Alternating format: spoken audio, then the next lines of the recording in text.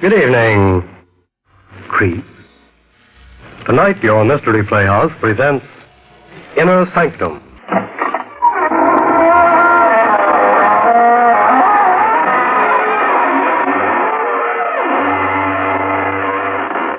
Good evening, friends of the Inner Sanctum. This is your host inviting you in through the squeaking door. I just left a friend of mine. He runs an all-night billiard academy near the cemetery. As after midnight, he uncovers the ghoul tables. But no rough stuff in his place. No, he settles all arguments by arbitration. Simply lifts a shroud and points out they haven't a leg to stand on. Believes the old motto that a fiend in need is a fiend indeed.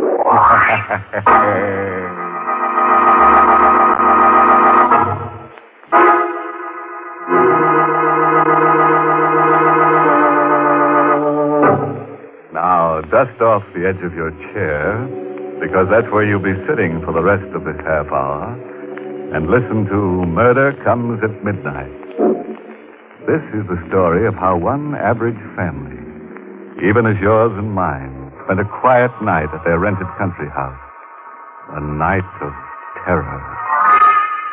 As I said, the Cannings were just an average family. Harry was 29 and worked as a sound engineer for a broadcasting studio in the city. Ethel was 27 and had been a school teacher before she was married. Now she was kept pretty busy between writing the great American novel and taking care of Judy, her 7-year-old daughter. This was the first year they had rented a house in the country for the summer, and Ethel didn't take much to the idea of being alone either. At first, I didn't know what it was that woke me. Perhaps it was because I was expecting Harry. He phoned that he was working overtime. He wouldn't be home till after midnight. I didn't like the idea of his driving 60 miles from this city at that hour. Or maybe it was just because I wasn't used to being alone with Judy in the old house. I got out of bed. I opened the connecting door to Judy's room. She was sleeping quietly. I closed the door softly, went across to my window. Something had awakened me. What?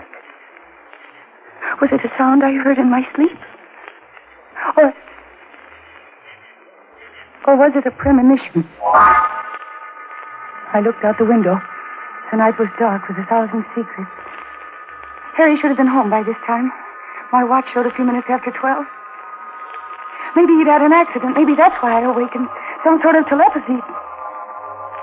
And then I saw the headlight. It was Harry. He was turning in our road. The headlight phased me for a moment as he swung into our driveway. Everything was all right then. I'll be right down, Harry. Breathlessly, I raced downstairs to let him in. I was so happy I could cry. It was only then I realized what tension I'd been under, all because of my silly fears. I unlocked the door quickly. Oh, Harry, I was so worried. Sorry to bother you so late, miss. Had an accident with my car. Oh, I thought you were my husband. Oh, sorry to disappoint you. Oh, no, I'm afraid you can't come in. My husband isn't home yet. Well, it won't be for long. Oh, my heavens, you're hurt. It's your arm. Hurt it in the accident. Afraid it's broken. Oh, you poor man. Here, sit down. Yeah. Sit down right here. Oh, that's better. Yes. Your arm's so limp. Do you really think it's broken? I can't tell. It's kind of numb. Oh, dear, I feel so helpless. I don't know what to do. I took a first aid course during the war, but I don't remember a thing. Maybe I better call Dr. Schultz. Oh, please, don't go to the trouble. Oh, it's no trouble. The phone's right here. I said no doctor. But it's all right. Put down that phone, please. I don't understand. Maybe you understand this. A gun. Put the phone down. Who are you? I'll ask the questions from now on. Your name's Canning, isn't it? How did you know? Name's on the door, isn't it? Oh. What kind of phone is that? What do you mean? Party line? No, it's a private one. Can you dial, or do you have to ask the operator for the number? No, you just dial. Good. Good. Push the phone over here to this side of the table. Who were you going to call? The phone, please. You'd better get out of here before my husband comes home. Oh, how do you think he'd make out in an argument with this? Oh. The phone.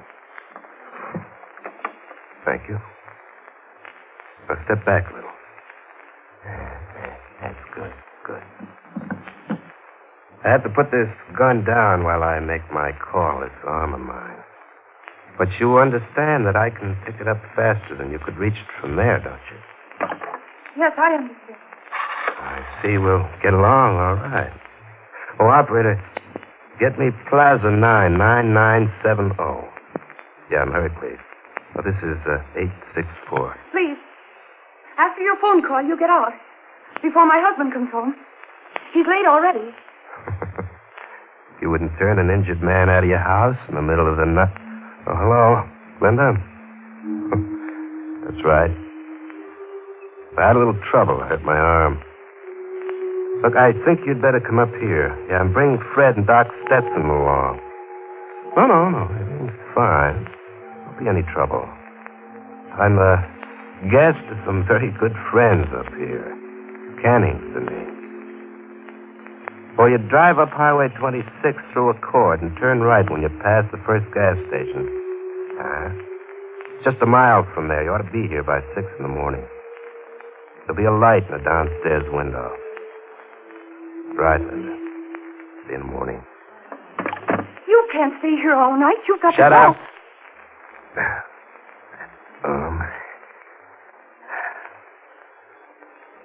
What's that over there? Radio? Yes. Pretty big. It's a sending and receiving set. Harry built it himself. He's a radio engineer. Can you get shortwave police calls? Yes? Turn it on. But I don't... Turn it on. No. Well, getting brave, huh? I don't think you'd dare to shoot me. It would be murder. They'd send you to the chair. Now you get out of here. You call your friends and tell them to meet you someplace else. Now there, I've opened the door. Now get out. Worried about your husband, aren't you? Afraid of what'll happen to him if he comes home now, huh? I want you to go away. And if you don't go now, I'll run out and scream for help. There are other houses in this neighborhood, and somebody will hear me. Oh, go ahead and run. What? I won't shoot you. You won't? I don't have to. What do you mean? You wouldn't dare to run out and leave your kid upstairs. That little red-headed kid with the cute curls. Judy. How do you know I have a daughter? Easy. The doll carriage over there. How do you know she has red curls? Maybe I guessed it. And her name, too? Turn on that radio. All right.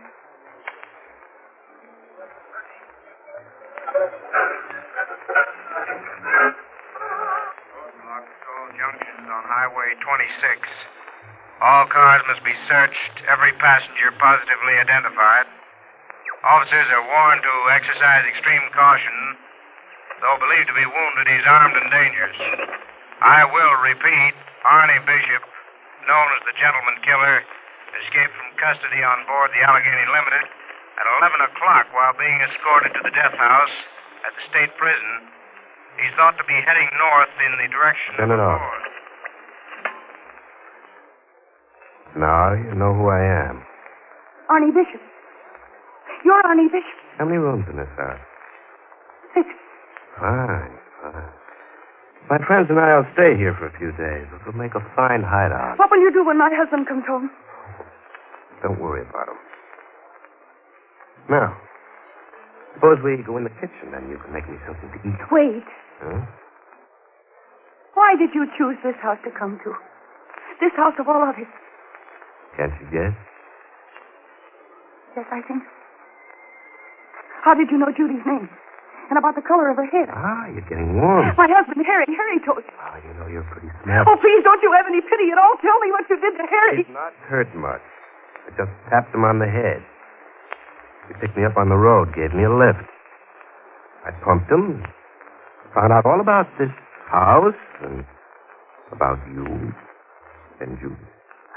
Then I knocked him out and kept going. It was pretty tough driving with one hand, but I made it. Where's Harry now? In the back of the car. He can't get loose. I'm going out to... Stay where you are. But Harry's hurt. I can't leave him out there alone. About this little red-headed kid of yours, where does she sleep? Upstairs? You wouldn't hurt her. Better stay here if you want to make sure. Oh, no. That's better. Now, suppose we have something to eat.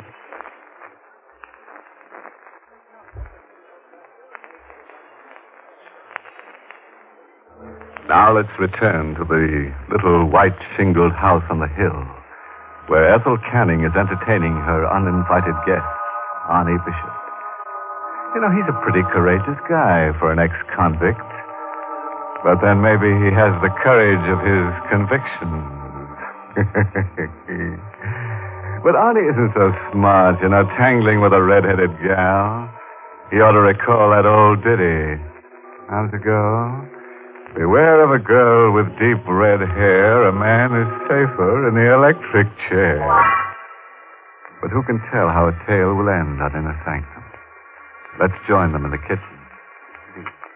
Oh, excellent bacon and eggs. I'm sure my friends will like cooking when they come. More coffee? Yes, please. Careful. Oh. I was only reaching for the coffee cup. I thought you might have ideas about grabbing this. There's your coffee. What time is it? 20 after 2? 3.5 hours to go before my friends get here. How will they get through the roadblock? Oh, you leave it to them. Oh. What's that? That's the telephone. It's in the living room. You better get to it. Oh, you don't let go of that gun. Oh. You shouldn't have tried that. What are you going to do? Answer that telephone first. Get going. Anybody in the habit of calling you at this hour? No. All right, answer it. But be careful what you say. Hello? Yes, this is Mrs. Canning.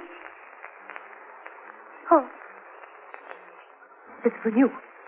All right. Lay the receiver down on the table and walk away. That's far enough.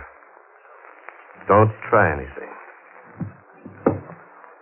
Hello? Linda? What, did you get started yet?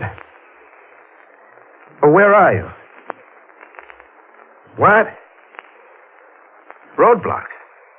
Well, you've got to get through. I need Doc Stetson. You've got to make it, Linda. I can't stay awake forever.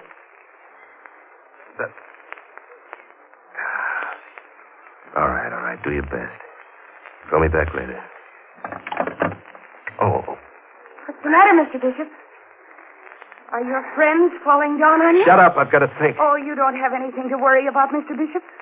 Aren't you a guest of the Cannings in the little white shingled house a mile off Highway 26 north of Accord? Oh, you can be sarcastic, too. Oh, I wouldn't dare be sarcastic to you, Mr. Bishop. Especially when you have that gun.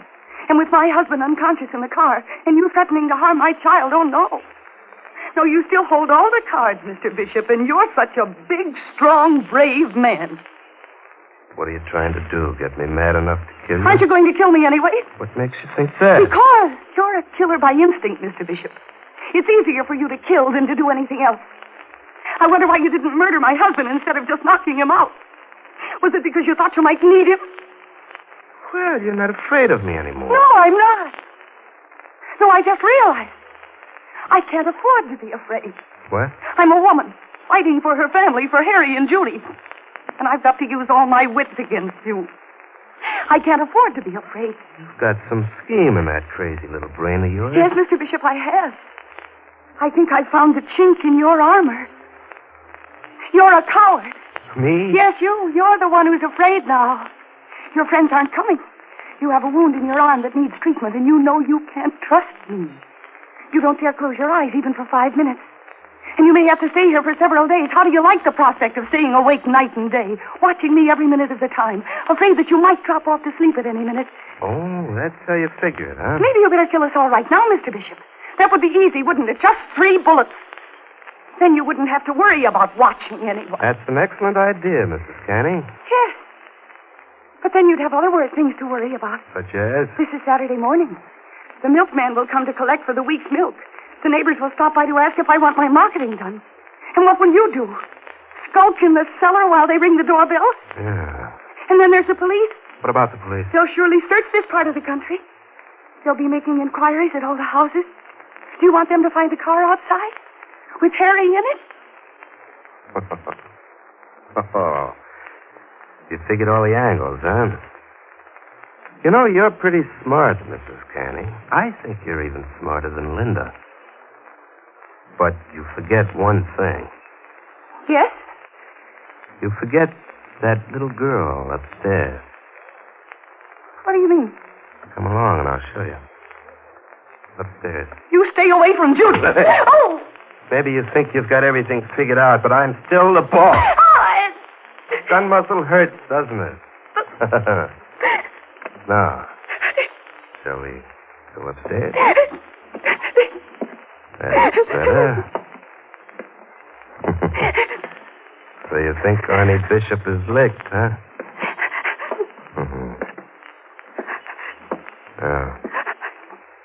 Which is Judy's room? What are you going to do to her? Which is Judy's room? Or you're going to make me open all the doors to find out? No, it's that one. All right, let's go in. So you first, Mrs. Canning. I warn you, if you hurt You Judy... first, Mrs. Canning. Please don't wake her.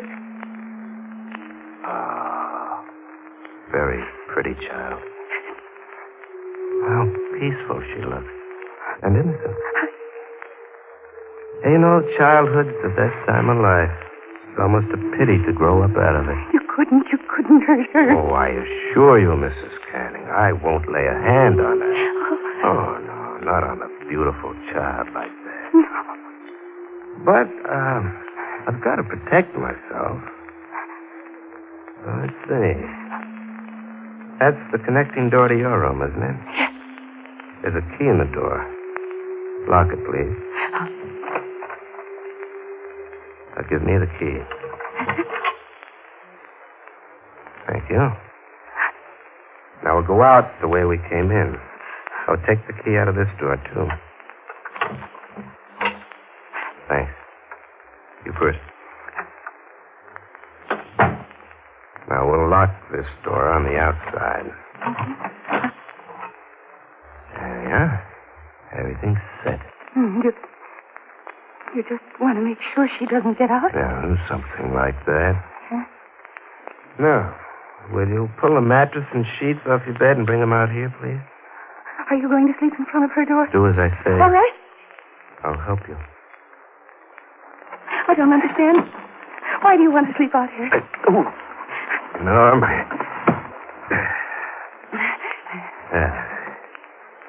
Everything just the way I want it. The mattress against Judy's door. But you can't sleep on it that way, half up against the door. I didn't say I was going to sleep on it. Oh, what are you going to do? Mrs. Canning, we'll see if you can figure out how to beat this angle. What do you mean? What would happen if I were to put a match to this mattress and bedding? Oh, no! This whole floor would be in flames in 5 minutes. With both doors locked. Judy wouldn't have much of a chance, would she? No! Still think Arnie Bishop is licked, Mrs. Canning? You were right about one thing, Mrs. Canning. I am in a corner. With this bum arm, I've got no chance of running if the police come. So if they do, and if I'm cornered, I'll set a match to this mattress and fight them off till the whole house is just a bunch of rubble with Judy in it. You understand me thoroughly, Mrs. Canning. Yes. So it's up to you to see that the police don't come. You're going to lie for me, Mrs. Canning, and you're going to cheat for me, and you're going to kill for me if necessary. Because I always have a match ready. Now, do you still feel like trying any tricks? I'll do whatever you say. More like it. Now, the first thing you're to do, go downstairs and run that car into the garage. Get it out of the way. But don't touch your husband. Don't even look in the back of the car. I'll be watching, understand? Yes. Glad we understand each other at last. Let's go.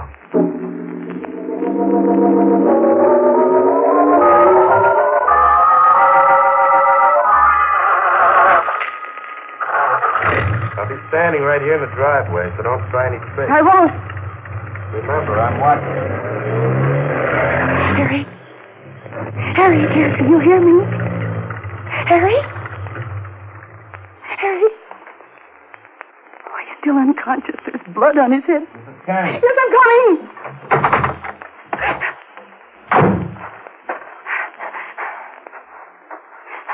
You did take a look at him, didn't you? No. All right. No. All right, come inside. Beautiful night, isn't it? It'll be morning soon. What time is it? Almost 6. The milkman should be here soon. Oh, well, here's where you start lying for me. After you, madam. Now, I'm going to sit right here in this chair with my hand in my pocket. And in my hand's the gun. Understand? Yes. That's the milkman. You'll tell him I'm your cousin, just visiting here for a few days. He'll wonder why you're up so early. Let him wonder.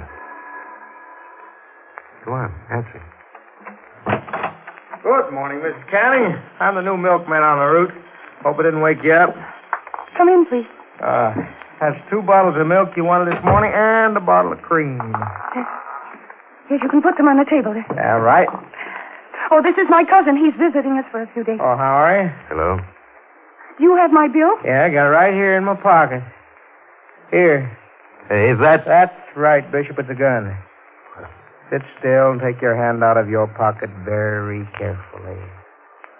Okay. You win. But how come a milkman with a gun? I borrowed this coat from the regular milkman. I'm Sergeant Wright, State Police. What? Thank heaven. State police. How did you know I was here? Mrs. Canning told us. She? Well, how? I didn't let her out of my sight. She broadcast it to us. Broadcast? Yes. Over this set, Mr. Bishop. Remember the speech I made you? You didn't know what had come over me. I was really talking to the state police over the short wave. Don't you remember I told you that this was a sending and receiving set, that my husband built it? And when I turned off the short wave signals, I turned the switch to sending. And then I just hoped my message would get through. I didn't think you were smart enough. And I thought I had you scared stiff. You looked like the kind who would scare easy. Oh, I am, Mr. Bishop, I am. But I warned you. This was a time when I couldn't afford to be scared.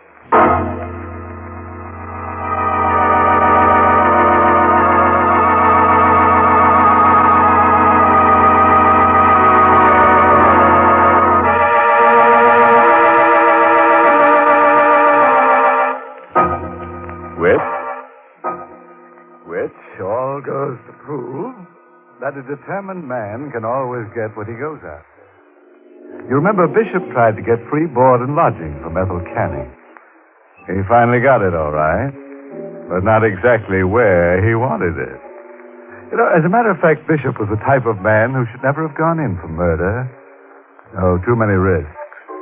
He should have specialized in arson.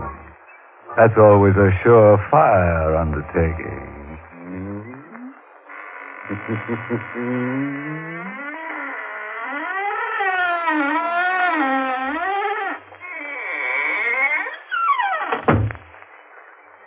That was your host, Raymond Edward Johnson, closing the door on Inner Sanctum, tonight's performance in the Mystery Playhouse.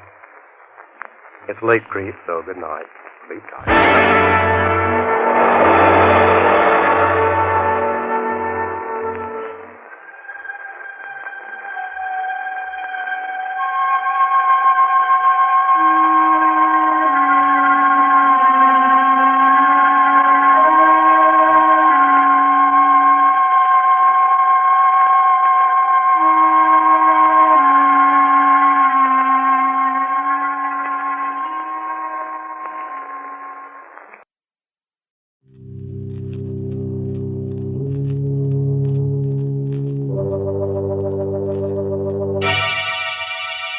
Lipton Tea and Lipton Soup present Inner Sanctum Mysteries.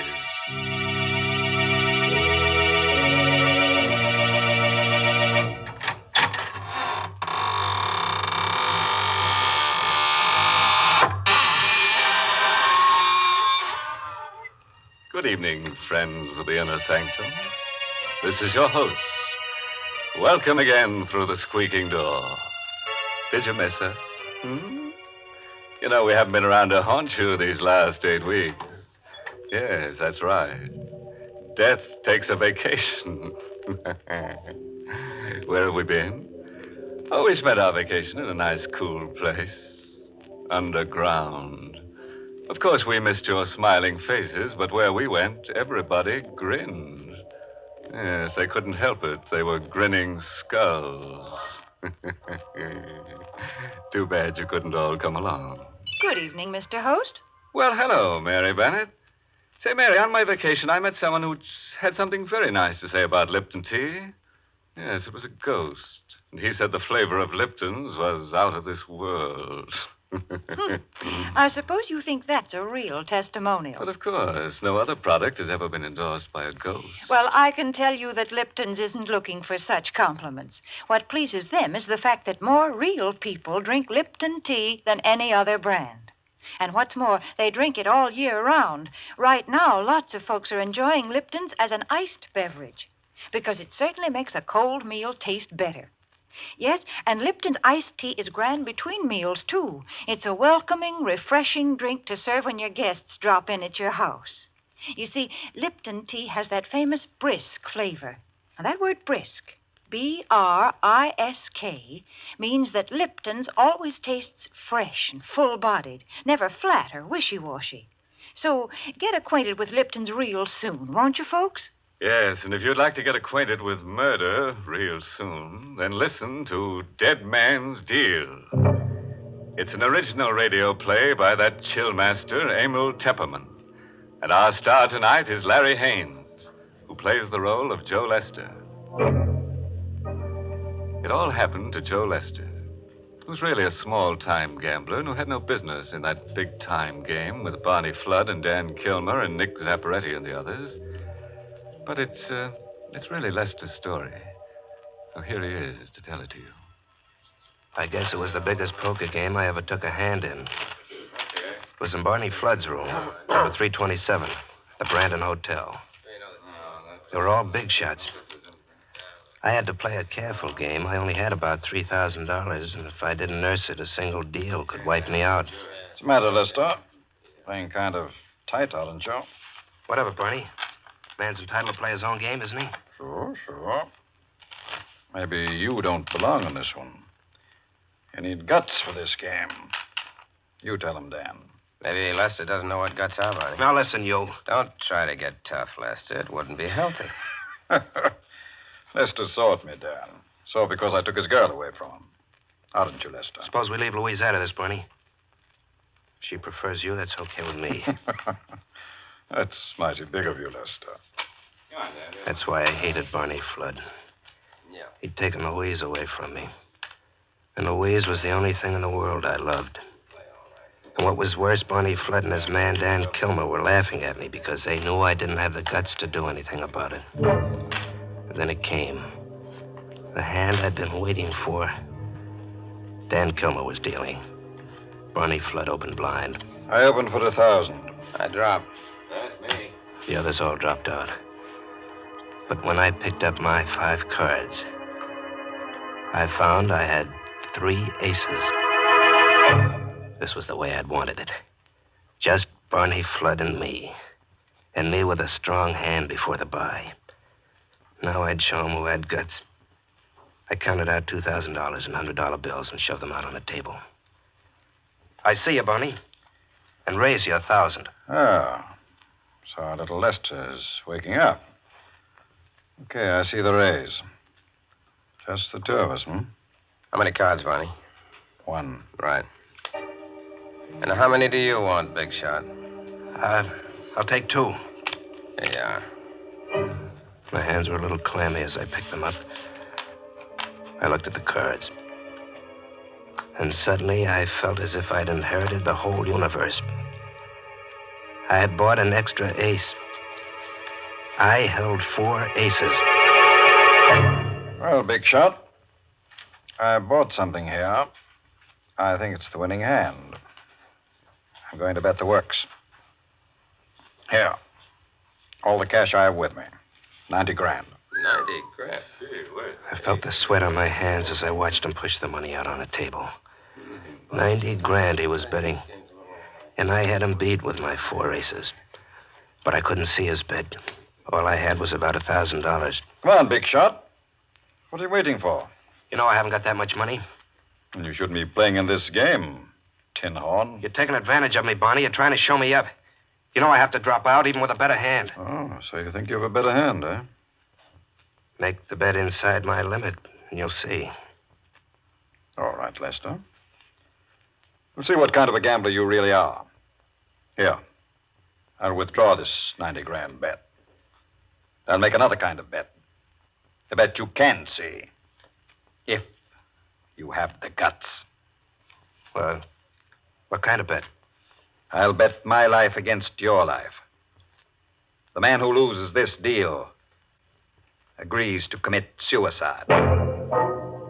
For a full minute after Barney Flood made his proposition, the room was so quiet you could hear a pin drop. Barney Flood and I sat facing each other across the table, our closed cards in our hands.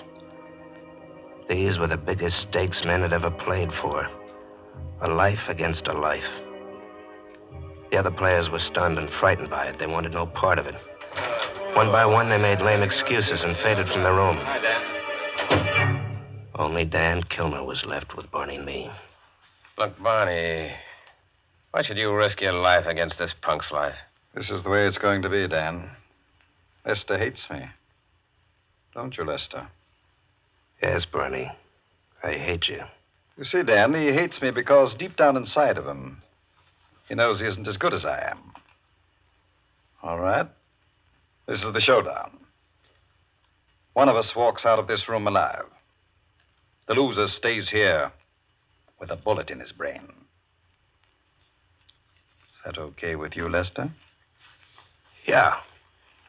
Yeah, sure, it's okay with me, but I don't want Dan in the room. This is just between you and me. Let him go out before we uncover our cards. All right. Well, listen, boss. You heard him, Dan. Just the 2 of us. Okay. Leave your gun here on the table, Dan. I don't like... Do as I say. Okay. Thanks. Now go down to the lobby and wait. So long. I'll be waiting in the lobby. Okay, Lester. There's no backing out now. We'll open our hands. The loser picks up that gun and blows his brains out. This was the minute I'd been waiting for. My lips were dry. I wet them with my tongue. Now, at last, I had Barney Flood exactly where I wanted him. Okay, Barney. Read 'em and weep. How do you like these? 1 ace, 2 aces, 3 aces, 4 aces. How do you like 'em, Barney? 4 aces, huh? I kept my eyes on Barney. I wanted to milk the last drop of satisfaction out of that moment. But he was a born gambler. His face didn't show a thing. He sighed, and slowly he began to turn over his own cards. 3 of hearts, 4 of hearts, 5 of hearts, 6 of hearts, 7 of hearts. A straight flush.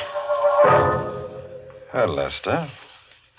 Straight flush beats 4 of a kind. You only bought 1 card. That's right.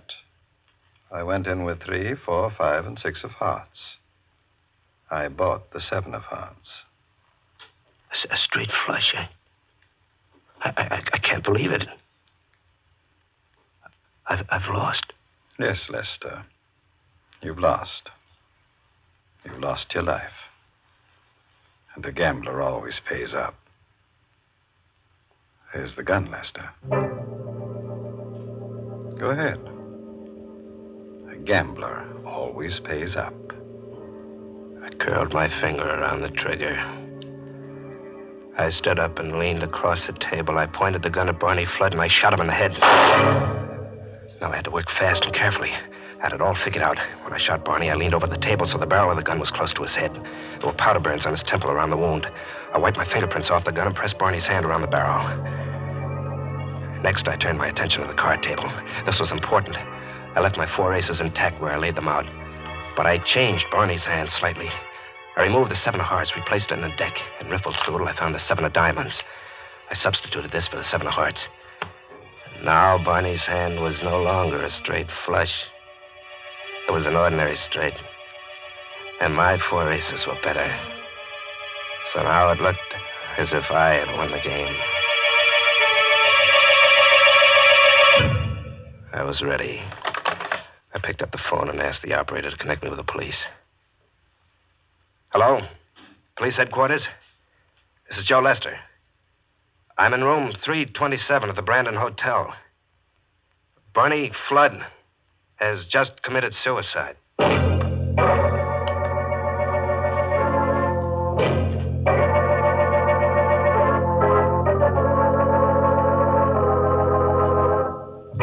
Well, it looks as if Lester has carefully set the stage for foul play. He has to be careful if he wants people to believe that Barney has committed suicide. Because that's the last thing in the world a man would do.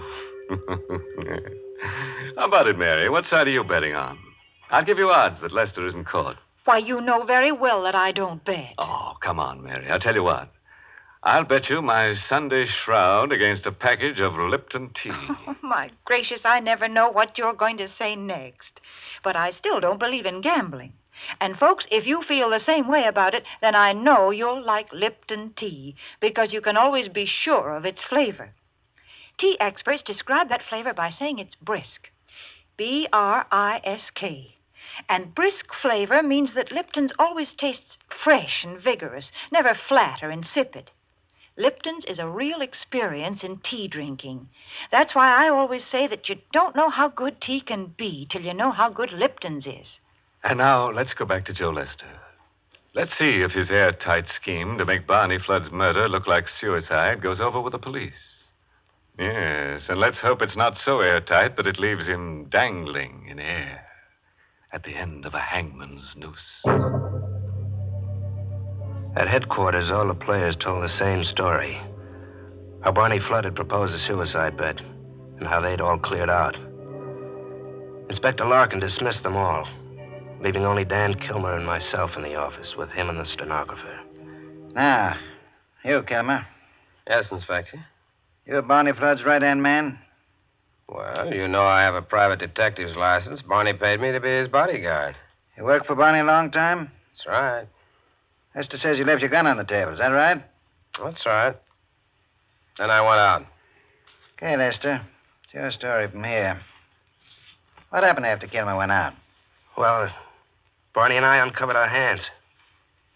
He had a small straight, but I had 4 aces. You saw the cards lying there on the table. Yeah, I saw them. What happened then? Well, Barney said, well, I guess I lose.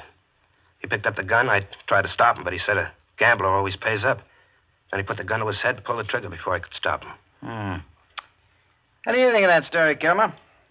I think he lies. Makes you think so? I can't say. That's no evidence. Looks like suicide. I'm afraid there's no charge told, John Lester. I wish there was. Hey, you mean I'm free to go? Yeah, sure. Go on. Get out. Dan Kilmer gave me a dirty look, but I only grinned at him.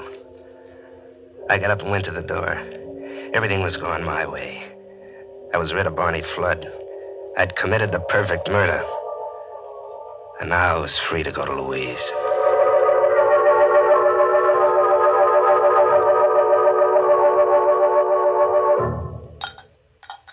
You know, it's awful funny. What's awful funny, Louise? How Barney killed himself. Here's your drink. Oh, thanks. There's nothing funny about it. He lost and he paid off. Yeah, I know, but somehow I can't imagine Barney losing a hand like that. Now, listen, Louise, you stop thinking about Barney. He's dead, see, and I'm alive, and I'm not letting any other man have you. Is that plain? Yes, darling, it's plain. Come here, baby. That's better. Oh. You know, I'm crazy about you. You seem to have changed. You seem so strong. Yeah, you bet. From now on, nothing stops me. You know what? We're getting married tomorrow. We won't wait. I'd better answer the phone. I'll let it ring. No, you better let me answer it. Well, okay, go ahead, but make it snappy, will you? I will, darling. Hello? Yes, this is Plaza 87790. I watched her at the phone. And she was more beautiful than anything I'd ever known. That was the happiest I'll ever be. That one short moment while I watched her at the phone. And then it was over.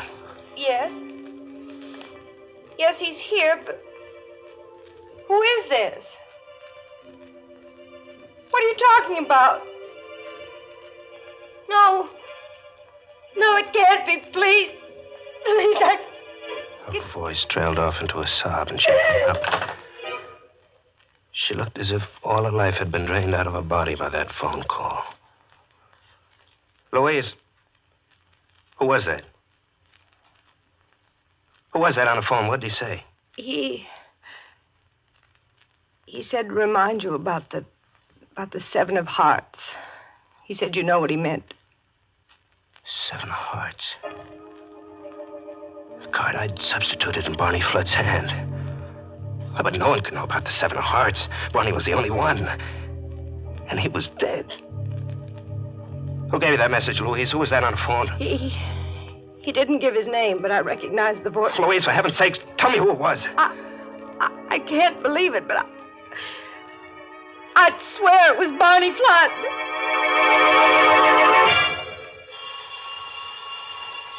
And then the phone rang again. It's the phone again. He's calling back. I'll answer it. Pushed Louise roughly aside. Slowly, I walked toward the ringing phone, almost in a daze, and picked it up. I think I must have been expecting it, because I wasn't surprised when I heard that voice. I only felt numb. Hello, Lester. I'm waiting for you. Outside the house. Across the street. Won't you come out and talk to me? About the 7 of Hearts. 7 of Hearts. He wanted to talk to me about the 7 of Hearts. And he was waiting outside. But who? I dropped the phone and went to the window, pulled back the blind and peered out. At first I saw nothing. And then I spotted him. A shadowy figure standing in a doorway across the street with his hat brim pulled low over his face. And just then a car swept down the street. Its headlights illuminated the doorway, and I got a quick look at the face. There was blood dripping from under the hat brim. I'll never remember how I managed to get out of Louise's apartment. Not the front way. I didn't dare go out into the street with that shadowy figure waiting out there. I stumbled blindly down the back stairs, flight after flight, almost tripping, skinning my hands on the banisters, bruising my elbows, but I didn't care. I wanted to get away from there. Taxi, mister? What? Taxi, mister. A taxi. Yeah, sure. Get going, quick. Sure, but where to? Where to? I didn't care. Anywhere, as long as it was away from here. Home, that was the place. I'd go home and shut myself up and not answer the phone. 17 Glidden Road, quick. Right.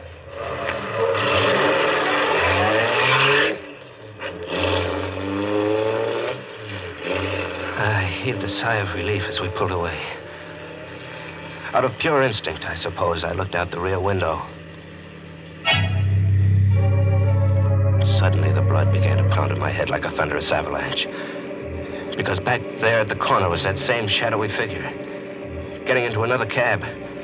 Pointing after my taxi. Faster, driver. You gotta go faster. Hey, what's wrong, mister? Look, that cab behind us. $20 if you lose it.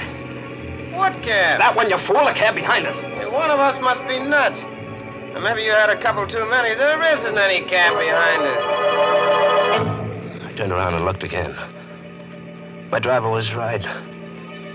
The street was empty as far back as I could see.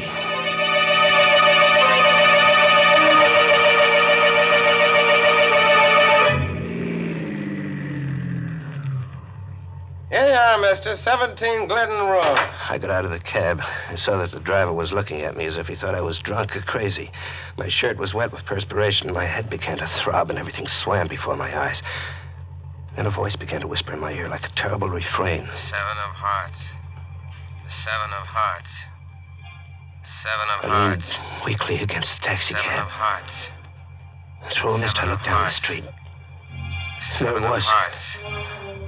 7 of hearts. Same shadowy figure with a hat Seven being of pulled hearts. low over the bloody face. 7 of hearts. Walking 7 toward of hearts. me. 7 of Slowly. hearts. 7 Toward of me. hearts. 7 now of faster. hearts. Coming toward me 7 of faster. hearts. And the refrain 7 ringing in of my hearts. ears. I couldn't 7 stand of it. hearts. I flung myself into 7 the of cab. hearts. I wanted safety. 7 of hearts. Drive the police 7 of hearts.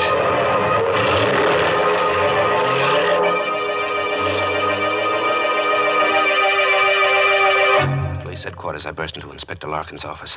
He was in there talking to Dan Kilmer. What's the idea of barging in here, Lester? I got to talk to you, Inspector. Now, what's wrong, big shot? You look all broken You up. keep out of this, Dan. I've come to see the inspector. What do you want? I want protection. You got to protect me.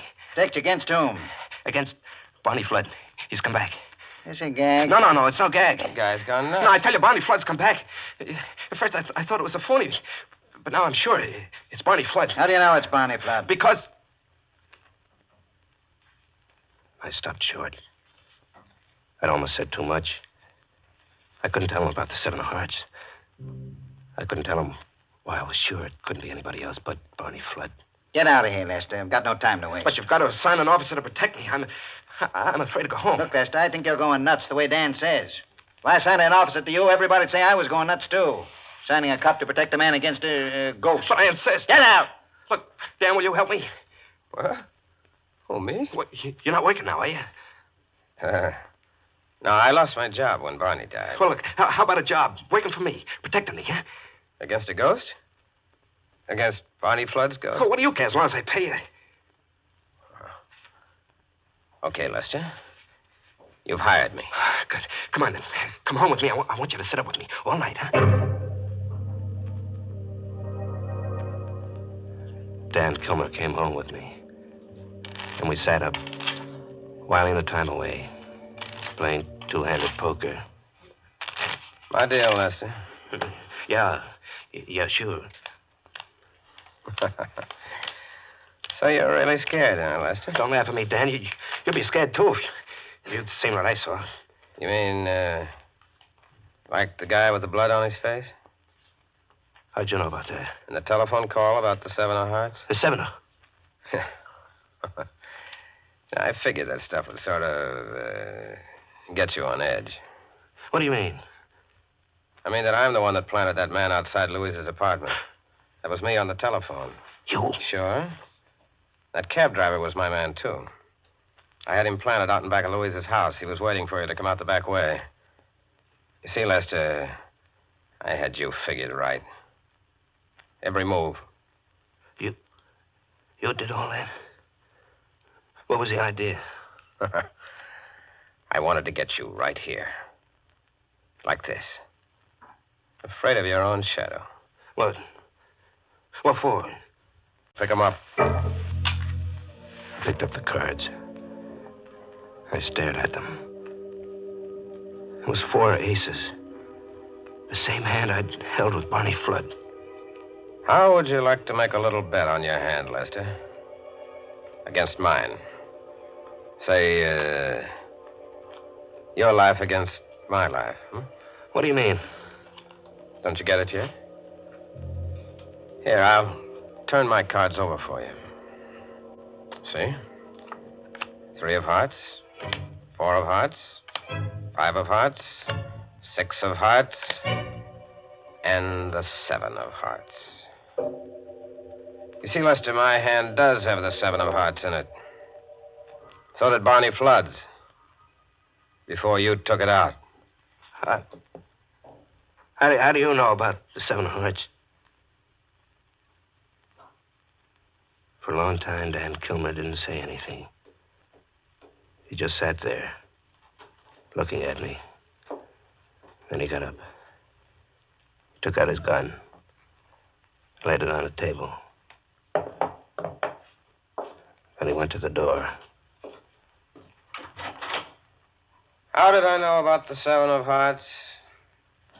You see, Lester, I dealt the other hand, too. Barney Flood was right. A gambler must always pay up. The gun is ready on the table.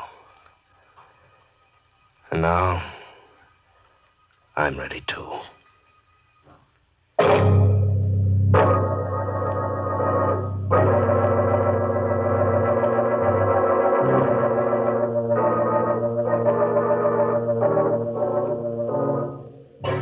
Oh, poor Lester.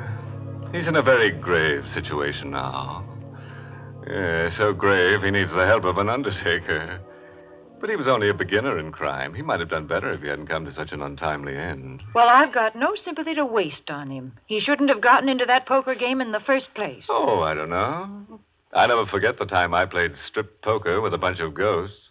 Say, was I lucky that day? Yes, you should have seen those ghosts shedding their ectoplasm. I declare, I don't know why you're always talking about ghosts. Oh, they're such lucky guys. They always keep cool. Even in the summer, the least little breeze goes right through them. Well, I'd rather be a human being. Real honest folks have a good way of keeping cool, too. They just make themselves a refreshing pitcher of Lipton's iced tea. Yes, there's nothing like Lipton's to perk you up on a hot day. I guess it's that famous brisk flavor that makes all the difference. It's so rich and lively. Whether you drink it iced or hot, there's nothing that can beat Lipton's, the tea with the brisk flavor.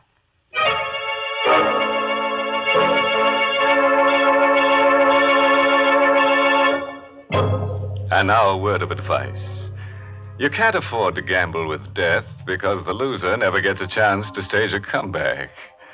And what's more, friends, if all the corpses on this program were laid end to end, they'd be a lot more comfortable. Oh, by the way, this month's Inner Sanctum Mystery novel is Puzzle for Wantons by Patrick Quentin. Yes, and next week's Inner Sanctum story, directed by Hyman Brown and brought to you by Lipton Tea and Lipton Soup. Next week's story is going to blow the tubes in your radio.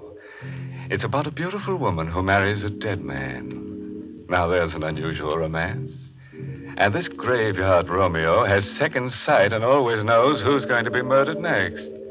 Well, of course he's got second sight. He lost his first sight when he died. See? Now it's time to close the squeaking door until next Tuesday. So, good night. Pleasant dreams.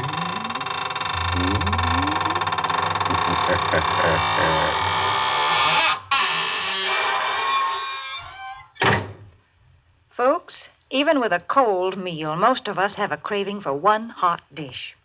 Well, why not make that one hot dish Lipton's noodle soup? You see, Lipton's has a real old-fashioned taste, a chickeny taste, just like real homemade chicken soup. And yet it's so easy to prepare. That's because Lipton's comes in an envelope. You just empty the contents of the envelope into boiling water, and in no time at all, soup's on. Just as quick and simple as that. And yet Lipton's noodle soup is blessed with a real chickeny flavor, and it's brim full of tender golden egg noodles. So, folks, don't forget Lipton's noodle soup. And don't forget to tune in next Tuesday night for another Inner Sanctum Mystery.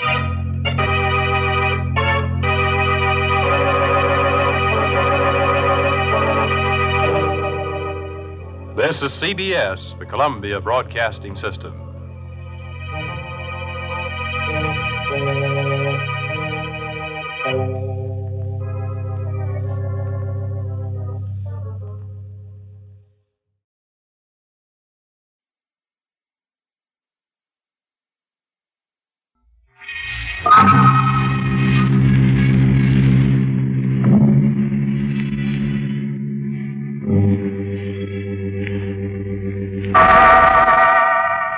Inner Sanctum Mysteries.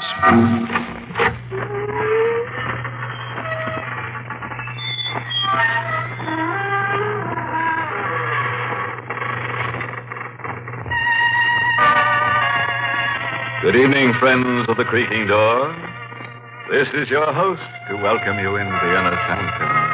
Come in. Into a gay little world of homicidal maniacs, vampires, ghosts, werewolves, and assorted forms of sudden death. Friends, if you ever walk through a cemetery at midnight and see a girl whose hair is on fire and who's carrying her head under her arm, you know what to tell her, don't you? Well, just say, keep a cool head on your shoulder, Tut, and run like crazy.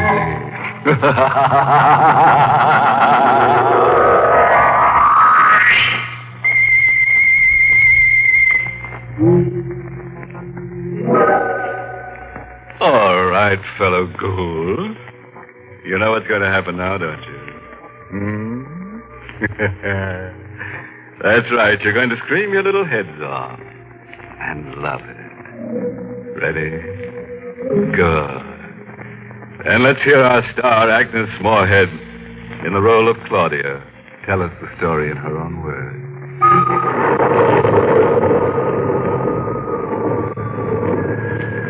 At exactly midnight, I saw him for the first time. My headlights picked him up when he hailed me along a lonely stretch of road near my home. I wouldn't have stopped, but the storm was so fierce I felt sorry for him. I drew up to the side of the road. Thank you. Going far? No, not far. Where to? I'll let you know. Oh! What's that? Where? There, on the side. Tombstone. Oh, there's a cemetery where I picked you up. Yes. Birch lawn.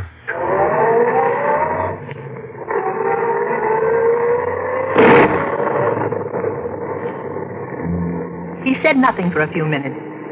In the reflection of the dashboard light, I saw his face for the first time. Sunken eyes, hollow cheeks, mouth set in a queer grin, a skull barely covered with a thin layer of milk-white flesh.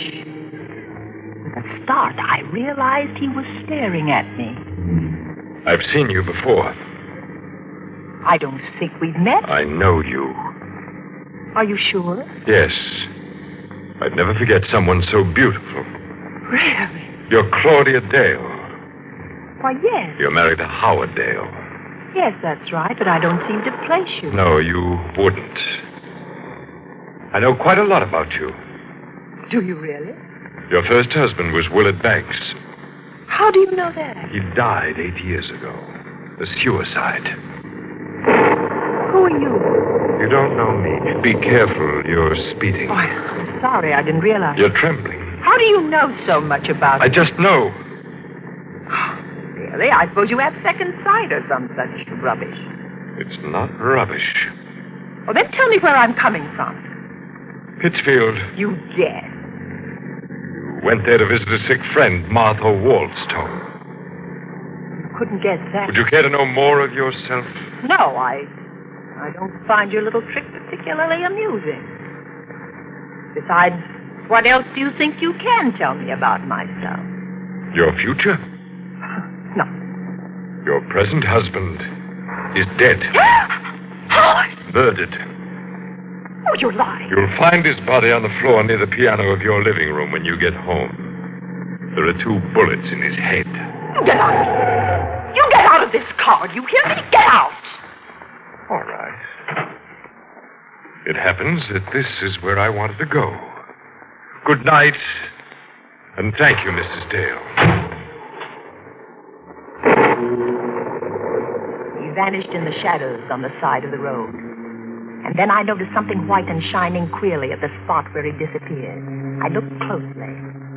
It was another tombstone in another cemetery.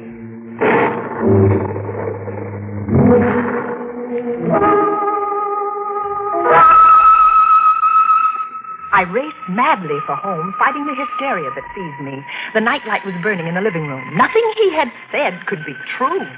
Howard would take me in his arms and kiss me when I stepped into the house. Somehow I managed to get my key in the lock. I ran into the living room. Ah! Howard! Don't move. Who is it? I'm right behind you. I've got a gun. A gun? Get away from the body. Who are you? Turn around. You murdered him. Keep quiet. Don't come near me. Sit down. Don't you touch me. I said sit down. I'm sorry I had to slap you, but you were losing control. You don't have to scream for the police. Here's my badge.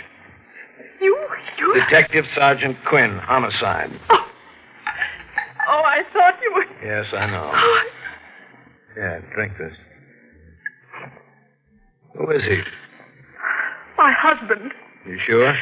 Positive. When was he killed? About 20 hours ago. 4 yesterday morning. How do you know? One of the bullets went wild, hit that clock on the mantel. Where were you yesterday morning? Pittsfield. I stayed with a sick friend, Martha Wallstone. Look at these things. I took them out of his pocket. Are they all his? Yes. Where's the snake ring? There were no rings. But he had one. It was quite valuable. He was never without it. I gave it to him. All right, now look. Oh, did he wear it on the third finger of his left hand? Yes. Yes, there's a mark, but no ring. When did you come here? I drove in behind you. You left the front door open. I think I know who killed him. Who? A man I met on the road coming here. He knew my husband had been murdered. He did? He even said his body would be near the piano. When did you see this guy? It's 20 minutes ago. I picked him up on the road. Where? At Birchlawn Cemetery. What's his name? Oh, I don't know, but he looked like a human cadaver, like a man who's dead. You don't believe me. Why did you kill your husband? What? What do you say? You heard me. Why, I told you I was in Pittsfield. Why did you go there? Martha was ill. Were you there at 4 yesterday morning? Of course I Don't was. lie. Will you stop shouting at me? I told you who killed him. What are you trying to do to me? Isn't it enough to come home and find Howard like that without you... Oh, in heaven's name, leave me alone. Just leave me alone.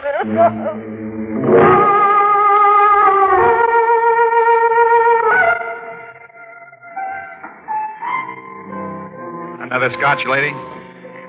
No. No, thanks. Here, keep the change. I'm leaving. Sit down, Mrs. Dale. Don't go yet. You? Yes. Won't you please sit down? Yes. Are they making it difficult? Oh, it's a nightmare. Who are you? I'll tell you later. Why'd you come here? To talk to you. I knew I'd find you here. Oh, yes. Yes, you knew. You're not so skeptical now. No. What did you want to tell me? That you're the most beautiful woman I've ever seen. That I love you. I've loved you since I first saw you 7 years ago when you came here to live with your husband. Is that why? Why I killed him? Is that what you were going to say? Yes. I'm not an ordinary man, Mrs. Dale, but I'm not a fool. On this card, you'll find my name, address, and telephone number. Do you really believe I'd phone you? Oh, yes.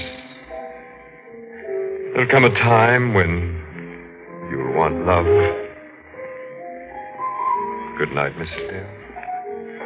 Good night.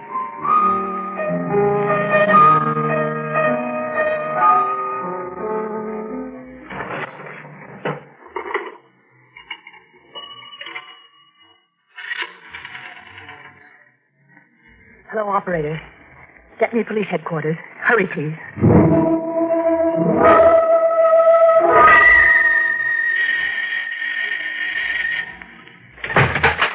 Yes? That's him, Detective Quinn. That's Garth Dragman. Thank you, Mrs. Dale. Would you mind coming down to headquarters, Mr. Dragman? Not at all. Did she tell you I murdered her husband? Yes. As I thought she would. I didn't sleep a wink that night. Twice I got out of bed and drove to police headquarters. The lights were blazing in Quinn's office, but I didn't go in.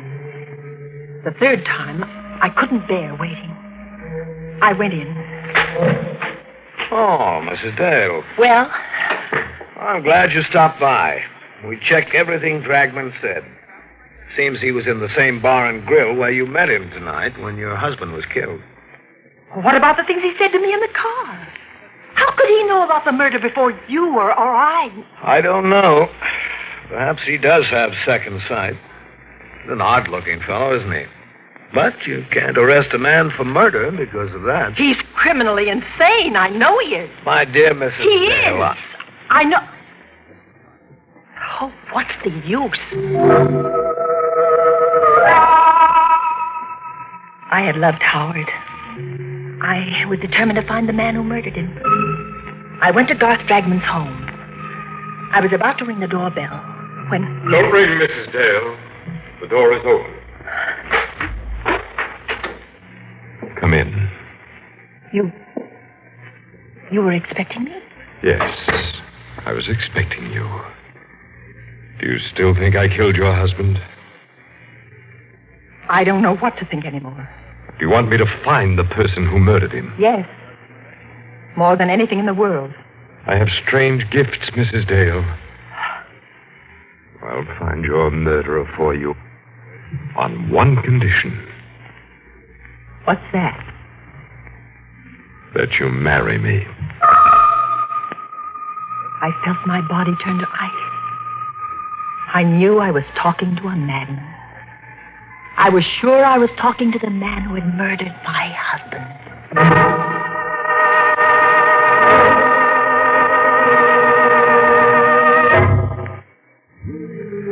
Or maybe you think that Claudia doesn't have the courage to trap this homicidal Romeo. Well, we'll let our star Agnes Moorehead on the role of Claudia tell you. Go ahead, Claudia. Shock him into the shakes. 2 weeks later, I married Garth Dragman. He was the strangest man I ever knew. He would disappear for days at a time and then suddenly turn up without warning. He had all the money he wanted, yet I never knew where it came from. There was a closet in his room which was always kept locked and bolted. I knew from the way he acted about it that the closet contained the answer to all the things I wanted to know about him. One night, while he was away, I obtained tools and tried to force the lock. Good evening, Claudia. You didn't expect me back, did you? No, I knew you'd try to open that closet someday. Why do you keep it locked? So that no one but me could know what's in there. Not even me? You in particular. But, Doc... Oh. You won't attempt to open it again, will you, Claudia? No. Forgive me for striking you. But I'm not quite myself tonight. I sometimes do things I regret when these moods come upon me.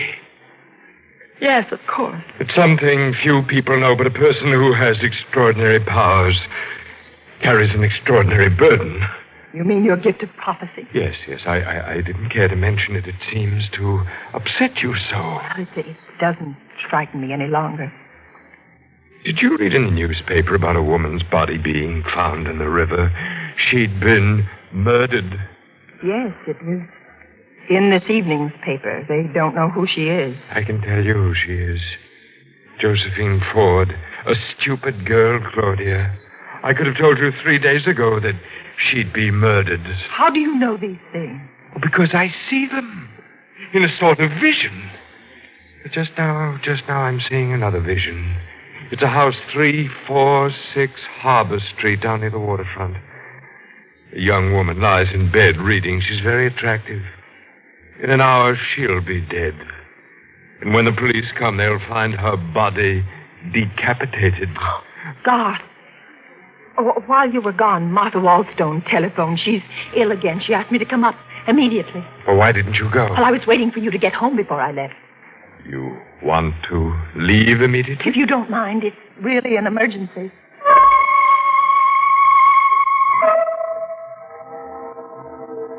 It took only a few minutes to get to the waterfront. I found the house at 346 Harbor Street. I went in. The lamp in the bedroom was burning. I looked at the bed. I fainted. All right, Mrs. Dale. You think you can sit up now? Oh, Detective Quinn. Yes. I hardly expected to find you here. Oh, I came because Garth Dragman predicted this would happen. Now, Mrs. Dale. You still don't believe me. You're a strange woman, all right. You accuse this man of killing your husband, and then you marry him. Now I suppose you're going to accuse him of this murder, too. Yes, this and heaven only knows how many others. Mrs. Dale, don't you realize that you haven't got a single piece of evidence to back up your contention? Well, I'll get the evidence tonight. Will you let me have a gun? No. Well, will you be near my house? I'll need protection. Now, after what all... must I do to convince you what he is? I've risked my own life, and I'm willing to risk it again. He's a monster. Are you going to wait until he murders me before you believe what I say? All right. I'll give it a try. I'll come back to your house with you. If you want me for an emergency, smash the window pane. We drove back together. I dropped Detective Quinn on the corner.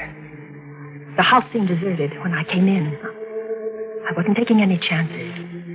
I went to the kitchen, got a knife, hid it in the folds of the long-sleeved gown I was wearing. I went into Garth's room. He wasn't there, but the closet door was open. What I saw in there nearly made me ill. Clothes. Garth's clothes. Some of them blood-stained. I forced myself to examine them. Then I found something that made my heart beat faster. A little jewelry case. I'll take that, Claudia. Give me that jewelry case, please. No, don't take it. I cute. Garth. Now get away from that window, Claudia. Do as I tell you. Oh, no, don't shoot, Garth. You were so anxious to see what's in that closet. Well, now you have. Sit down. What are you going to do? Tell me who killed your husband. You? No. You. You're insane. I've written out a confession for you to sign. What'll happen if I don't sign it? I credited you with more imagination. Would you like to hear it? Yes. Yes, read it, please. Sit over here away from that window. Yes. I, Claudia Dale, murdered my first husband, Willard Banks, for his insurance by administering poison. My first husband? Yes, Claudia. I mean to make this document strong enough to send you to your death if I wish. I've got all the details here. Just how you murdered your first husband and how you killed your second. Shall I go on? No. You know it's a lie. Will you sign it? Of course not. Just what is your game anyway? If you want to kill me, why don't you shoot? You've been very successful before. There's no reason why you shouldn't succeed again. Go on, shoot. You put me in a very difficult position, Claudia. You see, you have found out certain things about me, things that would cost me my life. I should prefer to see you live because I love you. But I shouldn't hesitate to murder you. You love me? Yes. Yet you haven't taken me in your arms once since I've known you. The right time hasn't arrived. And what do you consider the right time? When I feel that you understand me. When I feel that you, who murdered two men, would understand my deep and strange desires. You really believe I'm a murderer? Yes. And that's why I love you. Then the time is now. The time? To take me in your arms. Claudia. He still held the gun. It wasn't more than 2 inches from me. I turned my lips up to him. I twisted my body to get out of the range of his revolver. When I felt his lips touch mine, I slowly let the knife slip into my hand. Slowly, caressingly, I drew my hand up toward his neck. Then I plunged the blade in. Hurry! I'm coming!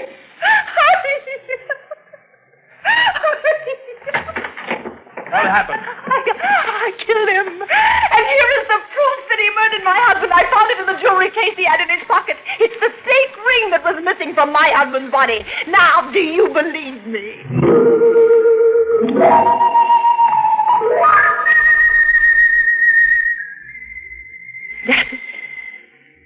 That's the whole story. I realize that you, as the district attorney, must know all the facts. And there they are. Thank you. There are a few points in the story that interest me particularly. First, the confession that he asked you to sign. What about it?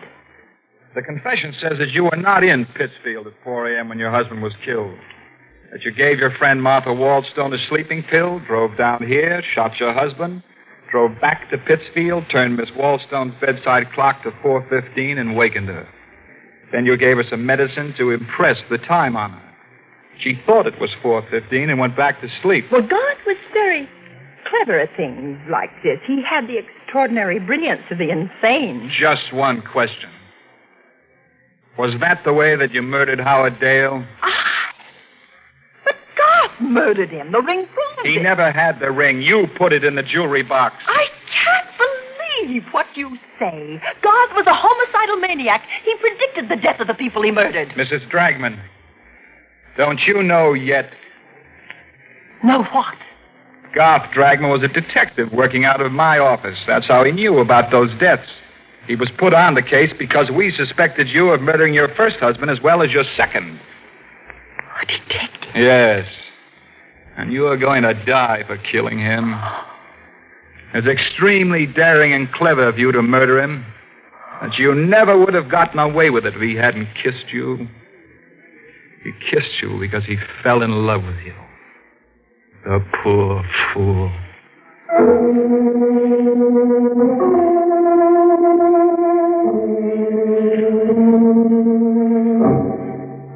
Well, friends, that just goes to prove you should never pick up hitchhikers who come out of cemeteries at night. I'll bet you've guessed the moral for our story. Yeah? Well, it's taken from a famous quotation that Harry the Hangman uttered during a nightmare. Quote, "Never steal the rings of people you murder on account of that's robbery."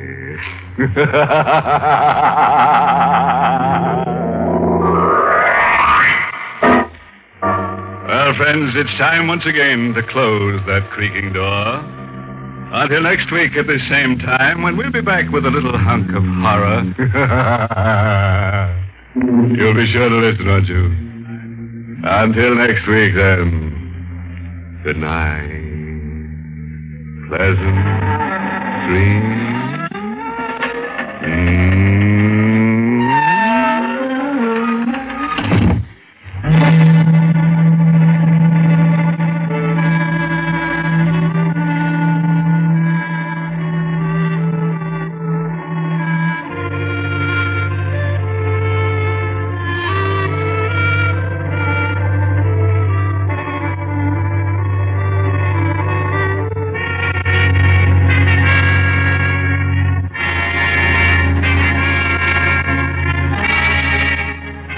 Inner Sanctum has come to you through the worldwide facilities of the United States Armed Forces Radio and Television Service.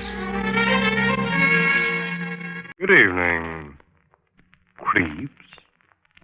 Tonight, your Mystery Playhouse presents Miss Leslie Woods in An Inner Sanctum Mystery. The title, A Ghost in the Garden. Now we're at your door, Mr. Host, so open it, won't you?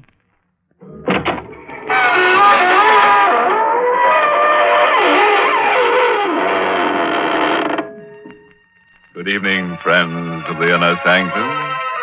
This is your host, inviting you in through the squeaking door. Come on in. Come in, join our happy little community. And if you're not very careful, maybe you can stay. It's happened to some of our nicest people, and believe me, they've never regretted it. As they always say, it's a place to rest your bones. Remember, ours is the only community that has no taxes, no housing problems, no inflation, and no politicians. Of course, it might seem a little dead to you, but that's the idea, isn't it?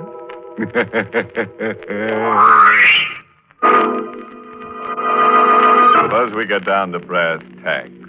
And I do mean the ones that go around the edge of a coffin. Huh? Oh, don't sneer. I've heard better jokes myself, but remember, he who laughs last laughs best. And, brother, when we in the inner sanctum laugh, we're laughing last. Meet Laura, a nice girl in her 30s who had an uncle and worried about it. It was a pleasant life at Green Tower. It was pleasant being mistress of the huge, time-worn house and the fertile acres that surrounded it, and the money that came in regularly. Always. It was pleasant being married to Tony, who was very handsome and very gay, and who, they said, had married me for my money. Well, perhaps he had, but he was fond of me anyway. I'm sure he was, even though he was younger than I. But only a very little younger. It was a pleasant life. Until Uncle Edward came home. Tony had gone out to the village, I think, to pick up something or other. I was alone. Tony, the door's open, darling. You know I never lock it. Did you have a nice time buying things, Tony? And who, my dear Laura, is Tony? Oh, Uncle Edward. Yes. But I haven't returned from the grave, my sweet. I didn't think you had. Hello, Uncle. That welcome could very easily be warmer and still not be overwhelming. I've been away a long time. And for a change, Green Tower seems attractive. Does it? Which is rather a pity. What do you mean? Selling it. You're not going to sell Green Towers. Oh, yes. Yes, I need the money. Uncle, you can't sell Green Towers. Well, it's mine. Of course I can sell it. But... And who is this Tony? Tony is my husband. Oh, really? Well, my congratulations. And I take it he thinks you own Green Towers. Yes. And thinks you have money as well. Yes. Uncle, I thought I saw someone in the garden. Uncle, please. Be still. It's so infernally dark out there, I can't see. Might be some burglar fellow. He was standing with his back to the room, peering out into the garden. Uncle Edward, who had been away a long time and who had come back at last to shatter my life. He was not a very big man, my uncle. And when I came close to him, I realized that he was barely as tall as I. Uncle. I can't make out a thing. Those blasted shadows. He was looking out into the garden for an imaginary burglar, while I stood behind him with the old French paper knife my mother had left me. I tried again. Uncle, please. Now, it's no use, my dear. No use. Go away and stop bothering me. He didn't even turn around when he said that to me, which made it quite easy when I... The knife went in smoothly. It kept on going into his back until I thought it would never stop. But the handle broke. Uncle Edward's body stiffened for a moment and leaned back intolerably against the knife. He groaned, and he fell. After a moment, I bent over him. He was very silent. As silent as the dark garden. As silent as death. My uncle had come home more than he knew. He wasn't very heavy. And he didn't bleed at all, which was nice, as I dragged him through the French doors into the softness and darkness of the garden. I hurried, because Tony would be coming home. The ground would be softest, I knew, under the rosebuds that I loved so. It was there that I dug a grave for Uncle. And it was there that I buried him. Under the lovely roses that would bloom again and again, not knowing or caring who lay beneath them. There was the sound of our car pulling up at the front door, but I was finished. Uncle was under the roses, with a paper knife still in his back.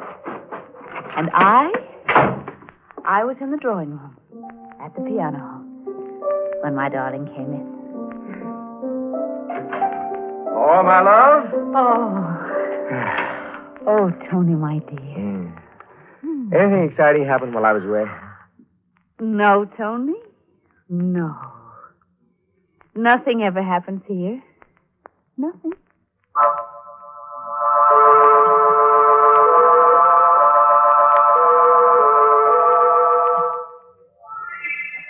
Oh, it's pleasant having breakfast in the garden, isn't it, Tony? Mm-hmm. Except for, look. Oh, dear. Mr. Stokes. Mm-hmm. Or windbag. Well, he's a very nice old gentleman, but he does talk a lot, and... Good morning, good morning. My, what a lovely sight you two make. Charming. Thank you, Mr. Stokes. Well, Laura, your roses are almost as lovely as you are. Ah, they're much lovelier, you know that.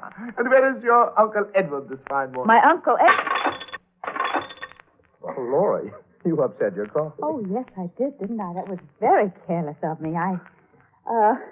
Well, Mr. Stokes, I suppose Uncle Edward is still abroad. Oh, my dear, my dear, I saw him last night here. Here? Well, on his way here, at any rate. I was driving. It was quite late. I saw him coming down the road. Oh, it wasn't Uncle Edward. No? No, well, isn't that funny? Well, I thought I could have recognized him anywhere. It wasn't Uncle Edward. Well, yes, of course. You know better than I, of course. Well, I must be getting old, eh? Well, that reminds me. Mrs. Stokes will have my head if I don't hurry back home. Goodbye, goodbye. Goodbye. Who's, Uncle Edward, Laura? My uncle. I could have guessed that. Oh, yes, of course. I mean, my mother's brother. A poor relative? Why do you ask that? Well, you seemed so upset when Stokes mentioned his name. Oh, well, he is a bit. He sponges. I wouldn't have liked him. No, I don't think you would. So, isn't it lucky it wasn't Uncle Edward?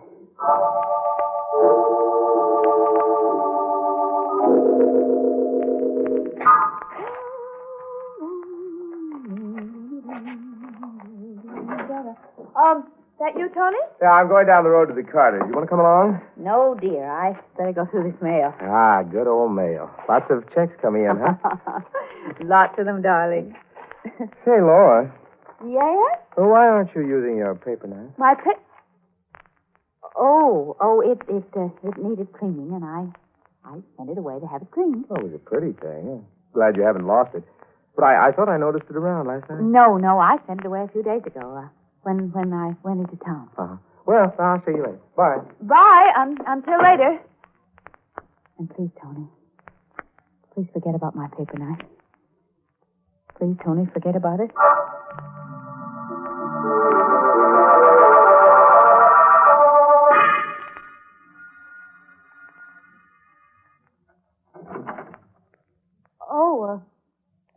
Oh, hello. Hello. You'd be the niece, huh? The niece? Mind if I come in? Well, no, not at all. Very nice. Very nice. We like it. Bet you do. Now, where's Ed Cheney? Ed Cheney? You can tell him his old pal Trail is here and waiting. Oh, well, I'm afraid you've made a mistake. What kind of mistake? There's no Mr. Cheney here.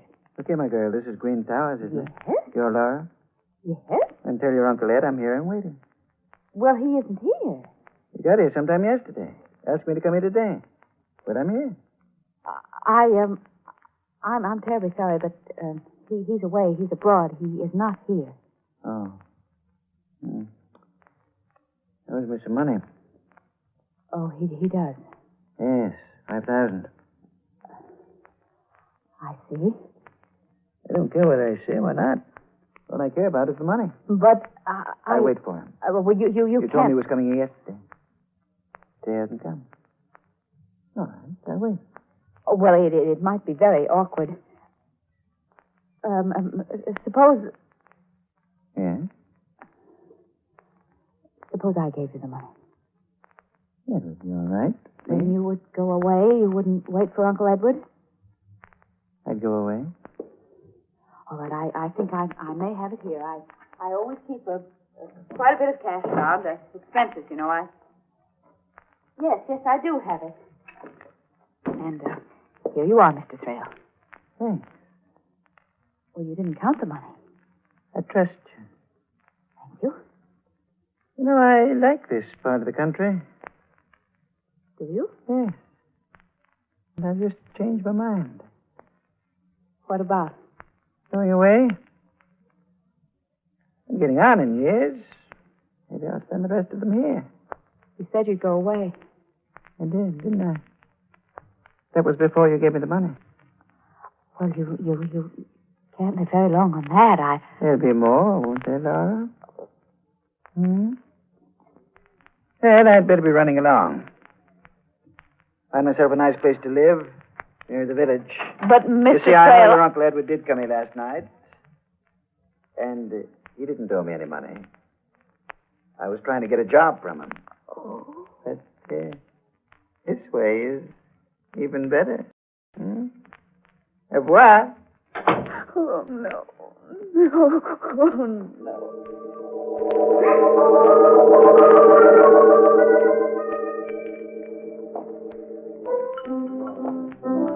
Well, gents, it's getting late.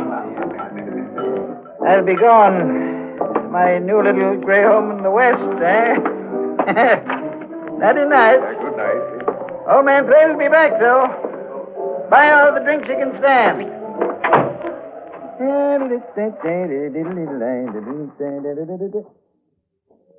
Hey.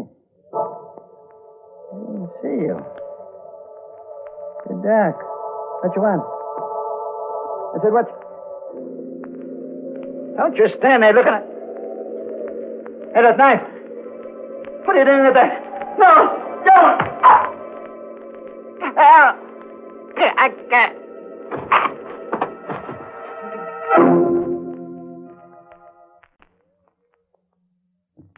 Well, you're all here waiting, eh? What's the matter? You brave or something? Oh, you are. Then suppose you crawl out from under that sofa and listen to the tale of Laura, who planted her Uncle Edward under the rose bushes in the garden with her favorite paper knife in his back. A Mr. Thrale tried to blackmail her, but one dark night, Mr. Thrale lost interest in worldly matters, lying down in the street with a knife in his heart. The next morning at Green Towers. Good morning, Laura. Good morning, darling. Started breakfast already? Too hungry to wait. Pull up a chair and go to work. All right, I will. What's the matter, Laura? Nothing. You're a bit pale. I'm all right. Tony, who put those roses on the table? I did. They're blooming. I know how you love them. Oh, thank you, darling. Say, terrible thing in the papers this morning. Oh? What? Man stabbed to death in the village. Really? Stranger hereabouts. He was at the village bar, throwing a lot of money around. Walked out. Somebody evidently wanted the rest of his money, so he got a knife stuck into him. Oh, how dreadful. What was his name, Tony? It was a funny name. Hard to remember. Oh, yeah. Yeah, Thrale. Yeah, that's what it was. Oh, what's wrong? Oh, no, nothing. I do think, though, that those roses have given me a headache. Their odor's so strong. Oh, that's a shame. Well, I'll get rid of them. Will you? Thank you. I'll go and lie down for a while. Maybe my head will feel better. Yeah, you do that. Yes, I may even be able to sleep again.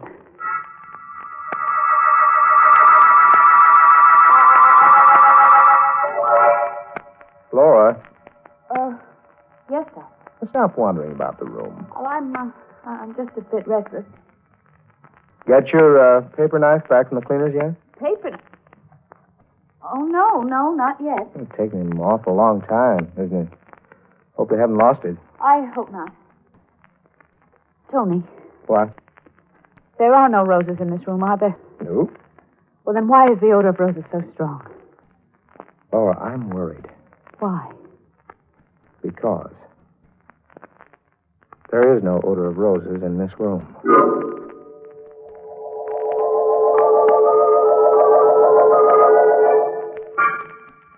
Good night, Tony, darling. Laura, are you sure you don't want me to stay with you at night? No. Run along to your own bedroom. You're not looking well. I'll be all right. Well, yell if you want me. Good night. Good night, Tony. Good night. I'll be all right if Only the roses will go away. The heavy, sweet odor of roses always in my nostrils. The deadly, decaying odor of roses always in my nostrils.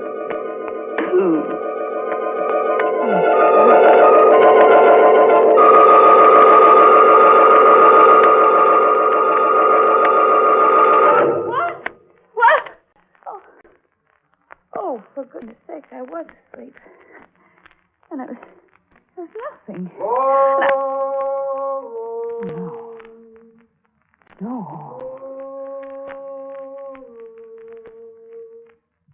Oh, no, I don't hear anything.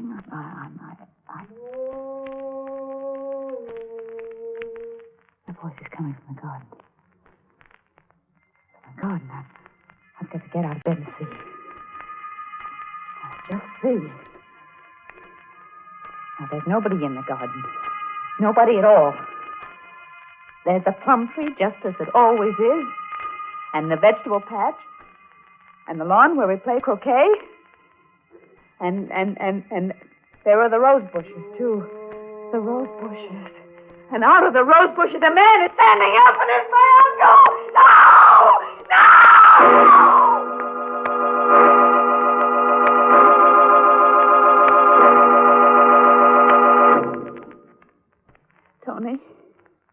Tony, what did that doctor say? The consultant, I mean. I don't know. He's stopping by in a little while. He seemed a very strange man. Well, psychiatrist often...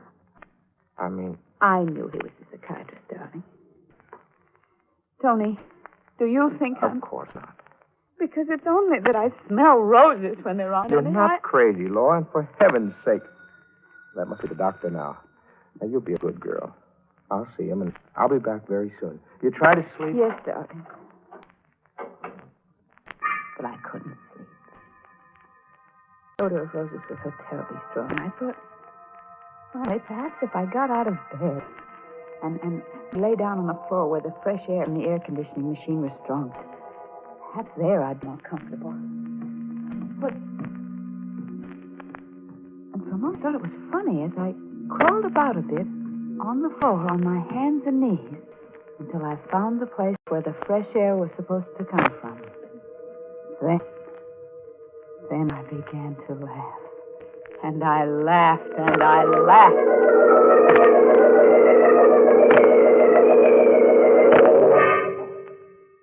That night I waited till he slept. And I went downstairs into the cellar. And straight to the air conditioning machine which kept the house so fresh. And there, in front of the blower which drove the air through the pipes into my bedroom, I found a little bottle. It was a lovely little bottle with a crest on its little fat belly and the words, Attar of Roses on it. The bottle, you see, was open. And then I knew that I wasn't mad. And I also knew that the time had come for me to find my paper knife again.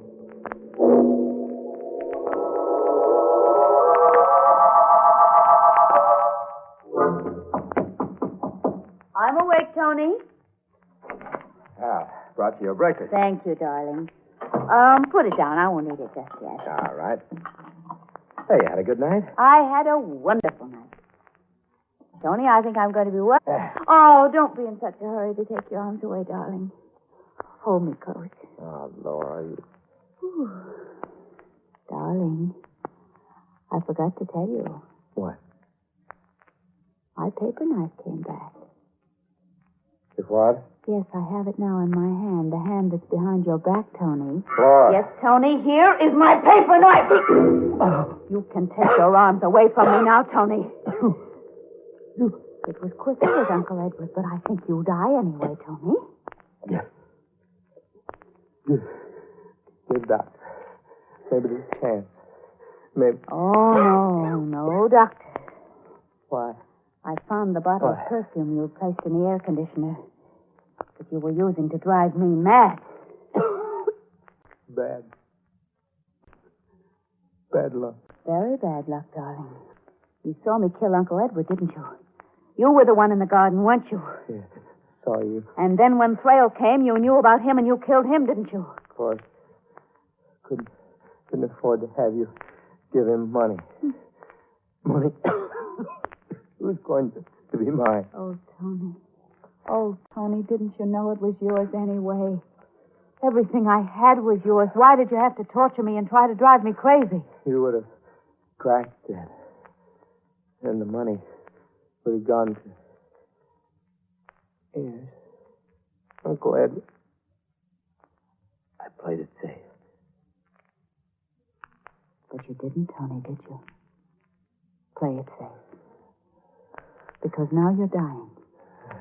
And when you're dead, I'm going to bury you with Uncle Edward. Right in the garden under the rose bushes. I've already told everyone that you're going away, and you are. But not very far. Although it's far enough, isn't it, Tony? You've won. Thank you, darling. And you've lost. Listen. You know what that is? It's an ambulance. For you. Why? You're mad. Yesterday, 2 doctors signed a certificate of lunacy. I authorized. I am not insane. I can prove it. The odor of roses was a fake. I can show them the perfume. I can explain it to them. But how will you explain me or Uncle Edward? That's it, Laura. How will you explain us? Tony!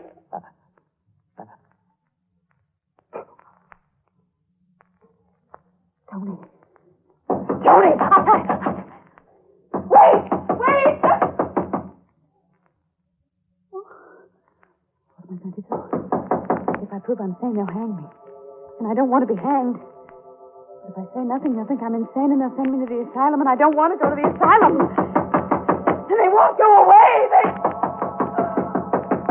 They won't go away.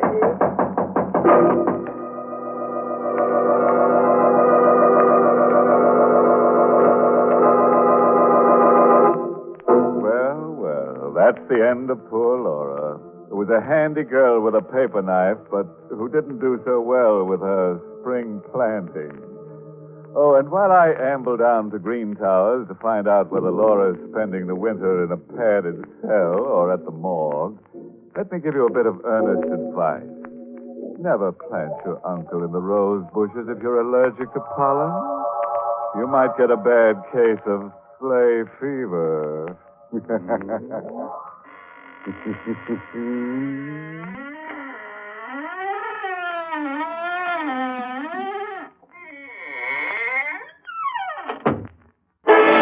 Sanctum has been a presentation of the United States Armed Forces Radio Service. Voice of information and education.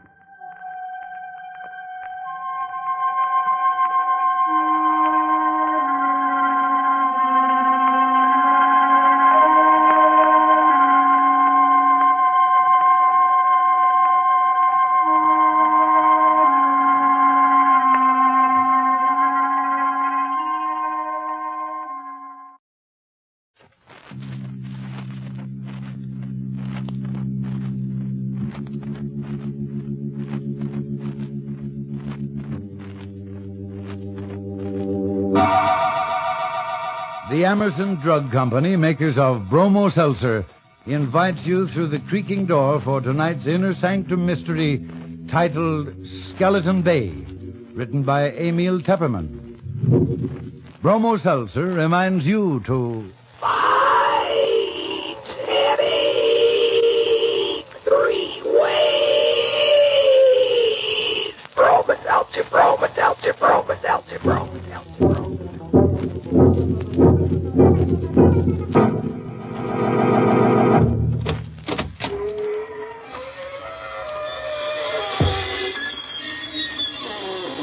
Good evening, friends of the creaking door.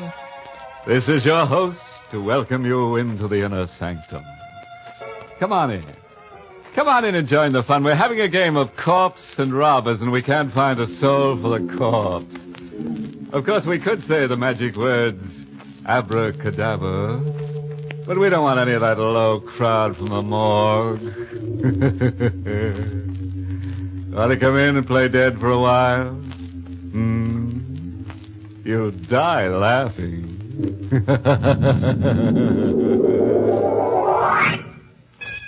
And now for our excursion into the Erie. Our little trip to Skeleton Bay.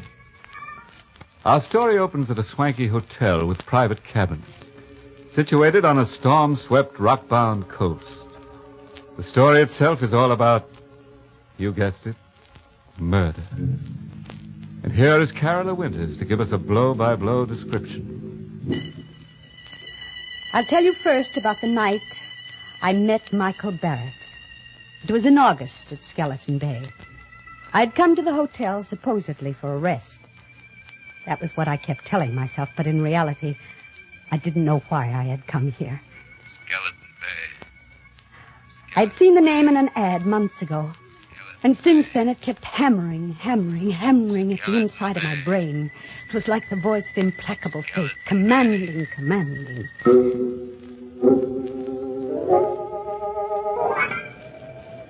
Because I didn't like crowds, the hotel manager had given me a cabin near the beach, all to myself. It was the middle of the night, but I couldn't sleep. The wind came in from the ocean, howling like a hungry beast across the shoals. And the pounding of the surf mingled with the angry, baffled growl of the sea. I sat at the window in the dark, staring out at the beach. I was restless, excited.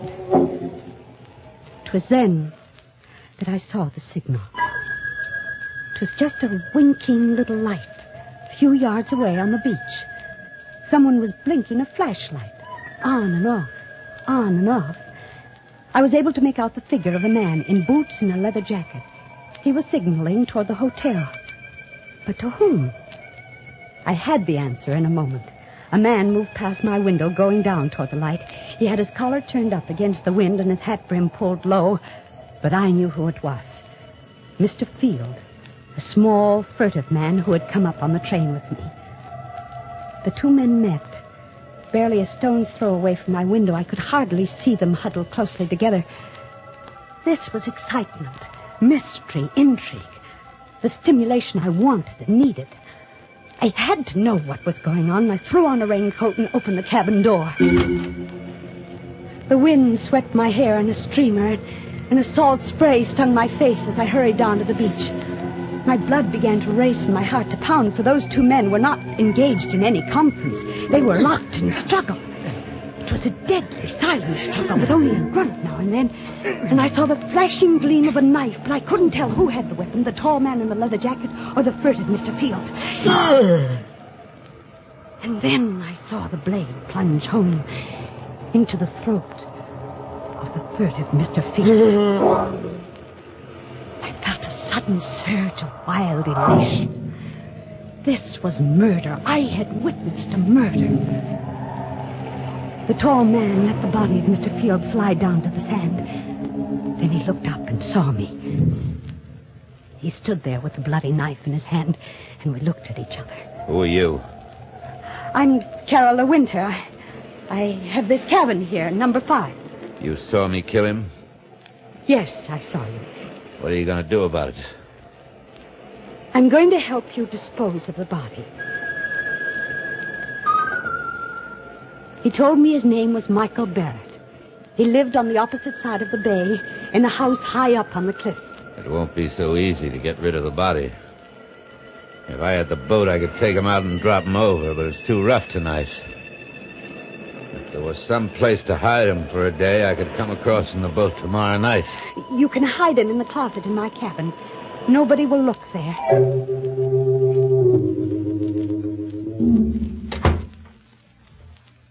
Better lock the closet door. Yes, of course. You sure nobody will come snooping here? Nobody comes here but the maid. All right. I'll be back tomorrow night with a boat. Did you pick up the knife? Yeah. I got it here in my pocket. Oh. Well, I guess that's all. Good night, Carousel. Good night, Michael. All night I sat up alone, with the locked closet door between me and the staring, sightless body of Mr. Field.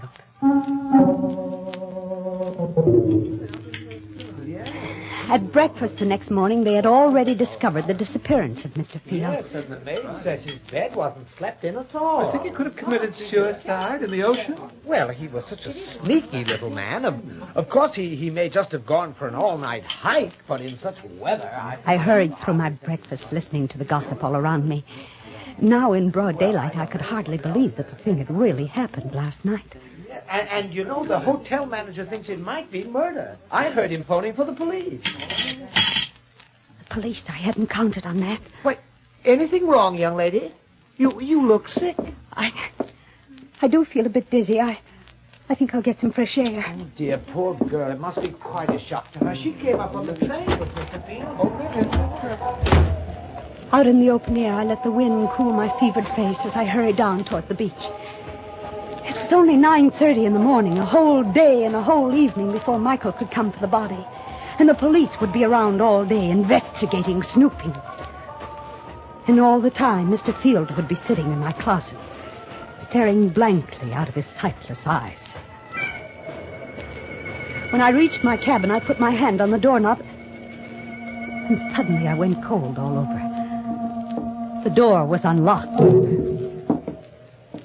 I stood as still as a statue, listening. Yes, there was someone inside, someone moving around. If only I had my handbag. I had a pistol in it that I always carried for protection, but it was inside on the dresser. So slowly, I pressed the door open, a half inch, an inch, and the door creaked. That you, Miss Winter? The maid. It was only the maid, of course. She'd be making up the bed. Why hadn't I thought of that? Miss Winter? That you? Yes. It's I. What are you doing at that closet with those keys? They're just my pass keys, Miss Winter. I was just going to tidy up the closet. I didn't ask you to do anything to that closet. But that's part of the job, Miss Winter. I'm supposed to do it in all the rooms. Well, you leave this one alone. Keep away from that closet, do you hear? Well, yes, Miss Winter. I was only trying to help. When I want your help, I'll ask for it. Now, please leave. At once. Just as you say, Miss Winter. I'm sorry if I did anything wrong. Did she suspect anything? I hadn't liked her tone. Why had I been so sharp with her? Now she'd surely think there was something in the closet. Something she shouldn't see. At lunchtime, I didn't want to leave the cabin. I sat at the window, and I could almost feel the sightless eyes of Mr. Field staring at me through the closet door. Someone at the door. Oh.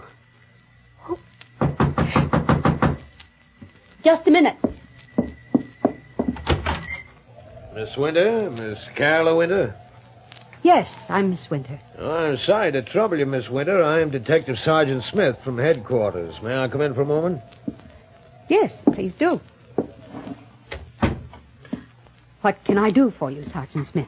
We're out here investigating this Mr. Field business. He hasn't turned up yet. Oh, well, I'm sure he will in time. Well, I wish I could be so sure, Miss Winter. What do you mean? We've gone through his room, found some mighty queer things. Queer things? Seems this Mr. Field was in some sort of racket. There's a good chance he may have been murdered. You don't say. Yeah. I understand you came up on the train with him. Yes, that's true. Did you have any conversation with him on the train? No, none at all. You're the Carola Winter who writes the mystery novels, aren't you?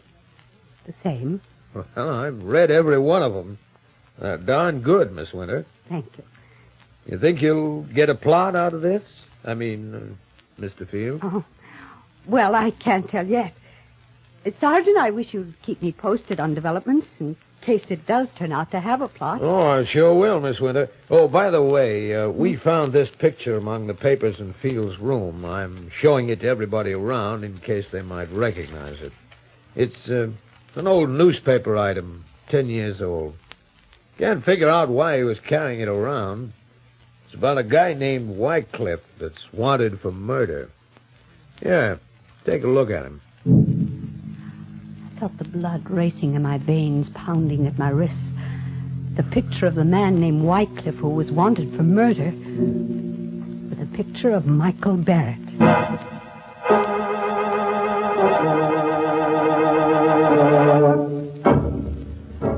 Bromo Seltzer, famous for fast headache help, is bringing you Inner Sanctum. Bromo Seltzer, Bromo Seltzer, Bromo Seltzer, Bromo Seltzer, Bromo Seltzer, Bromo Seltzer, Bromo Seltzer.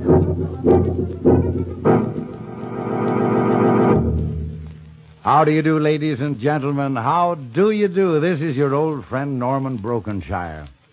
You know, it's really silly to let an ordinary headache make you miserable when you can get such fast three-way headache help with Bromo Seltzer. Now, by three-way help, I mean Bromo Seltzer quickly helps the pain of a headache itself, and it soothes upset stomach and jittery nerves that may team up with your headache. And what a pleasant help it is, for Bromo Seltzer fizzes instantly. So sparkling, so refreshing to take. You can't ask any more of a headache product than that, can you? Fast, pleasant, three-way help for your headache. That's Bromo Seltzer. Try Bromo Seltzer on this guarantee. You must be satisfied or your money back. Need I say more? Just go to any drugstore, fountain, or counter and ask for Bromo Seltzer, Bromo Seltzer, Bromo Seltzer, Bromo Seltzer, Bromo Seltzer, Bromo Seltzer, Bromo Seltzer. Well, it looks as if Michael Barrett is a lucky guy, with a beautiful woman ready to commit murder for him. But what'll he do when she runs out of victims and begins looking at him with a calculating eye? Oh, by the way, you don't have to worry about our eerie spirits bothering you anymore. Now, I've made a resolution that ghosts will not be allowed out of their graves after dark. Unless, of course, they have a pass to leave the ground. Well, let's get back to the rock-bound coast of Skeleton Bay and see how Carola entertains the grisly guest in her closet. I don't remember now how I got rid of that Detective Smith. I told him I had never seen the man in the picture and sent him away. The day was interminable. From my window, I could see the guests moving about the beach, but none of them went in swimming. The weather was too rough. And I wondered if Michael would be able to bring the boat over tonight. If not, how much longer could I sit guard over Mr. Field in the closet? Now and then I'd see Detective Smith poking around on the beach. And then, without warning, he was standing over the very spot where Michael had stabbed Mr. Field. I watched him bend down and examine something. Was there blood there? Did Smith know that was the murder spot? I saw him frown. Then he stood up and walked quickly away. I had to know what it was he had seen there. Swiftly, I slipped on a coat and went off. I started toward the spot on the beach. Going somewhere, Miss Winter? Oh, it's you, Detective. Going anywhere in particular? Why, no. I was just going up to the hotel for dinner. It's almost dinner time, you know. Well, fine. I'll walk up with you, if you don't mind. Not at all. Can I help you? Take your arm. Oh, thank you. Sand is so soft. It's still wet. We had high tide last night. Miss Winter. Yes?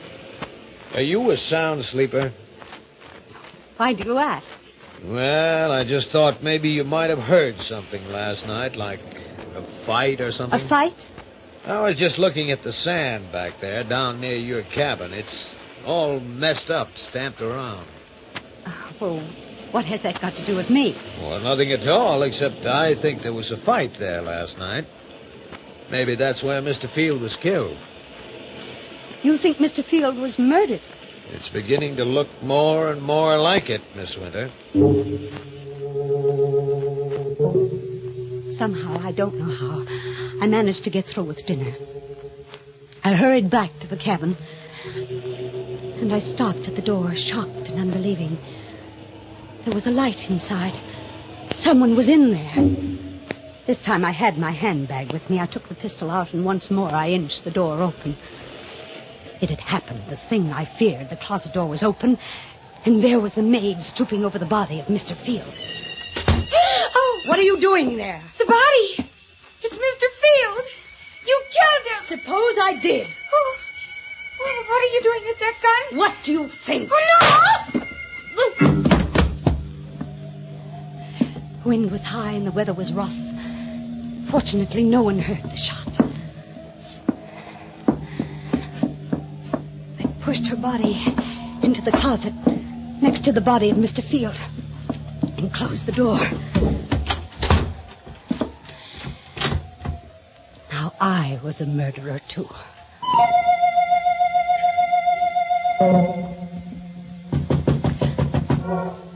Who is it? Let me in, Carola, quick. Yes. Michael, I thought you weren't coming. It's been a dreadful day. What happened? Come here and I'll show you. Is he still in there? See for yourself. A woman? Who is she? The maid. She opened the closet while I was out. You killed her? Yes, Michael, I had to. There are detectives at the hotel looking for Mr. Field. I suppose if I was smart, I'd kill you, too. And there'd be no one to talk. Yes, Michael, that would be smart. Go ahead, kill me. If you can. I knew he couldn't kill me because I had seen it in his eyes. We were two of a kind, both wild, both reckless, both eager for the thrill of danger. He, too, wanted to be like the wind. We had both been brought together by some force stronger than either of us. And we loved each other. Carola, darling. Michael. No more, Michael. We have work to do. I'll take them down to the boat. I'll help you. We carried Mr. Field and the maid down to the boat. There. I'll take them out away and dump them. And after that, Michael? After that, then I'm going home. To your house on the cliff on the other side of the bay? Yes, Carola. Michael, take me with you. What? Take me with you to your house up there on the cliff. I'm sorry, I can't. You can't. Why can't you? It isn't anything I can tell you. What are you hiding up there in that house on the cliff? You mustn't ask. Now, please, Carola, you mustn't ask. You're married. You have a wife up there. No, I haven't. Then what? I can't tell you. But are you going away? Are you leaving me forever? Not forever. You go back to the city. I'll come to you soon. I returned to the city and waited. I waited a week, a month, but Michael Barrett did not come. I wrote to him, but there was no answer. And then one evening I saw him. I was returning home in a taxi, and I saw him standing across the street looking up at my window. And when he saw me get out of the cab, he turned and started to hurry away. Michael! Michael! Michael, please don't go away! Oh, Michael, why did you try to run away? Don't you know? You're afraid. Yeah, let's call it that. But you love me, Michael, don't you? Carola, it's no good. There's nothing but ruin for us both if I stay. We'll be together forever. It's impossible. I won't let you go back to that house on the cliff. I don't care what it is you're hiding up there. I won't let you go back. Goodbye, Carola. Wait. I'm going. You better forget about it. Don't go yet, Mr. Wycliffe. So you know about that, too. I saw the old newspaper clipping Mr. Field carried. I see. Why are you looking at me like that? You know why I killed Mr. Field? Because he tried to blackmail me about that old murder. But, dear Michael, I'm a good deal smarter than Mr. Field. You see, I write mystery novels, so I know how to handle such things. What do you mean? It wouldn't do you any good to kill me. I've written all about you, your real name, and about that old murder. It'll be found if I should ever be killed. I see. Michael, darling, I'm blackmailing you, but there's only one thing I want from you, your love. It shouldn't be so hard for you to meet my terms. All right, Carola. You win. We'll be married tomorrow.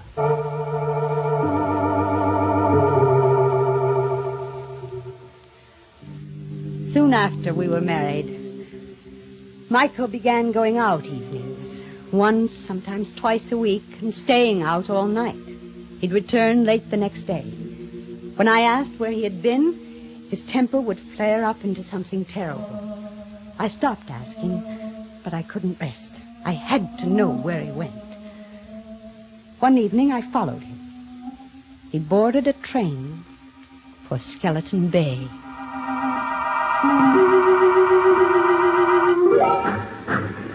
At Skeleton Bay, he set out to walk from the station, and I followed. It was no longer summer. The trees were bare and the night was forbidding. I kept behind him when he skirted the bay to the narrow road which led up toward his house high on the cliff. It was a small stone house. The wind whistled around it and against it and above it. I stole to one of the windows. It was barred like a prison. Carefully, I raised my head above the sill and peered into a lighted room. Michael was there with a woman. For the first time in my life, I knew the meaning of frustration and jealousy. Michael had told me he wasn't married. But this woman, I had helped him to do murder. I had killed for him. I had lied to that detective for him. And all the while, this was the secret he had been keeping from me. I opened my handbag and took out the pistol. I looked into the room again. The woman was alone now. Michael was gone. So you came up after all. Michael, you sneaked out. You knew I was here. I'm sorry you saw through that window. Is that your secret, that woman? Part of it. But it's the part you mustn't know. But I do know it. That's why I've got to kill you. That knife. You've still got that knife. Yes. And I've got this, Michael.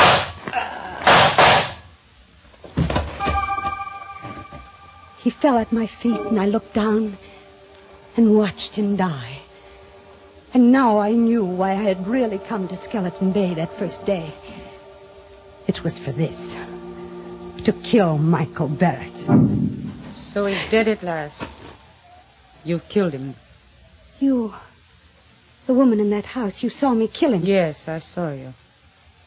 What are you going to do about it? Help you dispose of the body. Of course. Help me dispose of the body? Those were the very words I had said to Michael Barrett down there on the beach.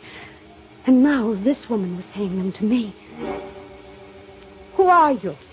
I'm Lisbeth Whitecliffe. I'm Michael's sister. His sister? And you want to help me dispose of the body? You see the bars on those windows? Yes.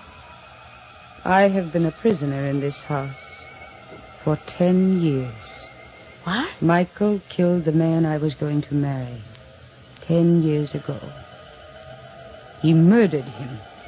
But this house, this prison... Michael brought me here. He kept me prisoner because he knew if I got free, I'd tell the world he was a murderer. Then that's the secret. The secret he wouldn't even tell me.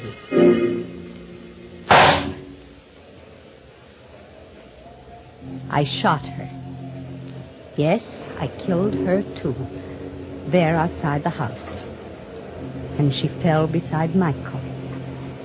And I rolled both bodies over the cliff, down into the sea.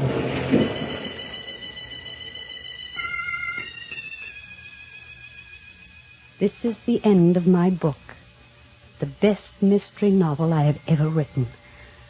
I know that in writing it, I deliver myself into the hands of the law. But I can't stop. I can't help myself. So now I am finished. I will mail it to my publisher and wait for Detective Sergeant Smith to come and get me.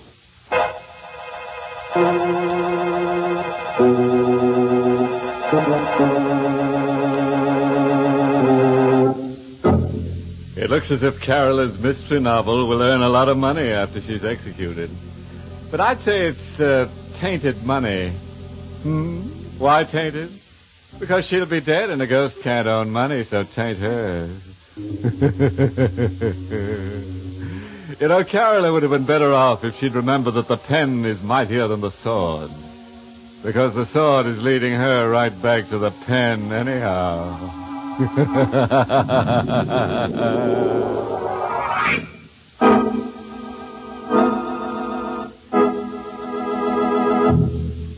You know, today just about everything depends on speed.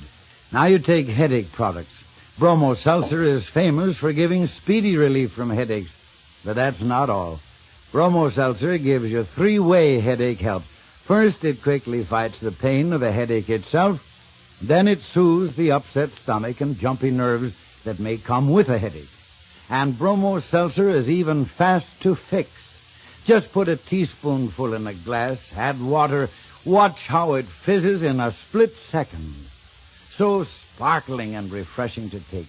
So fast in helping your headache all three ways. But don't just take my word for it, neighbors. Next time you get a headache, try Bromo Seltzer yourself. You'll find where others fail, Bromo Seltzer works. Caution, use only as directed, and of course, if a headache persists or recurs, see your doctor. Get a bottle of Bromo Seltzer for home use and keep another bottle where you work. It's on sale at all drugstores. Fight headache 3 ways. Bromo Seltzer, Bromo Seltzer, Bromo Seltzer, Bromo Seltzer.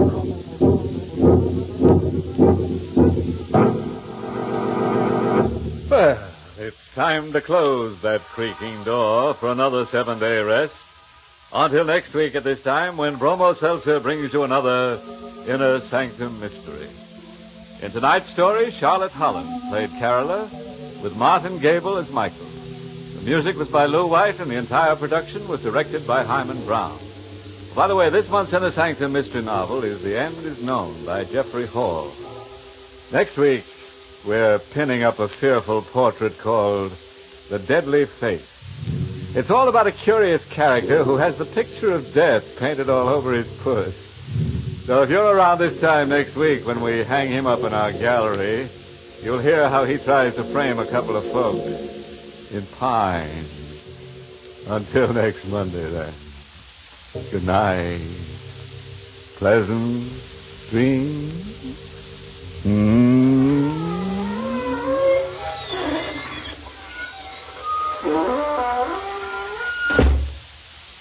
This is Norman Brokenshire speaking for Bromo Seltzer, inviting you to tune in again next Monday at the same time to Inner Sanctum, which is brought to you for your entertainment every Monday by Bromo Seltzer, Bromo Seltzer, Bromo Seltzer, Bromo Seltzer, Bromo. This is CBS, the Columbia Broadcasting System.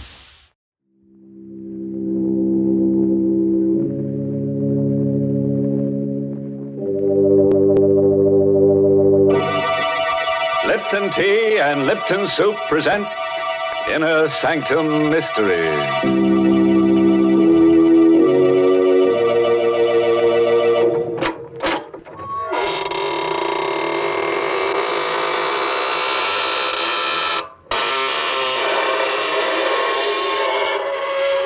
Good evening, friends of the Inner Sanctum. Here's your host at the creaking door. Through these portals pass the world's most horrified people. Oh, what's the matter? Did my happy medium startle you? Sorry, I keep him around to get in the right spirit, you know. Oh, by the way, if you feel a cold, thin sliver of steel across your neck in the next half hour, sit perfectly still. Someone's got an edge on you. Gracious, Mr. Host, I'm afraid I'd have to move fast. No, Mary, you must sit still. You wouldn't want to lose your head. Well, I'll remember your advice, Mr. Host. But right now, I have some advice for our Lipton listeners. You know, a teapot can't talk. But if it could, I think it would tell you the same thing that I do about making tea. I think it would probably say, the most delicious tea is the tea with the most flavor. And I'll bet it would cast its vote, as so many folks do, for Lipton tea. Because Lipton's has that grand, brisk flavor, the flavor that's so different from other teas, the flavor that fills your cup with pleasure. You'll taste a world of tangy, full-bodied goodness in Lipton's. It's tea at its tastiest. So make that next pot of tea you brew at your house Lipton tea. And now here's a little tale of horror that speaks for itself. The Edge of Death. Written by Frederick Matho and starring Larry Haynes in the role of Ralph. We're going to tell you of a night Satan played a game of murder along a deserted strip of Manhattan's waterfront. For his sport, he chose two friends. For his victim, a woman. And the weapon he suggested he had long ago placed in the hands of another murderer. The weapon was a long, slender, graceful rapier, which first drew blood at the hand of Rasputin, the mad monk of Russia. Denton! Denton O'Brien! Open up! Denton! Ralph Vitkin. Well, come on in, man. What's the matter with you? You're soaked. No hat, no coat. Denton, you're my best friend, my only friend. You've got to help me. Well, I just got back from Chicago. I was going to drop over to your shop a little later. You got back too late. You could have helped me. Now it's too late. Well, what's the matter, Ralph? What have you done? Well, what's that in the package? Why, it's the antique sword I gave you when you were married. Ralph! Naked steel always looks different. Coated with blood. Ralph, you fool. You didn't... Yes. I just pierced a woman's heart with that rapier. Not 15 minutes ago. Warned you about your temper ever since we were kids. You almost killed me once, do you remember? You warned me about my hobby, too. You said I had a psychosis. That's what we psychiatrists call it. Your unnatural love of steel blades, your worship of ancient weapons and tempered steel, it's off balance. There's nothing in the world more beautiful than a piece of true hand-forged steel. It's an art as old as man. Yes, I know. We've been over all that before, but now you're a murderer. And I want to know everything that happened. It's too late, Denton.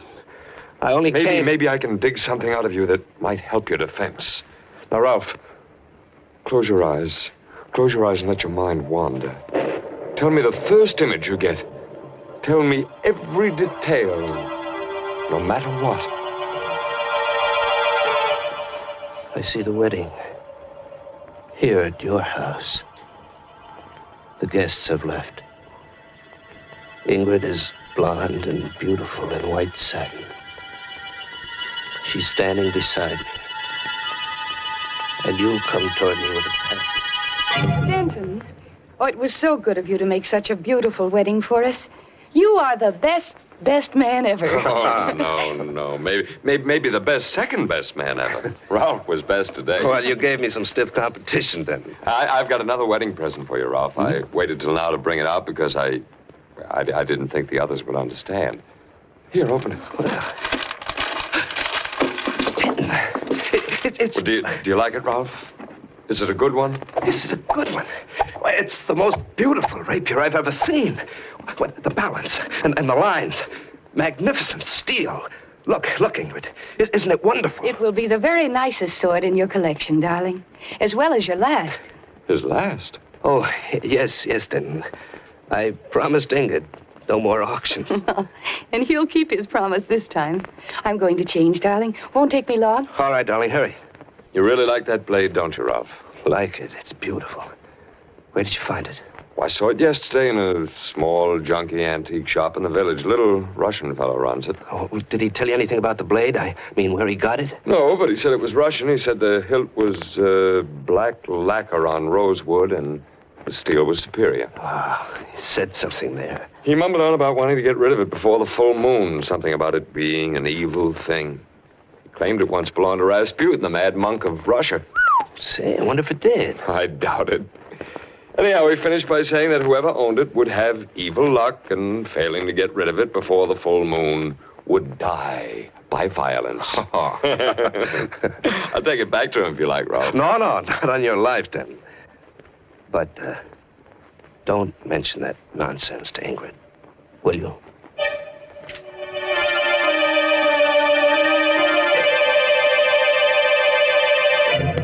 I remember all that myself, Ralph. I left for Chicago that night. Now, what's the next thing that comes to your mind as important? Well, about 3 weeks ago, I was working on some knives in the shop. Ingrid had left. I was alone. The shop door opened and she was there. She? Who, Ralph? Stasia. She was beautiful, tall, white as marble, dressed in black, and beautiful. I beg your pardon. What did you say? Oh, I'm sorry. You said beautiful. There's no cause to be embarrassed. I have heard this said before. What can I do for you, Miss... Kasov. Stasia Kasov. You own something that I would like to buy. What is it? A rapier. A Russian rapier. I saw it in your window as I passed. It's not for sale. Oh, really? Are you sure? I will pay you well. Say, $100. Sorry. Very well. Perhaps you might change your mind. Here. Here is my card. Come and see me if you do. Well, thanks, but I... Shall we say before the next full moon, Ralph?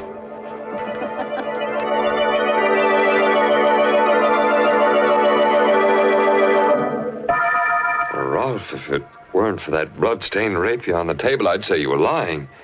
How could this woman know your name or anything about the legend of the rapier? I know how. What happened then, Ralph? I've handled steel all my life. I've forged it, pounded it, tempered it, ground it to razor edge, and I've never cut myself.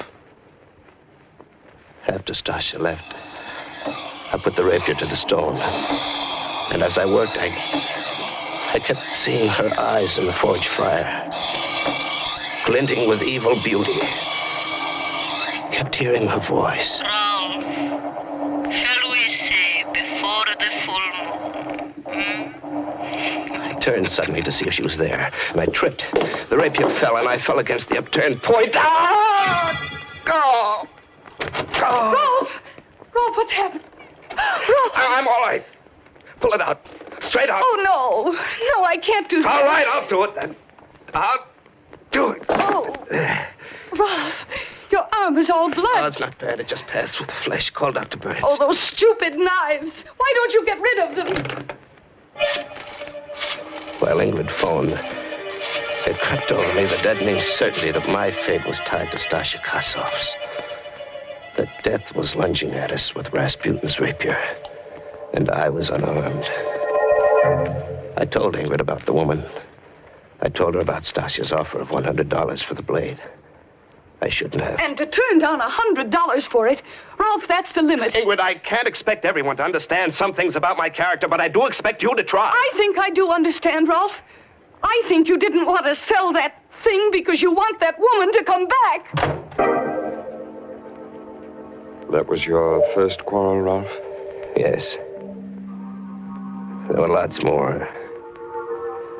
Things got worse. We quarreled a lot. It wasn't Ingrid's fault. I was changing. I kept thinking of Stasia. Her eyes mocked me. I tore up a card in anger, but I'd memorized the address. It was an old Dutch mansion on Littner Street. I had to see her again. There was a light in the house, and oddly enough, the front door was open a bit. I rang a long time, but no one answered. I obeyed an impulse and walked in. There was a coal fire going in the high-ceilinged living room. It cast dancing shadows on a life-sized oil painting above. A cold hand gripped my heart when I saw that painting. It was the painting of a man in a monk's habit. and his gnarled hand rested on the hilt of a jeweled rapier of exquisite beauty. Yes, the man in the picture is long dead. But his mad spirit is in this room. It laughs from within you, Rolf Wittkuhn. It has seized your body. Stasia.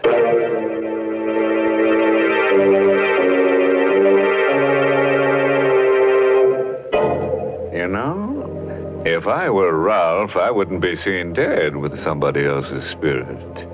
You can't tell what will happen to a man when the spirit moves him. Goodness, Mr. Host.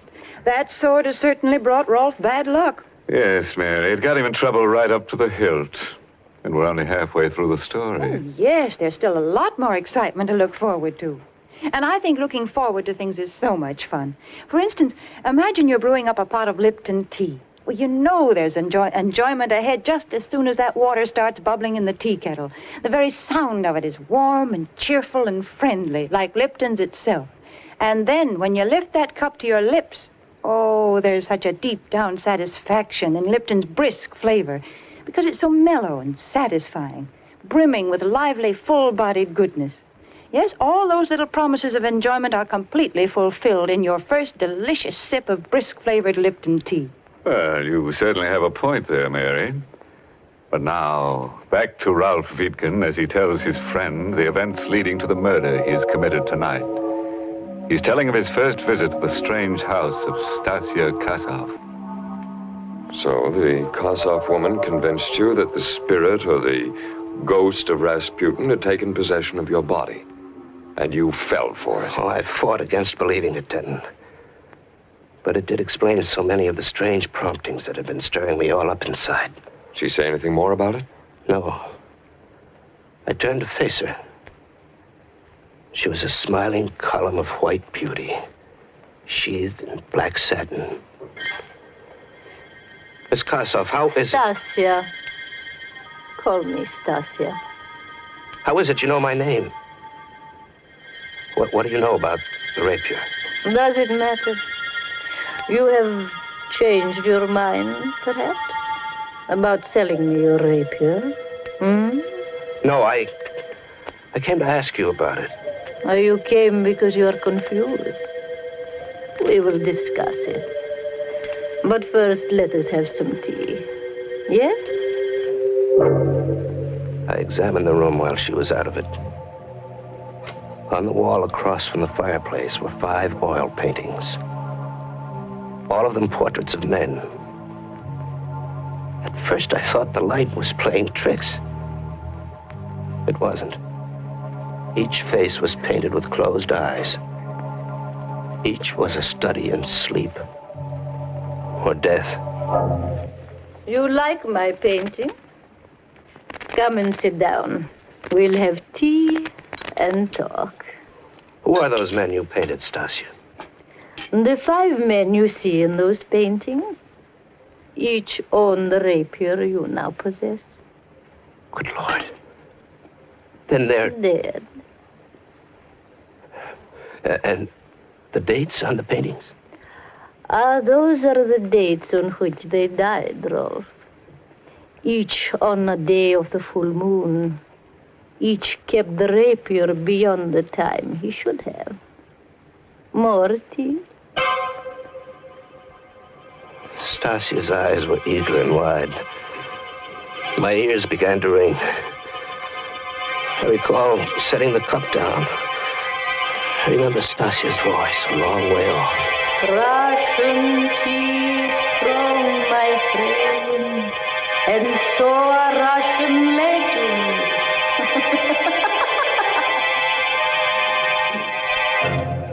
This is all so fantastic, Ralph. Are you sure it wasn't something you dreamed? Something I dreamed? No, she drugged me. It was no dream. Those portraits were no dream. The painting of Rasputin was no dream. They were there when I woke. Stasia was gone. The fire was out. My head ached. There was an easel near the lamp. It hadn't been there before. I shuffled toward it. It was a fresh painting on the easel. I stared at the face before me. Its eyes were closed in sleep. The face was mine. There was a date painted in it. It was January 15th. What? Yes, that's tonight. I couldn't find Stasia, so I dashed out of the house, cursing like a madman. It was 4 a.m. when I reached home. Ingrid was waiting for me. She was crying. Rolf! Rolf, darling, where have you been? Why? What difference does it make? You've been to see that Kossoff woman. Yes, I've been to see that Kossoff woman. I had to. I'm losing my mind, Ingrid. Something's trying to kill me. That woman knows about it. She knows how and when it'll happen. And the funny thing is, I don't care anymore. I don't care. Rolf, where are you going? Back to the shop. Back to that cursed rapier. In the shop, I tried to reason the thing out. I was toying with the rapier. There was a tiny green speck on the black hilt. Idly, I picked at it with my thumbnail, and a chip of lacquer snapped off. The hilt was supposed to be wood. But here was what looked like a large emerald. My heart pounding, I chipped and picked at the lacquer until bit by bit I uncovered the most dazzling and richly wrought collection of jewels I'd ever seen. Set in solid gold were pearls, rubies, emeralds, and a magnificent star sapphire. This was the bejeweled blade that Rasputin held in his hand in Stasia's painting. This was Rasputin's rapier. I returned to Stasia's house. Like the first night, the door was ajar. Like the first night, I walked in. I walked into the living room. I looked about. Nothing had changed. Nothing, that is, except that mine was the 6th painting, now hung beside the others. And the easel already had a fresh canvas. Stasia was already painting a new portrait. The face was indistinct, but the date was clear. 1 lunar month from tonight. I gave up and walked home with the rapier under my arm. It was drizzling and foggy along the waterfront, and I was sick inside. I kept hearing Stasia's voice locked in my brain. Tonight is the last night you may own the rapier, Rolf. But there is a way out. A way out? How? There's no way out as long as either of us lives. There is a way out, Rolf. Kill her and come to me. Tonight is the night of the full moon, Rolf. If I own the rapier, you will be safe. Kill her, Rolf. Kill her and come to me. Somebody's following me. A woman. I could hear her high heels on the cobblestones. I'd just passed that little blind alley. You know, the one about a block away from my shop. I decided to trick her. I stopped short. I spun around and caught sight of a woman in black as she darted into the alley. It was Stasia. And there was no exit from that alley. I tiptoed to the entrance and leaped into its shadows. All I could see was a large empty carton against the far wall. She had to be behind that. I gripped the jeweled handle of the rapier until it burned my hand. Only one searing thought in my tired mind. Stasia must die. I took a deep breath and drew the needle-pointed steel back, aimed at where I judged her heart to be, and thrust. Rolf! I drew the blade out, and her body slumped forward. I lit a match to see her face. But it wasn't Stasia Kossoff I had killed. It was Ingrid. My wife. Ingrid.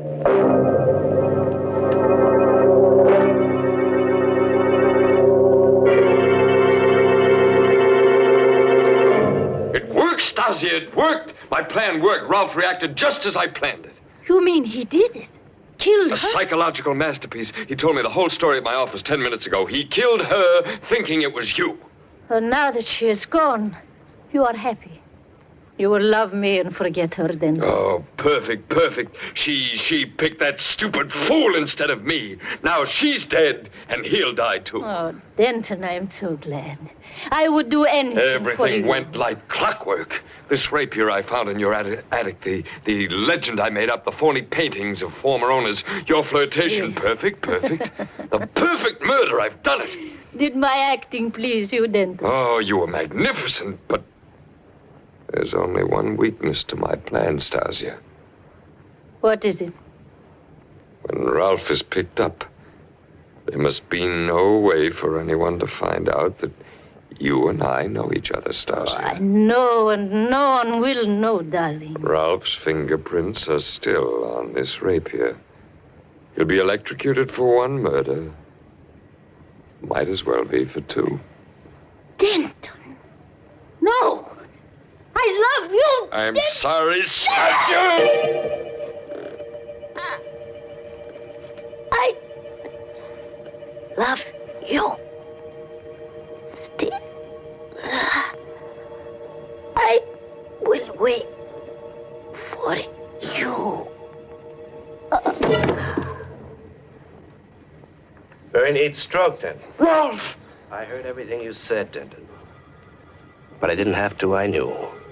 No, don't move. The gun is faster than a rapier. How did you know, Ralph?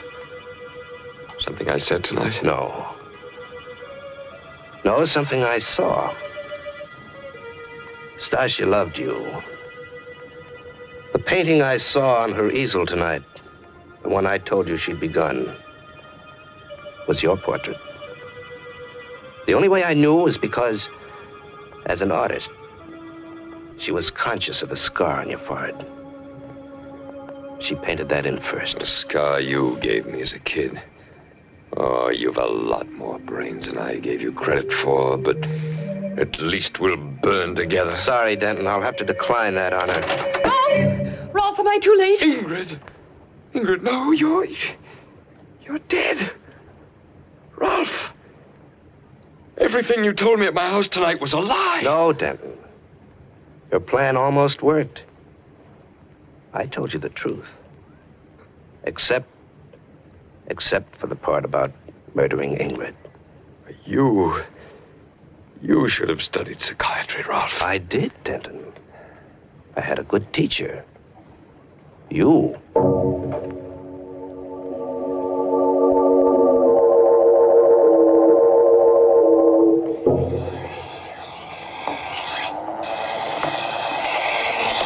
Are we going home soon, darling? You seem so far away, Rolf. Is anything wrong? No. I've been thinking about Denton. Odd the way things turned out. He made up that story about the rapier and its belonging to Rasputin and its owners dying on the night of the full moon. You don't believe it, do you? No. But what he thought was a cheap blade turns out to be a priceless treasure. It matches the one Rasputin held in his hand in the painting. That was coincidence, darling. Come on, now put your work away. Let's go home. It's late. Mm-hmm. Such a beautiful night, Rolf. Let's walk home. All right. You know that painting Stasia started of Denton, the one that gave his plot away? Yes? It had a date on it. I wonder what ghostly hand guided her brush as she wrote that date. Why? The date she wrote was today's. There's a full moon. And tonight was the night Denton was electrocuted.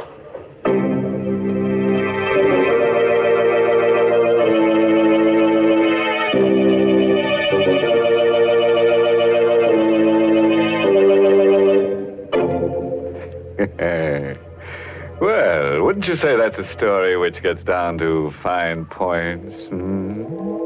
Happy ending, too. Yes, you get a ghost-to-ghost hookup between Stasia and Denton. Ralph and Ingrid get an Exhibit A worth a few bucks and go back to the old grind. Well, I'm glad Denton's plot didn't work. Yes, Mary, but if it had, Ralph would have had a plot of his own, in a cemetery. After all, that's one of the best-selling plots I know of. Oh, nonsense, Mr. Host. If you think that's the kind of thought we want to leave our Lipton listeners with, you're quite wrong. Here's a much better thought for folks to carry away with them. Tomorrow, when you visit the grocer's, get a package of Lipton tea. Buy it, try it, and see if you don't agree that Lipton's brisk flavor gives you extra enjoyment. Oh, yes, there's a great treat in store for you when you first taste Lipton's full-bodied, zestful goodness. Ask your grocer for a package of Lipton tea tomorrow.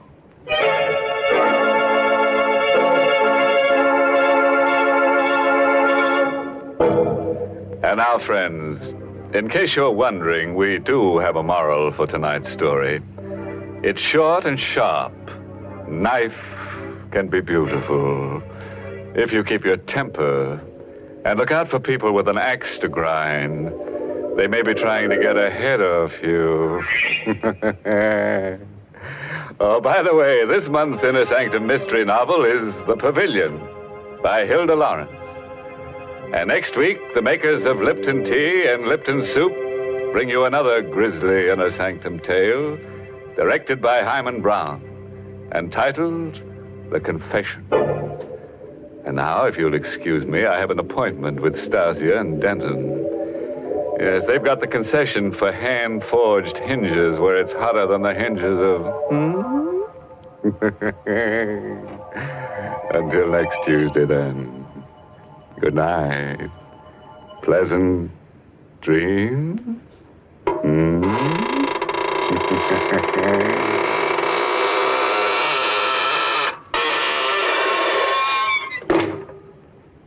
Got tomorrow's meal on your mind? Well, how about letting me make a suggestion? Now, here's a real menu masterpiece that the whole family will love. It's Lipton's Noodle Soup, a grand soup chock full of wonderful, fresh-cooked, chickeny goodness. Lipton's Noodle Soup is prepared with ease, ready to please in just a few quick minutes. It's economical, too. It costs less and makes lots more than canned soups.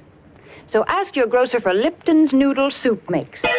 And don't forget to tune in next Tuesday night for another Inner Sanctum Mystery. This is CBS, the Columbia Broadcasting System.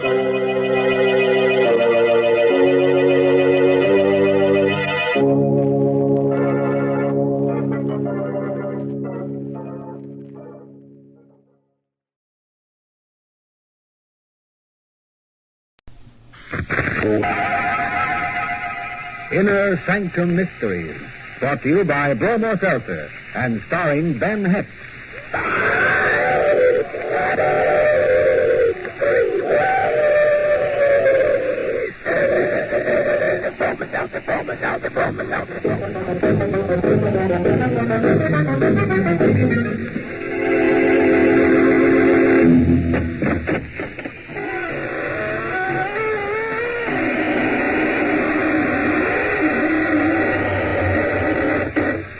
Good evening, friends of the Inner Sanctum.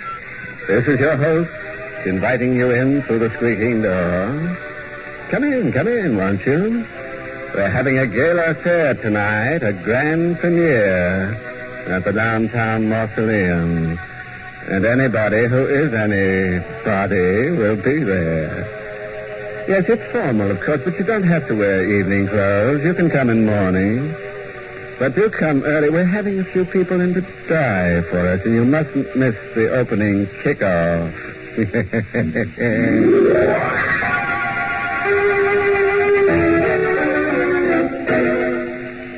Tonight's Inner Sanctum Mystery, The Spectre of the Rose, is an adaptation of Ben Hecht's newest motion picture, which will have its Broadway premiere on August 31st. It was adapted by Robert Sloan and is presented by the Emerson Drug Company of Baltimore, Maryland, whose registered pharmacists compound that speedy, refreshing headache help in the familiar blue bottle, Bromo Seltzer.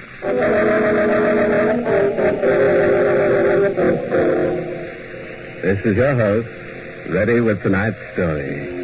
It's all about a ballet dancer who made a woman's heart pirouette and kept a detective on his toes. Our guest tonight is only a student of the ballet, But at telling stories, he has no master. So here is The Spectre of the Rose, and its author, Ben Hecht.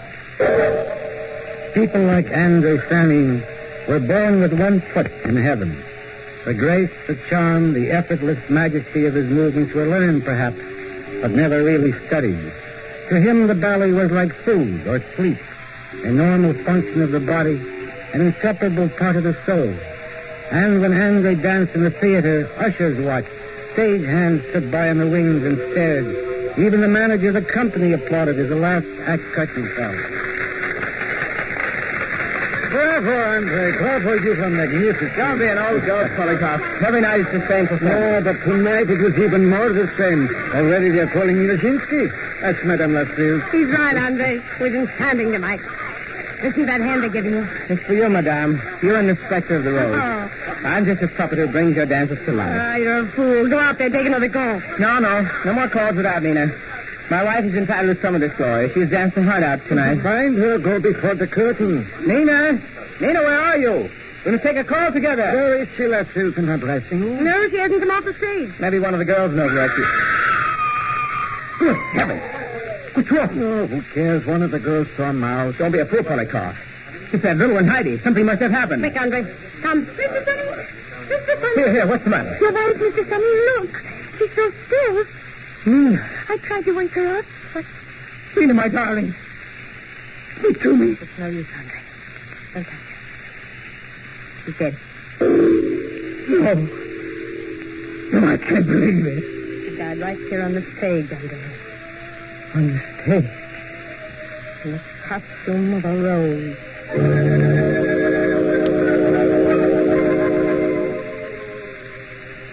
Nothing like it had ever happened before.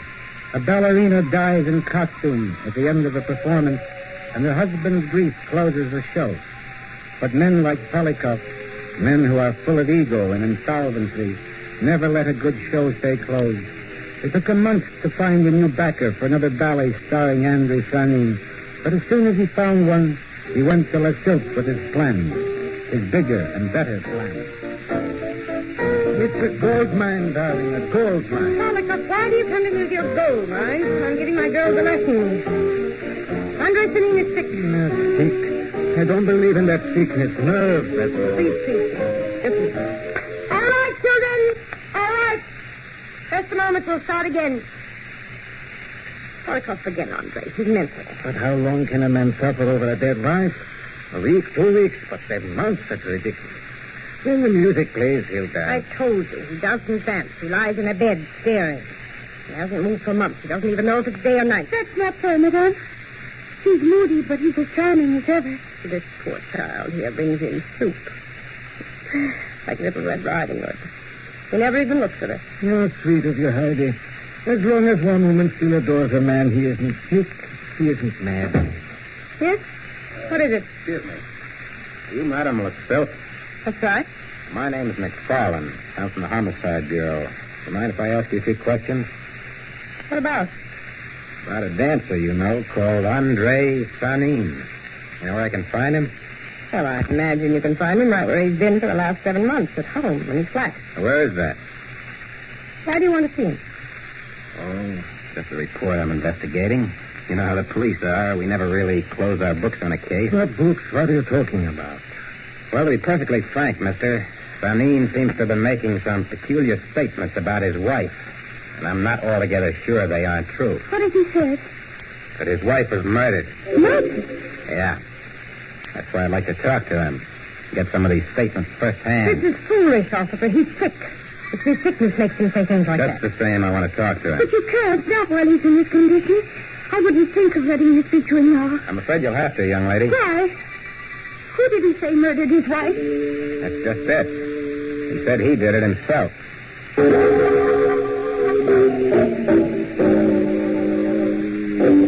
Let's get one thing straight, Miss Tarrant.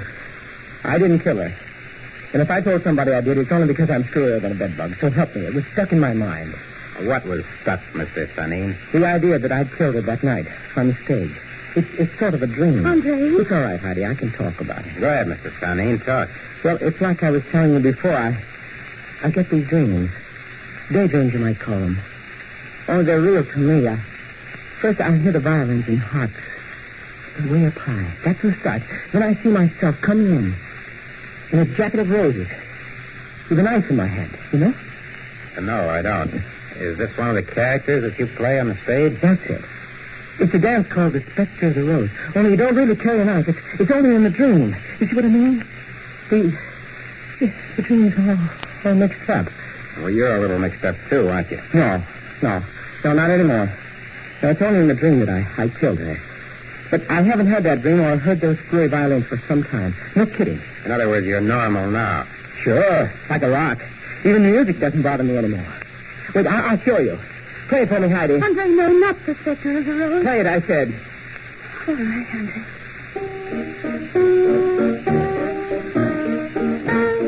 You see, I've graduated. It's nothing but a waltz to me now. I take it back about being through in the foreign. Do you mind? I've been lurking in this room with that tune chasing me up and down the walls. It's just a waltz to me now. Just a waltz. Ladies and gentlemen, this is an historic moment. We're witnessing the comeback of a genius. It is a comeback for me, Polikoff. I'll dance again. Of course you'll dance. We'll build the entire ballet season around your scenery by Kropotkin, a full orchestra. You can do your own choreography like you always wanted. Bravo. Salvation. Andre, be careful. Oh, Angel. Little angel that heaven has sent to nurse me back to health. I'm well again. And you have made me so. But, you're beautiful, darling. And I want you to dance with me. Don't you understand? You shall be my ballerina. Andre? Do you mean that, Andre? You want me to be your ballerina? Of course, my darling. Together we shall dance the Spectre of the Rose.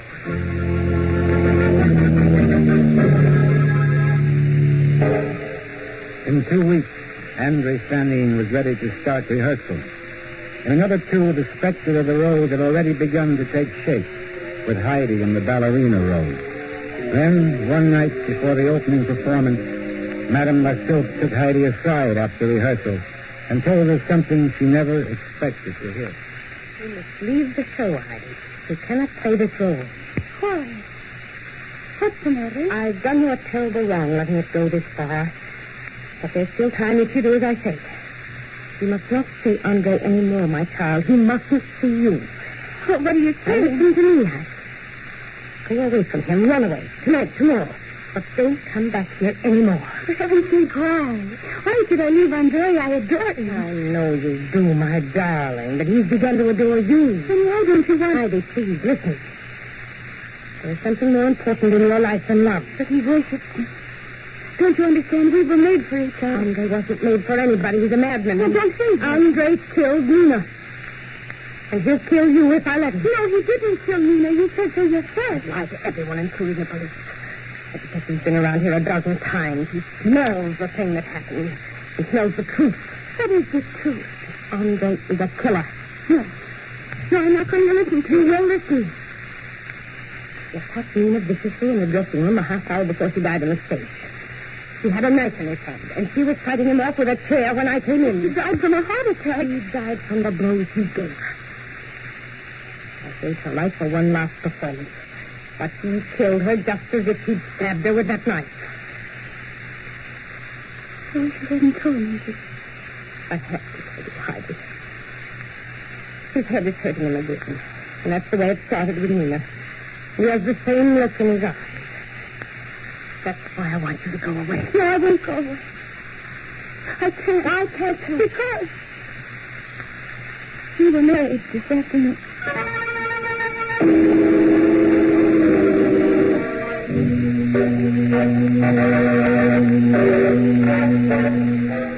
No, Andre, please put me down. Oh, but I insist, darling. A man has a right to carry his bride across the threshold, even a warped one like this. There, now I can let you down. Oh, you're so sweet, my dear. Sweetness is infectious, Angel. I catch it all from you. And when I take it... What's the matter? The music. I don't hear anything. You can make it go away.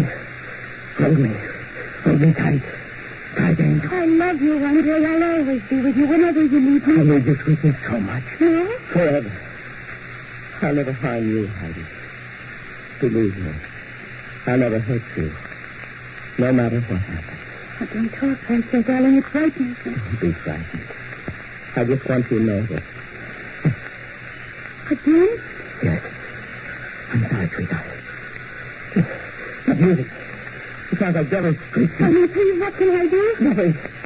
That music's for me. Please let him dance. Go on, The phantom. The man with the knife. Can't you see him? No. He's coming.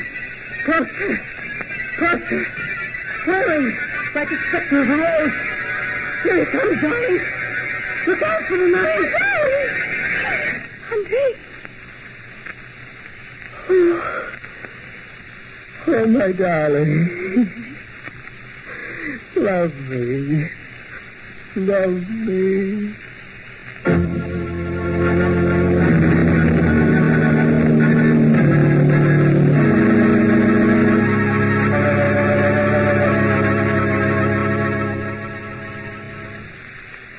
Do you know that the experts in radio have a way of telling how many people listen to a program? When they figure this out, the program gets what's called a rating. If last week's audience is any indication, many millions are listening tonight to Inner Sanctum. Yes, Inner Sanctum is a top-rating show. And among those millions of people, it's a sure bet that some of them are going to have a headache tomorrow or Wednesday or the next day. And when that happens, many of them have a product on hand that gets a top rating for headache help. It comes in a blue bottle. It fights headaches 3 ways. Yes, it's Bromo Seltzer, the headache help that millions know because of the fast relief it brings. Fast relief not only from a headache itself, but also from the stomach upset and jittery nerves that may go along with a headache. And Bromo Seltzer also rates high, Mr. Weese, because it's such a pleasant way of combating a headache. Why, Bromo Seltzer is so nice and refreshing, there's nothing I'd rather take for a headache. That's what modern folks everywhere say. So remember, friends, Bromo Seltzer is at your druggist, fountain, and counter.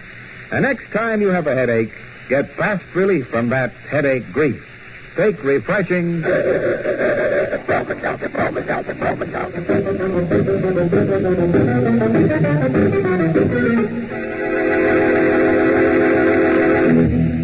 Well, now that you've had a chance to catch your breath, let's give this ballet dancer another whirl. And find out what makes him tick. No. Not Andre. The other one, the gay blade that dances up and down the walls with a knife. He's the one I like. Only it's a pity he never uses a fork. But then what can you expect of a Spectre? Yes, he's an artist, and artists who paint with a sword have a nasty habit of drawing blood. But let's get on with the story. Here's Mr. Hex to continue. The mind of a ballet dancer is hard enough to fathom even under normal conditions. Fed on symbolic thoughts and childlike enthusiasm, its simplicity is deceiving. Like a fine watch or an expensive radio, the delicately adjusted mechanism that gives it balance can become distorted. One crossed wire, one loose connection, and instead of hearing a beautiful symphony, out comes static. That's why Detective McFarlane was on hand at the theater the night the Spectre arose was scheduled to open. Now, don't get excited, Lusself. I'm not here to arrest anybody. I just got a hunch that something might happen. What? Don't you know? That guy went crazy last time he danced. Loonies like him have a way of repeating themselves. Will you kindly not add to our burden? I've explained about Nina's death 1,000 times. That's the trouble. A normal death needs only one explanation. But 1,000 aren't enough when it's a case of murder. Girls, please! Stop your fighting up there! Don't give me that, Lusself. That scream wasn't upstairs. It was right down here in Andre's stunning room. Open up. Open this door. Open up, Ralph. What's there? Andre! Heidi, what's wrong in there? Huh? What? Who's making all the noise? Never mind about that. What's going on here? Nothing. I've been asleep. Somebody screamed in here. Where is she? Who? What are you talking about? Your wife. Where is she? She's lying down, resting. We always rest before performance. You wanted to see me, officer? Oh. Yeah. Thought something might have happened. I heard a scream here. And...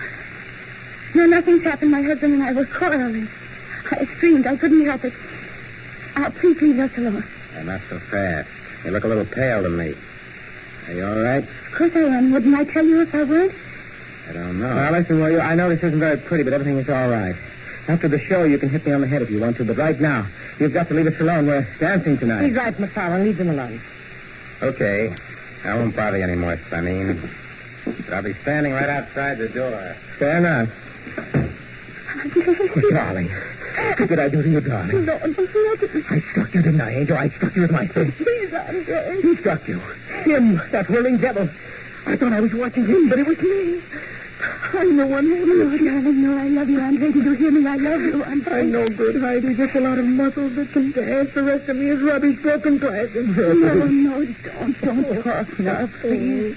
Don't even think. How can I not think after what I've done? Heidi, your shoulder. It's bleeding. No, don't look, Andre. It's only a scratch. It's not. It's deep. It's a cut. I can fix it. I did that too, didn't I? I cut you with the knife. No, there wasn't a knife. Don't lie to me, Heidi. There was. I tried to kill you. It was an accident. I fell against the glass. Can't you see the edge of it is sharp? And I thought... I'm sorry. I tried to hide it from you in my rope. The knife. The knife I held in my hand. It wasn't you. Take it, Heidi. Take it and plunge it into my heart with blood. No, never. Angel, you must kill me before I kill you. Officer. All right, Alice. Hurry, darling. Tonight you must dance.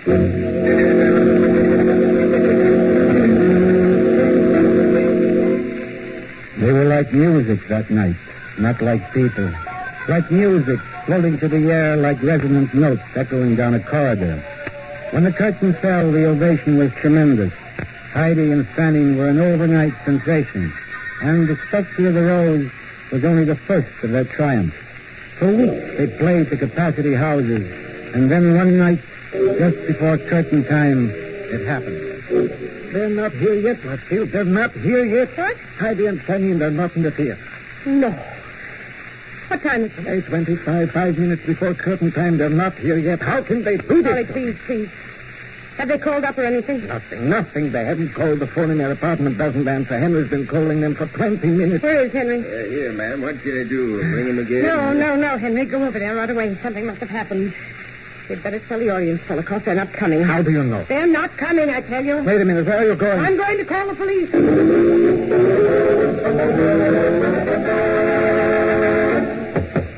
Heidi! Andre, open the door. Never mind the knocking, Sylph. I got a key from the super. Nobody's home. McFarland and Henry would have called us if they were here. Just the same, we're going inside. They certainly made a mess of this place before they left. How do you know they left? I don't. I'm almost afraid to look. What's that? Wait. There's somebody on the floor. It's Henry. Henry, what happened? They're gone. Where? I don't know. He took him away. Where did they go? What happened to you? He hit me with that chair. He's like a wild man. What did you say to him? Nothing. I just wanted to get his guy. Never mind about that. Where did they go? I told you I don't know. She was afraid the doctor would come and take him away. That's why they left. She didn't want any doctor seeing him. That foolish little child. You must find her, McFarland, before it's too late. I'll find her if this guy will give me any sort of a lead. But all I know is what I told you. She said she was going to hide Andre from everybody till he got well again. Was he bad? Yes, ma'am. He was talking about violins and harps way up high. The way they begin in the Spectre of the Rose.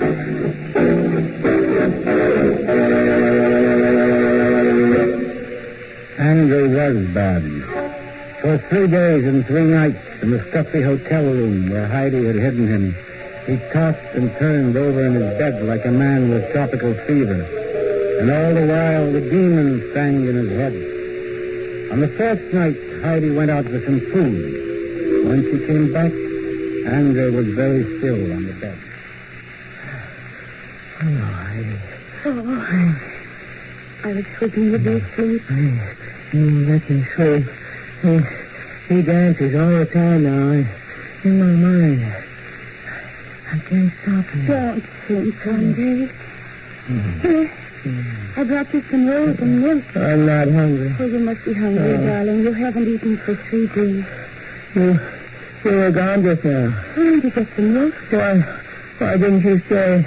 And are you here alone? I'm not alone. He's here. He's always here. Poor Andre. I'm feeling so much better this afternoon. I thought you were well again. Go away, Please, there's still time. Darling, if you could only sleep.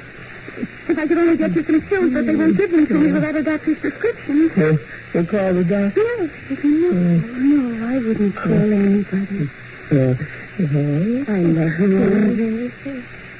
I'll make you well again. The way I did before. You mustn't take your eyes off me. I won't, Andre. Oh, you'll have to sleep. Don't be afraid. I can stay awake. I did it for 3 nights. I can give it some more. I hate you, Heidi. Andre. I'm a dancer, not a crazy man lying on the bed. I'm a dancer. I dance. Please, I haven't the strength to make you right. I really want to work. The music is in my ears. Oh, darling, go. I can't hold you anymore. Hold him. Tell him to stop. There's no one here. Please, I tell you, he won't let me alone. Please put that milk out of there. It's no use. I can't stop him. He climbs the wall, just through the air, always smiling. Because he wants to see my face. You hear, Heidi? He wants to trade places with me. Heidi. No. No, I'm not asleep. I just couldn't keep my eyes open. I've got to lie down. No, please, I'm tired. I can't keep awake anymore. I've got to sleep. Yes, Nina. Sleep. Sleep, my dear. And I will dance for you. Darling. I warned you to stay away, Nina. Oh, Nina. We're changing places. No. Where are you? I can't see you. Look. I'm here. I'm you, Andre. Here. Take up the knife and dance. You must dance, Andre. Yes. The Spectre of the Rose. For you, Nina. For you, Nina. The dance where you die. While the rose spins around with a knife. My kill, Nina. I come to the stage. I leave. I turn. I spin. A pirouette. A pirouette. A pirouette. I'm going about the window. I love you.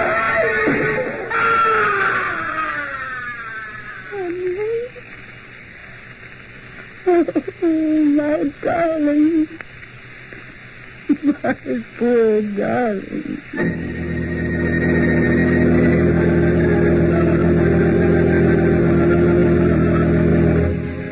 Well, this is your old choreographer, and let that be a lesson to all you whirling dervishes. If you must commit a murder, don't wind up like a top. No, only in this case our hero wound up at the bottom. Well, as I always say, a rolling stone gathers no mausoleum. Oh, a word of advice, friend, from a man who made quite a mark for himself, cutting throats. Murder, he says, is a messy business, but business always comes before pleasure.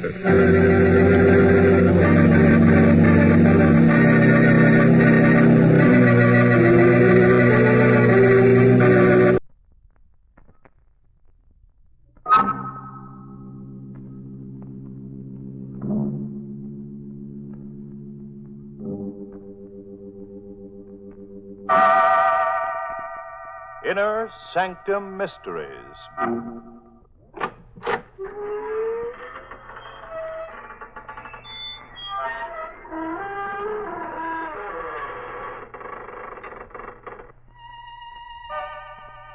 Good evening, friends of the Creaking Door. This is your host inviting you into the Inner Sanctum once again. Come in. You're early tonight. The coroner hasn't arrived yet. But it's all right. The corpse is here. Yes, that's him over there in the corner. The slightly decapitated gentleman sitting with his head in his hands.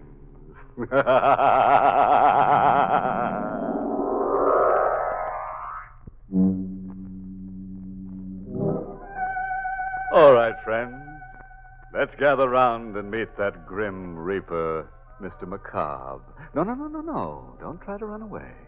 Lie perfectly still. If you race with Mr. Macabre, you're liable to end up in a dead heat. From the living room of a small house that has seen better days, a single light shines in the early evening.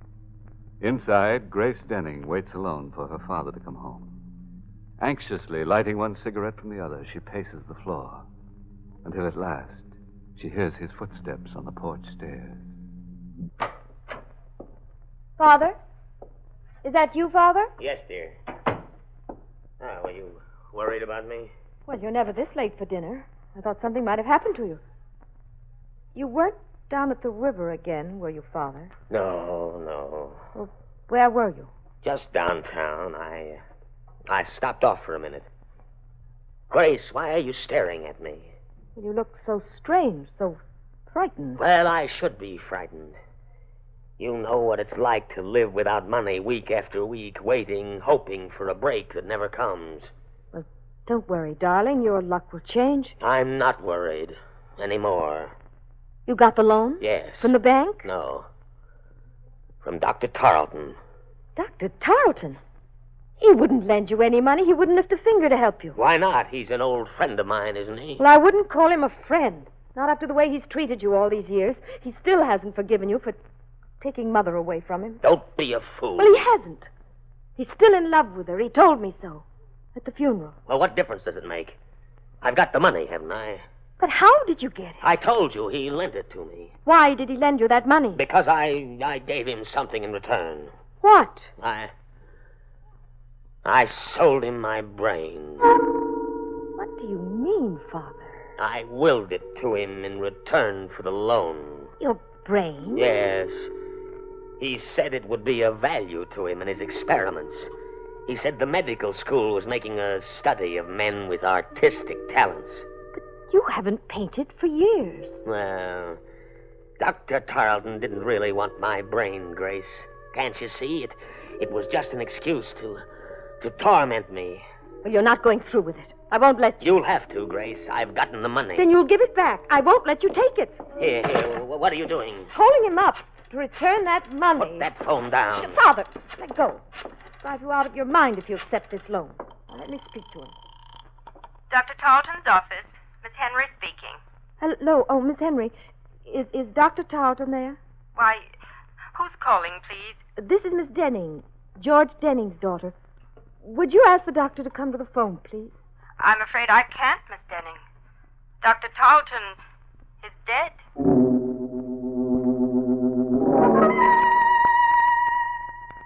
Miss Henry, I hope you don't mind my coming over here, asking you all these questions, but you see, Dr. Tarleton was an old friend of the family's, and I'm rather anxious to know the circumstances. I understand, Miss Denning. Dr. Tarleton often spoke of you and your mother. When did he die, Miss Henry?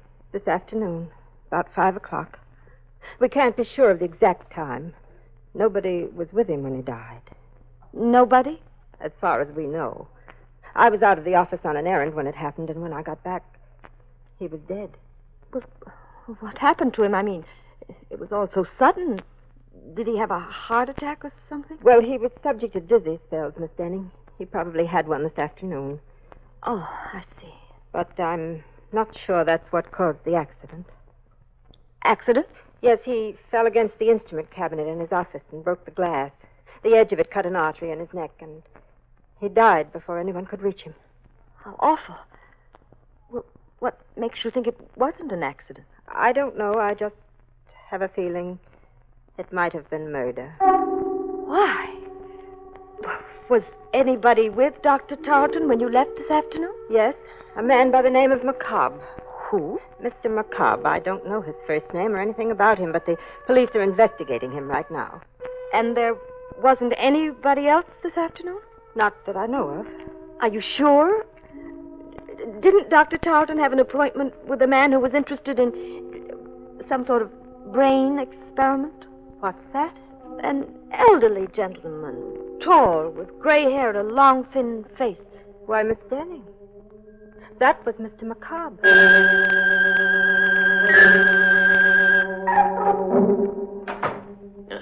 Where have you been, Grace? Oh, just out for a walk. Now, don't lie to me. Where have you been? Over to Dr. Tarleton's office. Yes? Yeah, well, what for? I told you not to meddle in my business. Tarleton's dead, and my bargain with him is automatically canceled. Is that the agreement you made with him, Father? My agreement with Dr. Tarleton doesn't matter anymore. It doesn't to me, Father. But it might to the police if they find a copy of that agreement. What are you driving at? Don't you think they'll find out Tarleton's death wasn't an accident? Good heavens, Grace, you don't think I killed him, do you? You don't think I murdered a man for the sake of a few $100s? What did you do? You were in his office at 5 o'clock this afternoon, weren't you? Who told you that? What difference does it make?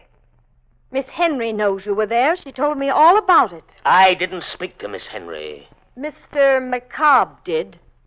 Oh, for heaven's sakes, Father, don't you think the police will see through a trick like that? They're out looking for you right now. Well, confound it, Grace. I didn't kill Dr. Tarleton. And I never heard of Mr. McCobb. Now, let's not talk about him. All right, Father. If you want to bluff it through, I can't stop you. Only I wish that you... Just a minute. I'll get that. No, let me. It may be the police. Hello? Hello, Miss Denning? Yes? I've got to see you right away. I have something to tell you about the murder of Dr. Tarleton. What do you mean? I can't talk to you over the phone, but if you'll come down to 54 Palmer Street right away, I'll tell you all about it. Come alone, Miss Denning. And come quickly. Just a moment. You haven't told me who you are. Oh, I'm sorry. The name is Mr. McCobb.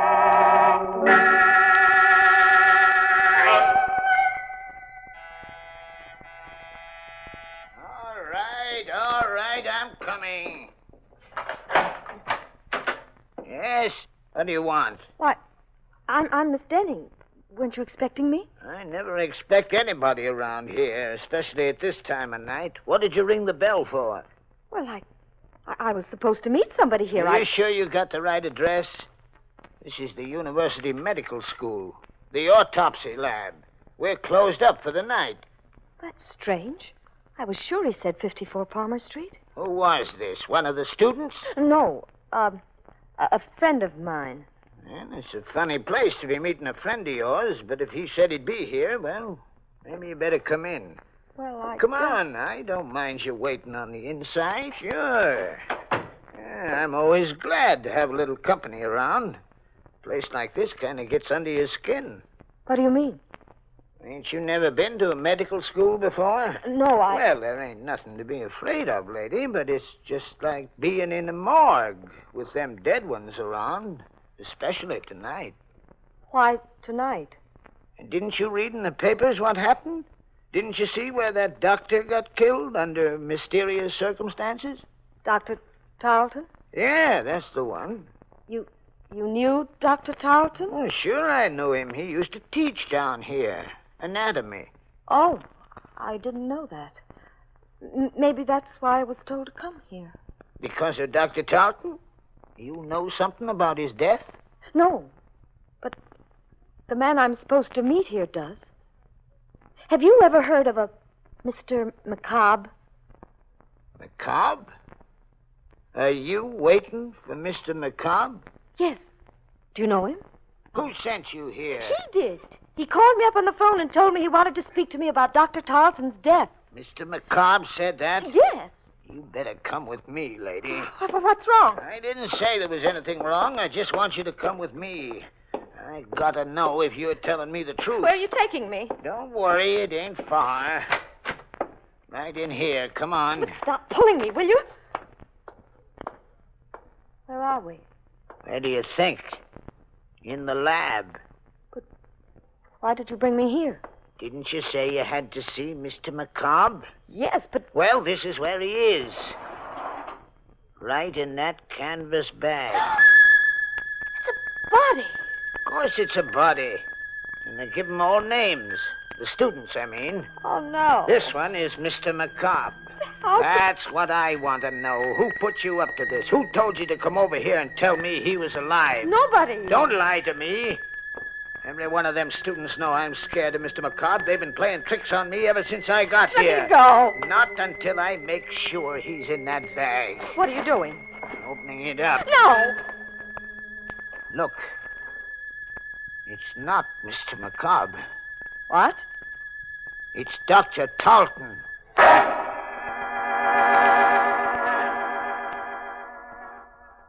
Are you sure it's Dr. Talton? Can't you see it is? I'm going to call the police. Now, wait a minute. You're not going to call anybody till you tell me why you came here. I told you. You told me a lie. You knew Dr. Talton was in this bag. You brought him here. Don't be a fool. Well, then who did? Who put you up to this? One of them students? No. They must have, or you wouldn't have told me that story about Mr. McCobb. Where is he? What have they done with him? Nothing. Please, I didn't have anything to do with it. Mean you're not playing a trick on me? Of course not. And it's true. It was Mr. McCobb. What? He's the one who killed Dr. Talton. He's the one who put him in that bag. What are you talking about? You're insane. Insane, am I? You don't know about Mr. McCobb. You don't know where he came from. What do you mean? His body, Miss Denning. They brought it from the state penitentiary. He was a murderer. Stop it! Stop it! No, I can't stop it. Don't you understand? We've got to find him and bring him back before it happens again. Wait, there's the phone.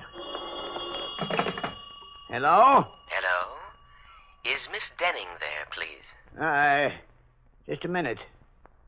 It's for you, Miss Denning. That call? Yes, here, answer it. Oh. Hello? Hello, Miss Denning? Yes? Tell your father not to worry about the murder. Dr. Tarleton was killed by a woman. A woman who lives at 9 River Road. How do you know? Who is this? Don't you recognize my voice? I'm Mr. McCobb.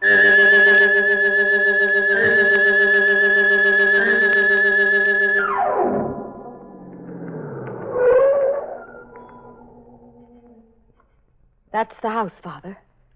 9 River Road. Grace, you're not going in there. I've got to, Father. I've got to know who this woman is. Well, then I'm going with you. No. Please. You stay here. It may be some sort of a trap to find out where you are. I'm better off alone. Well, careful, Grace. Please be careful. If this woman is a murderess... Don't worry, Father. Just stay in the car, and I'll call you if I need you. Well, all right, dear. I'll be right here. Come in, Miss Denning. Miss Henry. Yes, Dr. Tarleton's nurse. Good heavens. How did you know I was at the door? I saw your car drive up. Come in, won't you? But, well, Quick, Miss Denning, come in. I've got to talk to you. What's the matter? I'll tell you in a minute. Just let me close the door. There. That's better. Now I can speak freely. You act as though you were expecting me, Miss Henry. I was. That's strange. Nobody knew I was coming. Oh, but you're wrong. I had a message saying you were. A message? From whom? Well, he wouldn't give me his name over the phone, but I had a feeling it was Mr. McCobb. Remember? He's the man I told you about at the office, the one the police are looking for. He called you on the phone? About 10 minutes ago. What did he say? Well, he didn't want to talk very much, but he said you were coming over to see me about Dr. Tarleton's death. He said you suspected me of committing the murder. What do you mean? Do you, Miss Denning? Why, no. I have no reason to suspect you. What made you think I did? Just the fact that he said so. And the way you're looking at me right now. How did you find out about the letter opener, Miss Denning? What letter opener? The one that's missing from Dr. Tarleton's desk. Who told you about it? Why, nobody. I didn't know it was missing until you just mentioned it. Then why did you come here? Because Mr. McCobb... Don't blame it on him. He never saw that letter opener. Well, neither did I. I don't even understand what connection it has. Don't with you, Miss Denning? Why would a letter opener be taken from Dr. Tarleton's desk unless it had been used to commit the murder? You mean Dr. Tarleton was stabbed to death? He might have been. The murderer could have stabbed him first and broken the instrument cabinet later to make it look like an accident. Only that isn't the way it happened. How do you know? I know because that letter opener isn't really missing. It's just been mislaid somewhere. And if I had a chance to search the office, I'd probably find it. Why don't you search the office now, Miss Henry? I will, if you'll come with me. All right. I'll come with you. Good. I felt rather peculiar about going down there alone, but if you're with me... Miss Denning, what's the matter? Behind you, look. At the back window. What? I don't see anything. It was there, I tell you. It was there a moment ago. What? A face peering in through the window. It's macabre. That's funny. There doesn't seem to be anyone out back here. Must have been your imagination. No, I saw it. I tell you, there was something... Wait. What is it? Thought I heard something move behind the garage. Quick, let's go in there. We can look through the back window without being seen. Careful now. We mustn't make a sound. Here. Hold on to my arm. I can't see a thing, Miss Henry. Who's there? Don't be afraid, Miss Denning. It's me. Who are you? Mr. Crane, don't you remember? The night watchman from the medical school. What are you doing here? I'm looking for Mr. Macabre. He's around here somewhere. I just saw him. Where? Out in the field, behind the garage. I don't see anyone out here. You're not looking in the right place. Come with me. I'll show him to you. No, don't. Don't go with him, Miss Henry. Why not? It may take two of us to bring him back. He might not want to come with me. Please, would you leave us alone, Mr. Crane? Go back to your job and let the police find Mr. Macabre. No, wait. He might know where Mr. Macabre really is. Of course I know. I just told you he was down there in the field. Then you go find him, Mr. Crane, and wait for me. I'll be there in a minute. All right. But don't leave me out there alone with him too long. For heaven's sake, Miss Henry, don't you know that man's crazy? Crazy or not, I've got to know what he's up to. Here, take the key to Dr. Tarleton's office and go down there right away. Aren't you coming with me? Not until I find out about Mr. Macabre. Don't worry, Miss Denning. I'll meet you at the doctor's office in a few minutes. Are you sure you'll be all right? Of course. Go ahead. All right. I'll see you later. Mr. Macabre! Mr. Macabre! Oh, Mr. Crane. Where are you? Why don't you answer me? Here. Who's on that path? Oh, no, don't. The letter opener. The same letter opener.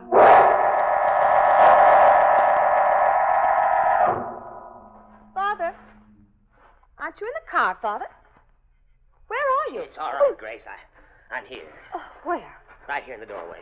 Why, did you think I'd left you? Didn't know where you were. Why didn't you wait for me in the car? Oh, I don't know. I just got tired sitting there. Besides, I thought I heard some voices back in the house. Is anything wrong? No. At least I don't think so. I'll know better after we get to Dr. Tarleton's office. What are you going down there for? A letter opener, Father. I've got to find out if it's really missing. Oh, Grace, will you stop butting into other people's business? But this is our business. Don't you understand? Are you coming with me? Or shall I go alone? No, dear. I'll go with you.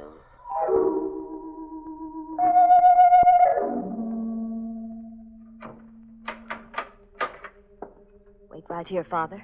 Just outside the door. Let me know if anybody comes down the hall. Even Miss Henry. All right, but hurry. I'll be as quick as I can. Oh. I should have turned on the light before I closed that door. Now, where on earth is that light switch? Oh. Well, what's the matter with this thing? Yeah, it doesn't work. No, it doesn't, Grace. Who said that? I did. Don't you recognize my voice? No. Where are you? Over here. Sitting at my desk. Dr. Tarleton. Yes. You're alive. No, my dear. I'm just living on borrowed time for a while. Just long enough to tell the police who murdered me. It's a trick. You're not really dead. No. You shouldn't have come back here to return that letter opener. That was the trap we set for you. Only we never dreamed you'd kill Miss Henry. You fool! Who are you? Dr. Carlton, dear. The man who was foolish enough to leave you half his estate because of your mother. You're a murderess, Miss Denning. Be quiet. Be quiet or I'll kill you. You can't kill me, Grace. You've done it already. I'll do it again. I'll do it right this time, the way I killed Miss Henry. Here, put that letter opener down. Let me go, let me go. Grab her, Gus. I've got her hand. No, don't touch me. It's all right, Miss Denning. We won't frighten you anymore. We've got all the evidence we need now. You're a detective. You guessed it. The dead man. The one you had propped up in the chair. Who was that? Don't you know? That was Mr. Macabre.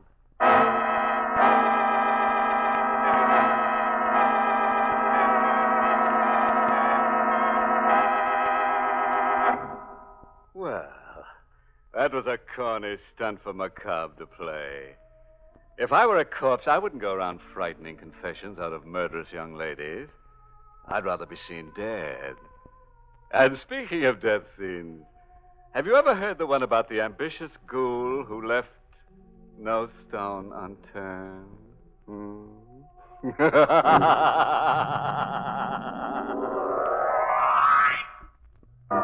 Well, friends, it's time once again to close that creaking door. Until next week at the same time, when we'll be back with a little hunk of horror. You'll be sure to listen, won't you? Until next week, then. Good night. Pleasant dreams.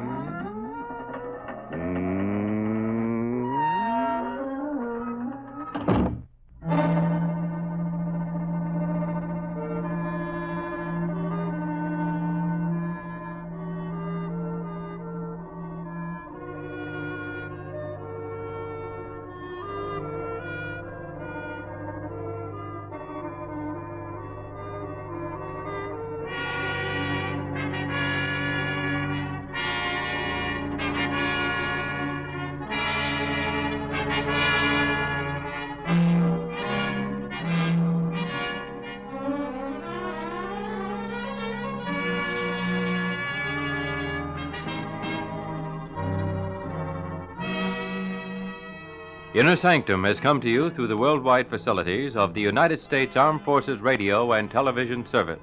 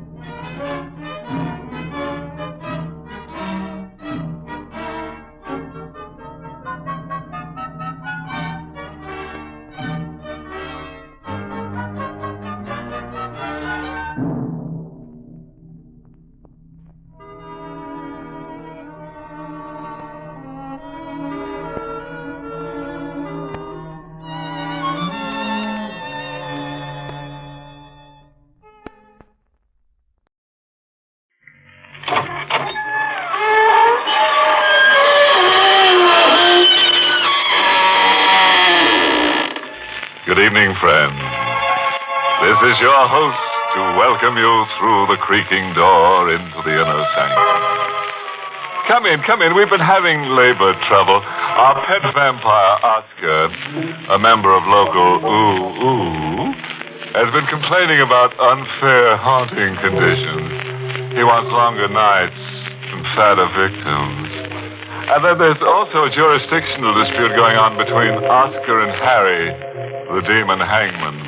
Oscar says that Harry should keep his news out of other people's business. Oh, by the way, let me tell you about our latest guest. Used to be an income tax consultant. One day, he deducted his wife's head from her body with a hatchet. Sort of a decapita gains act.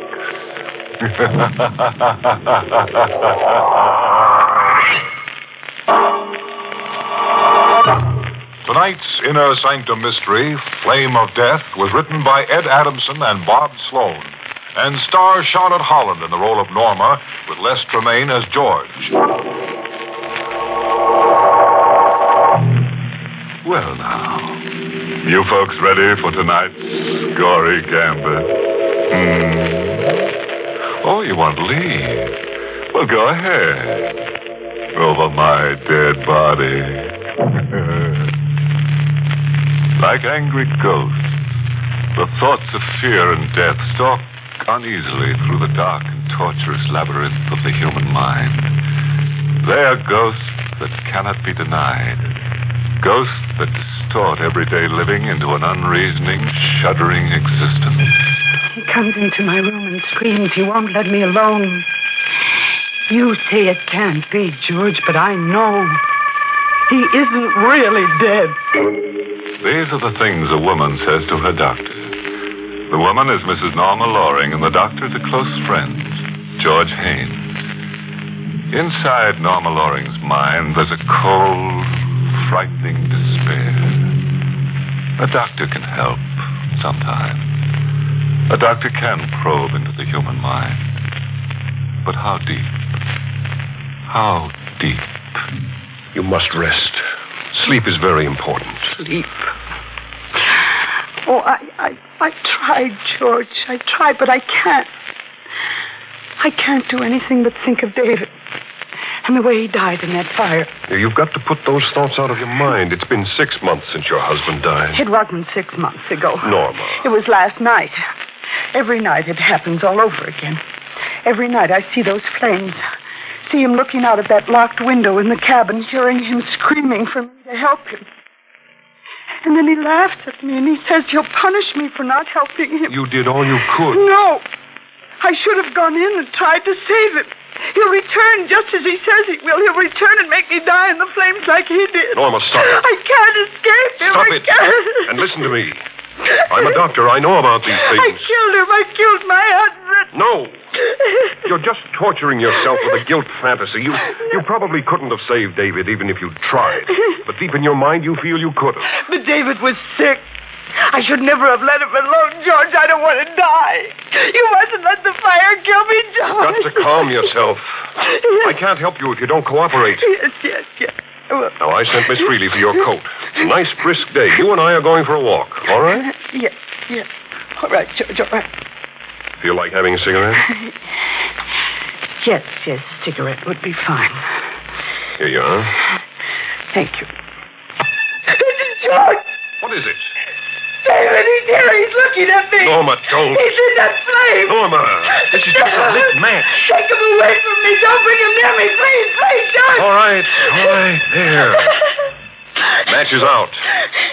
There's nothing to be afraid of now. Don't ever let him in again. Promise me you won't, George. Promise me. Here's Mrs. Loring's coat, Doctor. Thank you, Miss Freeling. Oh, by the way, Mrs. Loring, this letter is for you. A letter for me? Well, go ahead, Norma. Open it. Then we can get started on our walk. All right. George. What's the matter? Look what was in the envelope. Why, it's part of a photograph of you. It was taken outside the cabin at Tallwood 3 years ago. Strange. Wonder what it's about. You said the dead don't return. Huh? Look in this envelope, the rest of my photograph. Charred paper and ashes. Miss Freely, where did you get this envelope? Why, it was in the mailbox, Doctor. Very peculiar, isn't it? There's something even more peculiar. What do you mean? The cabin in which Mr. Loring was burnt to death was located at Tallwood. This envelope is postmarked Tallwood.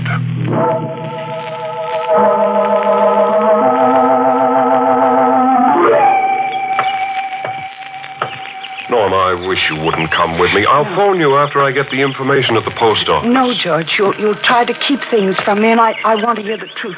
I've got... Oh, George, wait. What is it? Coming across the street. That's Ralph, my postman. Good. He should be able to help us. Good morning, Mrs. Loring. Ralph, this is Dr. Haynes' friend. We want to talk to you. Oh, sure. It's about this envelope. You delivered it to my house this morning. You'll notice that the address is typewritten and it's postmarked Tallwood. Oh, yeah, I see, Tallwood. How can we trace this envelope to the sender? You can't trace it, Doctor. Can't? Why not? It came by regular mail this morning. You yourself delivered it. Well, not me. I'm making my first morning delivery now. Well, then how did this envelope get in the mailbox? You got me, Doctor. Maybe somebody's playing tricks on Mrs. Loring. David, put it there. Come on, Norma. I'm taking you back to the house. Oh, just a minute, Mrs. Loring. I got a letter for you. This one's through regular channels here. It's a funny thing, though. This one's got the same postmark, too. Tallwood. I'll take that letter. It's for Mrs. Loring. No, it's all right, Ralph. Okay, Mrs. Loring, as long as you say so. This envelope is from David, too. He's come back. I'm going to die. And there's nothing anyone can do to save me. No, Norma. Someone is playing rotten tricks to make you suffer. Somehow I'll prove it to you. Now, here. We'll open this envelope and see what it is this time. The letter with burnt edges. Yes. Norma. The flames and I are at Tallwood, waiting for you. David. It's from him. He's waiting for me. He's not there. Can't you see how obvious it is now? No. Dead men don't write and mail letters. It's just as I told you, a trick. No, it isn't. David sent that letter. There's no mistake. That's his handwriting.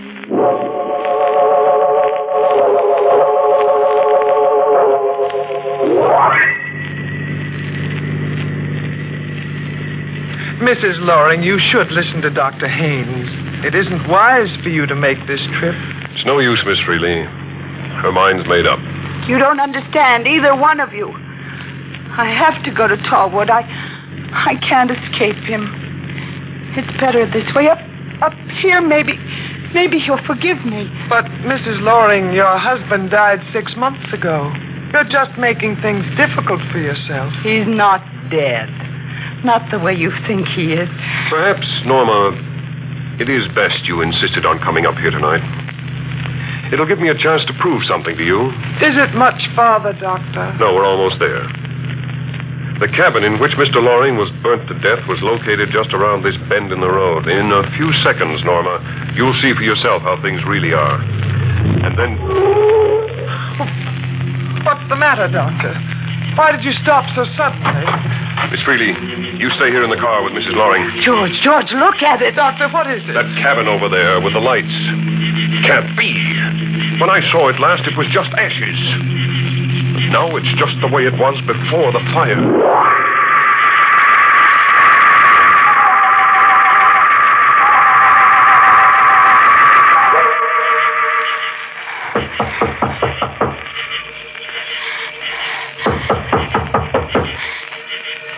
No one answers. George, please take me away from here before it's too late.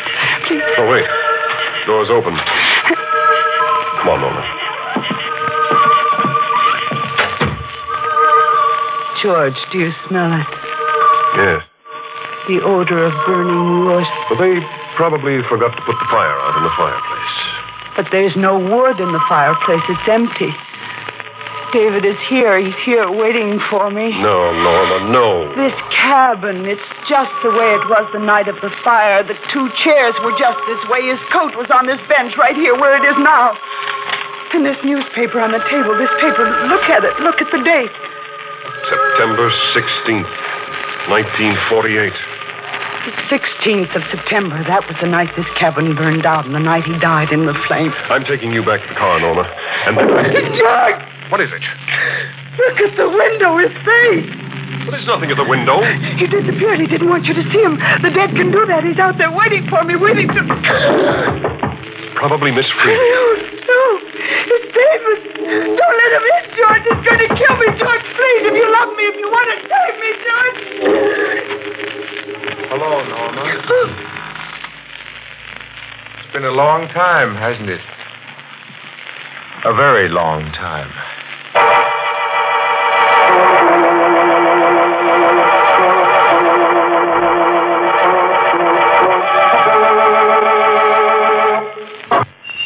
It's been a long time, hasn't it, Norma? You. Nice of you to remember. Norma, who is this man? I'm Carl Loring. Loring? He's David's brother. I didn't know David had a brother. I guess I'm the kind of family talks about in hushed tones. You know, one in every family closet. What's this all about, Loring? I don't believe I caught your name. It's Dr. Haynes. Now tell me, what are you up to? I might ask you two the same thing. Carl, David is here. He said he would be. Then you know? Oh, cut it out, Norma. Why did you send me the letter? What letter? This one. With the burnt edges and the handwriting of my dear departed brother. He wrote to you, too? Look, Loring, I don't know what your game is, but Norma has been made very sick by your rotten trickery. Mine? It's obvious that you're behind this. That cabin door was locked, but you had the key to open it. I don't have to make explanations to you, but just to set you straight, these keys were sent to me in the mail. Here, you can keep them. And you can keep this box they were mailed to me in. George, the address on this box, it's in David's handwriting. Come on, Norma. I'm taking you back to the car. Car? What car are you talking about? Why, mine. It's parked down the road a few yards. Well, I just came up the road. I didn't see any car. Miss Freely. Who's Miss Freely? Norma's nurse. She was in the car waiting for us. George, you've got to find her. Will you help me look for her, Loring? All right. You stay here, Norma. Oh, no, George, wait. Yes. What is it? Don't make me stay here alone. You'll be all right. No, we'll be back as soon as possible. Let's go, Loring. George! Take the woods on the other side of the city. Mrs. Loring. I'm sorry I frightened you that way. Miss Freely, we thought something had happened to you. They're out looking for you. I'll call them back. No, don't. I want to talk to you alone. What? It's about your husband. There's something out back in the woodshed. I want to show it to you. I don't understand. Your husband's death in the fire. I don't think it was an accident. There's something in the woodshed that makes me think it was murder.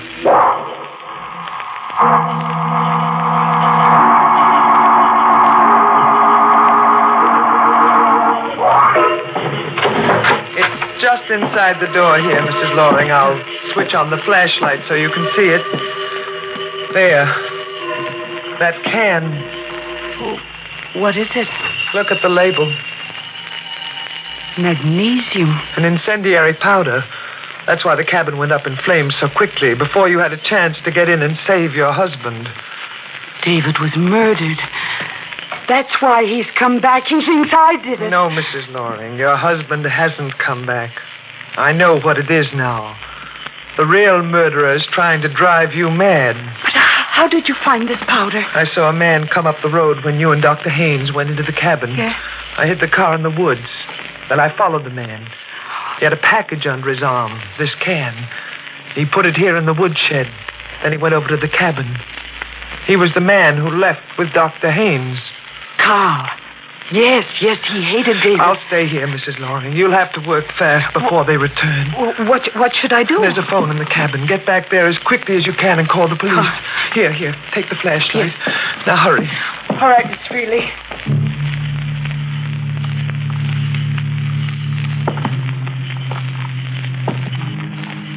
Dr. Haynes?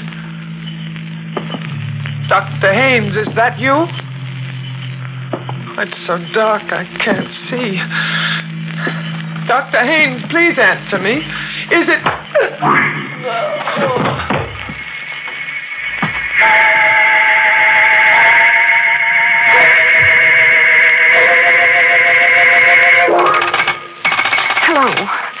Operator, hello. What's the matter, Norma? Oh, George. What are you doing at the phone? Well, I was trying to get the police, but the operator doesn't answer. The police? Why? Well, it's something Miss Freely told me. Miss Freely? You've seen her? Yes, she's out in the back. She told me Wait about... a minute. What is it, George? Those keys Carl Loring put on the table here, they're gone. But they were here when you both left. Yes, I know. George, there's Miss Freely. Come on. Norma, look. Woodshed's on fire. Oh, hurry, George. Miss Freely's in that woodshed.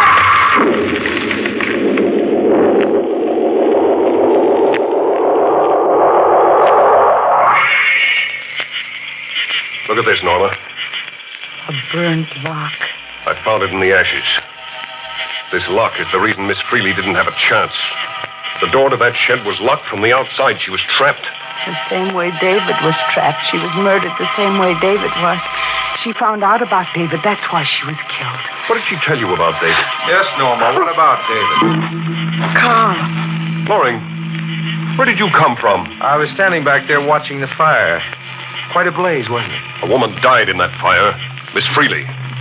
Oh? She was locked in there. Murdered. By David's ghost? I only know this, Loring. The keys you put on the table in the cabin are missing.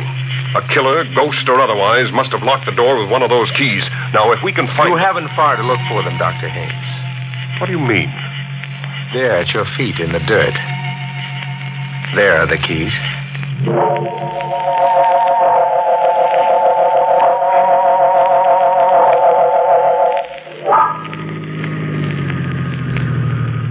George, why are you slowing down? That diner just ahead. I'll call the police from there. I thought you were going to drive right into the village to give the sheriff the story. I've changed my mind. I decided this way would be better. Okay, you're the doctor. I'll be out in a minute. Oh, George, let me go with you. No, there's nothing to worry about. You're all right now. George! I won't be long. You're afraid of me, aren't you, Norma? Afraid to be alone with me. How long have you known Haynes? A year. Well, I'm going to tell you things about Haynes you didn't know. And you're lucky I'm here to tell them to you. Haynes is a murderer. What? He killed your nurse. I don't know why. Probably because she was getting in his way. No. He told you he tried to call the police from the cabin, but the line was cut. He lied. I tried it. It was alive. No, you're not telling the truth. George is in there now calling the police. Don't fool yourself. He's not calling the police. It's just a stall. I've been following him. I saw everything he did up at the cabin. He's a crazy killer, Norma. What are you doing? He'll try to get you first and then me. I'm taking you to a place where he won't look for you. We're going back to the cabin. And just in case he does come back, we'll have the police waiting there for him.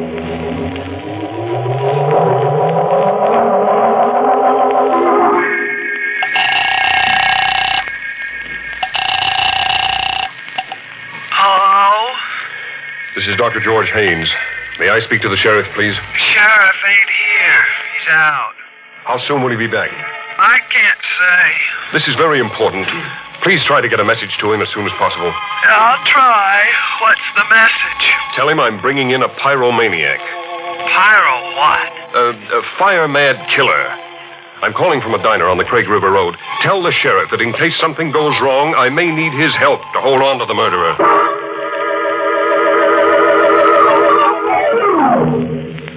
Why are we waiting, Carl? There's nothing to worry about now, Norma.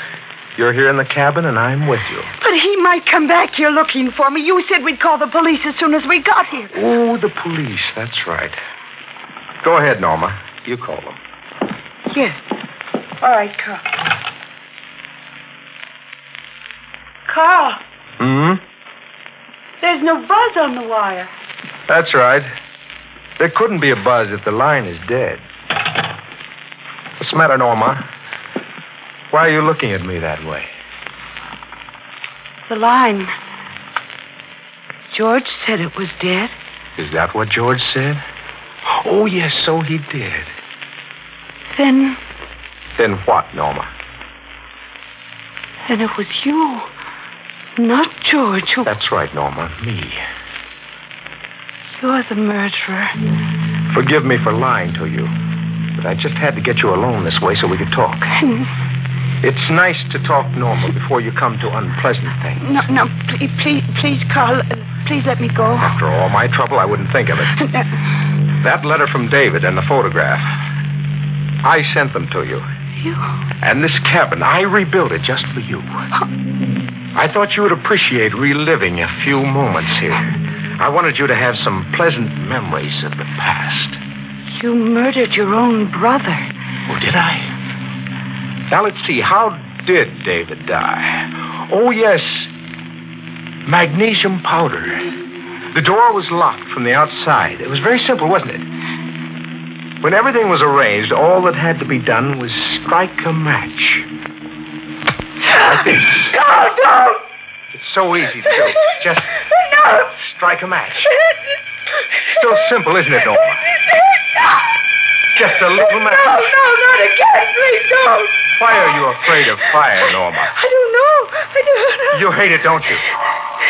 You're afraid of fire like a frightened animal in the forest. Carl, don't look at me like that. David was afraid of fire, too. Petrified of it ever since he was a little boy.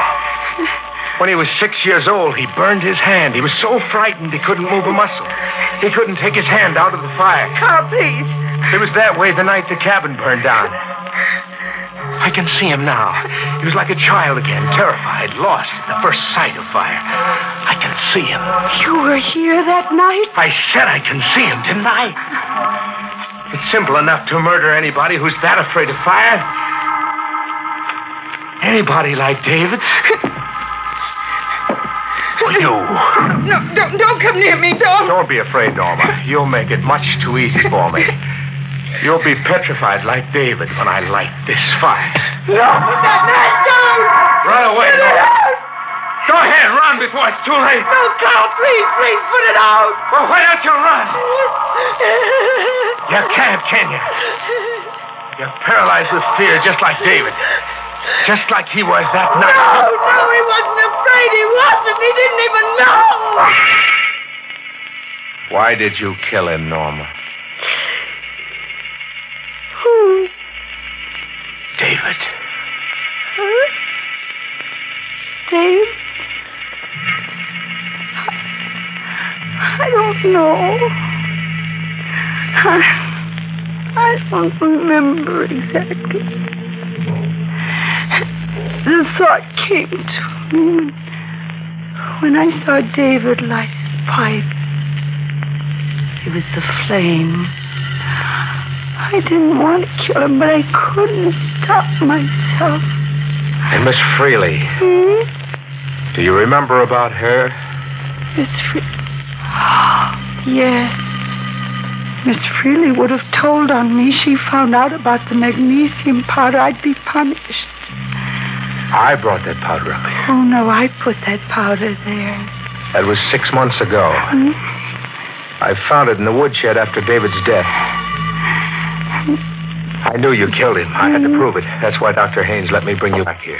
You were right about her, Loring. George. You better put on your coat, Norma. George. I want you to come with me. Where, George? Where are we going? Well, we'll have to go to the police first and tell them. The police? Why, what's wrong? What you did, Norma.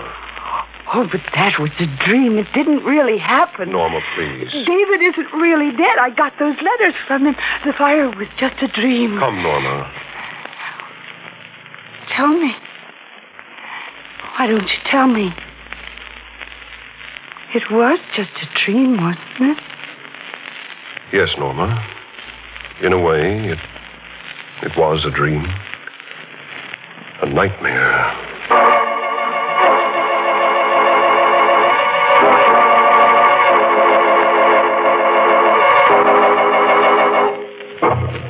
Well, that extinguishes tonight's fiery little fable. Now you can see how a ghost turns out to be just a false alarm. You know, Norma Loring's flame-throwing act brings to mind a ringing verse by an engine-chasing Hottentot. Now, let's see, how's it go? Oh, yes. Some flames burn red, while Bunsen's burn blue. But light up your spouse for that multicolored hue.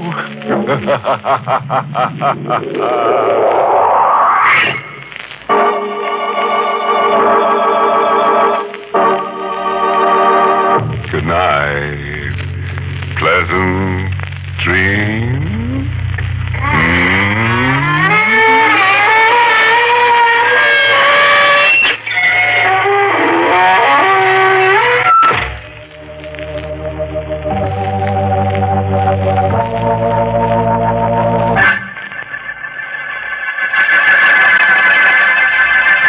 Inner Sanctum was heard in the United States over CBS, the Columbia Broadcasting System, and has been rebroadcast for servicemen and women overseas through the facilities of the United States Armed Forces Radio Service, the voice of information and education.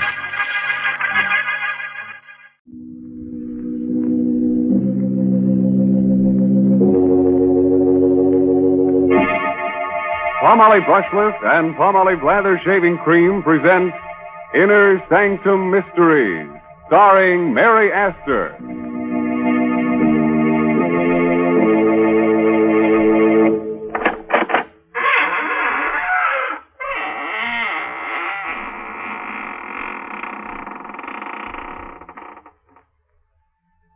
Welcome, friends of the Inner Sanctum. This is your host, Raymond, inviting you to come in through the squeaking door and catch your breath. Now, don't be embarrassed. Many of my guests here are out of breath. But they won't tell on you. I assure you they won't breathe a word of it. You see, they were warm, too, when they came in, but they've cooled off now. You see, I've kept them on ice. Now, if some of them seem a bit unfriendly to you, don't mind. They can't help being stiff.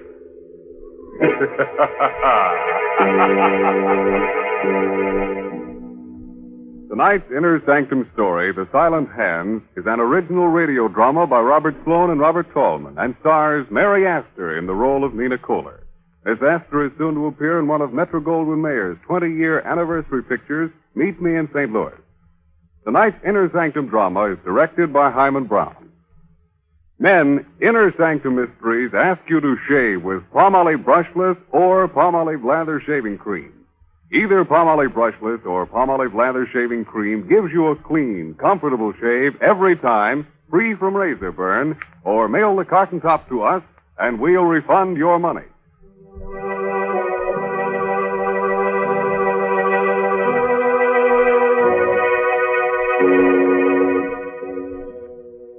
When a murderer sneaks up behind you and you haven't a rear view mirror handy, the best thing to do is listen carefully and try to hear the sound of the silent hands. High up on the bluff, overlooking a West Coast harbor, police cars feel their way through the fog on their night patrol. They're on the lookout for a mysterious woman in white who has already strangled 3 men and pushed their bodies over the cliff. Attention all police cars. Attention all police cars. Woman in white evening dress reported walking with middle-aged man in Overlook Park. Investigate right away. Investigate right away.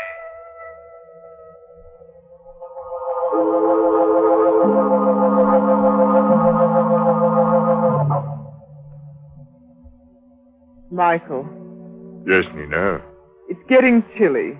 Oh? Finish your cigarette, will you? Let's go in. Of course, Nina. Here, take my coat in the meantime. Put it over your shoulders. Thank you. What? Trembling? What's the matter? Nothing, just nerves, that's all. Michael. What, dear? My bag, it's gone.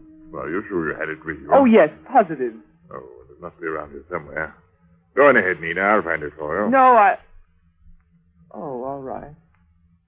But be careful of the cliff. Now, don't you worry, dear. Go on ahead. I'll catch up with you in a moment. Don't be long, Michael. Don't be long. I won't. Always losing a bag. I'm always finding it for her. There it is. This is. Oh! Look at me. Look at my neck. Oh! No! No! Please! Don't push me over.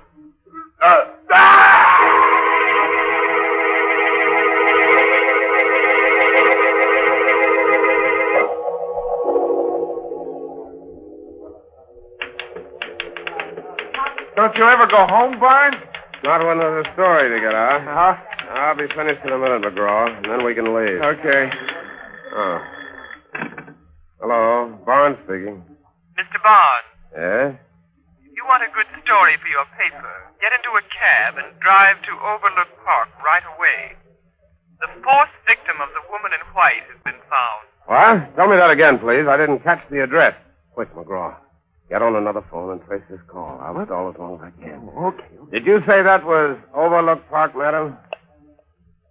Hello? Hello? Never mind, McGraw. She rang off. Well, who was it? Some dame trying to give me a tip on a murder. She said the woman in white had taken care of another victim. The woman in white? Yeah. We'd better get over to Overlook Park right away. There may be a story. Well, wait a minute, Barnes. What's the matter? You scared? Well, sure I am. You don't know who that was. It might be a trap. Come on. But look, don't be a fool, Barnes. You might be the next victim. You gotta call a cop. And tip off every other newspaper in town? Come on, McGraw. Every second counts.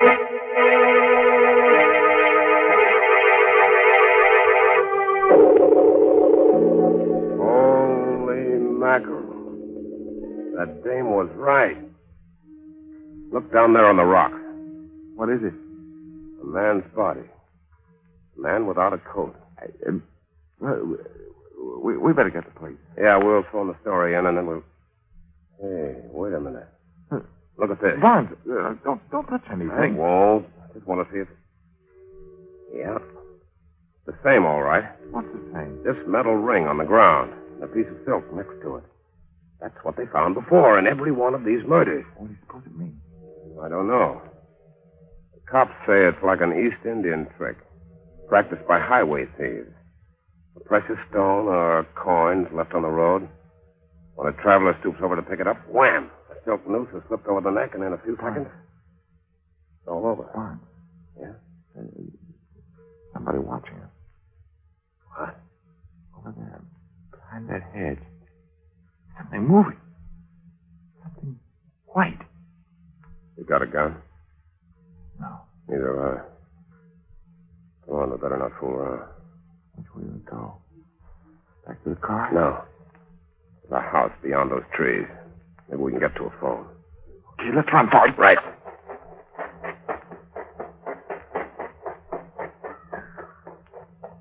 What the devil's that? Sounds like some kind of a tropical bird. You mean here in the park? This isn't the park, That tropical bird you hear is in the aviary next to the house. It's part of my private collection. You live in that house? Yes, with my sister. These are our grounds, gentlemen, and you're trespassing. Well, lady... We're looking for a telephone, madam. We're from the Chronicle. I don't care where you're from. You'll have to leave immediately. But someone's been killed. You'll have to leave immediately. My sister is ill. She can't have any excitement. Nina! Go back into the house, Carolyn. Nina! I've been looking for you. Where have you been? You know very well I've been out here feeding the birds. Why do you ask? Because I didn't see you. I thought perhaps you went back to the place. Carolyn! You'll catch cold out here. We'd better go back in the house. But who are these men, Nina? Reporters, dear. We'd like to use your telephone, miss, if there's one in the house. Why, of course. Come along. I'll take you to it. Thank you. If you men are reporters, I suppose you want to phone your paper about... About what? Nina, you're hurting. I'm sorry, dear. If I held your arm too tightly, I didn't want you to stumble. You're lying. You don't want me to talk. That's not true, Carolyn. You can say anything you please. Go ahead. Say anything you please. Oh, Nina. Please forgive me. I didn't mean what I said before. left me alone so much tonight. But I haven't left you alone, dear. I've been in the house with you all evening. Don't you remember? Oh, yes, of course. You've been with me all evening. In the house. Carolyn, I think you're strong enough now to take these gentlemen inside and show them to the phone. I'm going to stay out here for a while and speak to the birds. Yes, Nina. This way, please. Now go along, McGraw. I'll be with you in a minute. Okay, I'll put the call through. Are you staying behind just to watch me? In a way, yes. You're a fool. Well, maybe I am. But these birds you've collected fascinate me. Especially the gaily colored ones which were brought over from the Orient. Oh, are you a fancier? In a manner of speaking. At least I know that the creature with the yellow bill and the green eyes is a very rare species. I had to write a story about it once. Indeed. Yes. It's found only in certain parts of India. What if it is? You've been to India, haven't you? Never. You're lying. I'm not accustomed to being spoken to like this. But you are accustomed to lying. Only that alibi about not being out of the house tonight won't stand up. Won't it? No. That dress you're wearing is torn. And the piece that's missing from it is in my pocket. I found it out there on the cliff, near a metal ring and a bit of silk. Now you're lying. I have the evidence right here in my hand. Give it to me. Not so fast. Let go of my hand. Let go. Open it. Open it. Or I'll dig my nails into you. Wait a minute. Wait. I'll open it. There. I knew you were lying. There's nothing in it. Oh, of course not. But I found out what I wanted to know. For a woman, your hands are abnormally strong.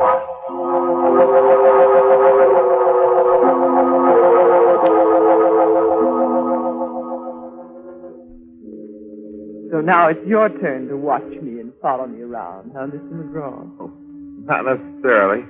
Your friend must think I intend to run off before the police arrive. But he's wrong. I have nothing to fear from the police. Of course not. Don't stand there and grin at me. I'm cold and miserable. If you had any manners, you'd take off your coat and offer it to me before I freeze to death. You can have my coat. Here, thank you. Wait a minute. Where are you going? Back to the house. There's a police car there now. Well, good. I'll go back with you. Just a moment. What's the matter? My watch. I've lost my watch somewhere along the path. Who are you kidding? I just saw you throw it over in the grass. Here it is. Right over here. What's the devil? Where'd she go to? Where'd she... Oh! Myself! No! Stop! On! Keep pushing me up! Good!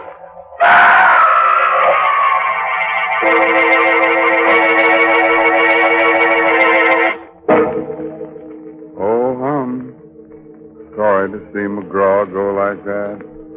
He was such a nice boy. But, you know, it's his own fault in a way. He never should have tried that jump without a parachute. He may hurt himself someday, like the fellow who, when shaving, gives himself a good case of razor burn. Men, when you torture your face with razor burn, don't just blame your razor blade. Instead, try Palmolive Brushless. That smooth, easy to spread, won't clog your razor shave cream.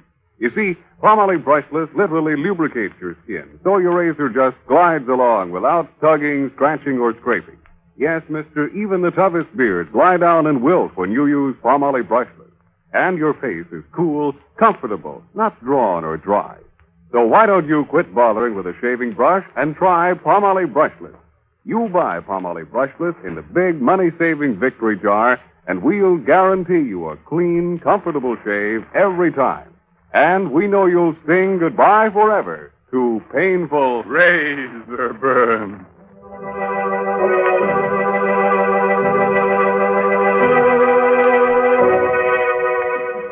Let's get back to Nina and that beautiful Indian rope trick. After that double-header killing, Nina was picked up by the police and put in jail on suspicion of murder. But the case against her was still pretty slim, and when Barnes went down to his cell to get a story for his paper. You seem very confident for a woman who has so little time left to live. You're meddling, Mr. Barnes. In something that doesn't concern you. No, it does concern me. McGraw was a good friend of mine. I'm warning you not to interfere, Mr. Barnes. You'll regret it if you do. You'll regret it more. I have everything to gain and nothing to lose. Nothing but your life. Yeah, what about yours? They'll never convict me. Don't be so sure. I'm innocent. They can't even keep me here another 24 hours. So your lawyers are going to spring you, huh? I have influential friends, Mr. Barnes. And when I'm free, I want to be left alone. You understand? You don't frighten me, Miss Kohler. I'll get the goods on you if it's the last thing I ever do. If you try, it will be the last thing you ever do. Miss Kohler, the sister's Oh, thank you. Lena, you're free. You're free, darling. Yes, I know. George told me he was getting out a writ. You see, Mr. Barnes, I have influential people. Well, they won't always be able to help you. No? Come along, Carolyn. I have so much to tell you. Yes, dear. Mr. Barnes, you've got to help me. What? It's a matter of life and death. Come to the house tonight at 10 o'clock. I'll be feeding the birds in the aviary. Right. Carolyn, what are you doing? I'm coming, Nina. I'm coming.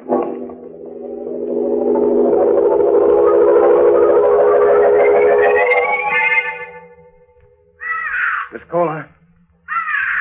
Miss Kohler. Oh, Mr. Barnes, thank heaven you're here. I was afraid you wouldn't come. Well, you said it was a matter of life and death. It is. It is. My sister's been lying to the police, and she's made me lie for her, too. What do you mean? Well, that night you were here, that night Michael was killed, she told you she was in the house with me all evening, but she wasn't. She was out with him, walking through the park. Why didn't you tell the police? I couldn't. I was afraid of what she might do to me. You don't know her, Mr. Barnes. She'd kill me if she thought I was telling you this. But I've got to tell somebody. I've just got to. Wait a minute, kid. Get hold of yourself. There. The night this fellow Michael was killed, your sister made you say that she was home with you all evening. Yes, that's right. Did she tell you why she wanted you to lie for her? Yes. But I don't believe her. She said she had nothing to do with Michael's death, but that there was no way of proving her innocence.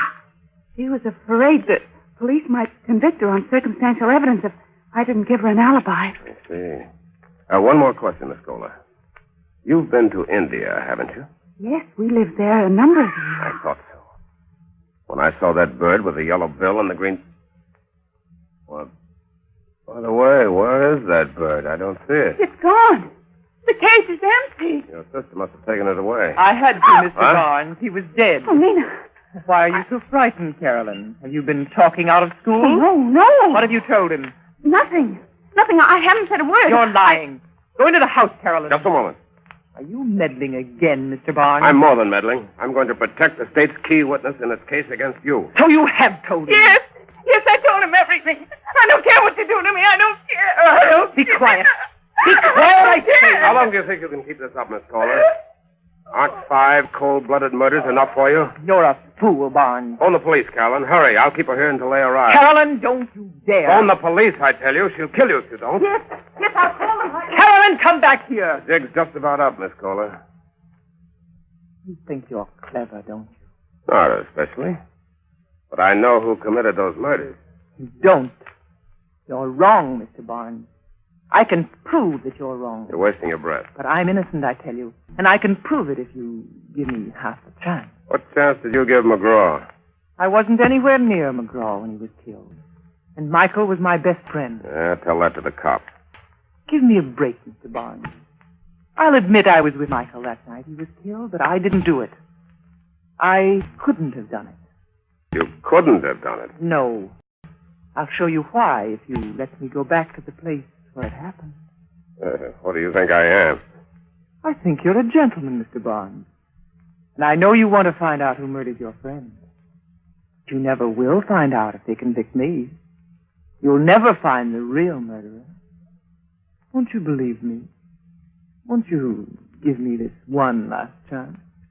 I don't know. Please, let me prove that you're wrong. Okay. Where do you want to go? Back to the edge of the cliff.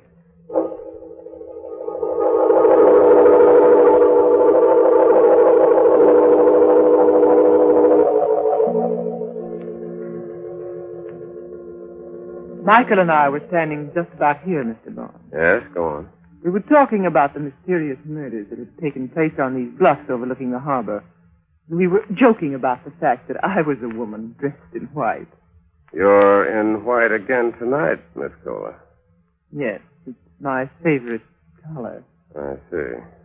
We stood here for a while, and then the cold air chilled me, so I asked Michael for his coat. May I have your coat, please, Mr. Bond? What's the idea? I want to show you what happened. Well, do you have to be that graphic? Yes, it's important. The details are terribly important. All right, you can have my coat. But I'm warning you, Miss Cola. I know the game. Slipping a silk noose over a man's neck is done more easily when his coat's off. That's why all the victims were found in their shirt sleeves. But Michael was the only one I knew. I couldn't possibly have had a motive for killing the others. They're complete strangers to me. That's not much of a defense. Psychopathic murderers often kill without a motive. They do it for the thrill it gives them, whether they know they're victims or not. All right, continue with your story, Miss Cola.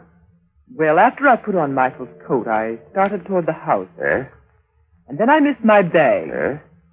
I guess I left it near the edge in this, over there somewhere beside that rock. Good heavens. What's the matter?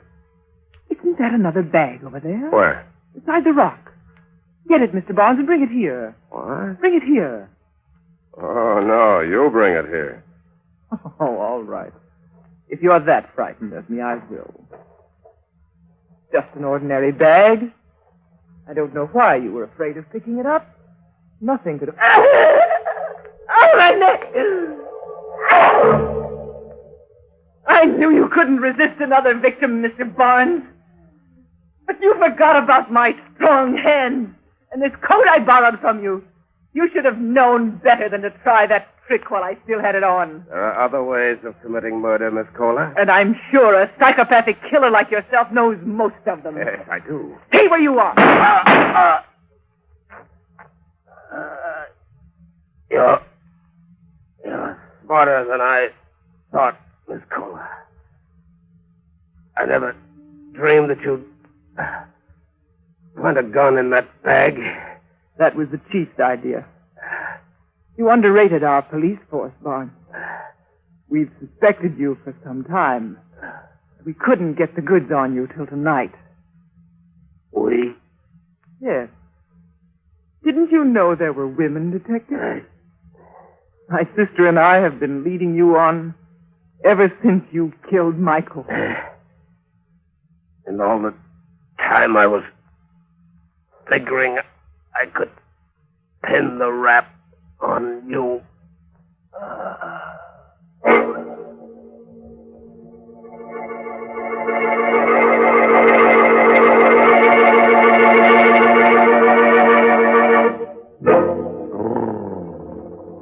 That Barnes boy gave me the willies. And that, of course, leads to the gimmies. Well, look here. Here's Laptop with the wanties. I want lots of lather. I want lots of lather. Okay, you men who use a brush when you shave, you want lots of lather. And you'll get lots of lather simply by using Palmolive Lather Shaving Cream. For an honest whisker wilter, millions of men prefer it. In fact, more men use Palmolive than any other lather shaving cream. Here's why. First, Palmolive Lather Shaving Cream gives lots and lots of lather. He-Man lather with millions of moist bubbles to blitz your beard. Second, Palmolive Lather lubricates your razor, speeds your shave, and leaves your skin smooth, cool, comfortable. So, if you're a lather and brush user and want to avoid razor burn, get Palmolive Lather for a smooth, easy shave that you'll whistle your way through. Get Palmolive Lather Shaving Cream knowing it's going to leave your skin smooth, your face clean and comfortable, or your money back.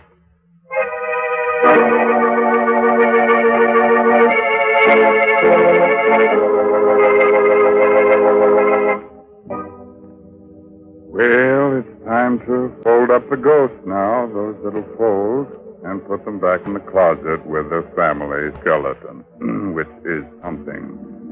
But remember, the next time you're out in the park on a foggy night, keep your shirt on. And keep your coat on, too. Although silent hands are liable to give you a pain in the neck. By the way, this month's Inner Sanctum Mystery is Set the Spider to the Fly by Richard Shattuck. Well, if there's no more business to scare up, I guess I'll turn on the darkness. Thanks. So, until next week, when Palmolive Brushless and Palmolive Lather Shaving Creams bring you another Inner Sanctum Mystery. Good night. Pleasant dreams.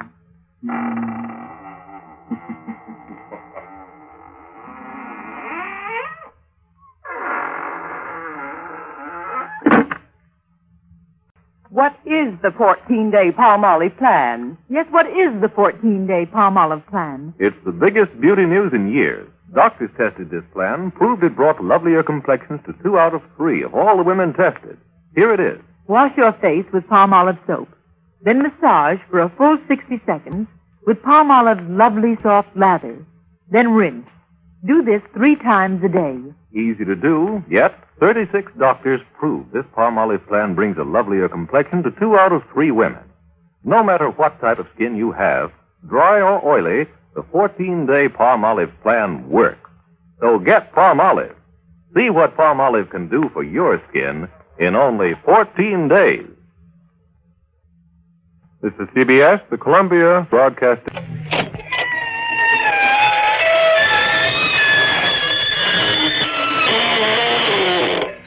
Good evening, friends. This is your host to welcome you through the creaking door into the inner sanctum. Come in. Went fishing the other day in troubled waters. Dropped anchor 5 miles out of mine. We used the heaviest man in our party as an anchor. A really solid chap, Willie. Tips the attic beams at 275 in his tolless speed. We all had quite a rugged time of it with the monsters of the sea. Live bait wouldn't do, so we tried dead bait. That cut our little fishing party in about half.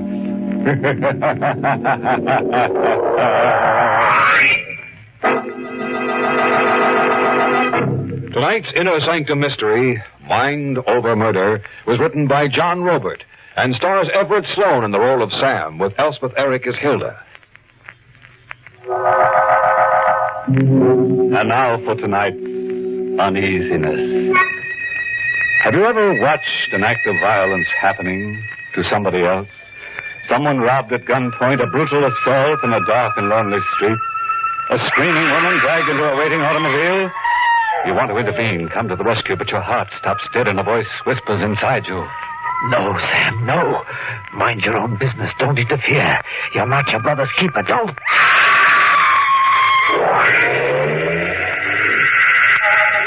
I obeyed the voice in my head, the voice of caution. I didn't interfere.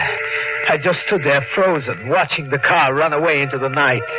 A heavy man in a loud plaid suit and a woman in summer cottons. A woman beaten unconscious and taken away in a car. Taken away to what fate, I wondered. I told myself I was an innocent bystander, deaf, dumb, and blind, just a man waiting at a deserted station, minding his own business. But a deaf man doesn't let a woman's scream enter his ears and lock itself in his mind. A blind man doesn't see and remember details or let the numbers of the license plates of the kidnapper's car, 4826, burn into his brain. 4826, 4826.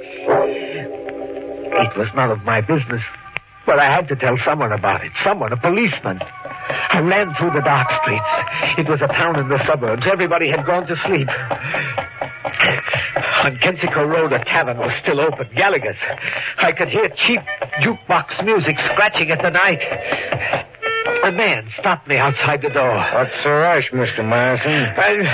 Please, I must pass. You know me? Sure.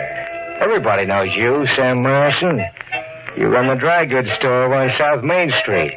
Why the mad dash into Gallagher's at this hour? You that thirsty? No. Just now, down by the bus station. Another foot, Morrison, and your jaw's gonna reach clear to the sidewalk. That suit. What about my suit? Loud plaids. A suit like... A suit like what? Nothing. Like absolutely nothing, I assure you. I'm confused, tired from a long day in the store, from running. I must go home. Hey, wait a minute, I'll buy you that drink. Hey, Morrison! I didn't wait. I ran 10 blocks to a policeman closing his call box. Hey, officer. Yes? Morrison, what brings you to this side of town? Wait, please. My heart. Yeah, it's going like a trip hammer. I can hear it well over here. What's up? Another minute, please. First, write down the number. 4826. 4826. Are you pulling some kind of practical joke at this hour of night? Joke? What joke? Write down 4826. Write down my own shield number. 4826 is your shield number. Are you feeling okay, Morrison? I'm tired. I feel tired. Well, suppose you pull yourself together and take a cab home, huh? Yeah. Yes, pull myself together.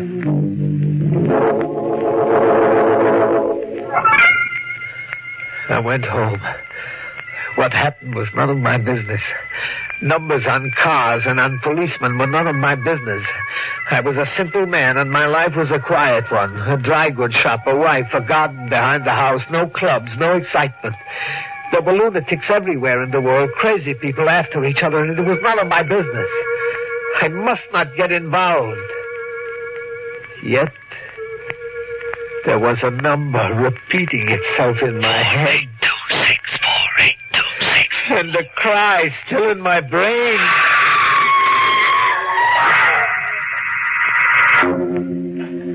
At home, I didn't go to bed. I sat up all night in my clothes, wondering about the woman, wondering and worrying. In the morning, I sat down to breakfast with my wife, Hilda. Well, what's in the newspaper? News? No, I mean anything important. New school bus, the Board of Education voted. No, not such news. I mean, had something maybe happened last night? 2 robberies, the Cumberland Garage and the Davis Lumber Company. Is that all? All? Nothing worse than robbery? Sam, I don't understand. Read. Yes, there's something worse. In Mirador Creek, the police found a dead body. Who was she? Well, who was she? Not she. He was a man, a stranger. The police could not identify him. Why did you think it was a she, Sam? Sam, what's the matter with you? Nothing. Nothing is the matter, and stop nagging me. Sam, what's come over you? The telephone. I'll answer. No. Let it ring. Let it ring? Yes. I don't want to be bothered with telephone calls this morning. Sam. Yes, Hilda. What are you afraid of? I'm tired. I had a bad night. You see, it stopped ringing. I'm going to take a rest. What about the store? Closed. Today my store will be closed. All day and into the evening I couldn't rest. I couldn't empty my mind and rest. Where would the police find her body, I wondered, and who was she? A mother, a sister, a sweetheart. And to whom? And when the people who loved her came to look on her face for the last time, was it for me, the innocent bystander, to pass on to them her last words? Help, help, and a scream? No, I couldn't hide, afraid like a murderer with a secret. Like the murderer must be hiding himself. Where are you going, Sam? Out to report something. Take your raincoat and rubber, Sam. In the streets it was raining. Big splashing tears for the dead. The police station was a mile away. I started to cross the street. But slow. So slow. My legs, I was sitting so long, my legs were like strangers to me. With a car running at me, my legs were stiff and slow. I stared at the car, chained to the street, pushing my eyes out at the license plate, number 4826. Behind me, I could hear my wife. She had followed me out. Sam, look out, the car's coming!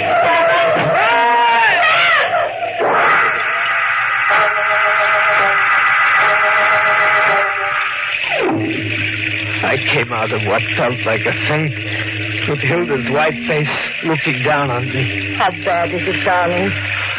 I don't know. My side is dead. The fender struck your side and you fell.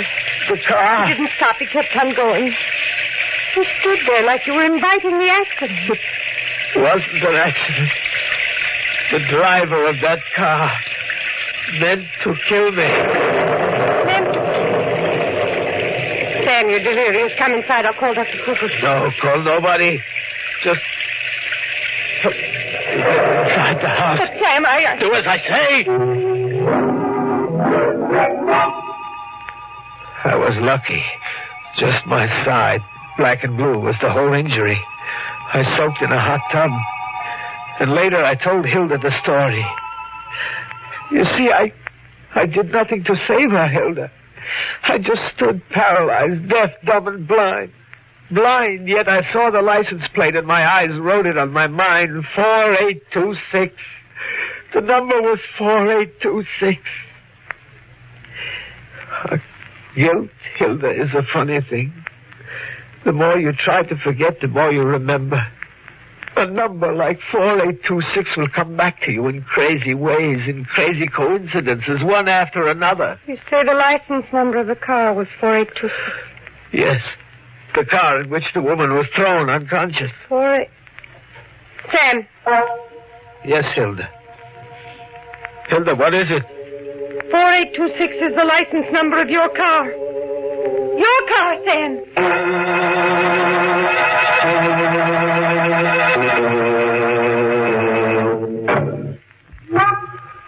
Coincidences in numbers, like a crazy witchcraft.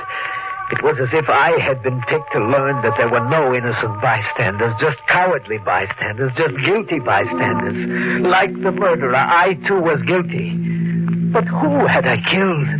I had to find out. I had to know. In the morning, I made an inquiry at the Motor Vehicle Bureau. Yes, Mr. Marson?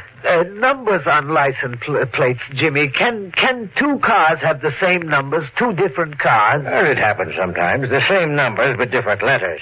The letters designate the township the automobile has been registered in. The numbers may sometimes be the same, but the letters change. For example, the letter C means Soonerville Township. D means Wombley Township. My license plates have a Y in front of the number. Y4826. Well, Y means this township. Did I clear something up for you, Mr. Martin? Yes. Now, there's a favor I want to ask. All right. Y4826 is my car, but I have seen another car with 4826 on its plates. The letter I don't know. I must identify that other car and its owner. Can you find that out for me? Well, I could maybe if... If what? Well, if, let's say, this car you're tracing broke a law, like damaged your car and sped away, hit and run driving. Yes, that's my reason. He did damage and didn't stop. Please, Jimmy. Have a seat for a while, Mr. Martin. There's one other 4826 in the county. X 4826, registered in the next town, Saltaire. And the name of the owner? Well, I've written it on this slip of paper for you. The slip read Walter Demarest, Glendale Walk, Saltaire. Saltaire was a residential town just next door to mine. I started to drive to Saltaire. Now I was closer to finding out about the murder I had done by letting a woman go to her death. A few blocks along on Everest Street, a light changed and I stopped. I waited. And suddenly my door opened. Don't mind if I hitch a ride, do you, Mr. Madison? No, not at all. My plaid suit still got your pop on? It is an unusual suit. Custom tailored. Picked the fabric out myself. Now, the light's changed. You can go now. Who are you? You know me, but we were never introduced. Call me Richie. Richie Summers. You're a stranger in town? Yeah, kind of. In business here? Kind of. Do you own a car? No. You don't? Well, if I did, would I be hitching rides? You small towners are sure inquisitive. Any more questions? Before, when you hitched a ride, how did you pick my car? My car of all cars. I saw you coming out of the Motor Vehicle Bureau. I knew you were going my way. You are going my way, aren't you, Marson? What is your way? South Main Street. Right to your dry goods store. It's been closed a day and a half now, I notice. Hey, you're not sticking to business, Marson. Your own business. I dropped him on South Main Street, and then when it was safe, I turned the car back toward Walter Demarest, Glendale Walk, Saltaire. A brass plate read, Walter Demarest, floral designs for all occasions. In the rear acreage, there was a greenhouse. Walter Demarest grew flowers for all occasions, births, anniversaries, and funerals. The car was there, too. X4826, a black car, a make like mine, parked in the driveway under a maple tree. I watched into the twilight, into the first shadows of night. And I hid so that I wouldn't be detected, like a criminal hides. And then I saw him come out and go to his car. A frail man with a businesslike look, carrying a small valise. A lady's overnight bag.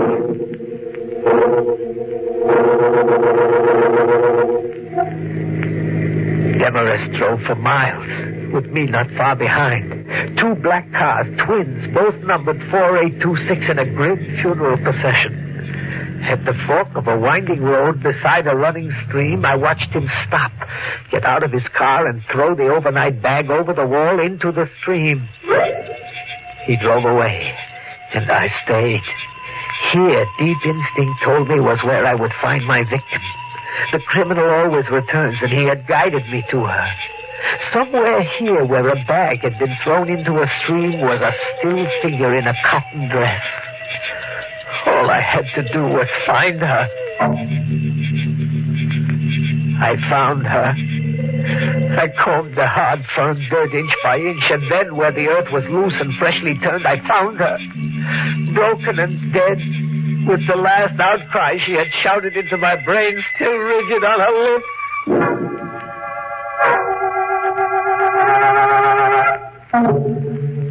Home. I stayed locked in my room for hours, unable to face Hilda, my wife, or myself. Sam! Sam, let me in. Go away. Sam, please open the door. Away like this, you'll just drive yourself crazy. Look. See this, Hilda? What is it, Sam? A tear from a cotton dress, a swatch of brown cotton. But the dress wasn't brown, Hilda. When blood dries, it dries brown. Sam, no. And this pin. It was pinned to her dress near the throat. You should have seen the throat, Hilda. It was 5 times the size, swollen from strangulation. Sam, stop. I took these things from her grave, the swatch of cotton, the pin, even a handful of earth to carry in my pocket. Do you know why, Hilda? Do you? Why, Sam? Why? For trophies. Like a hunter collects trophies, souvenirs of his victims, little remembrances, so that I shall never forget the first thing I killed. Sam. Yes, Hilda. You've told me things. Strange, frightening things these 2 days. About a heavy man in box plaids, about a woman, about a car, about crazy coincidences in numbers. I've listened and I've said nothing. My mind said a lot, but I said nothing. What did your mind say, Hilda? That you're a sick man, imagining sick things. My mind told me that. But tonight, coming from the garage just now, looking at your souvenirs, my mind tells me something else. What? That there was a woman in a cotton dress and that you, Sam Morrison, a quiet businessman and a good husband, murdered her. Coming from the garage just now, you said, Hilda. What did you mean? Your car, Sam. Y4826. I examined the back. On the floor and on the seat there are stains. Big brown stains. When blood dries, it dries brown. Somebody is at the door, Hilda. Who, Sam? Who? You better go see. Leave my door open, Hilda, like this so I can see and hear. I don't want to hide anymore. Go. See who's at the front door. Yes? I'm Officer McBride from headquarters. Mrs. Morrison, may I come in? Yes, come in. I'll tell you why I came, briefly. A young widow in town, Mrs. Harriet Apley, was reported missing a day or so ago. We found her a few hours ago in the woods near Chequesset River, murdered. And you came straight here to the Morrisons. Well, the night Mrs. Apley disappeared, your husband was on the streets, late, acting peculiarly. He ran up to me and he said a lot of things that didn't make any sense then. Is Mr. Morrison home? My husband is not well. I asked, is he home? He's sick. He needs a doctor, not a policeman. My husband is sick. Sick, yes? My wife is telling you the truth, Officer McBride. I'm sick, yes. Sick like a murderer is sick. Sick with guilt. Oh, if you'll calm down a minute, Calm down. Can I, with her scream eating into my brain? Can a murderer ever know calm? I murdered your young widow on the street this night. I, Sam Myerson, confess to murder. Arrest me. Oh, now, look. Arrest me. I insist that you... Arrest me. Sam! He's had a stroke.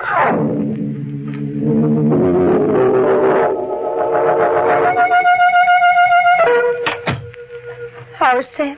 Oh, Mrs. Myerson, the doc says your husband will get back to normal, all right? But it'll take some time. Sam has time. And I have time. Sure. Still, I should have told him right off he was being framed by guys out to shut him up. That might have cleared his mind and steadied him. My husband. A quiet proprietor of a dry goods store. A man who never bothered anybody. Should be the victim of a frame-up. Well, they never intended for Sam to face charges, Mrs. Morrison, or anything like that. They were just out to scare him enough so he'd forget what he happened to see that murder night. You see, it was a jealousy murder. This florist, Demarest, he imported a New York killer to help murder and dispose of his two-timing sweetheart. And still, in a way, it was a lucky thing for your husband. The florist broke under the strain and phoned a confession into headquarters. Or Sam would face murder charges. And conviction. Well, the way he planted clues like a blood-soaked car seat kept pointing toward him. And the way even coincidence was building its own trap around him. And the way Sam had already convicted himself. Coincidence, you said, officer. Those numbers, the way they matched. Was that only coincidence? Well, maybe not. Maybe, like I heard Sam telling the doctor in there, it all happened the way it happened to prove the whole point of Sam's experience. That everyone in the world is his brother's keeper. Yeah. That there are no innocent bystanders to murder. Only guilty bystanders.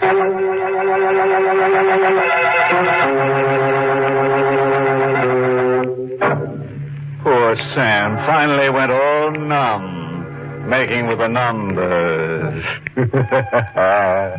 A homicidal florist threw Sam a bouquet of forget-me-nots, and the scent almost killed him.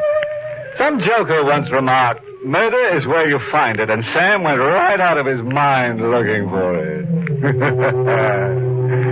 Imagine confessing to another guy's crime. It's getting so everybody wants to get into the act, even if it means curtain.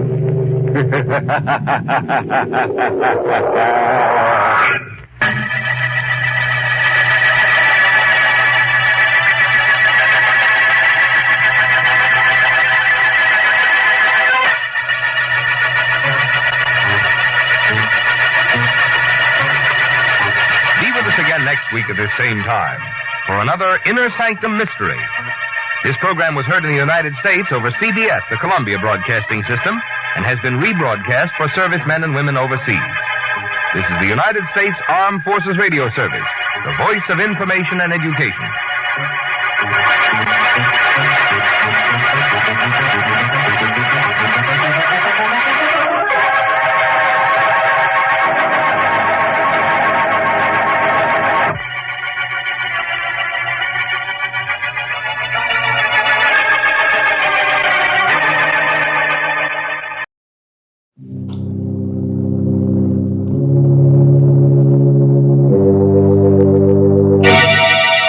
Lipton Tea and Lipton Soup present Inner Sanctum Mysteries.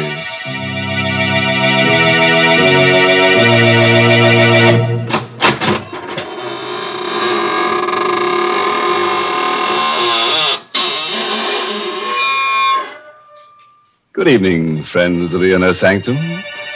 This is your host at the squeaking door again. Just, slither in and let me dispel your weariness with a bit of eeriness, hmm? Oh, no, please. Don't sit in that chair. I'm, saving it for rigor mortis to set in. Oh, dear. I see this is going to be one of those nights when my favorite character gets killed. Yes, Mary, but don't scream blue murder, because this is a corpse of a different color. Well, if it's going to be that kind of a story, I'd better tell folks about something cheerful first. Yes, I mean Lipton tea. Lipton's is such a friendly, welcome drink. And that's because of its brisk flavor. Now, that word brisk is important. It means that Lipton tea always tastes fresh and full-bodied, tangy and vigorous. It's never flat or wishy-washy. That's the reason why Lipton seems to make good food taste better, and why Lipton tea is the perfect beverage to serve when you're entertaining friends. So even if you're not a regular tea drinker, you should try Lipton's. That brisk flavor makes all the difference in the world. And now let's leave the world, temporarily, of course. Tonight's story is called The Lonely Sleep. It's an original radio play by Christopher Mayo, who scribbled it during a nightmare. And our star is Carl Swenson, who plays the role of Archie Gold. Murder is a specter which nudges all of us, anywhere. Most of us will never murder, but can any of us say we never will? Certainly Archie Gold, 30-ish, bald and mild-mannered, never thought he would murder. Archie was the window display man for Greg's department store.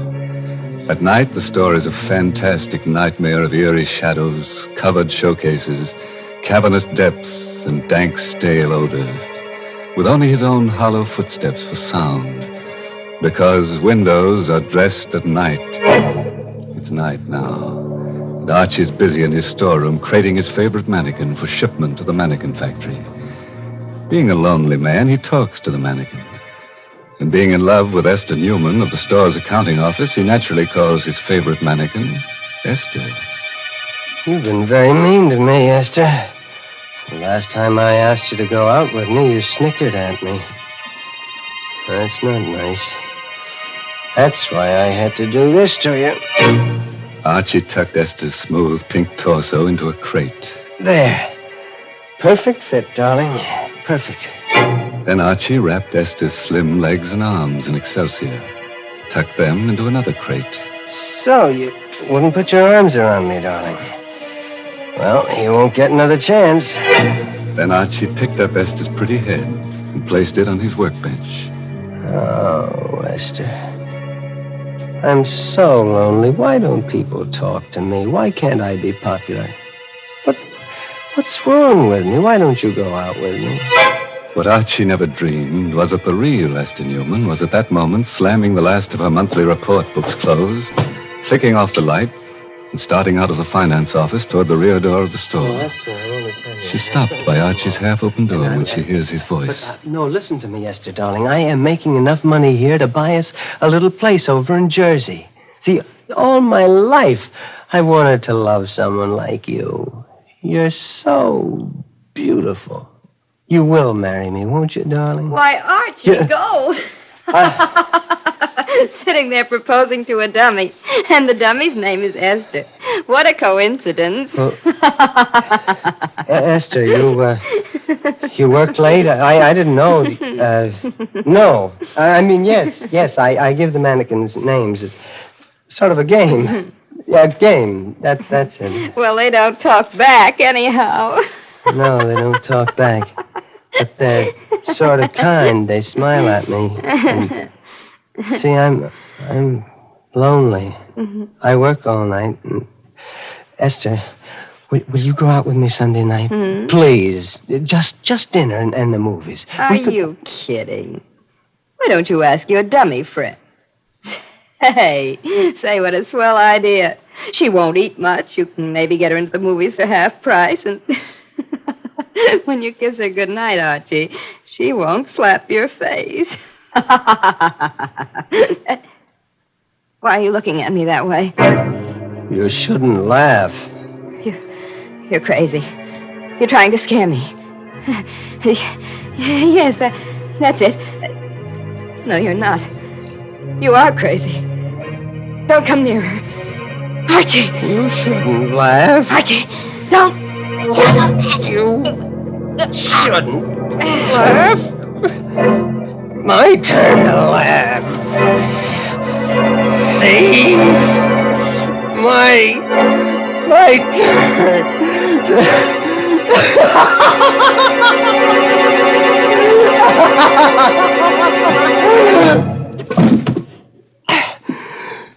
You shouldn't laugh. People shouldn't laugh when you're lonely. You see, the specter of murder had nudged Archie, and he's obeyed. This was no mannequin at his feet. This was a woman, warm, beautiful, and dead. Then, being scared and lonelier than ever, Archie talked to his mannequins again. This time to Frank, painted and rouged and handsome in Greg's bargain $29.50 tweed suit. You heard her laughing at me, Frank. I just couldn't stand her laughing at me again. See, look at her, Frank. You'd think she was asleep. Her neck's broken. See, what am I going to do with her? I gotta think. Gotta hide her. Gotta dress the front window, too. Window. Sale of cozy kitten mattresses starts tomorrow. It's a big sale. Sleep on a cozy kitten. I've got it, Frank. The window. I've put her in the window on a cozy kitten mattress, and nobody will know. And then tomorrow night, I can... So Archie used some pancake makeup, bringing life to Esther's sallowing cheeks and purple lips.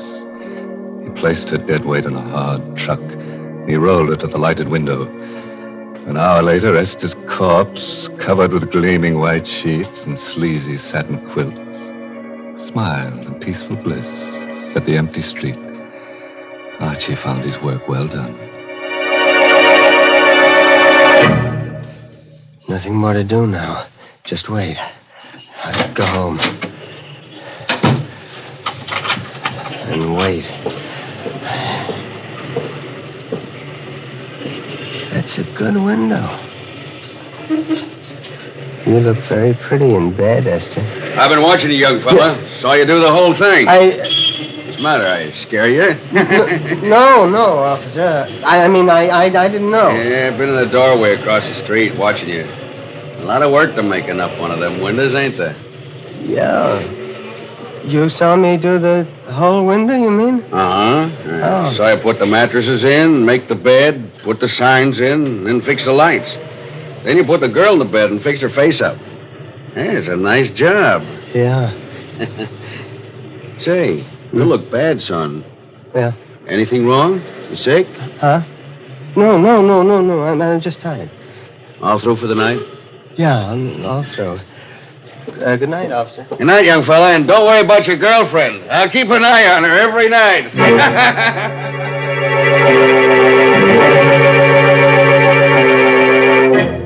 So Archie went home, as you or I might have done. And because he'd been too busy setting his little post-mortem stage, the impact of his crime began to seep through only as he neared his rooming house. Maybe the girl in the doorway he passed started him thinking because she laughed. Are you kidding?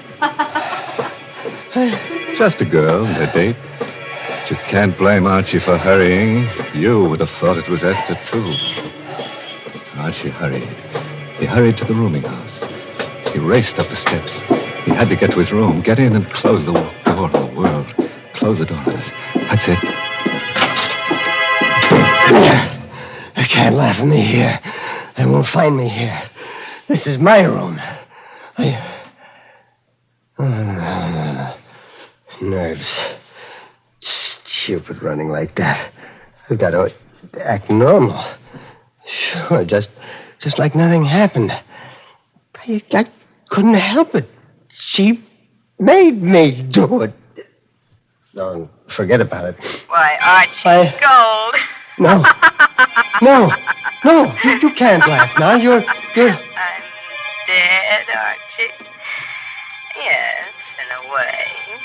I'm in Greg's department store window. I don't believe in ghosts. It's just my mind, my imagination. That's right, Archie. You're too clever to believe in ghosts. I'm not a ghost, Archie. I'm in your mind. I'm part of you now. Part of you. Get out! I'll drive you out. Oh, no, Archie. You can't. Unless, Archie. Unless you replace me with someone else. Yes. That might do it. Someone else. Another girl. See? That's how a murderer thinks. Oh, yes. You do the same thing. Archie never thought he would murder. Now he's ready to do it again. Get rid of his conscience to get rid of a voice. Archie lit a cigarette. He poured himself some milk, ignoring the laughter in his brain until it pushed through again. Look at your hands, Archie. Look at them.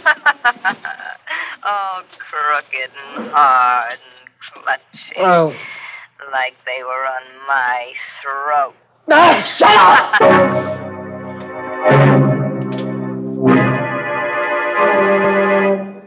Archie threw himself on the bed and jammed the pillow against his ears. Fell into a dream worse than reality.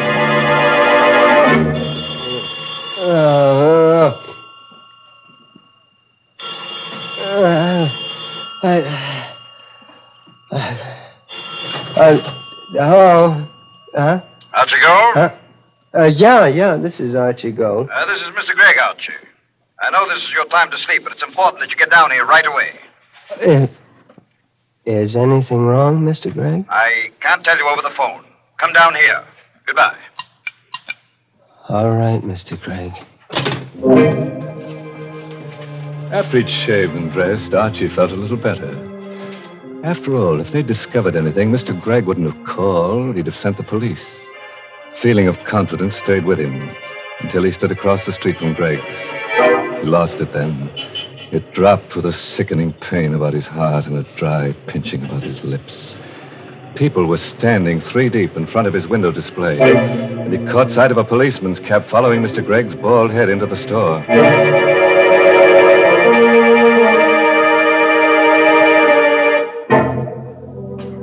Well, were you thinking of going window shopping tomorrow?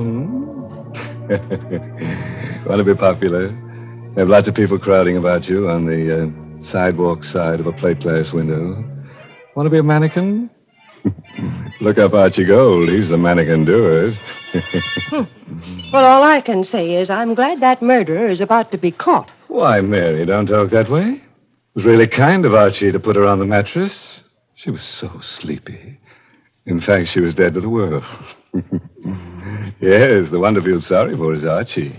Why, the poor fellow's shivering. Why don't you make him a cup of Lipton tea? Lipton's is too good for him. And besides, he's probably too scared to taste the difference between Lipton's and ordinary teas. Yes, folks, Lipton tea is different. In the language of tea experts, Lipton's has a brisk flavor. And when they use that word brisk, B-R-I-S-K, they mean that Lipton tea tastes tangy and spirited, really full-bodied. It's never flat or weak. So get acquainted with that brisk flavor. Why, you just don't know how good tea can be till you know how good Lipton's is. Well, let's see how good Archie's alibi is. Remember Archie, the lonely little man who dresses Greg's department store windows at night? He just couldn't stand being spurned by Esther Newman any longer. She laughed at him when he asked for a date, and now Esther is a lifeless mannequin advertising the restful qualities of cozy kitten mattresses in the window display. And Archie enters the store to see what's in store for him. Mr. Gregg, I'm, Archie Gold, come in. Close the doors. Sit down. My boy, you know Miss Newman in our bookkeeping department? Yes, sir.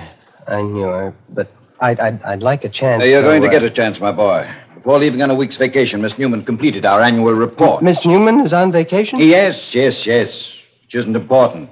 The report shows we sold 16 cozy kitten mattresses in 1 year. Well, that's not many, is it, sir? It's terrible. We were stuck with 1,500 of them. Just a minute now. Jenkins. Yes, Mr. Gregg? How many mattresses have you sold now? 802, sir. You hear that, Gold? Yes, sir. 802 mattresses in a couple of hours. And your window display did that. My boy, you're a genius. Mr. Gregg, No. I know just what you're going to say. Any man who has the imagination to put a woman dummy asleep in a window, and such a dummy, so peaceful. How much are we paying you, Archie? $36.47 a week, sir. Starting today, it's $72.94. And a private office, and you're the head window display manager of my 3 stores. Ha! Stunned you, huh? Everything I've always wanted. What's more, I've had pictures taken of that window with the crowds, and the paper promised to run it in tonight's edition. With your name. Good? Yes, sir. I want you to know, sir, I appreciate it. Oh, nonsense. Greg knows a bargain. Now go home to bed again, or take tonight off. Oh, no. I have work to do. Got more good ideas? Good. Mr. Gregg. Yes, my boy. If the mattresses are selling so well, we won't need the display. I can take it out tonight. Oh, nonsense. Don't touch it. We'll run this sale for 2 weeks. I just ordered 1,500 more mattresses. Success and popularity was sweet to Archie's taste. But Archie knew a corpse, no matter how beautiful, cannot survive the sun beating through glass for long. And Archie knew that. It was a wretched rainy night. Greg's department store had long since closed its doors. The night belonged again to Archie. Now he had a nasty job to do. He drew the curtains across the big window, in case the officer was watching again. Esther was just a mannequin now, a mannequin of flesh and bones, but a mannequin. And Archie spoke to his mannequins. You've had a hard day, Esther, darling, haven't you? Well, it's all over now. You never did anything for me alive. Dead, you brought me success. Now I've got to send you away. You're stiff and cold, Esther. And you can't laugh now, can you? Esther couldn't laugh. And Archie opened the crates which contained the mannequin he had originally planned to ship. With a few simple tools and lots of work, he made Esther, the real Esther, conform to his original shipment. A torso, a pair of hands.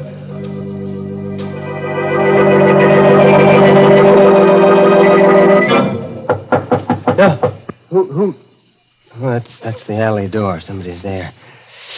Is he a cop? Maybe. I've got to act natural. After all, she's well hidden. Could I come in? Please, I'm so wet and tired. Girl. It's a girl. Yes. Come in. Get out of that rain. Thanks. Why, you poor kid, you're soaked. Come into the workshop. I've got a heater in there. Gosh, thanks. She was sent to me. Someone to take Esther's place.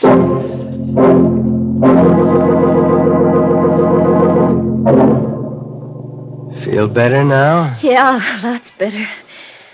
You're very kind. How did you happen to pick this door to knock at?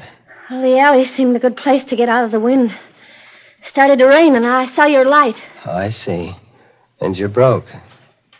Yeah. The usual story. I came to town from Philly to get a job. Job was there, all right, but the boss wasn't on the level. Well, don't you have a home? Parents or a husband, I mean? Oh, that's No. a shame.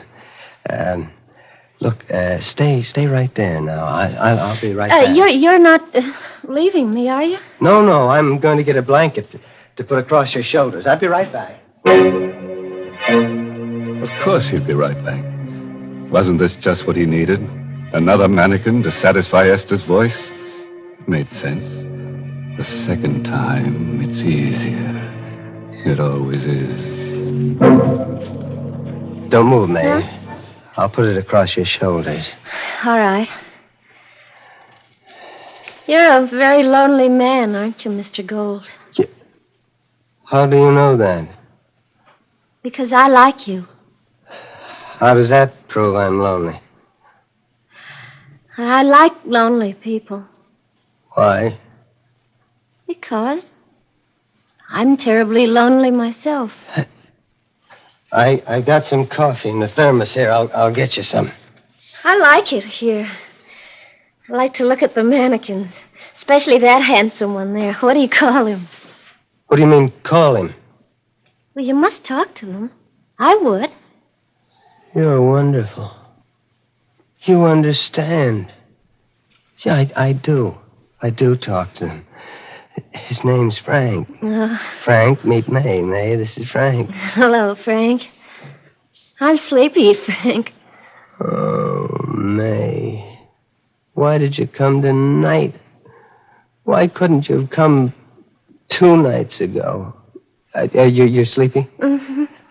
I'm warm and sleepy. Look, I have 3 hours before my window has to be finished, and I have an errand that'll take me about an hour. You climb into the bed in the window and... People will see me in the window.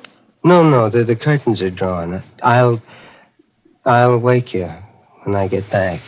All right. Looks like the kind of bed I could sleep on forever. Ever. Doesn't always work out the way you plan it, see? Archie didn't want to murder Esther, but he did. Archie wants to murder May, but he'd rather not. Well, Archie drew the satin quilts over May. She smiled, closed her eyes with a murmured thanks, and was asleep. Archie knew now he loved her, that he must never listen to her speak again.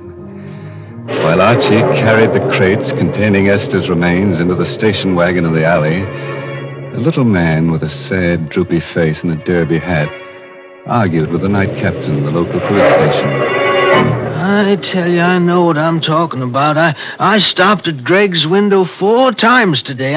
I know a corpse when I see one. Well, I saw that window, too. That's a dummy in that bed. I know a dummy when I see one. I don't doubt that, Captain. You've had more experience with dummies than I have, but I've had more experience with corpses than you have. That's a dead girl in the bed. Now, what makes you so sure?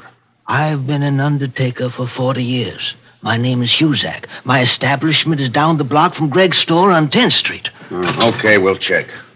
Operator, get me Mr. Gregg. Yeah, Greg's department store.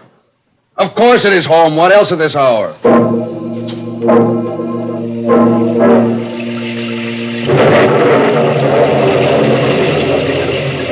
Archie had a plan. Excitement gripped him.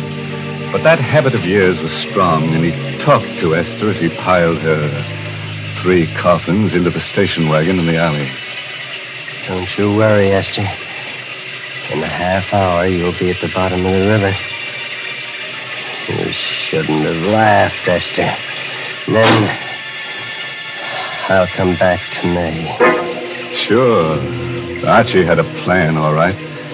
But it didn't include the little old undertaker who knew a corpse when he saw one, or an angry, sleepy Mr. Gregg, or a confused who were right then coming to a stop in front of the store.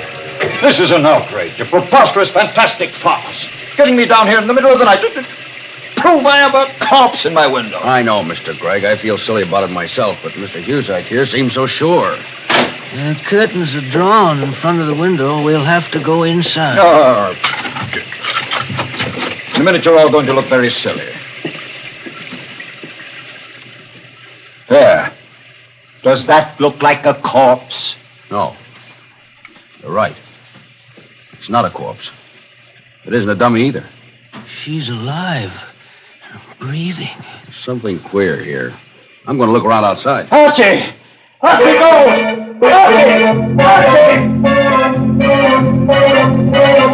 Archie didn't hear himself being paged. But at the entrance of the alley, he saw the police car in front, and he heard the police captain shouting from the sidewalk. That was when Archie decided it was better to be lonely. The lonelier, the better. They found out. That's the police. They said they found out. Hey, you! Away now. Got to. They won't catch me. They won't. Got the lights, Fred. I gotta go through. Faster. Faster. Why can't it go faster? The truck. Turn right. Turn!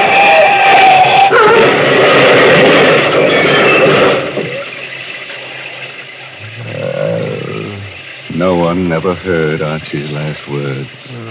They bubbled through his torn throat as he lay in the glass-smashed window through which he'd crashed. No one.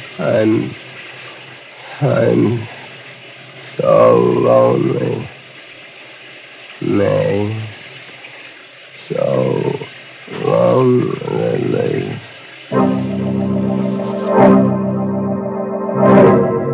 Well, Greg, here's your Archie Gold. Bet those crates will be interesting. Awful. Yeah, quite a mess. No one was cruel enough to point out a gruesome bit of grisly humor. The lonely little man who'd spent so much time in display windows had created his final masterpiece. Archie had decorated his last window in Cusack's funeral parlor.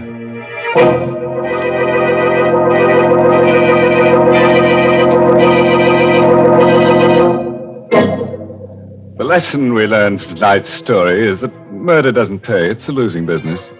Murderers are always in the red. And it's strenuous work, too. You're bound to find yourself a little stiff. Mr. Host, I did not like that story. Well, neither did I, Mary. Imagine the cozy kitten mattress company pulling a smart advertising stunt like that on Lipton's time and for free. Now, that's not what I mean at all. And if you're worried about Lipton's, let me assure you that Lipton's is the largest selling brand of tea in the whole world. That's the kind of popularity that really counts. And, folks, if you'll just once try Lipton tea, I think you'll be convinced, too.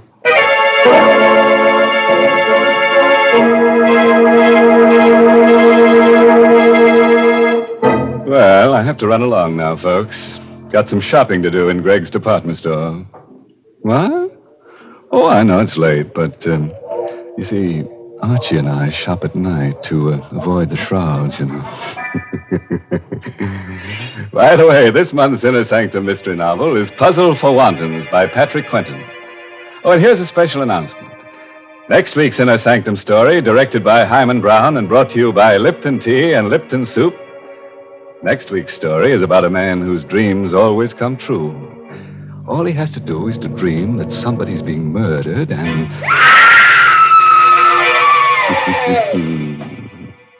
Enough to keep you awake, isn't it? Oh, until we meet again next Tuesday, you dream of me and I'll dream of you.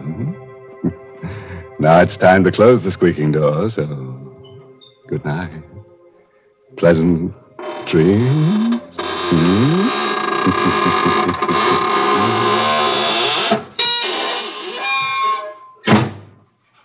Folks, here's a grand way to begin a meal. Serve Lipton's noodle soup. Lipton's takes no time to prepare, and yet it has a real fresh-cooked chickeny flavor. Yes, it tastes just like the chicken noodle soup you'd make right in your own kitchen. And Lipton's is economical, too. It costs less and makes lots more than canned soups. So, folks, don't forget to serve Lipton's noodle soup. And don't forget to tune in next Tuesday night for another Inner Sanctum Mystery. This is CBS, the Columbia Broadcasting System.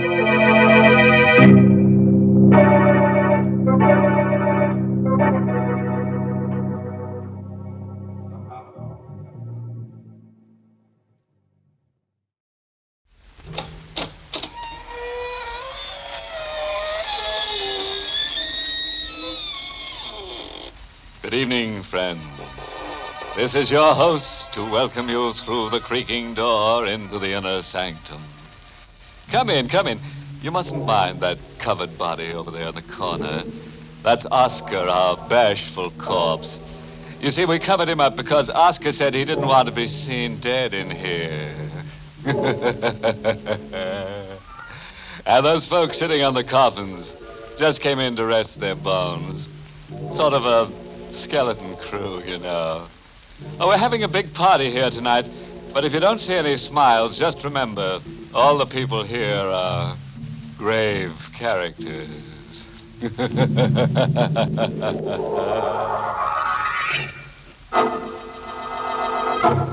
Tonight's Inner Sanctum Mystery, Corpse Without a Conscience, was written by Ed Adamson and Bob Sloan, and stars Carl Swenson in the role of Charles, with Everett Sloan as Bellini. As they so often say, the line that separates the dead from the living is very thin.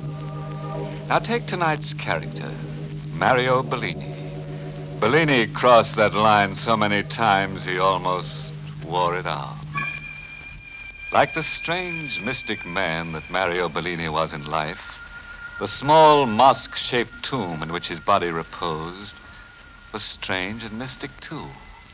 In the hillside cemetery, it stood alone and aloof, above the other tombs.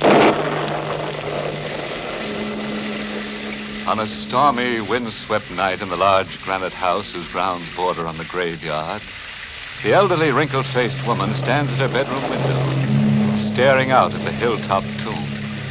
The elderly woman, troubled by a hidden fear, bites nervously at her lip.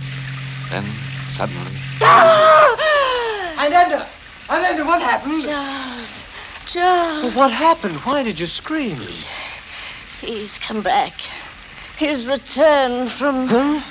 What are you trying to say? Who's come back? Mario Bellini. Bellini? Yes, he was here in this room. It's ridiculous, Bellini's dead. He's buried in that tomb up on the hill. I know, but he's returned from the dead. Nonsense. The dead can't return. Bellini can. He has strange powers. He was here in my room. Can't you tell he was here? Well, how? That odd incense he always had burning in his place. Don't you smell it? This room, it's filled with the odor of Bellini's incense. It's just your nerves. There's no odor of incense in this room. What? Not a trace of it. Now go back to bed. You think I'm crazy. Just because I'm old, you think I imagine things. Bellini is up on the hill in that tomb. His casket is in the crypt under the stone floor. Even if he could rise from the coffin, he'd be locked in that crypt. Not that the dead can rise. Bellini has strange powers. For your own peace of mind, I'm going to prove to you that Bellini's body still rests in that tomb. Going to wake up Horton, and he'll help me unseal that trapdoor in the stone floor. It's no use, Charles. You won't find Bellini there. What makes you so sure? Because of this note. What note is that? I received it from Bellini the day before his death. I never told anyone. Here. Read it. Mrs. Ferguson, you have won in life. I will win in death.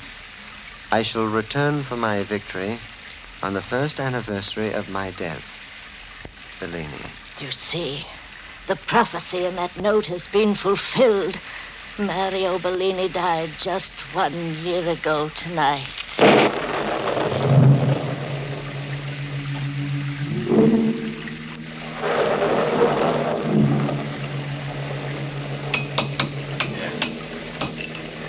Charles, please, I want to go back to the house. After I show you what's below the floor of this tomb. It's pure witchcraft, Mrs. Ferguson, coming to life after being dead for a year. My aunt is upset enough, Horton, without your comments. I'm sorry, Mr. Ferguson. Just keep working on that concrete. Yes, sir.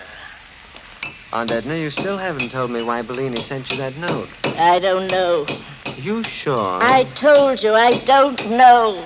Could it be because you swindled him? Swindled? I won't have you talking to me that way. Forgive me, Aunt Edna. Swindle is a bad choice of a word, isn't it? It was a perfectly legal transaction. I obtained his property fair and open. Just a shrewd business, hmm? Well, I've always prided myself on my ability to deal shrewdly in all matters. How's it coming, Horton? You need any help? No, sir. As soon as I get this bolt loosened, it'll take the two of us to raise the door. It's solid stone, you know. I know. Charles, perhaps we better call the police. You have nothing to worry about, Aunt Edna. Except, of course, your own conscience. That's an ugly thing to say to me. I've given you everything you ever wanted, haven't I? Yes, you have, Aunt Edna. And I've often wondered why. There. It's off. Bolt's free, Mr. Ferguson. I think we can raise the door now. All right, Horton, take hold of the ring. Yes, sir. Let's pull together. All right. Come on. It's beginning to lift, sir. That's it. Keep pulling. Keep pulling. It's open. What do we do now, sir? Mrs. Ferguson, you and I are going down there into the crypt. Oh, please, sir. Mr. Bellini always frightened me when he was alive. I'd rather Don't not. be a fool, Horton. The dead can do no harm. But Mrs. Ferguson said he came out to this crypt tonight. Never mind what Mrs. Ferguson said. You are doing as I say. Yes, sir. Ready, Aunt Edna? Yes, Charles. If you insist. I'll take the lantern, Horton. Here you are, sir. All right. Now, you two follow me down. Watch out for your head, Mrs. Ferguson. The ceiling's low. Please, Charles, hurry. Moving as fast as I can. Got to find the catch on the side of the casket. Ah, here it is. Now, pull back the panel, Horton. Yes, sir. Is he there, Charles? Of course he is there. Exactly as I said he would be. Hermetically sealed under glass. No sign of life, is there? No sign of life. Don't be afraid to look. But Go ahead. Look. See for yourself. See how safe you are from the unrising, dead Mario Bellini. Oh, thank heaven. He's there. And dead.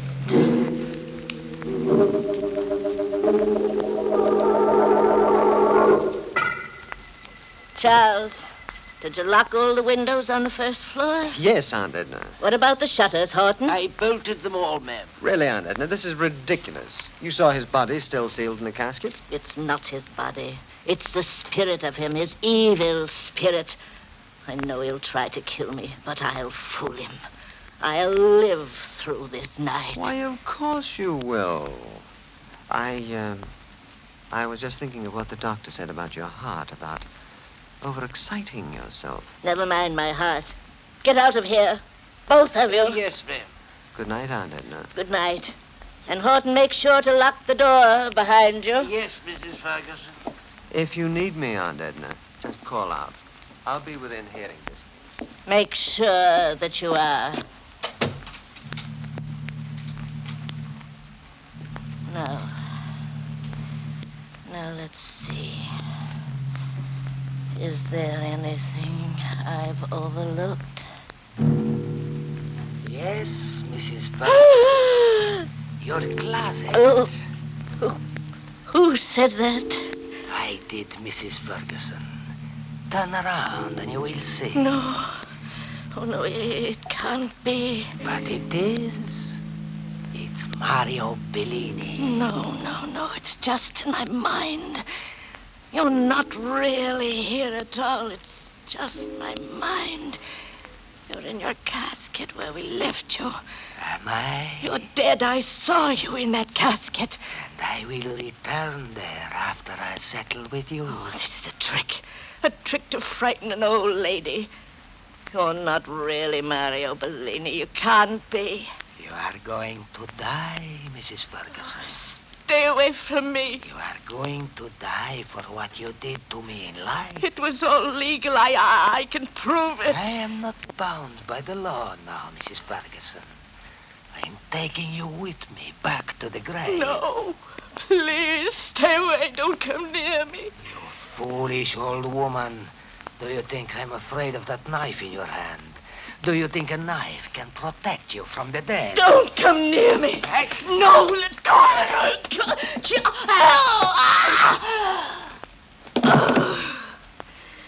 Ananda, what's the matter? Mrs. Ferguson. Oh, she's been stabbed, sir. Horton, call Dr. Marshall. No. Wait. Bellini. What? Mario Bellini. Return from the grave. Mrs. Ferguson. She's dead, Horton. She was trying to tell us something. What did she say about Bellini? I'm not sure, but it seemed as if she were trying to accuse him. Of stabbing her? Yes, but that doesn't seem possible. Every entrance to this room was locked. Horton, look. Her hand on the knife as if she'd plunged it into herself. Mrs. Ferguson wouldn't have killed herself, sir. And yet there was no way for anyone to get in here. Anyone alive. I don't know what to think now. Maybe my aunt knew what she was saying. Maybe she did. Horton, what are you staring at? Look, sir. This was on the floor. What is it? A ring, a gold ring, with the initials MB engraved on it. I saw that ring tonight. I saw it on Mario Bellini's hand while he was in the casket in his tomb.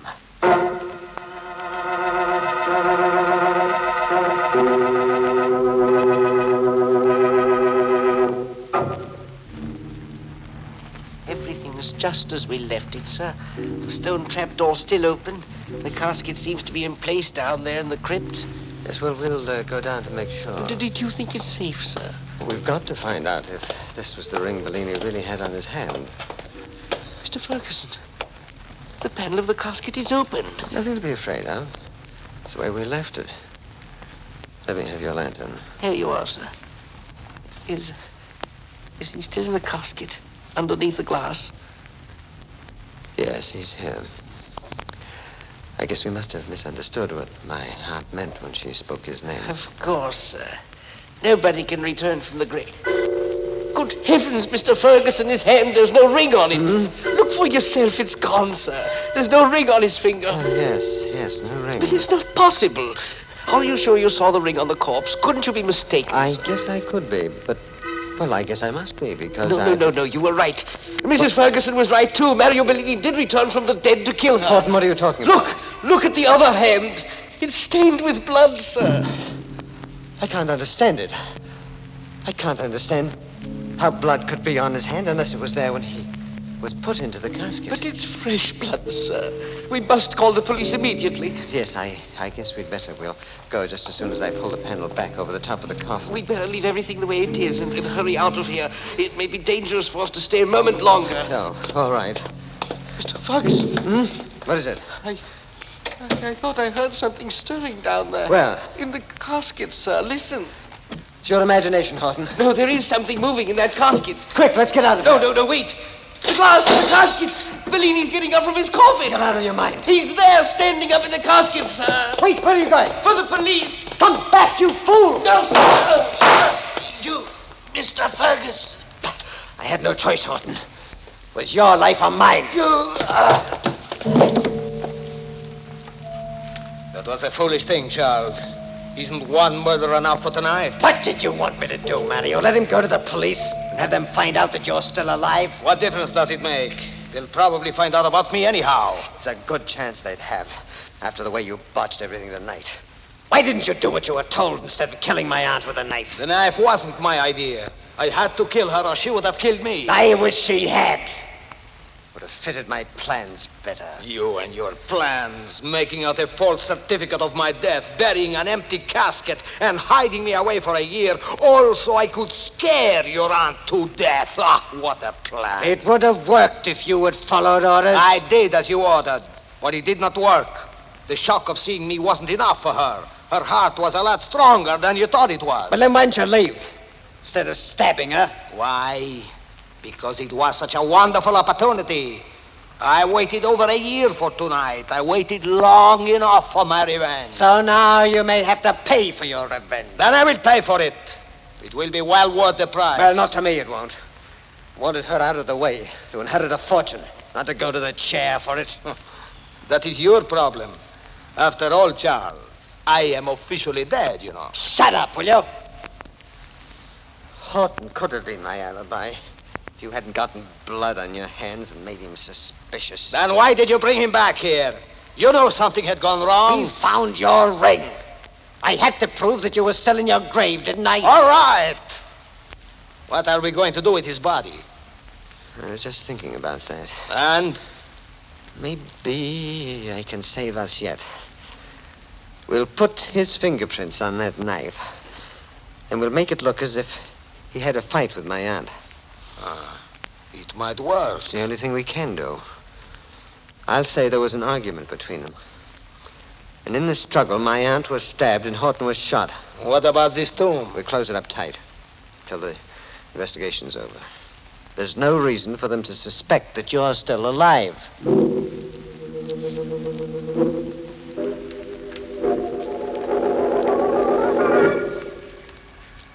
Yes, Lieutenant, the bodies were just where you found them. You didn't touch a thing, Mr. Ferguson? No, not a thing. My aunt was there on the floor near the bed, and Horton was only a few feet away. Tell me, Mr. Ferguson, where were you when you heard the first shot fired? Downstairs in the library. Mm-hmm. And you couldn't hear anything of the argument that went before it? Didn't hear a thing. That's why I'm not sure they were arguing. All right. Well, I won't take up any more of your time tonight. I'll be back in the morning. Oh, very well, Lieutenant. By the way, this window here faces the hillside cemetery, doesn't it? Yes. Did you happen to notice anything strange going on out there about the time your aunt was killed? No. I told you I was in the library. Oh, yes, so you did. Why do you happen to mention the cemetery, Lieutenant? Oh, it probably has nothing to do with this case, but I had a call about an hour ago from a woman who said she saw a light out there. A light? Yeah. Oh. Probably just a crank call. The woman insisted she saw two men coming out of a tomb, the one on the top of the hill shaped like a mosque.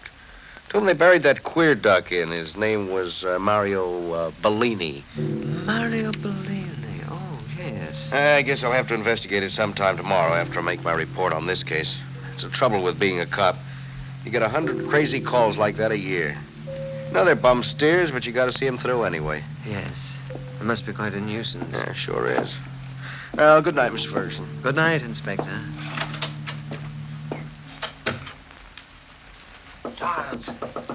Charles, what do you want, Mario? Is it all right to come in now? Give him a chance to get out of the house. He won't come back anymore. All right. Come in. I heard what he said, Charles. Well, what about it? If the lieutenant goes to that tomb tomorrow, there will be trouble. Why do you say that? Are you crazy? That stone door to the crypt is chipped. The bolt has been broken. And there may be blood stains on the floor. Well, what if there are? There's no connection between me and Mario Bellini.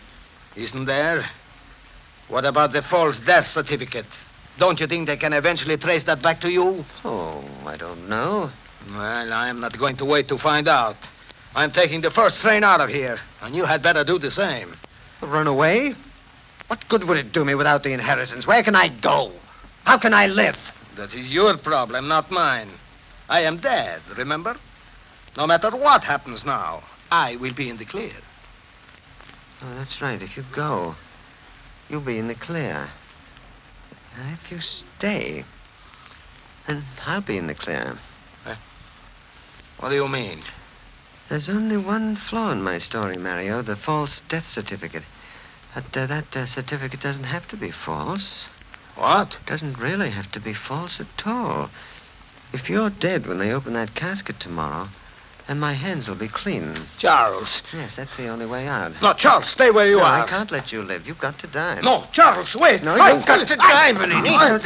I can live. Killing you is the only solution.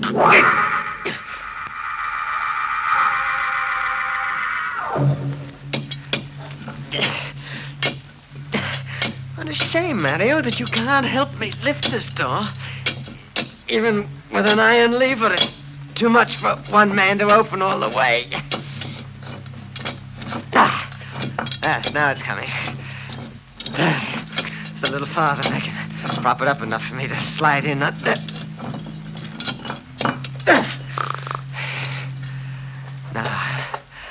Now I can slide through. If I do it ever so carefully.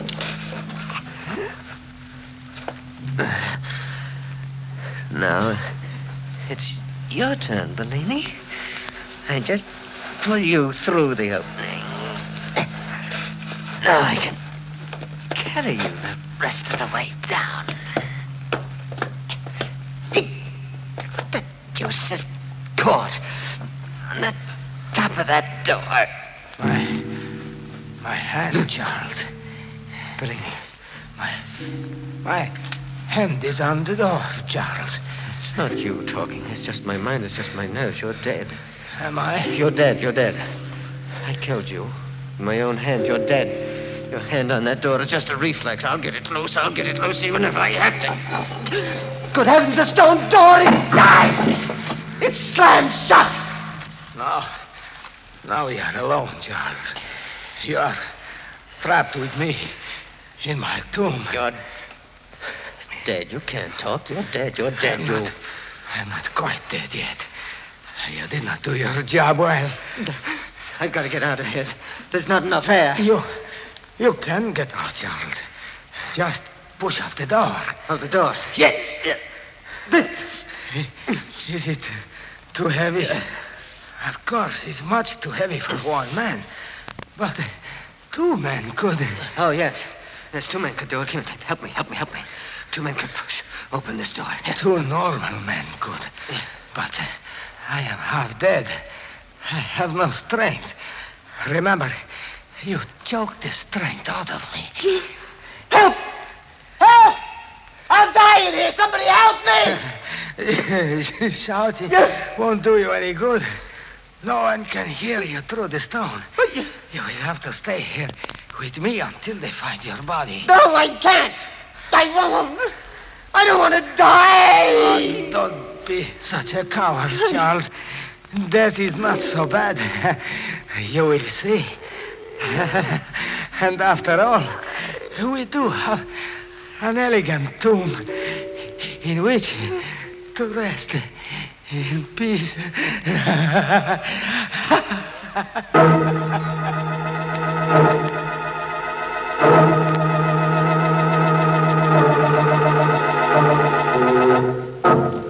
That's what we mean when we say the guy died laughing.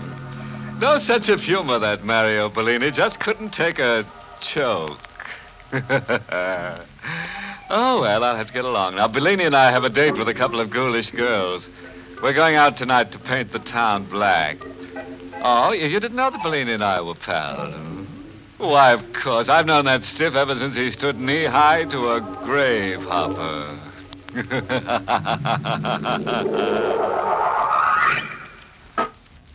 Good night. Pleasant dreams.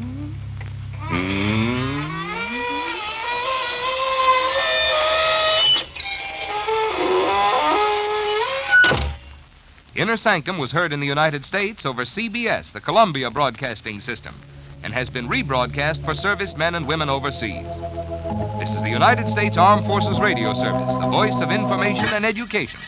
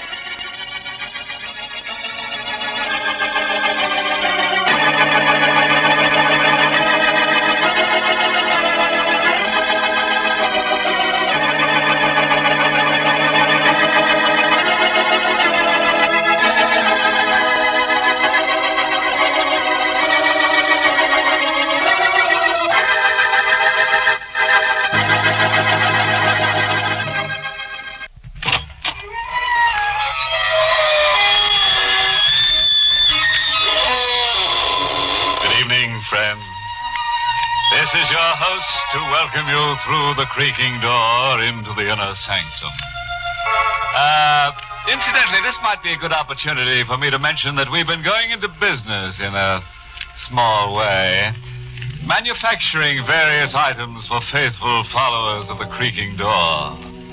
Among them are silencers for chattering teeth, hair lotion guaranteed to keep your hair from standing on end, a supply of spare fingernails to chew on, artificially flavored, and a cream for smoothing out goose pimples. Vanishing cream, of course. There's no charge. Merely send us your name, address, and next of kin.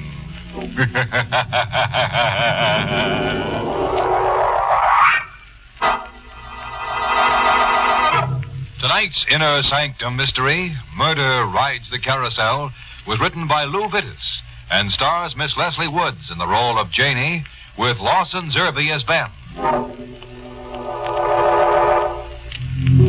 And now to our happy little horror. The story of Murder Rides the Carousel.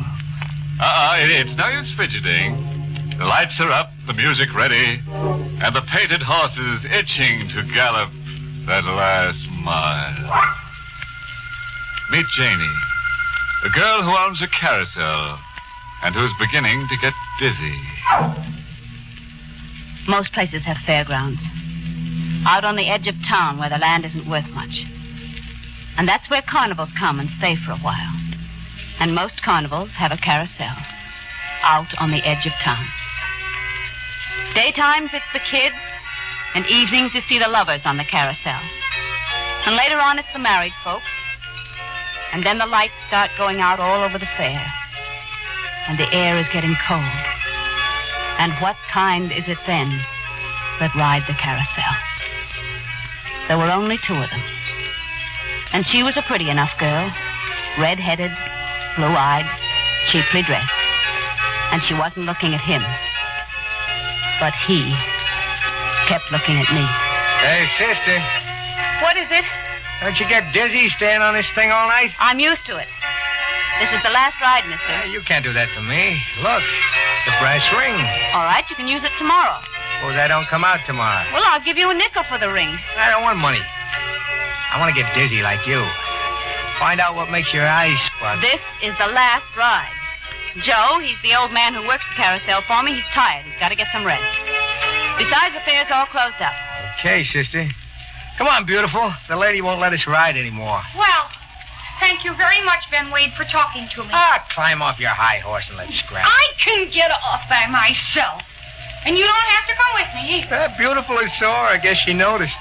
Noticed what? Where my eyes were. I've got to close up now. Okay. Good night, sister. I better go find Beautiful before she gets lost. But don't forget, I got the brass ring. He went away into the darkness. I put the lights out, sent Joe to bed, and didn't go to bed myself for a while. I couldn't get the carousel out of my head. The whirling lights, the music, and the dizziness.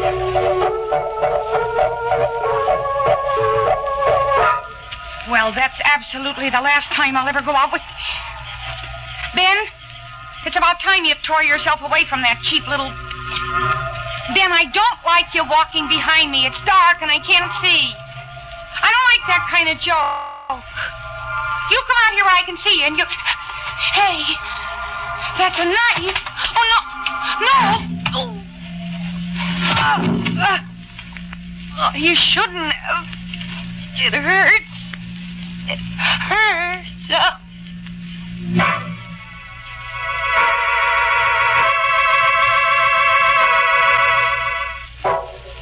Janie. Yes, Joe? Yeah, I've been reading the paper. I guess you have to do something to keep your mind off running the carousel. There's a picture here on the front page, a picture of a girl. Take a look. All right.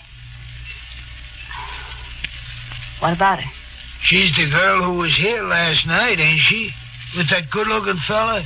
Well, it looks like her. Why? According to the paper, Janie, after she left here last night, she was stabbed to death.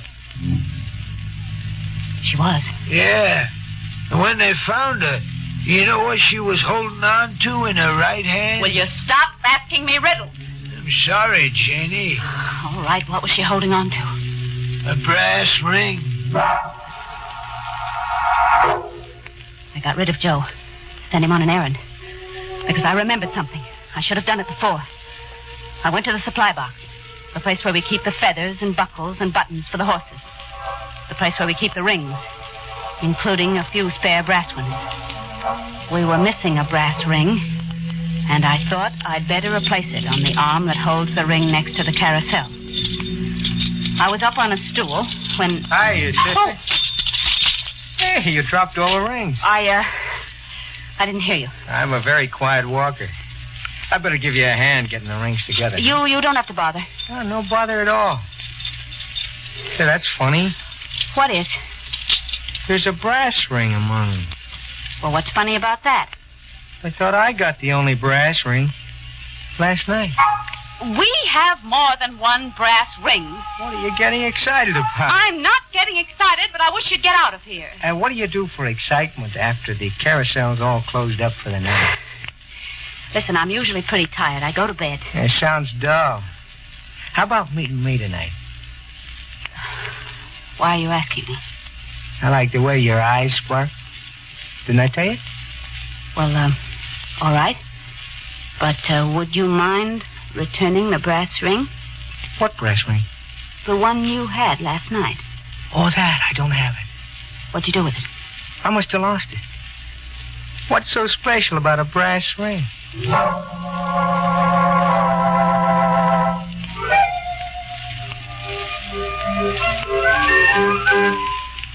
Yeah, all through for the night, Janie. All through?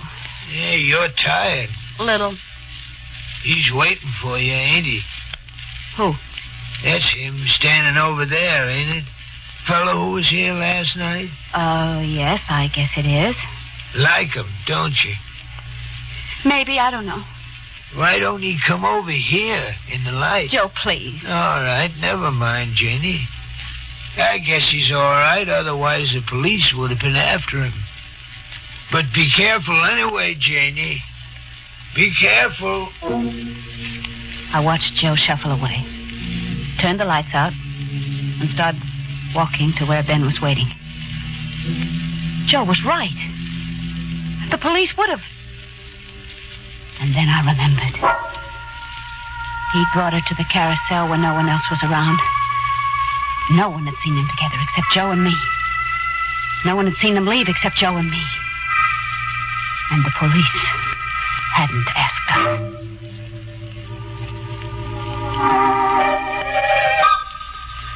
Ben had a car, and we drove out of town in it. The night was soft and dark.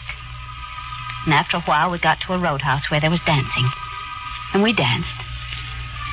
And then the dancing was over. And we were back in the car, and I was very tired. And maybe happy. And then I noticed that we weren't going back on the same road. Ben. Yeah? Where are we going? Back to town. Well, this isn't the road we came out on. So what? This is a nicer road. What's nicer about it? Less traffic. Ben had said less traffic. But he was wrong. There was no traffic. Why are you stopping? House. Over there. I don't want to. Why not? Well... Let's get out. You scared? No. No, why should I be? Then get out of the car. Why? Oh, all right. Is it, your house? No. Well, then... It's all right. I got permission to visit. Yes, but it's so dark. I hear they got electric lights inside. Watch your step. After you. No. What's the idea? Well, I'm... Listen, I'm afraid of the dark. Well, why didn't you say so? See? Lights. Now will you come in? All right.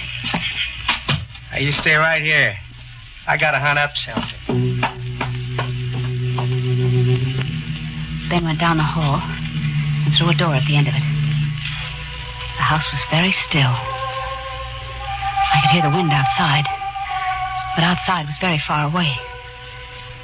I didn't know what Ben was doing, and I had to find out. I went down the hall quietly. He'd left the door open behind him. He was in the room beyond with the light on. It was the kitchen. And he had a drawer open.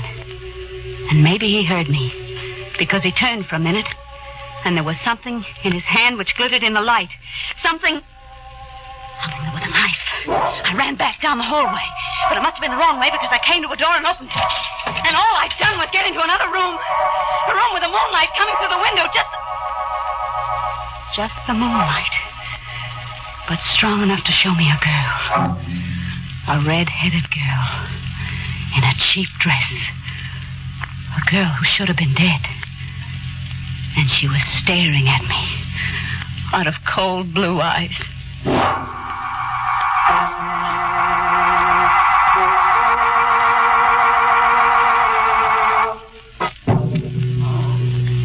Here, try to drink some of this. Oh, no. What? No, don't. Please don't touch me. Listen, sister, relax.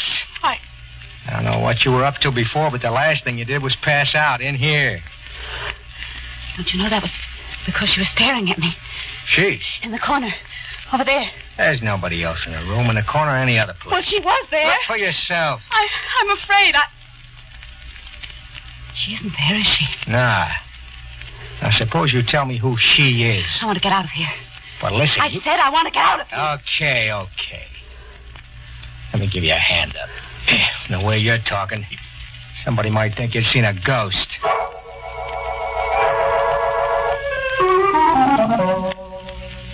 Ben took me to the boarding house where the carnival people stayed. I said goodnight quickly and went inside and went to my room and got into bed. And tried to sleep. It had started to rain. And that kept me awake for a while. The rain and the cold blue eyes of the girl. The girl in the cheap dress who died with a knife. And then I did fall asleep. That is, I think I fell asleep. And I dreamed. That is, it must have been a dream. It must have been a dream.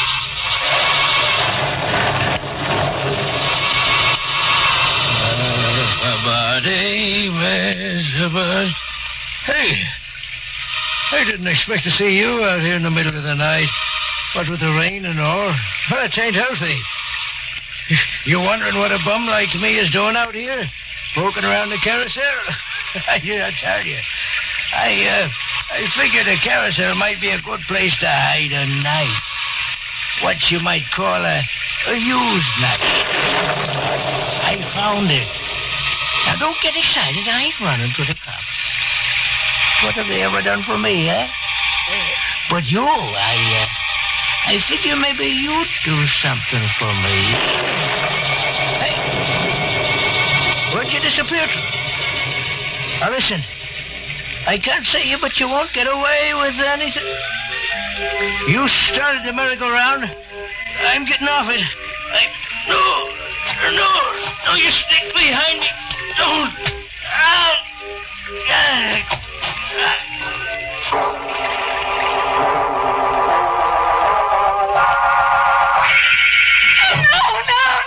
No, please, no. Jeannie, what's the matter? No.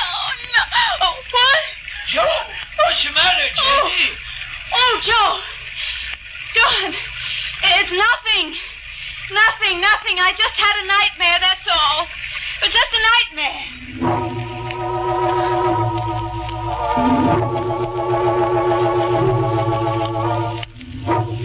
I'd forgotten it the next morning.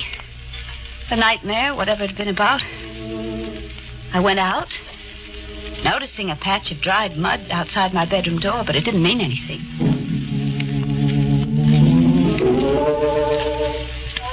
The rain had left the air fresh and clean. It had also got onto some of the horses, and I wiped them down. And the floor of the carousel was muddy from the night before, I supposed.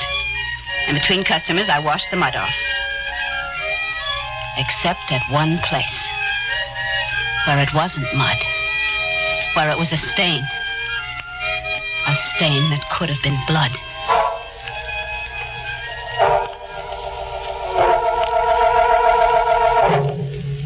It was busy that night. And the carousel never stopped.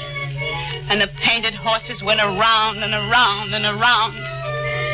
And I kept thinking of the blood stain on the floor of the carousel, and I wanted to scream. Hiya, Jenny. Oh. Don't look so frightened. I got a nickel. Here. Thanks. Matter of fact, I got lots of nickels. You know what? Please, Ben. I'm going to stay on this carousel all night and pay for every ride. Unless I'm lucky and get that brass ring. And he stayed for every ride. It got late. It got later and later. But Ben stayed on. Ben. Yep? This is going to be the last ride. Oh, impossible. Besides, I didn't get the brass ring yet. Well, it doesn't matter. I'll give you your nickel back. I'll give you all your nickels back. No. I want a chance at the brass ring. Go get me one. All right, I'll get you a brass ring. I went to the big supply house in the tent where we kept it, and I opened it. There wasn't very light inside the tent, but it was light enough to see the dirty little man lying curled up in the box, and the place where the knife was in it, the place where the blood on the carousel had come from.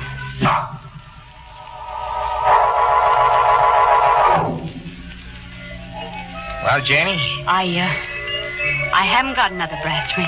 Is that a fact? That's a fact. Yeah, I think I ought to call the cops. The cops? Sure.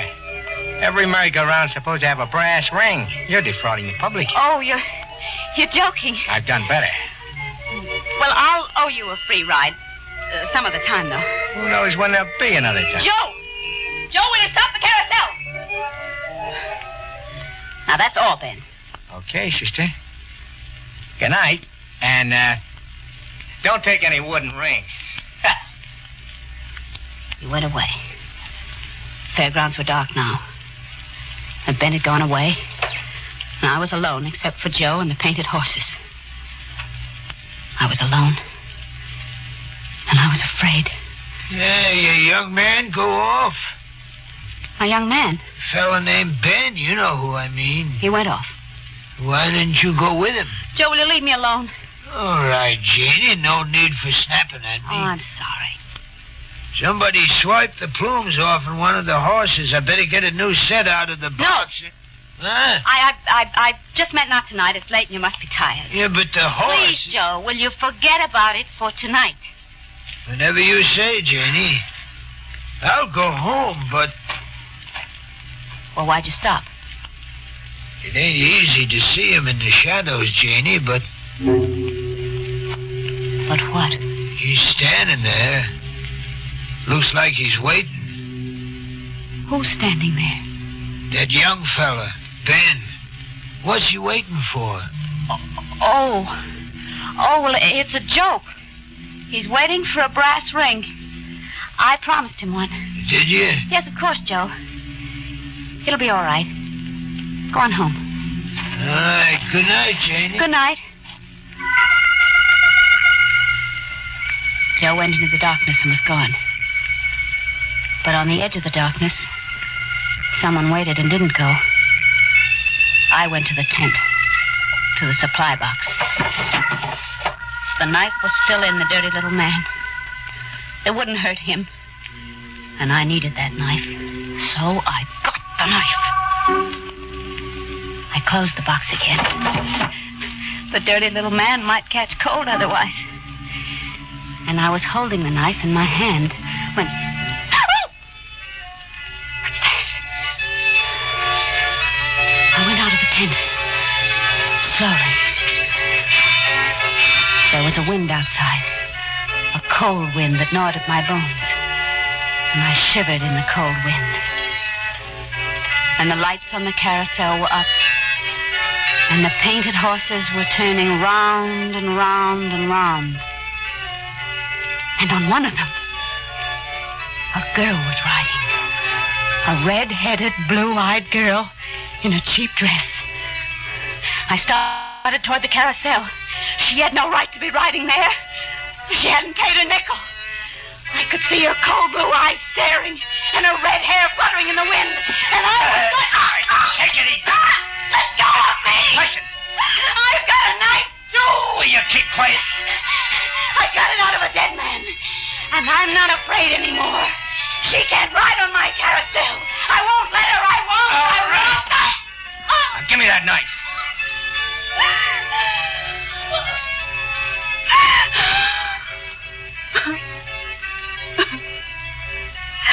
It's funny. It's so funny. I sort of liked you. And now you're going to... Janie. Oh, but please be quick. Be quick, please. Janie, did you know that Joe used to be married? That he thought his wife was two-timing him? That he stabbed her to death?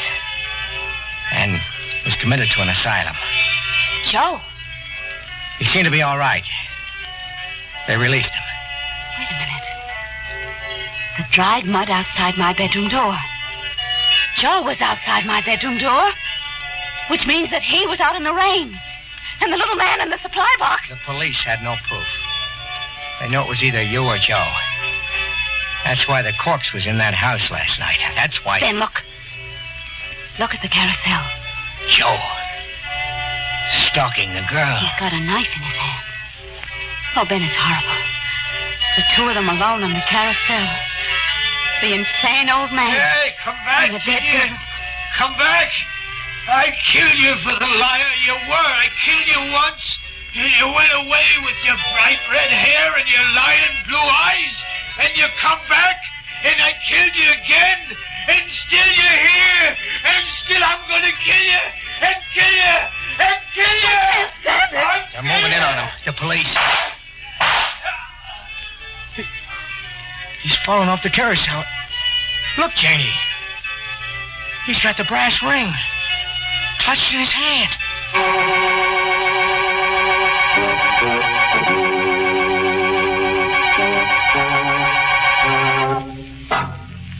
Well, that pretty much winds up the sad story of Joe, who went around in the wrong circles. Of course, he was a little careless with knives, but nobody can say that he ever stuck a friend. Well, while I go off for a last whirl on Cheney's merry-go-round, you might spare a thought for the red-headed girl riding that horse. You might say she was left at the ghost.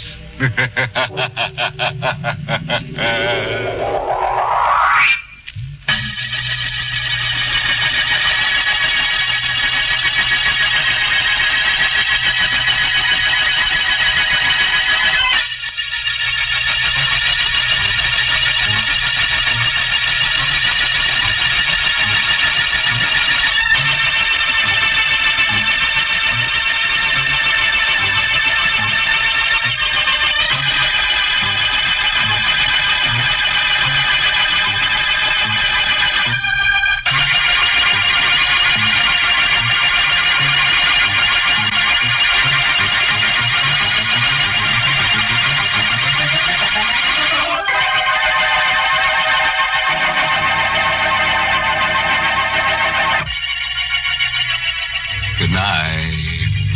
Pleasant dreams.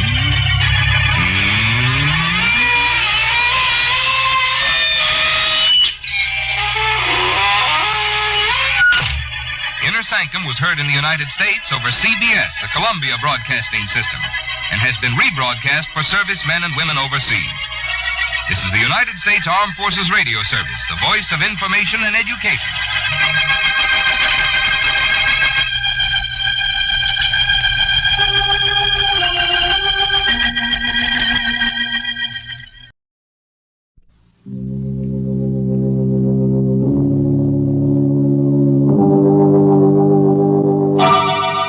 Lipton Tea and Lipton Soup present Inner Sanctum Mysteries.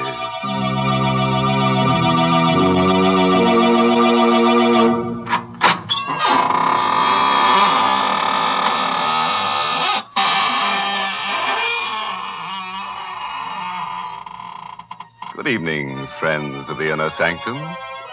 This is your host, welcoming you in through the squeaking door. Come in, see my latest collection of corpses. I've dug up some very interesting pieces, but of course I had to pay a stiff price. This petrified man, for instance, he's over 100 years old. They found him in a forest. That's right. Aged in the woods. My goodness, do you expect folks to believe nonsense like that? Oh, but it's true, Mary. Look over here at this artist model. The last time she posed for a sketch, she was drawn and quartered. The artist wanted to paint her with her head in her hands, but he didn't have the nerve to axe her. So he sawed her in half. What an imagination you have. You don't believe me. All right. I'm not going to show you my corpse collection anymore. This is the last time. Well, I don't believe that either. But talking of last times, folks, this is the last time on Inner Sanctum that the Lipton people are offering to send the ladies that special sterling silver medallion. Yes, ladies, this is your last chance to own a really lovely piece of jewelry without spending a lot of money for it. Now, let me describe the medallion to you. It's made of solid sterling silver. It's about 1 inch in diameter. Yes, and it's decorated with the Chinese symbol for good luck. You can wear the medallion as a necklace or a choker. You see, it's hung on a narrow black rayon satin ribbon.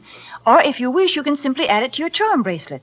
And here's how you get this handsome medallion. Listen, just send 25 cents and the box top from a package of Lipton's, the tea with the brisk flavor, to Lipton Tea, Box 92. That's Box 92, New York City. All right, friends.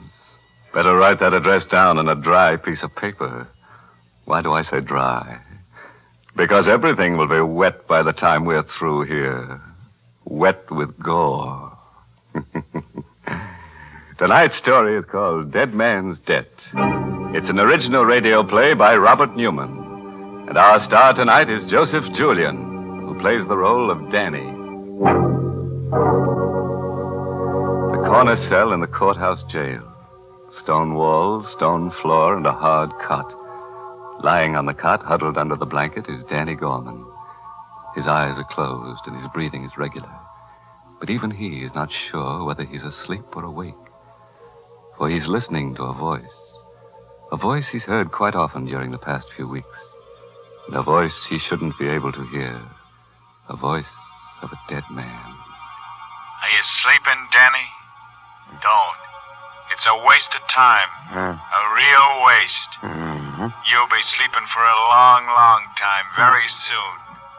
When you're dead like I am. No. Yes, Danny. Did you think you were going to get away with it? You won't. You'll pay. And soon. No, I said no. Shut up, will you? What's the trouble in here? What are you making all that racket for? What? Better pull yourself together and get moving.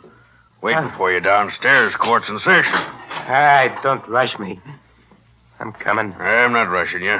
Sure glad to be rid of you. Glad you won't be coming back here again. What? What do you mean? They'll wind up your case this morning. Hand down a verdict before lunch. 2 to 1, they do it without leaving the jury box. And 10 to 1, it's guilty.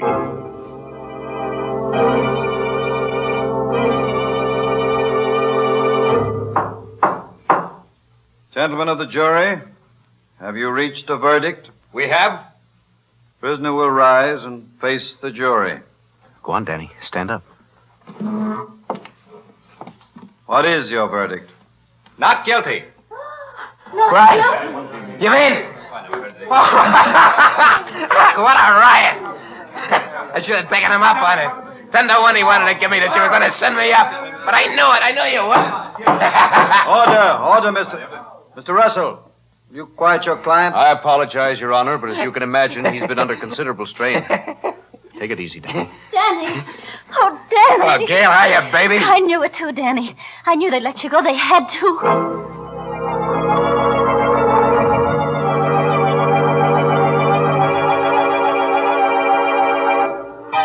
Hope you don't mind coming here to celebrate. It's not very fancy, but, well, this is where they picked me up, put the cuffs on me.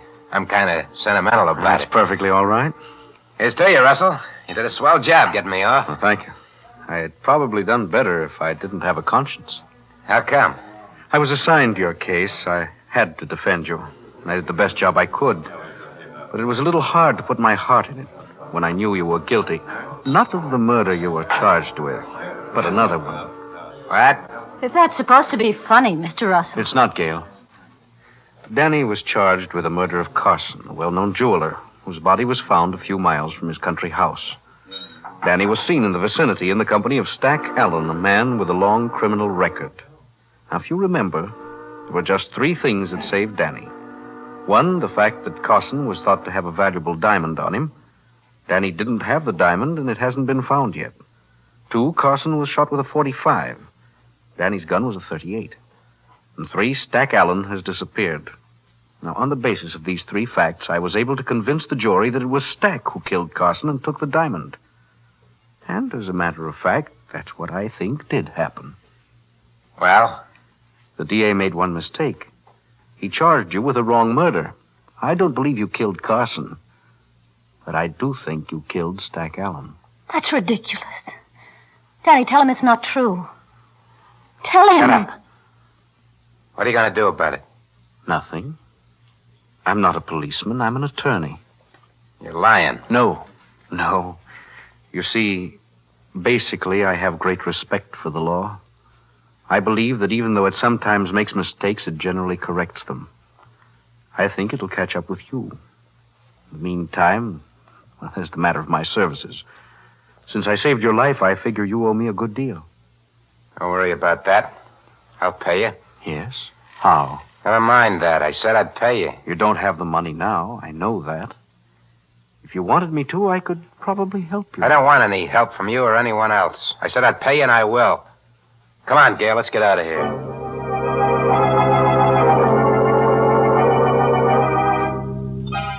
Are you sleeping again, Danny? That's a mistake. A waste of time. You'll be sleeping for a long, long time when you're dead like I am. No, Stack, no, leave me alone. I can't, Danny. Not until you pay for what you did to me. And you will pay for that. And soon. Who's that? Who's there? It's me, Danny. Gail. Oh. Okay, just a second. Hello, Danny. Hi.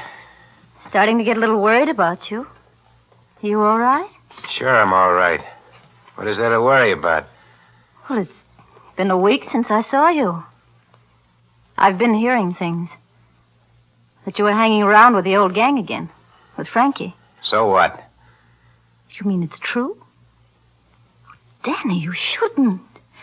You know what almost happened, what would have happened if it hadn't been for Mr. Russell. Russell. You wouldn't be here now if it wasn't for him. Danny, you said you were going straight, and instead, he wanted to help you, remember? How are you, Danny? Russell, what are you doing here? Look, if you're worried about your dough, I told you I'd pay you. I never said anything about money, Danny. And I'm not worried about being paid. I'm a firm believer in balancing accounts. We pay for everything we do. What are you driving at? You killed Stack Allen for the diamond you took from Carson. But you never got the diamond. Suppose I help you find it. What? How do you know where it is? I don't know. I'm only guessing. But if you show me where you buried Stack's body, I think maybe we can find it together. You're just trying to trap me. Tag me with Stack's murder. I told you I was an attorney, not a policeman. Okay. Okay, I'll take a chance on it. Get your car, I'll show you.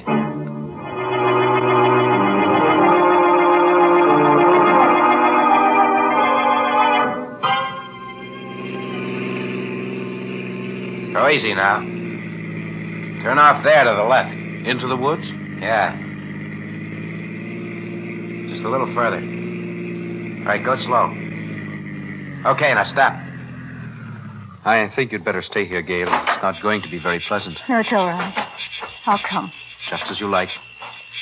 Now, tell me again just how it happened, Danny. Well, we drove down here after we knocked Carson off to decide just what we're going to do. I had a feeling Stack was going to plug me so he wouldn't have to split with me, and I decided to beat him to it. He went over there. He sat down on that log. And he was playing with his ear the way he used to, pulling on it. I let him have it. I searched him, but I couldn't find the diamond. What did you do with the body?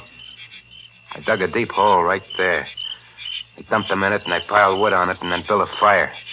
And after it burned down, I covered it up. Okay. Let's get the shovels out of the car and start digging.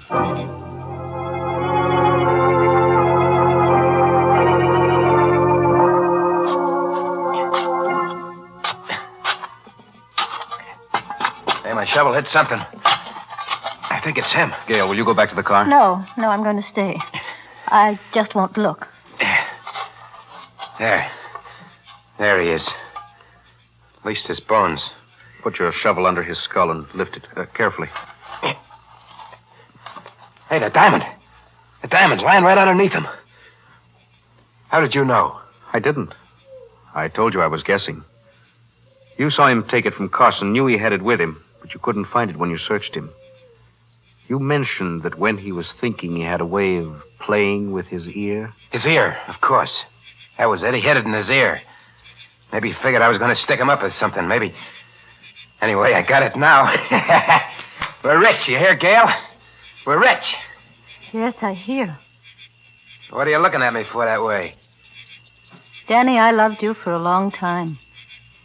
Even when I knew there were things wrong with you.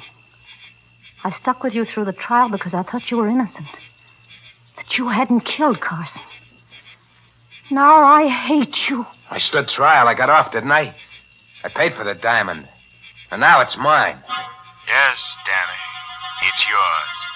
But you haven't paid for it. You're only going to start paying for it.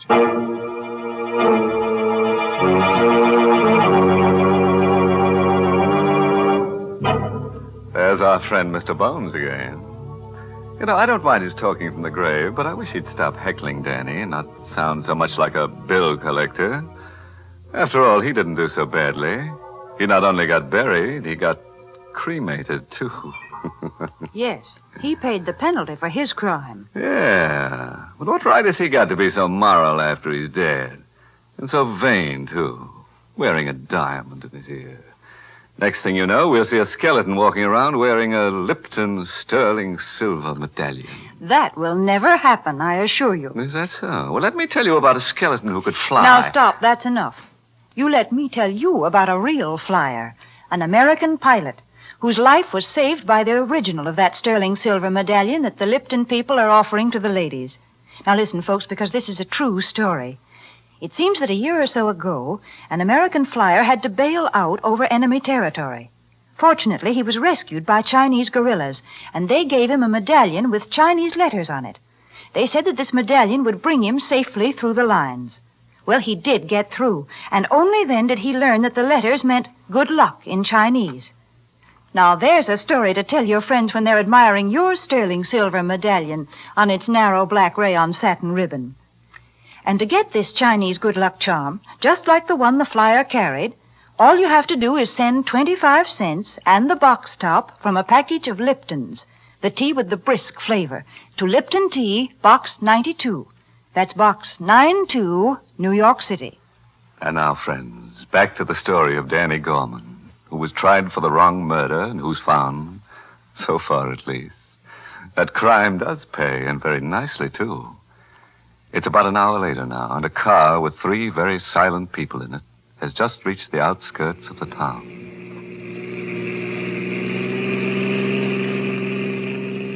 What's the matter with you two, anyway? What are you sitting there like a pair of mummies for? Why don't you say something? I said everything I had to there in the woods, Danny. I've got nothing to say. No, nothing at all. I'm trying to pull a lily act now, Russell. Don't forget, you're in this as deep as... Hey, wait a minute. Stop right here. Yeah, that's right, in front of that hock shop. Where are you going? Inside to see a friend. Might just as well get the dough to pay you off right now. And I won't have to listen to any more of your double talk. Hello, Finney. Well, Danny. Haven't seen you in a long time. And I didn't think I'd ever be seeing you again. How come? Yeah, I thought that anybody who'd just beaten a murder rap would have sense enough to keep in the clear. Not get mixed up with anything hard. Or is this a social visit? Not exactly. Take a look at this. It's a very nice diamond. Very nice indeed. What's it worth? Well, you really want to know what it's worth? You want to know what I'll give you for it? What's the difference? A great deal. It's worth, let me take another look at it.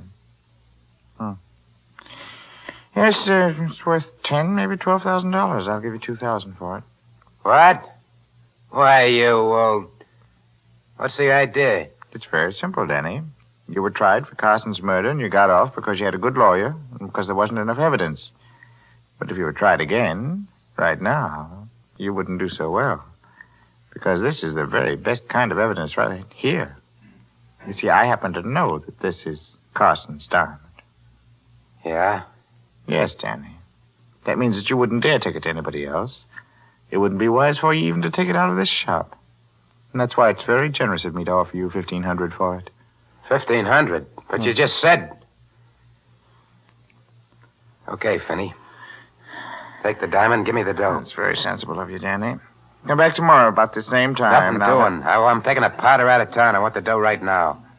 All right, Danny. Wait out there, and I'll get it for you.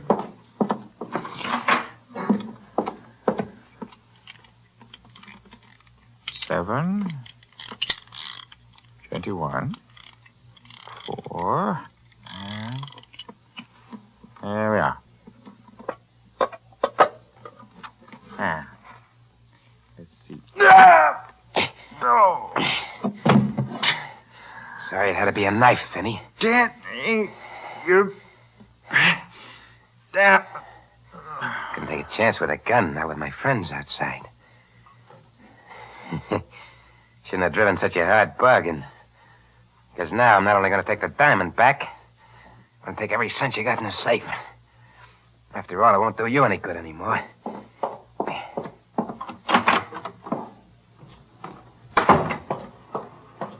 All right? Yeah, let's get going. You seem quite pleased with yourself. Why shouldn't I be? Get rid of the diamond, and I finally got my hands on some real dough. I can pay you off now. What do I owe you? I told you, Danny. A great deal. Your life. Okay, don't build it up. What do you want in cash? I never said anything about money, Danny. There is something I want. When the right time comes, I think I'll get it.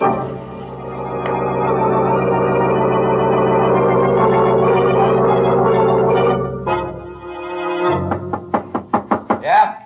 Who is it? Me, Danny. Frankie. Oh, just a second. Hiya, Frankie. Fine. A little worried about how you were. Me? How come? That little job last night. You said you wanted to get in on it, and you never showed up.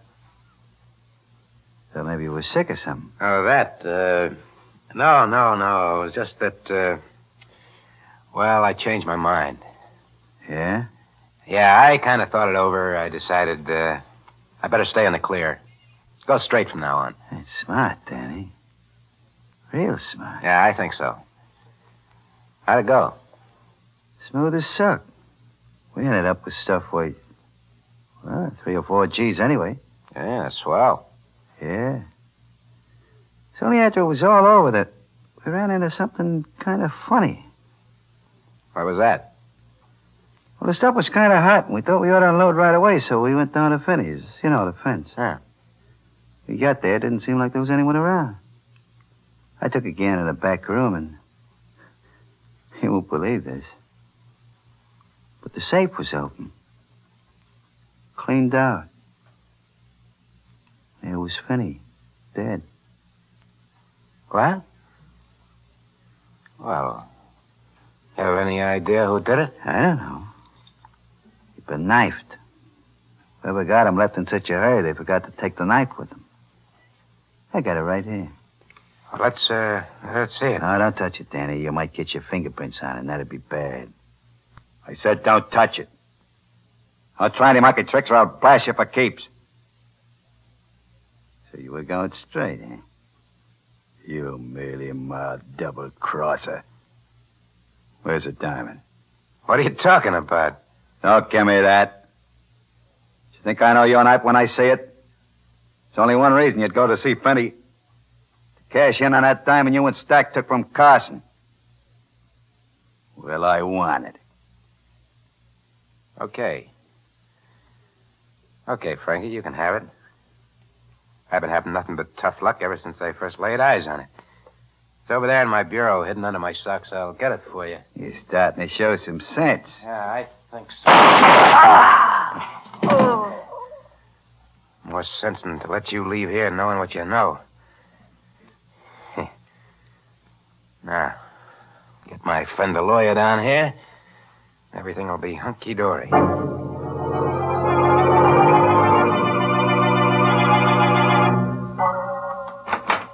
God, you sure got down here fast, Russell.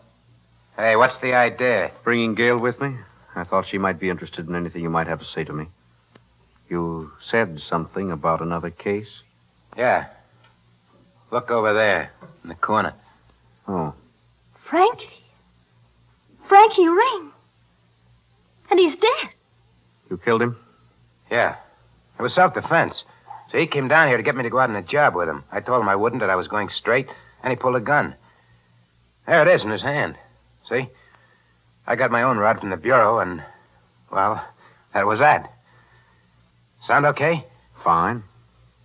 You know, it ain't going to be easy, I know. Me coming up for a second murder rap. But you can get me off. I got plenty of dough this time. I can really pay. The thing is, what do we do first? We don't do anything, Danny. There are a lot of things you can do. But my suggestion is that you call the police. Give yourself up. What? You mean you're not going to take this case? No, Danny. Why not? You fronted for me the last time. Yes, Danny, and I told you why. I was assigned the case, couldn't turn it down. Besides, you were being tried for the wrong murder. But this time it won't be the wrong murder. It'll be the right one. This is the one I said was finally going to catch up with you. I see. Is your car downstairs by any chance? Yes. Why? I'm starting to feel a little restless. Let's go places. Go ahead, march. Danny, what are you going to do? Are you kidding? You know about Stack and about Freddie.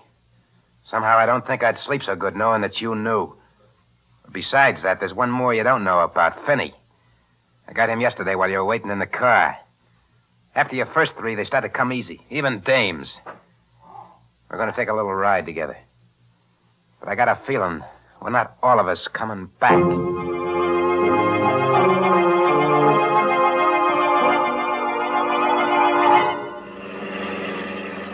Keep driving till I tell you to stop. Right. You're taking this awful quiet, the two of you. Maybe you don't think I'm going to go through with it. Oh, I think you intend to, all right.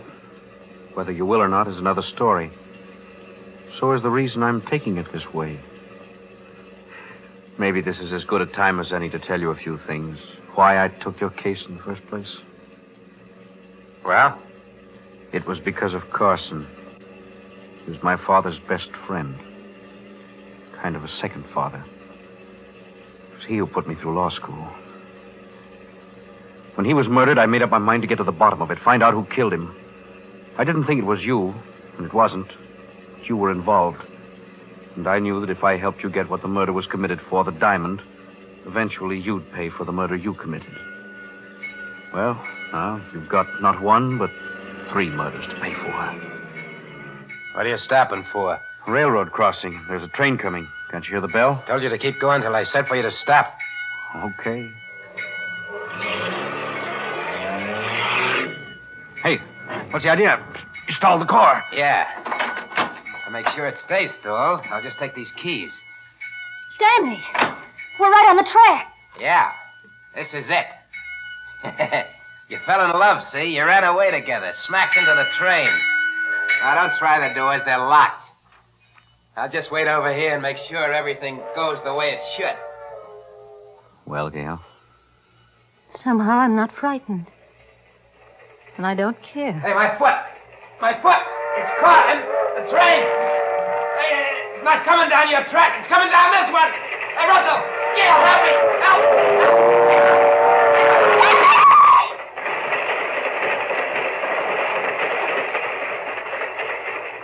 Danny. Yes. He was on the wrong track. Then he'd been on the wrong track for a long time. John, what was it you said before about why you took the case? Was it true? Yes. But you always talked about payment, about something you wanted. I wanted justice. And I also wanted something else. Someone Danny had at first and then lost. Someone he didn't deserve. John. Yes, Chester. That's right. You.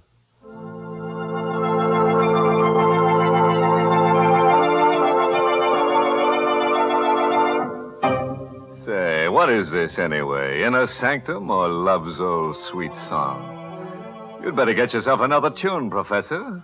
Or I'd better get myself another program to haunt. That's right. One more sappy ending like that, and they can get themselves another host. Why, what was the matter with that ending? I thought it was the nicest one we've had this year. I thought it was sweet the way those two people discovered they loved each other. Listen, Mary, there's only one kind of sweet stuff that goes on this program, and that's sweet essence of cyanide. Oh, good gracious. This is the last show of the season. Can't you be human just this once? All right, Mary, I'll tell you what I'll do.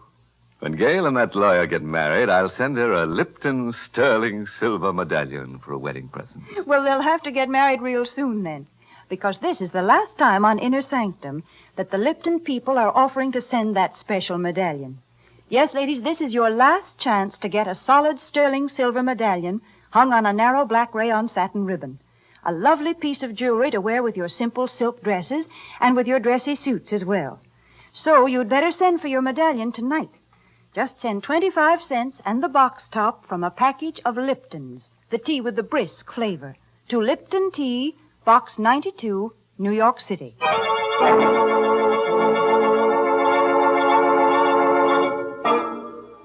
And now, a word of advice, friends. Don't let tonight's story, all this business about dead men's debts, prey on your mind too much. If you should wake up at about 2 in the morning and hear strange footsteps coming up the stairs toward your room, don't worry. It won't be a homicidal maniac. It will probably be the ghost of a bill collector coming to collect IOU. By the way, this month's Inner Sanctum mystery novel is Lay That Pistol Down by Richard Powell. Well, now it's time to close up shop until the end of August. Much too hot to go around murdering people. And down at the morgue, everybody's planning to stay on ice for the summer. So we'll be back to haunt you on Tuesday, August 28th, with more Inner Sanctum stories directed by Hyman Brown. Better have that date tattooed on your chest. Tuesday, August 28th. Until then, remember to serve Lipton, the tea with a brisk flavor, iced as your summertime beverage. And be sure to serve Lipton's noodle soup as the one hot dish with a cold meal. And now it's time to close the squeaking door. So, good night. Pleasant dreams.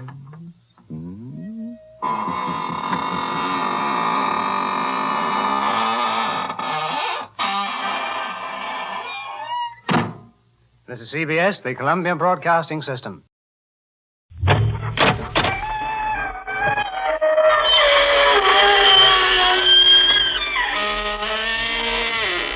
Good evening, friends. This is your host to welcome you through the creaking door into the Inner Sanctum. Come on in. Say, getting worry wrinkles over inflation, anybody? A pale face here at my elbow just asked me to point out that where he comes from, nothing inflates, everything deflates. As a matter of fact, living down under is one way of trimming your clothing budget down to bare essentials. All you need for the longest while is one wooden shoe.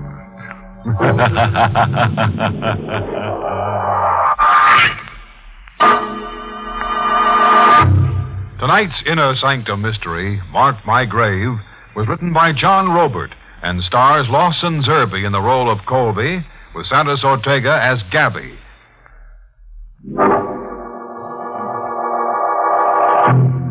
Tonight we intend to prove that when a live wire meets a dead head, Not a spark of sanity remained. We're in Christenbury, an ancient American village founded during the reign of Queen Anne. We're witnessing a climax in the dark and bloody story of the Brenda clan. A story that has long terrified the timid and baffled men of logical mind. The story of the Brenda ghost. In a close, airless room of the Brenda home, a man is strapped down on an iron bed. His face is youthful, but his hair is white, as if bleached by shock. He stares blindly at an older man hovering anxiously over him. Gabby. Yeah? It's me. I've got everything under control. Untie me, Gabby. I can't breathe. No, I can't untie you, kid. Not the way you are. You just hurt yourself. I've sent for a doctor.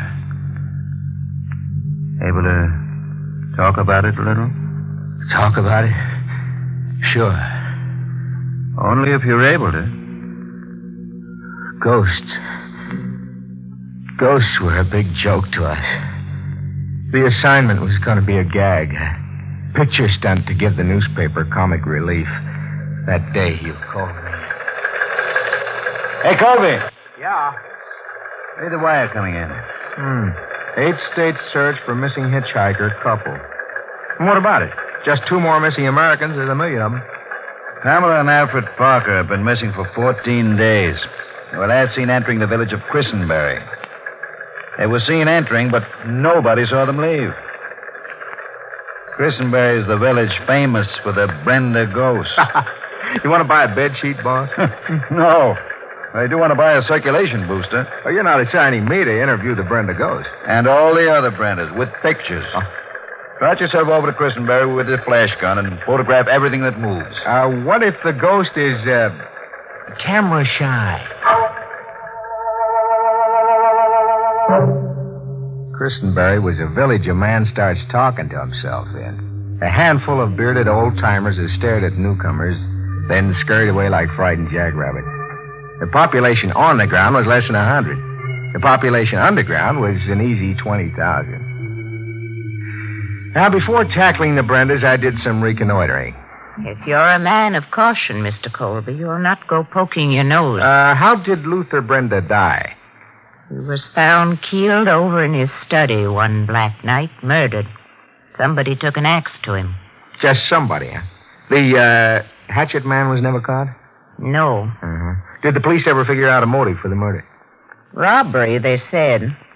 But it was hate that killed old Luther, if you ask me. Well, driving into town, I saw posters tacked onto telephone poles advertising a public auction of the Brenda house and grounds tomorrow at 10 a.m. What's it mean? County supervisor's orders. Ain't a penny in taxes been paid since old Luther Brenda died. Good riddance to Luther's brood, I say. If you're set to go into the devil's roost, you'll be wanting a powerful charm on your person. Wear this around your neck and you'll come to no harm. The old lady was peddling a bag containing a few strands of human hair, a strip of dried snake skin, and a cube of live lodestone. A luck charm to ward off demons. Hey, you really sold yourself on the Brenda ghost story, huh? I've seen old Luther Brenda. Seen him with my own eyes. Where? Right where you're standing. Look. He called the devil and he's come. Come? What do you mean, come? Look to the window. I followed her pointing finger.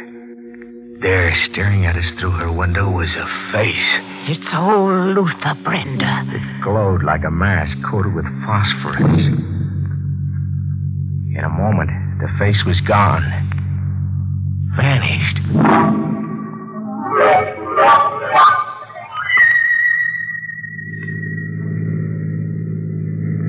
I left and drove on to the Brenda place, trying to throw off the spell. It was a perfect setting for a ghost. Inky black. You couldn't see your hand in front of you.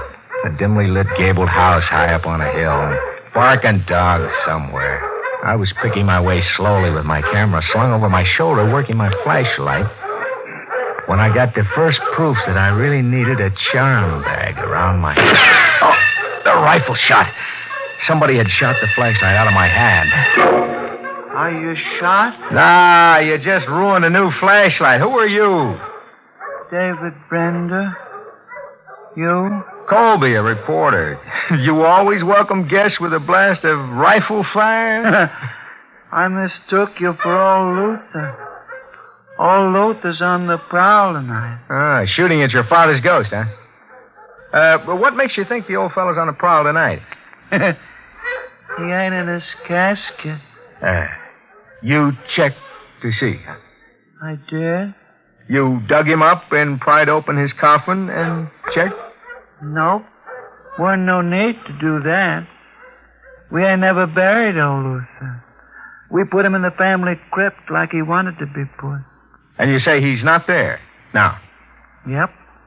Well, any objections to showing me? Nope. Come along. I followed David Brenda into a small fieldstone house set on the edge of a weed-choked meadow, less than 50 feet from the big gabled house. Sort of a primitively built mausoleum. In the center of it was a heavy oak coffin tooled with steel fittings. Raising the lid was a job for Hercules. I watched David Brenda's face purple with the effort. I'm showing you. Now, look for yourself. I looked. The casket was empty. I said old Luther was on the prowl. A man who's been dead 10 years just got up to take a walk. Got up to keep his promise. What promise? To take the Brendas back to his keeping. First Walter, then Polly, then me, he said. Walter's first because he's the oldest. And you last because you're the youngest? Yep. And you believe it? Listen. Hear that? Organ music. Some cheerful Joe's playing an organ over at your house. It's the piece old Luther always played. Only Luther can play the organ. I still say, show me. Come on. I started for the main house to the accompaniment of a ghostly funeral march that seemed to hang in the night air like a weight. Halfway across the lawn, the organ stopped. A dead man was ready to take his eldest son back to his keeping. It's Walter. Upstairs in a little room, Walter was on the floor beside the organ, sitting rigidly with his hands clasped on his knees, like a child at his father's feet. First Walter because he was the oldest. And then me. I'm next. You're Polly Brenda? I'm Polly Brenda. Didn't Father play beautifully, David? Polly fit her name to a T, a face like a parrot. Standing behind Polly, writing furiously into a palm-sized notebook, was another queer-looking duck. The kind of guy you imagine running through the fields with a butterfly net. Oh, who's the note-taker, David? Mr. Lortrick. Yeah, he's a lord. Sir Oliver Lortrick. And your name is what? Are we, rival reporters? Indeed not. Well, then what's all that note-taking about? My on-the-spot investigation into supernatural phenomena. The Brendas were kind enough to extend an invitation to me. For $500 for his keep. And a silk dress for me. What research society do you represent, Sir Oliver? My own. My independent research will become a book. A really revolutionary book, I would say. You've seen the Brenda ghost. I have. My findings here have been truly remarkable. You gotta show me. Bodies disappear, sure, but not under their own steam. Now, old Luther was missing from his casket. Sure, but where is he? Do you know where he is, Polly? Why, back in the coffin. He always goes back to rest after he's played the organ. We hiked back to the mausoleum, all of us. I watched David Brenda make like Hercules again, raising the heavy oak lid. I'm showing you.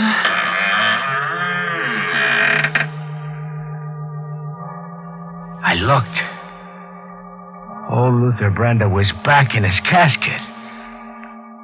And it was the same face I'd seen pressed against the window of old Lady Hawkins' house.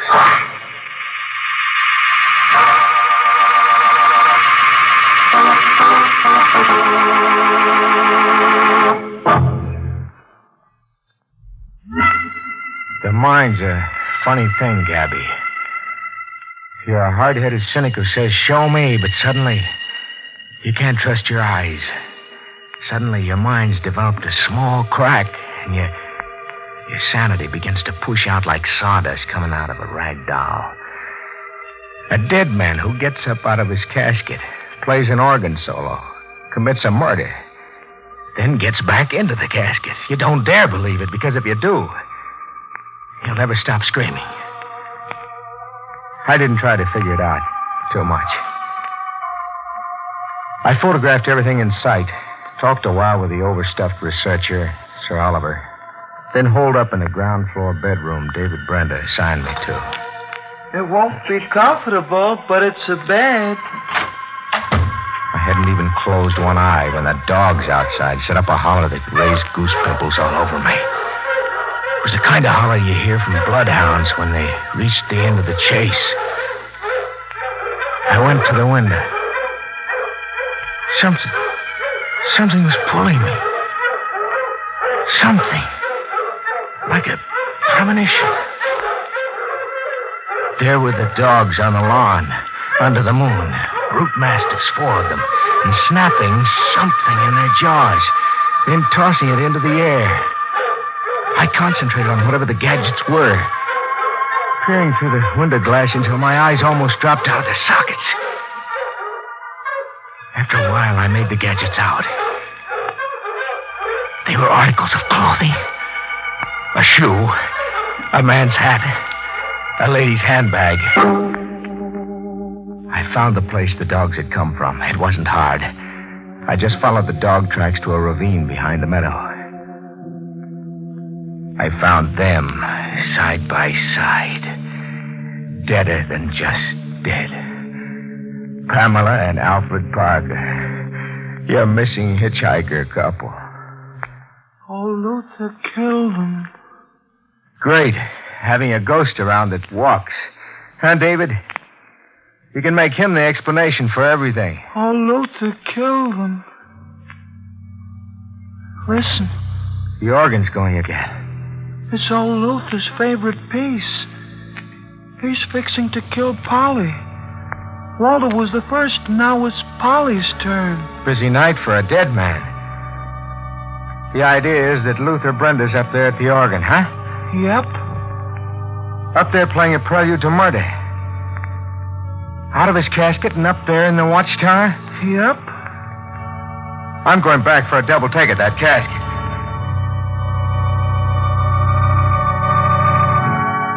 I played Hercules with the lid myself this time. I did a double take 20 times over. The casket was empty. I sprinted for the main house with David Brenda, puffing at my heels and a funeral march pacing me. Sprinting got me within a foot of the front door when the music stopped.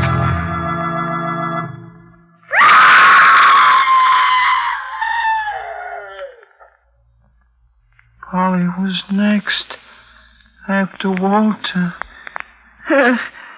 Oh, Luther's keeping his promise. Shut up, shut up! It was Polly, same place. On the floor in the watchtower at the foot of the organ. Same kind of death. Like Walter, sitting rigidly with her hands clasped on her knees, like a child at her father's feet. First Walter, then Polly, he said. I'm the youngest. I'm last. When my feet felt steady enough, I went to see if Luther Brenda had settled back in his casket. I went to see, just as a matter of routine. I'd find him there, I was sure of it. I'd find him there because there wasn't an organ going. That's how I'd begun to think. I wasn't your boy anymore, Gabby. I was practically a Brenda. I never reached the mausoleum. Because out there in the dark, I saw Luther Brenda. I stood knee-deep in the weeds and watched Luther Brenda walk past me and head straight as an arrow for the mausoleum. A dead man was returning to his casket. I took his picture, a rear profile view. My hands worked the camera automatically from habit. I didn't start screaming until the mausoleum door closed behind him. And then I couldn't stop screaming.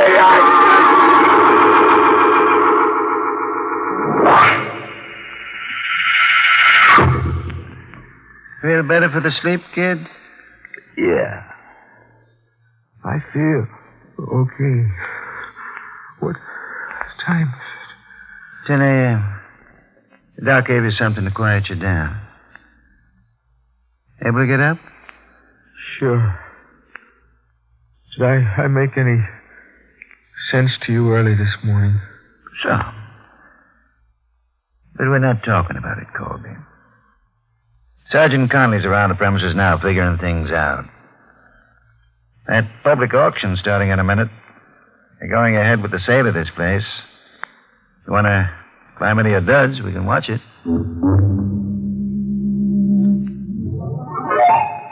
Gentlemen, your attention, please. The sale is about to commence.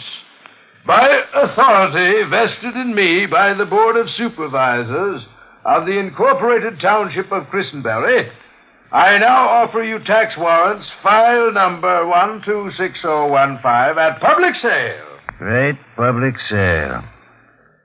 Not a soul came. Nobody wants the place. Luther Brenda goes with it. That boy over there. See Sir Oliver? Uh-huh. And that's David Brenda. What keeps him out of a padded cell? The tax warrants amount to $3,000, gentlemen. The minimum bid I am empowered to accept is $3,000. Bid lively, gentlemen. Looks like no takers, Colby. Mr. Auctioneer. Yes?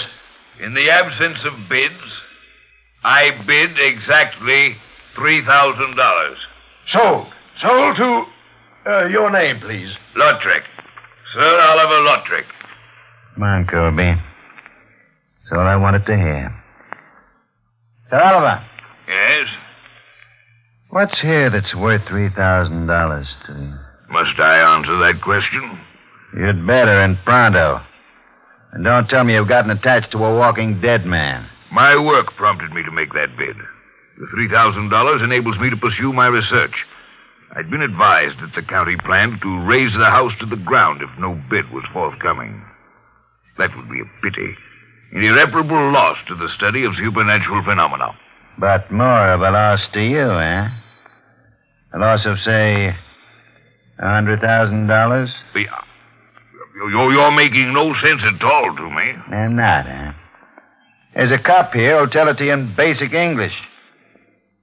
You tell him, Sergeant. $100,000 in jewels stolen by an escaped convict who came through here and murdered old Luther Brenda 10 years ago. The killer left the jewels behind him for safekeeping. Because he was wanted in 12 states, he was hotter than a firecracker. He knew he'd never crash through roadblocks set up to trap him. My theory is that the jewels are bricked in somewhere as a part of the Brenda dwelling. Isn't that why you bought the house, Sir Oliver? To be free to take a wall down at your leisure and pocket a bag full of jewels? It's a preposterous theory. In my opinion, gentlemen, your surroundings here have affected your minds. You're all stark mad. Ah, that gimmick. Give him the rest of it, Sergeant. The corpse that gets up and plays the organ? That's you, Lautrec. Now, don't waste your breath denying it. Among other items of proof, we've got photographic evidence.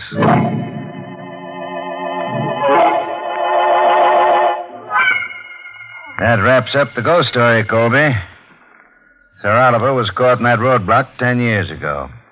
Served his time, then came right back to Christenbury in his jewel cache. Photographic evidence, Conley said. What did he mean? That picture you took of Luther Brenda walking back into the mausoleum. We developed it and blew it up. It was Sir Oliver wearing a plastic mask. It was a close copy of Luther Brender's features. We found the mask in his luggage. But the casket was actually empty. Twice. Another law trick operation. Bet on it. Stop picking your brains. It's all ABC, open and shut. Everything fits logically. Everything adds up. But they were sitting on the floor with their hands clasped around their knees. Walter and Polly, like children listening to music. Colby, I'm begging you. Get that malarkey out of your head. Dead men don't sit down and play the organ. Don't they, Gabby? Listen. Oh, at a time like this, some jerk decides to play the organ. It's old Luther Brender up there in the watchtower playing his favorite piece. He's out of his casket and at the organ. David's on the floor like a child, listening to his father play. Colby, quit it. It's David's turn now. After Walter came Polly. David's last because he's the youngest. It's his turn now to go back to his father's keeping. Soon the music will stop, and David will scream. Listen, Gabby.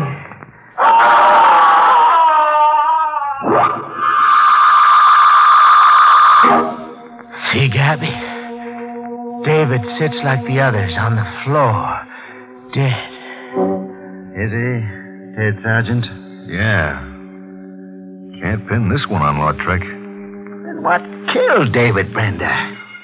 Old Luther Brender killed him, Gabby. David was last to go because he was the youngest. Oh, shut up, Colby. You were saying, Sergeant? No visible injury. Offhand, I'd say he was frightened to death. Brought a seizure on himself. Sure. That makes sense. He frightened himself to death.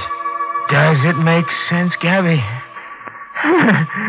David Brender played an organ solo for David Brender. He sat at the organ pumping the pedals and sat on the floor at the same time. Sure, it makes sense. It's got to make sense. He played a funeral march and died listening to it. One man in two places at the same time. Does it really make sense, Gabby? Does it? Does it?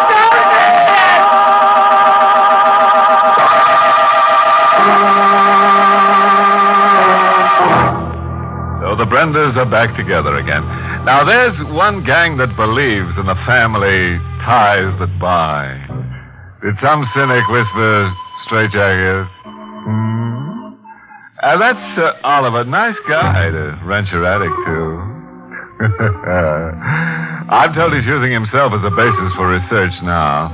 He's bringing his notebook and pencil into the hot seat with him. Expects to record impressions that will electrify nobody but himself. And say, if you ever run into a walking corpse, Mr. Blow the whistle on yourself. You're on a dead-end street.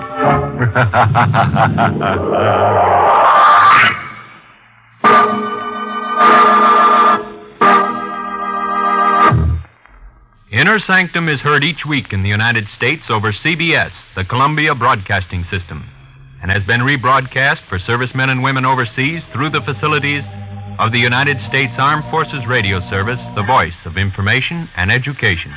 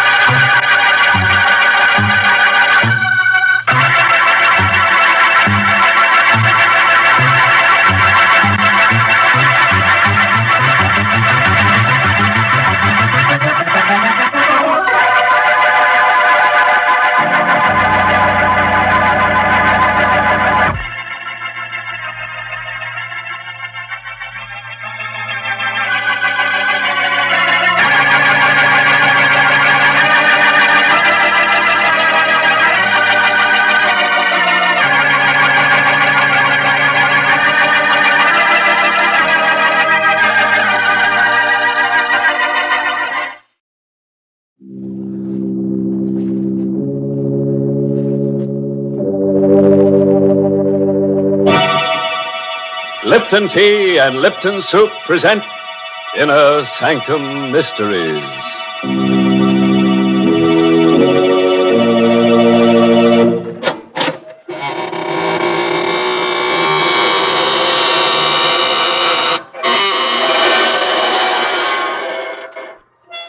Good evening, friends of the Inner Sanctum. This is your host to welcome you through the creaking door. We're going to begin tonight's festivities on a scientific note with something that will save you a good deal of money. Yes, it seems that quite a few people have taken to turning off their refrigerators during this program. Yes, they've discovered they can deep freeze all sorts of things by just listening to Inner Sanctum and letting their blood run cold. Well, Mr. Host, that's quite an idea. Have you any other scientific suggestions? Oh, certainly, Mary. For instance, here's a way to cut down on your laundry bills. Instead of having the laundry starch your clothes, just put them on top of your radio Tuesday nights. Inner Sanctum will scare them stiff. Well, now it's my turn, Mr. Host, and I'd like to make a suggestion, too. It's about an easy way to get more enjoyment out of your teapot. Here's the whole trick. Just use Lipton tea. In every cup of piping hot Liptons, there's extra tastiness waiting to delight you. And the reason is Lipton's grand brisk flavor. Brisk, you know, is the tea expert's own word for the tangy, full-bodied flavor of Lipton's. And what a pleasure that flavor is. No wonder more folks buy and enjoy Lipton's than any other brand of tea in the world. They've found, as you will, that Lipton's always has brisk flavor. It's never flat, always lively and spirited, with the hearty zest of tea at its best. So next time, serve Lipton tea. Its brisk flavor gives you more contentment in every cup. Now, friends, lend an ear to tonight's story. An original radio play by Robert Newman called Blood of Cain, starring two of your radio favorites, Mercedes McCambridge and Carl Swenson. A tale of blood spilled in hatred and vengeance. Of blood that carries a curse that is as old as man. You don't believe that's possible, eh? And suppose you put out all the lights, pull your chair up close, and listen. A small square, once fashionable, on the outskirts of New Orleans. The iron balconies where elegant ladies once sat are now rusty and sagging. The paint on the rambling houses is cracked and peeling, and grass grows between the cobblestones. The bayous and the jungle have crept close to it. And at night, the cries of strange birds, the croaking of giant frogs can be heard. What was formerly a living portion of the old world has become a place of decay and death. More pigeons died this evening. I saw them towering up and up into the darkening sky, as if to escape the pain gnawing at their vitals, and then fall into the square and into the garden. I still didn't believe, couldn't let myself believe. And then I saw her, standing in the shrubbery, the bag from which she had been feeding them still in her hand. I knew then that I could wait no longer, that I had to find out. Louise. Eugene, the pigeons. There's something wrong with them. They're... Dying. Yes. How? And why? I'm no chemist, but I'd say it was poison. Poison? But who would do that? Louise. Now listen to me, dear. Please listen. I love you. I've loved you since I first came down here. First met you. You know that. And you know that I'll understand. Now tell me, why have you been doing it? I? You're the only one who feeds them. The only one who could do it. Oh, no, I didn't. Louise, where are you? Grandfather! Grandfather! Oh, my dear child, what is it? The pigeons. They're dying. It's the second day now. And Eugene said... He said what? Have you looked at any of them, Dr. Philippe? Examined them? Will you go into the house, my dear? I'll be along in just a minute. But, Grandfather... Please, dear. Yes, Grandfather. Of course. I'm very sorry you did this, Owen. Mentioned it to her. Did you examine any of the pigeons? I did. Poison. Probably from my laboratory. But then you know... I know a great deal, Mr. Owen. I'm her grandfather. And I think it would be very wise if you kept away from Louise. Did not see her again. What? Well, that's ridiculous. I love her. I'm sure you do. But perhaps I did not make myself clear. If you continue to see her, it might prove dangerous for you.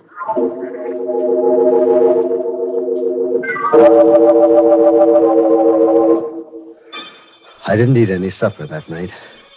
I went back to my room and sat there in the dark, staring at the shuttered, brooding house. About 11 o'clock, the door of the doctor's house opened quietly, and Louise came out. Without looking right or left, moving almost like a sleepwalker, she went up the street. I hesitated only a minute, and then I hurried down the stairs and after her. And just as I got downstairs, the door opened again, and... Is that you, Owen? What? Yes, Doctor. She just left the house. I was watching from the window. Yes, I know. She's done it several times, and this time I was determined to follow her and see where she goes. Look, she's hailing a cab. My car's right across the street. Quick.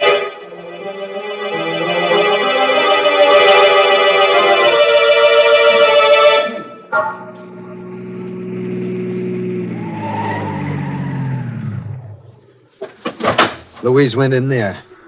What kind of a place is that? Yeah, that smell. There's the smell of death. From the noise, I would say it was an abattoir. A slaughterhouse? Good Lord.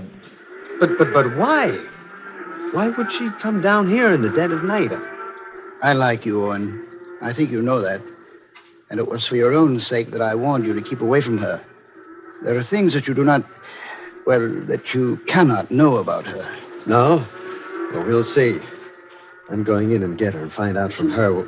Just a moment. There she is, just inside the gate, talking to the watchman. No sense arguing about it, lady. I just can't let you in. But you must. You've got to. You always did before. That's just it. Now, once was all right, even twice. But, well, if you want to know the truth, the men have been complaining. Nobody exactly likes killing steers, but they say that the way you stand there watching them, well, it makes them nervous. You've got to let me in. I'll make it worth your while. Watching the killing? I've just got orders from the... That's awful. It's horrible. I'm going in and get her. No. In the state she's in, well, having you come on her suddenly would have a very bad effect. But you wait here. I'll go. Now, look, don't hit me. No. Louise. What in? Here. What happened? The watchman. This stone here on the temple. Louise. Why did you do this? I don't know. I had to get in here.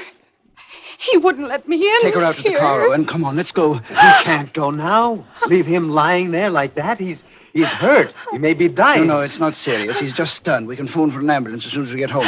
But we've got to get her away from here immediately.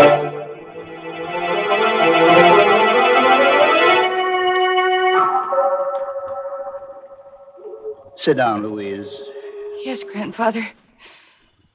I'm sorry I ran away like that, Eugene. But I suddenly felt strange. Ill. It's all right, Louise. You've been feeling that way quite often lately, haven't you? Yes. Yes, I have. Just what makes this feeling so strange? Well, it's hard to describe. It's as if I weren't myself anymore. It's the opposite of sleepwalking. It's as if I were awake, but not really conscious. And I hear voices telling me to do things, and whispering a name that sounds like Jonah. Like what?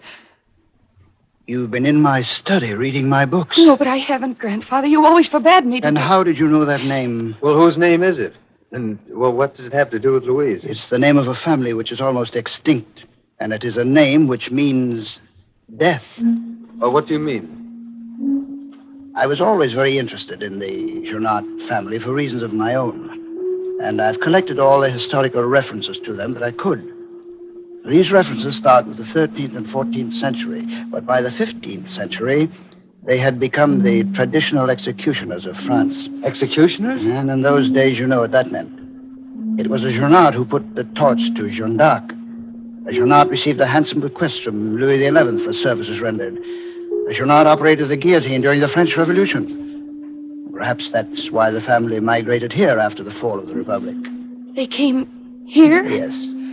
20-odd years ago, there were a whole series of particularly atrocious murders here. The murderer was finally caught and executed. His name was Max Journard. Why do you tell me all this? And why should I constantly seem to hear that name? Well, even when you were little, my dear, you used to have those strange fits, spells when you would do unpleasant things. Afterward, you could never remember them. Now, do you remember poisoning the pigeons and going to the slaughterhouse? What? Oh, no, Well, no. I've never discussed the matter with you because I thought it might actually implant the idea in your mind. I'd hoped that if you were left alone, you'd outgrow it, but... But what? You still haven't told me what all this about the Journards has to do with me. It has a great deal to do with you, my dear.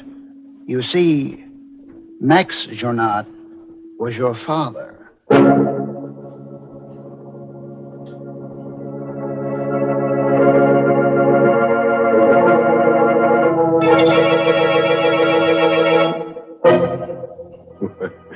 Well, now there's a girl with a real tradition in her family. A murderer for a father and a long line of ancestors who were real killer-dillers. I was beginning to get a little worried about her. Fooling around, poisoning pigeons and things like that. But I could see now that there was method in her madness. After all, practice makes perfect. Good gracious, Mr. Host. Louise may turn out to be a very dangerous person. Yes, Mary, she's not the kind of a character you'd like to have ringing your doorbell. I should say not. Why, usually, as our Lipton listeners know, a doorbell is one of the nicest, most friendly sounds there is. Because so often it means friends are dropping in for a visit. Of course, your first thought is to make them welcome. So after you've taken their coats and made them comfortable, pour them a cup of flavorful, spirited Lipton tea. You know, it's wonderful how Lipton's add sparkle to the conversation. For there's extra enjoyment in its grand, brisk flavor. Each sip is brimming with such lively, full-bodied tanginess. Yes, serve your friends Liptons when they call. And when you say goodbye to them at the door, you can be sure they'll come back for another visit and another cup of Lipton tea. That's a friendly suggestion, all right, Mary. And now, are we ready to get down to business again? The kind of business that Louise's family has specialized in for a good many years. Murder. Oh, I know that what she's been interested in so far is small fry, but I think from now on she'll really be cooking with gas. Just a moment later now. Sitting in Dr. Philippe's study, Louise and Eugene Owen stare at the elderly gentleman with shock and horror in their eyes. You mean my father was a murderer? Your father, and his father before him, back as far as the family's history can be traced. Well, I don't believe it. And even if it is true, it's ridiculous to think this need to kill can be passed on from generation to generation. Well, of course, Owen, there is absolutely no scientific basis for it. Still, how else can you explain some of the things that Louise has been doing? Oh, it's true, it's true. These spells that come over me when I don't know what I'm doing. That name which I never heard consciously until... Oh, no, it can't be true. It can't. Oh, Louise, dear. No, Eugene, don't. Don't come near me. Don't touch me. If there's even a chance that it's so... Well, I didn't want to tell you. I was never very close to your father because he was a rather strange son-in-law. But if you want to know more about him, there is someone you should talk to. Joel Ferguson, down on Gaylord Street. He was the very last person to see your father alive.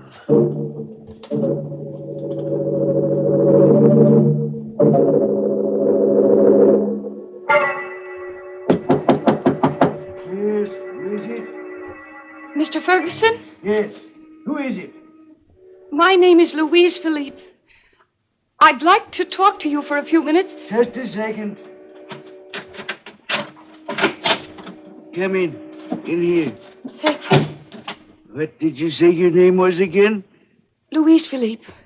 At least that's what I always believed it was. Until yesterday. And then I discovered that my name was Louise Jonard. Jonard? Not Max Jonard? Yes. He was my father. What do you want of me after all these years? It wasn't my fault. You know it wasn't my fault. I only did what I had to do. I don't know what you mean. I was told that you were the last person to see him alive, and that perhaps you could tell me something about him. Yes. There are things that I can tell you. That he was evil, but that he knew he was evil. There was a curse on him that made him do the things he did do. Voices that whispered in his ear, told him to kill, made him kill. Voices? And in the end, at the last minute, he thanked me.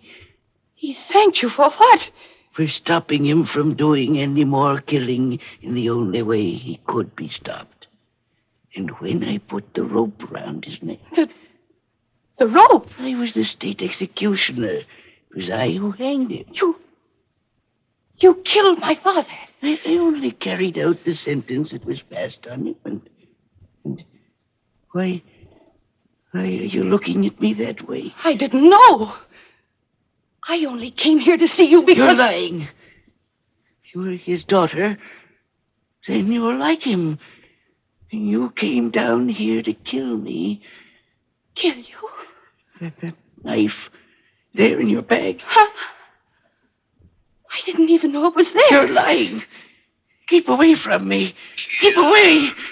But I didn't come down here to kill you. Then stop staring at me like that. Put that knife away. No, don't come near me. Don't.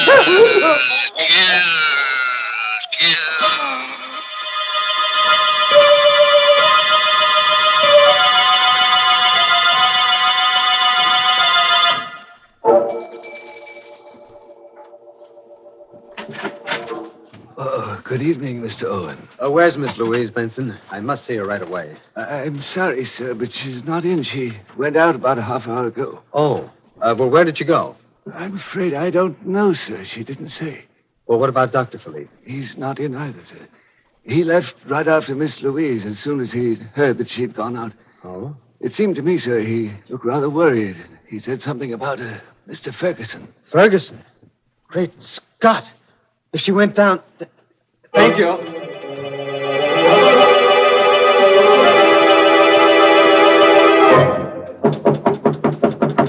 Who's that? I'm looking for Miss Louise Philippe. I was told that she... Is that you, Dr. Philippe? Yes, Eugene. Is she here? Yes, she's here. But you're too late, just as I was too late. What do you mean? Inside there. See for yourself. Oh, don't tell me that anything's happened. Good Lord. Louise. She won't answer you. That's the way I found her when I got here. Sitting there with a knife in her hand and Ferguson lying across the table, dead. Eugene. Louise. Eugene. Oh, Louise, Eugene. darling. Oh, why did you do it? Do what? Ferguson. Dead? Yes, dear. Didn't you do it? I don't know. I didn't even know who he was when I came down here. Then I found out that it was he who executed my father. Then I started to hear those voices. Voices telling me to kill, that I had to kill. Then there was a knife in my hand. Oh, I can't remember. Voices. That's what Max said at the trial. That was the only defense he offered, but that he heard voices telling him to kill. It didn't save him. But in your case, a woman... What are you saying? Well, there's no sense even trying to escape. That would only make things worse, you know that? Yes, Grandfather. Except that there is only one way that things could be made worse. That is if I were allowed to live. But Louise, don't say that. You must... Oh, it's true, Eugene. For For centuries, to be a Jonard meant to bear the mark of Cain. Well, I'm the last of the Jonards, and there must never be another. Well, I had not gone quite that far, my dear, but perhaps you're right. I am right. Goodbye, grandfather. Eugene. Louise, come back. Wait. No, let her go, Eugene. She's my own flesh and blood. But I think that may be the best way after all. Yes? Well, we'll see. Louise! Wait, please. It's no use, Eugene. It's all very clear. Clear as witch's brew. Yes, it is. Yes, it is. Maybe it's because of our love that I understand. Maybe that was what was wrong with the Jonards. They never knew love, only hatred. But there is a cure. It lies there, in the river. Louise. No, please, dear. There's a curse on me, on all the Jonards that ever were. You're right. There is a curse, but not the kind that you think, dear. Listen, I was at the library all afternoon reading, and I think I understand now, for the first time. You understand what? The nature of the curse and how it can be ended. Because it can be ended in only one way.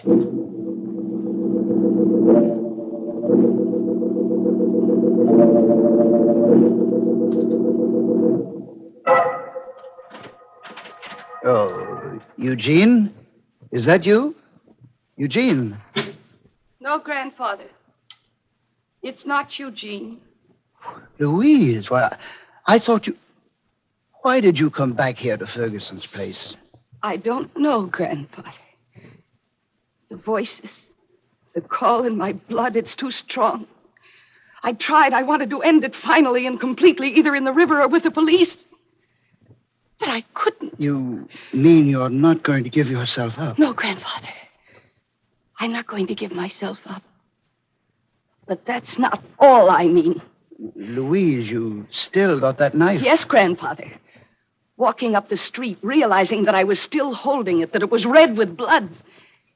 I think it was then that I knew for the first time what it meant to be a Jonard. Oh, look, Louise, you're completely distraught. That's only natural. But now, look, you put that knife down and let me take you home. I'll give you something that'll help you sleep, and then No, tomorrow... grandfather, you won't give me anything. Ever again. Well, Louise, you're not going to kill me. Yes, grandfather, that's just what I'm going to Oh, do. no, please don't. No, don't try to get away. I'm younger Louise, and quicker for than you. heaven's sake, Louise. Just one quick No, Louise, no, listen to me. Listen carefully. You can't kill me. There's nothing driving you to do it. You see, you're not a Jonard. What are you saying? It's true. I am a Jonard. Max Jonard was my son. But you're not evenly, distantly related to us. You're lying. You're lying. You're just saying that. No. I swear it's true. I changed my name when I studied medicine to avoid the stigma. But Max kept it. Your father was Louis Martin, the judge. You're lying. How is that possible? Because I adopted you after your father's death, for a reason. It was your father who condemned Max to death. He didn't know Max was my son, and I didn't tell him until later. Your mother died when you were born, and I was your father's physician. And when he was desperately ill, I offered to adopt you and take care of you. And then when the papers were signed, I told him who I was, what I was going to do, that I was going to destroy you to avenge my son.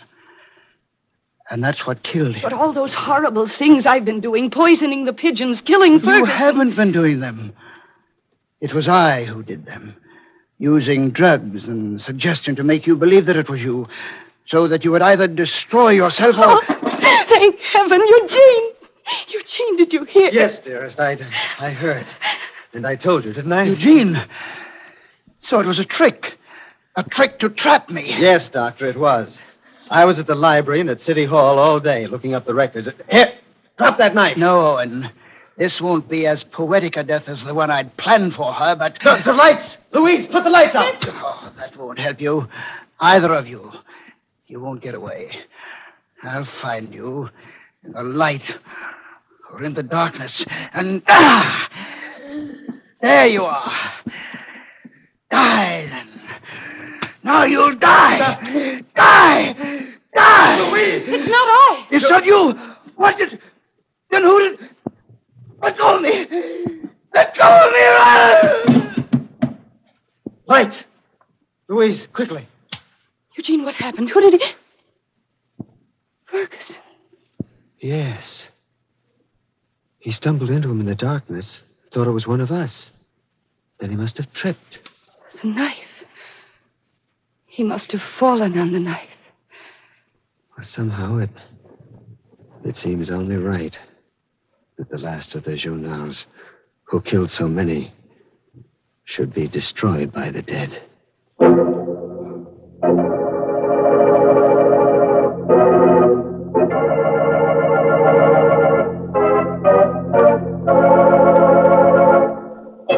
Oh.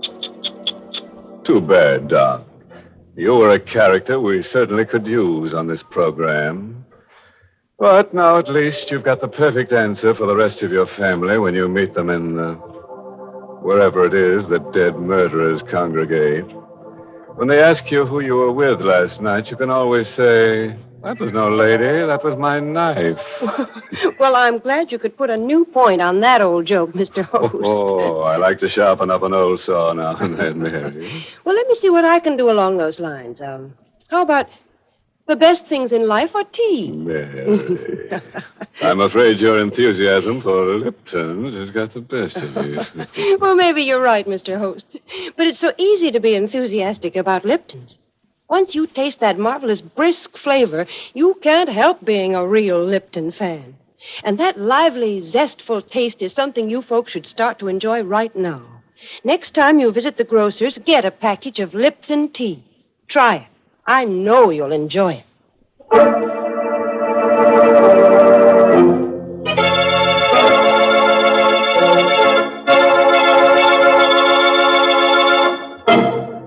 May I add a word of advice, friends?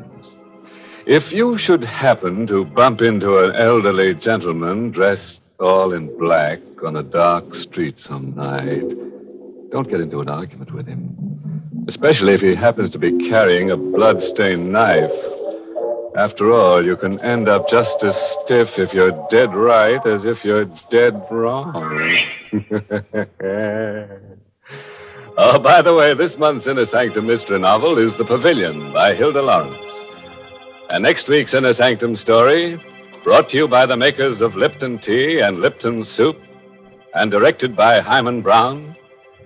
Next week's story is called Skeleton Bay. It's about a lady novelist who writes murder mysteries until she decides she'd rather be a character instead of an author. She chooses Skeleton Bay as a vacation spot, but it turns out to be her last resort. Now join us next Tuesday on Skeleton Bay. Until then, friends, good night. Pleasant dreams.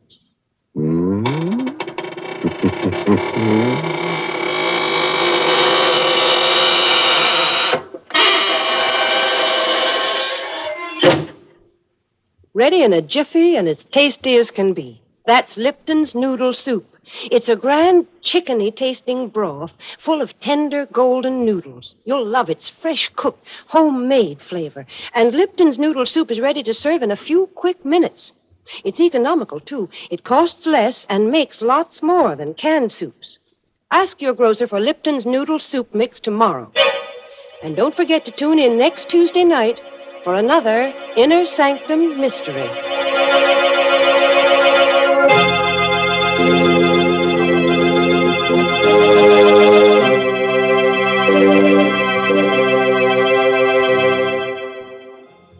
All names and characters used on Inner Sanctum are fictitious. Any similarity to persons living or dead is purely coincidental.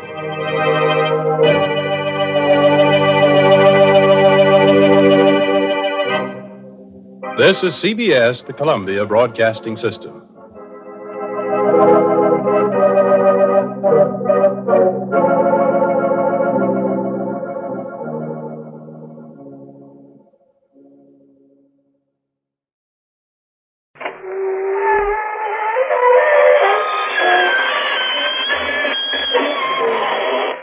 Good evening, friends. This is your host to welcome you through the creaking door into the inner sanctum.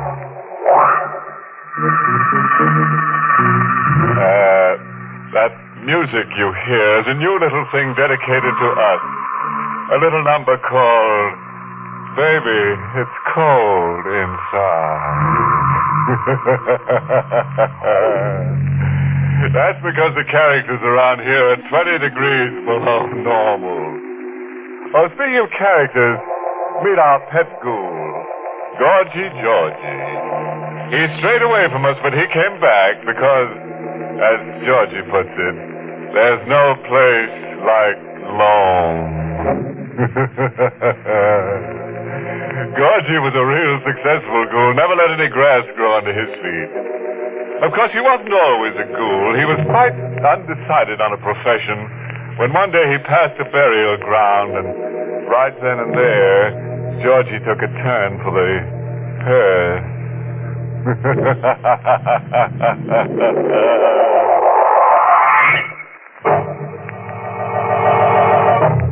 Tonight's Inner Sanctum Mystery, Image of Death, was written by Ed Adamson and Bob Sloan, and stars Barry Kroger in the role of Victor, with Jean Ellen as Kitty.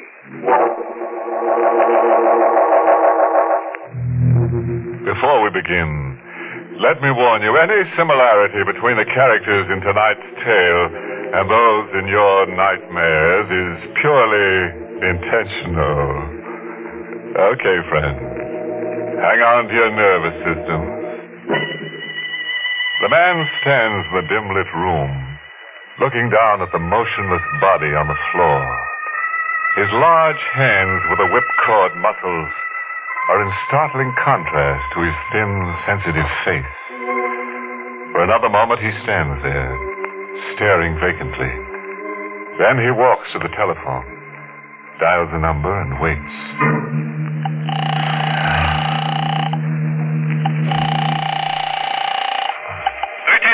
Sergeant Ferguson speaking. I want to report a murder. You'll find the body at 14 Crown Street. Wait a minute, hold on, not so fast. I'll be here, waiting for you. Who's calling? Who are you? Me? Right. I'm a man who's been dead 5 years. The police are on the way now. I sit here and I wait. And I think back over the 5 years. Back to the night that I, Victor Corday, died. I was in my studio working on the statue. There's a strange emotion that only a sculptor can feel. The exhilaration of taking senseless stone and imbuing it with life and meaning. I was so overwhelmed with the feeling that night, I lost complete track of time and place. I had no idea my wife had come into the studio and was standing behind me. Victor. What? Oh, Evelyn. What are you doing up this time of night? I couldn't sleep. I was thinking. The money again? You know, we're almost down to rock bottom. Darling, I told you not to worry about it. I'm not worried anymore. The statue will be finished in a month or two, and then... We won't have to wait until it's finished. What? It'll be so easy, so sure. What are you talking about? Your sister, Clara. What's she got to do with it? Her insurance is made out to you, and Clara is a helpless, incurable invalid. Evelyn, I don't understand. How many times has she begged for death since the accident? How many times has she asked us to help her out of her misery? Oh, no, Evelyn, stop it. I've got it all planned. No one would ever find out. Stop it. Kill my sister? Make myself a murderer? She won't feel a thing. It'll be simple and quick. I won't listen to you anymore. You'll do it, Victor, whether you want to or not. Evelyn, get away from that statue. This will make you do as I say. Evelyn! Destroying. All months of work. Destroyed. Now there'll be nothing coming in, Victor. Now you'll have to do exactly as I... Victor! Victor! How could you do a thing like that? How? It was for your own good. How? Let go, Victor! How? You're hurting me. How? Lisa!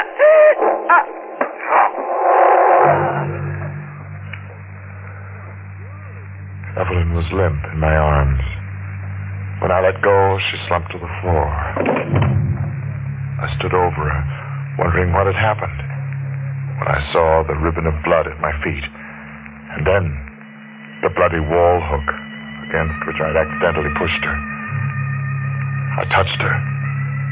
I spoke to her, but she was motionless and silent and dead. And that was the night that I died, too. I didn't mean to kill Evelyn, but I knew no one would believe me. So I ran away, changed my name to Victor Carlin. I buried myself for 5 years. I became a gravestone cutter. I used these hands of mine for carving monuments to the dead. And for 5 years I hid, going nowhere, meeting no one. And then she came along. It was late one afternoon. I was in my shop near the cemetery, finishing work on a black marble headstone. Hello. What? Victor? I said hello. Who are you? Oh, now don't tell me you don't remember me. How do you know my name? I know a lot about you. I've been watching you for a long time. Watching me? Why? We could be friends, Victor. You need a friend. Will you please tell me who you are? Kitty Regan. You can just call me Kitty. I'm a waitress in a restaurant where you eat once in a while. Wouldn't you like me for a friend? What do you want, really? Oh, you shouldn't be afraid of me. I have no reason to be afraid of anybody. Oh, yes, you have. I can tell. I've watched you. When you're out of this shop, you're always looking around, like you were running away or waiting for somebody to catch you. You don't know what you're talking about. And you're always alone. You're afraid to make friends. But you don't have to be afraid of me, Victor. Not as long as you give me the money. Why should I give you money? You don't have to. I can go to the police. I can always go to the police. And that's the way it began with Kitty. She couldn't have known what I'd done. She might have thought it was robbery or something like that, but she couldn't have known it was murder. She drained me of every penny I made. But strangely enough, I didn't mind. I actually started to look forward to her visits. And then one day I realized why. Kitty Regan was cheap and low and evil. But I'd fallen in love with her. Well, how do you like that? Oh, he says he's in love with me. Don't laugh, Kitty, please. I want to marry you. Marry me? Well, that's a riot. A crummy character like you. Where's my money? Kitty, it hasn't been a very good week. I only had one job. Well, whatever it is, hand it over. Kitty, I want to show you how I feel about you. You already showed me. No, this will make you really understand. I'm going to make you a figurine in ivory. It'll be very valuable. Oh, so you think you can make something that's worth a lot of money? You, a gravestone cutter. I have talent in these hands of mine. Great talent as a sculptor. Oh, sure, you're a regular Michelangelo. Come on, hand the money over. All right. But I'm going to prove it, Kitty. I'm going to prove that I'm somebody you'd be proud to love.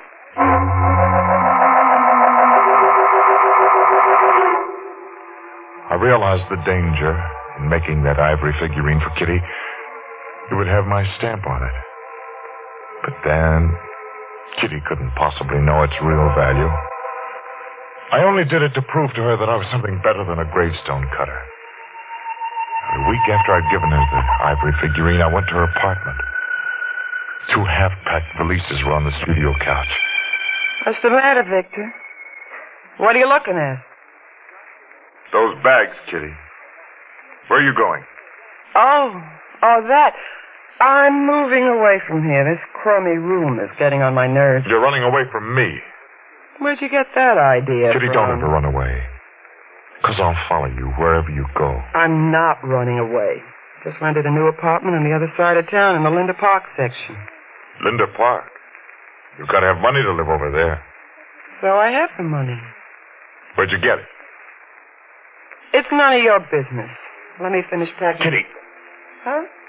the figurine I made for you. It's not on the table. What? Where is it? No, look, Victor, don't get excited. Where is it? What have you done with it? I sold it. What? I sold it. What's so awful about that? You sold it? You sold my gift to you? I needed more money. You haven't been doing so well lately, and I figured the ivory was worth something. You shouldn't have done that. The man who bought it said the carving was pretty good. Oh. You really got talent, Victor. You can become an important guy. Kitty, I don't care about that. I just want you. Oh. All right, Victor, then you can have me. You mean that? You really mean that? Well, sure. Just as long as you do what I say.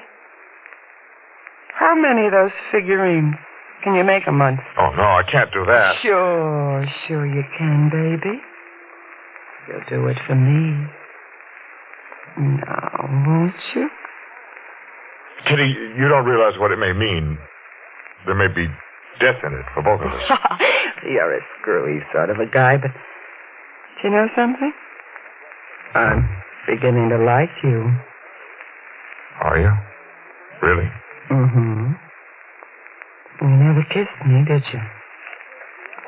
I never kissed you. Well, come here.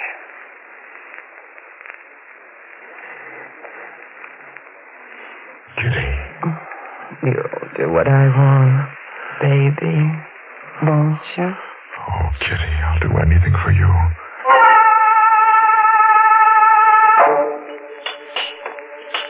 I knew I shouldn't have done as she asked.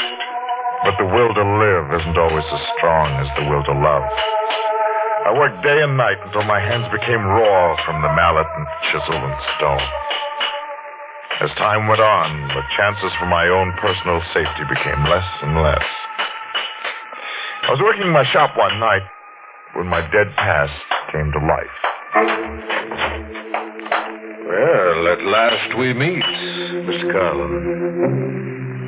He was George Adrian, an art dealer from the West Coast, whom I dealt with years ago. Adrian looked at me, a sly, secret smile on his lips. So, that's the name you use now, Carlin. Awfully close to Corday, isn't it? I don't know what you're talking about. Corday, I consider it an honor to renew our acquaintance. Now, see here, I never saw you before in my life. Oh, stop it. You're just wasting time. You needn't be afraid. I'm not going to expose you. The fact that you murdered your wife is no affair of mine. Undoubtedly, she deserved it. How did you find me, Adrian? Oh, it was quite by accident. A young woman named Kitty Regan sold me an ivory figurine of yours. And then some more work of yours later. All of it had the unmistakable stamp of Victor Corday on it. And what do you want? Frankly, I'm one to take advantage of a situation. Then it's money. Exactly. All right. How much? Quite a sum. It's much more than you're able to give me at present. Now, being two reasonable men, I'm sure we can work out installments. Adrian had my life in his hands. I had only one defense against him. This latest piece of yours should bring you a very good price. He stepped closer to examine the statue. My fingers tightened around the gouge in my hand. $500 should be a reasonable amount for the first installment, don't you think? I stepped in behind him and drove the gouge home, deep into his throat.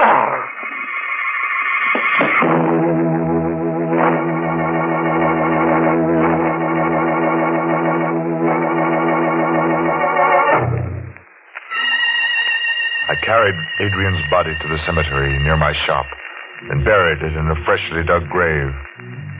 But I had no peace of mind. In a few days, death began to close in on me again.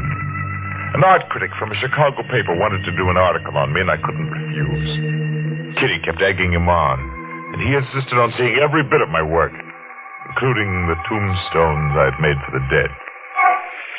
The night we went to the cemetery, a heavy rain was falling. I shook with fear as we stopped at the grave where Adrian's body lay, just a few inches underneath the surface. And the rain kept pouring down, washing the dirt away. Well, this is an interesting piece, Mr. Carlin. It's not really one of my important works, Mr. Rogers. Shall we go on? Oh, you mustn't be so modest. This sculpture would be worth a great deal to a gallery. Well, it's a pity that it remains here unseen. Oh, Victor, maybe the owner would sell it back. No, Kitty. I wouldn't think of asking such a thing. I still have other pieces we can sell. Let's go back to the shop, shall we? What are you looking at, Mr. Rogers? The face on this figure. It's uncanny. What do you mean? Well, it's so much like the face of a figure I saw in Los Angeles some years ago. It was done by a man named Corday. You ever hear of him? Yes, I've heard of it. Your work is very much like his, especially the face on this figure. But the face you see there is Kitty's. Oh. Yeah, but still it might pass for the model Corday always used, his wife, Evelyn. You have a great future, Mr. Carlin. Thank you. Now, shall we go? Victor, can I speak to you for a minute? Why, Kitty... Oh, don't mind me. I'll walk ahead a bit. What is it, Kitty? Why'd you lie to him? That's not my face. I never posed for you. I know that. There's some other woman, isn't there? No. There is. Now that you're making money, you'll spend it on another woman. That other sculptor's wife, Evelyn. You and Don't be she a are... fool. Evelyn Corday is dead. Dead? How do you know? Because her husband killed her.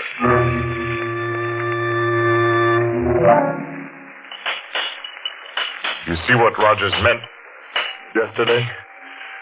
See what a great sculptor I really am, Skitty? Could be that Rogers is dead wrong about you. He knows Rogers is an expert. Expert, my eye. He isn't even an art critic. What? He's a phony. What are you talking about? Rogers. He doesn't work for Chicago paper. That's just a gag. He doesn't... Kitty, how do you know? Oh, I have ways of finding things out. How do you know? Oh, let go of me, Victor. What's the This is matter with... important to me. Let go. Tell me, how did you find out? All right, I'll tell you. Called up the paper he said he worked for. Yes? I got something invested in this thing, too, you know. And? They never heard of him. There's no reason for you to get all hot about it. Don't you understand, Kitty? If he isn't an art critic, why is he posing as one? I don't know. Well, I do know. Only I've got to make sure. Well, what difference does it make? He's probably just an agent trying to get a line on your work. An agent for whom? The police? What? I never thought of that. Victor, I know you've been hiding for some reason. You're in some kind of trouble. What kind? Let me alone. I've got to think. Kitty. Yeah? Go back to your apartment. Stay there until I call. Why? What are you going to do? That's none of your business. You just stay there and wait. I may need you later on. I went to the hotel where Rogers was staying and climbed down the fire escape to his window. I opened the window carefully and went into the room. I could hear the water running in the shower. I quickly found out what I wanted to know.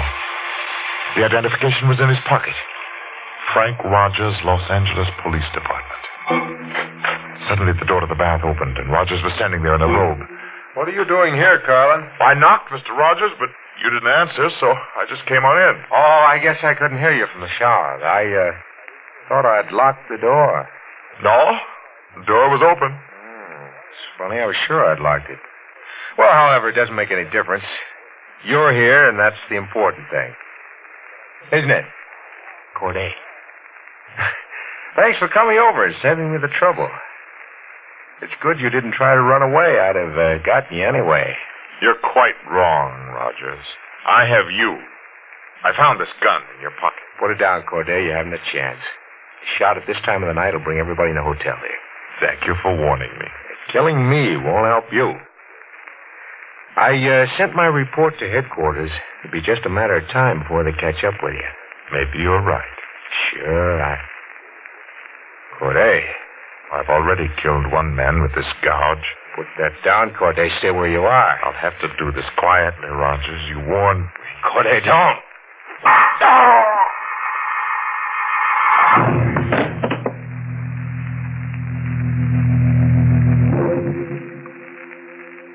I left the hotel. A few blocks away, I went into a drugstore and called Kitty. She didn't answer. I went to her apartment. She wasn't home. I waited in the park across the street. I waited and waited. And finally she came home. And with her, there was another man. I wanted to kill them both right then and there. But I was too stunned. I wandered around for hours. And then the thought came to me. I went back to my shop and worked. For the rest of the night, I worked in a blind rage. And then this morning, Kitty came to see me. Victor. Yes, Kitty? Victor, have you seen the morning paper? No. I've been busy. Roger's been murdered. Has he? He was killed in his hotel room last night. I was right, Kitty. Rogers was from the police. You did it, didn't you, Victor? There. Stone's finished. Answer me. You did it, didn't you? Yes. I killed him. Why? I had to. But you won't tell on me, will you? What makes you think I won't? Because I'm too valuable to you. I can give you the things you always wanted. A lot of good you are to me now. You're a murderer. We could run away. We could hide. They could never find us. Not on your life. I'm not running away with you from now on. I'm running from you. I only came here to say goodbye. Yes. I had an idea that's why you came. There's somebody else, isn't there? No. You don't have to lie to me. I saw you with him last night. What? I was outside your house last night when he brought you home. All right, so there is someone else. You're no good to me anymore. No. Kitty. What do you want? Just one more thing. Well, make it snappy. I have a gift for you, Kitty. Parting gift that will stay with you long after I'm gone. Gift? What kind of a gift? A figure in black marble. This one? Yes. I worked all night on it. I think it's the most beautiful figure I ever made. It's a tombstone. Mm-hmm. See here? Your name engraved? And there's a date. Yes. Today's date. Yes, Kitty. Today. The date of your death. No! You mustn't be afraid to die. Victor, just one thrust of this gouge and it'll be all over. No, Victor, wait. Listen to me. I won't leave you. I won't ever leave you. But you don't love me. I do. I'll prove it to you. I'll go with you. I'll run away any place You're you only want. saying that because you're afraid to die. No, it's because I want to be near you. No, Kitty. Victor, put your arms around No, Kitty. me. Put your arms around me. I'll show you how much I care. You're just saying. No, I'll prove it. Hold me tight. Isn't this nice, Victor, isn't it? It's wonderful, Kitty. Now, kiss me. You see, I mean it. Kitty. Kiss me, Victor.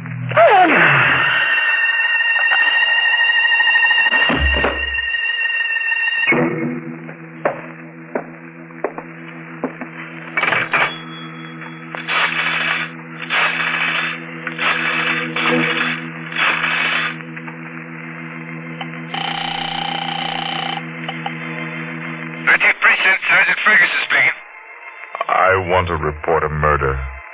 You'll find the body at 14 Crown Street. Now, wait a minute. Hold on. Let's up fast. I'll be here, waiting for you. Who's calling? Who are you? Me? I'm a man who's been dead 5 years.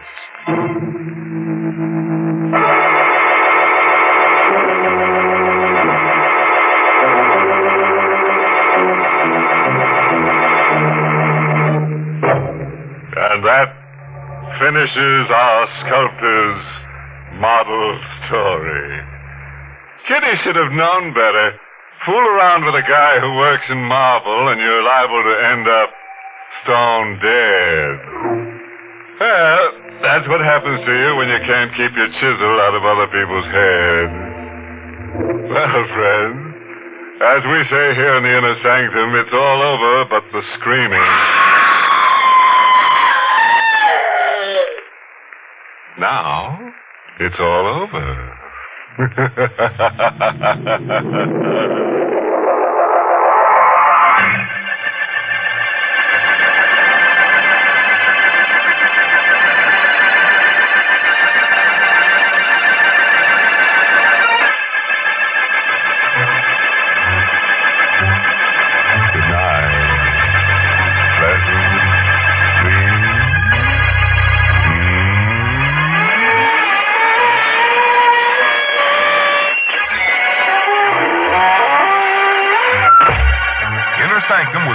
United States over CBS, the Columbia Broadcasting System, and has been rebroadcast for servicemen and women overseas. This is the United States Armed Forces Radio Service, the voice of information and education.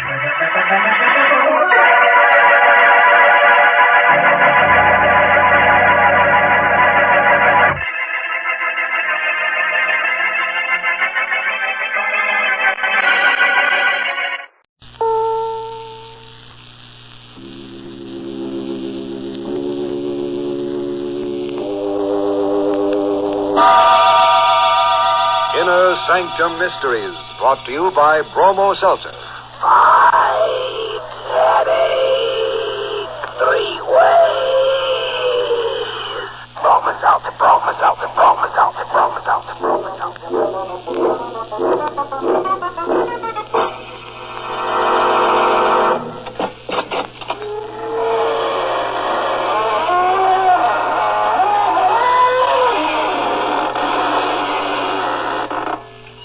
Good evening, friends of the Inner Sanctum.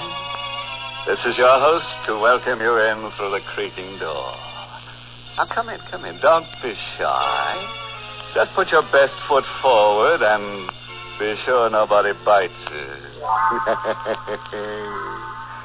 After all, as one werewolf said to the other, we'll have a howling good time. The trick is to keep your spirits up. Or maybe, in the Inner Sanctum, to keep them down.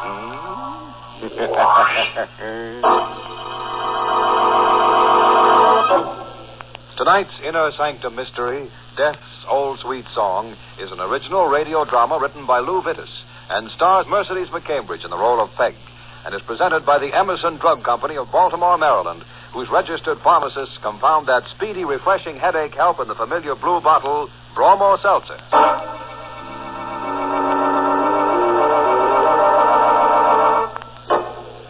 And now for our little slice of life. Nothing fancy, just a couple of murders and a few pints of blood. It's an old house on a side street. All the rooms are dark except one where an old man sits writing. Here I am, an old man in a dark house. An old man almost ready to die. But not yet. Not yet. I'm safe. Outside in the street, an organ is playing. Love's old sweet song. The windows are shuttered and locked. The door is heavy and bolted from the inside. I'm safe. There are 3 of them who want my money. They're young. I'm old. They want me to die. They cannot wait, they think. But I'm clever. And they will have to wait. You don't come closer. Don't. What are you going to do? That poker, no. I'm very old. I'm very old. I shall die very soon anyway. Put that poker down. I don't want to die this way. I don't want to...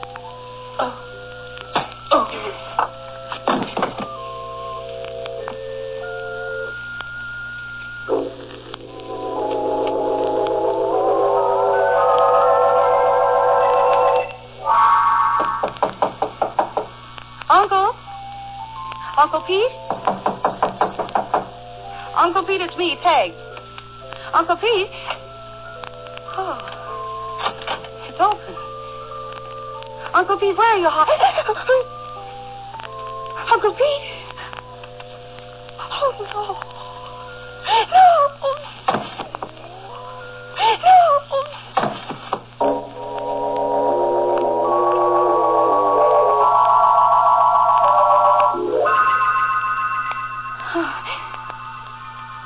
What happened? Uncle Pete? Who is it? Mrs. Sorensen.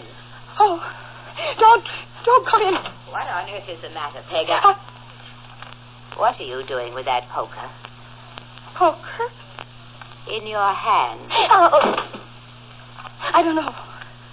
I don't know how it got there. Where is Mr. Peter? I thought... Get out of the way, Peg. Good Lord. I didn't do it, Mrs. Sorensen. I found him like that. Honestly, I did. You killed him. No. The poker was still in your hand. That's his blood on the poker that you were holding in your hand. I didn't kill him. Couldn't you have waited for his money? He was the kindest man I was only his housekeeper, but couldn't you have waited? Please believe me. I loved Uncle Pete. I'd never... You did it. I saw you. You killed him. Don't look at me like that. Go away. I could take that soft throat of yours and leave Oh, please. Oh, I've got to get out of here. I've got to get out of here. She ran away, Peter. She may run, but your blood is on her hands, Peter. She'll come back. And when she does, we'll wait for her, won't we, Peter? We'll both wait for her.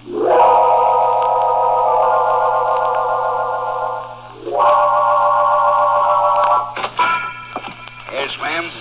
The phone, please. Phone booth over at the other end. Oh, thanks. W H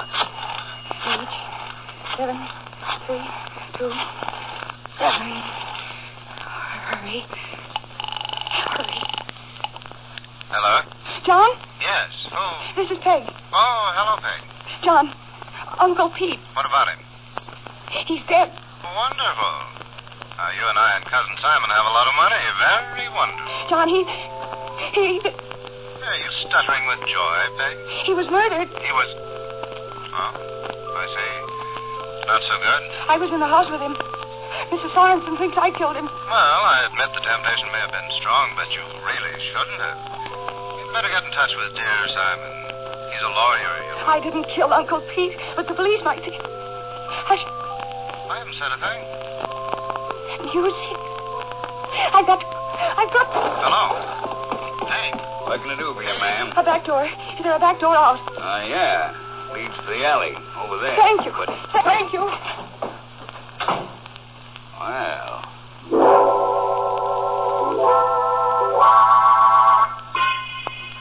Yes? Oh, I didn't notice you. This is the apartment house where Simon Prentice lives, isn't it? Are you going visiting at this hour? Yes, I'm his cousin. At 2 o'clock in the morning. I am his cousin. Now, will you please announce me? I could lose my job. Mr. Prentice is a very irritable man. I've got to see him. Simon won't mind if I do. Simon? Well, all right. His apartment is 6C. The elevator is over there. Thank you.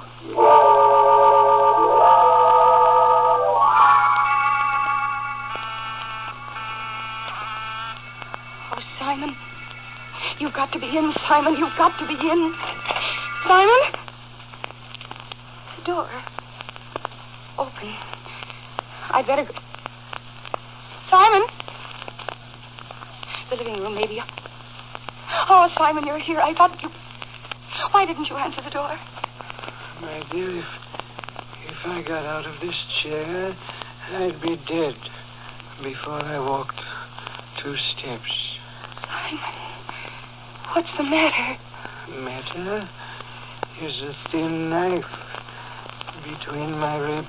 Oh, Don't touch it. But I have... Take it out in my life and pour out after it. Oh, Simon, we've got to do something. Yes, I have to die. And you... A doctor. It's too late. I mean, what are you saying? Try to tell me. Listen. Street organ man. Yes. He's the one. He's the one.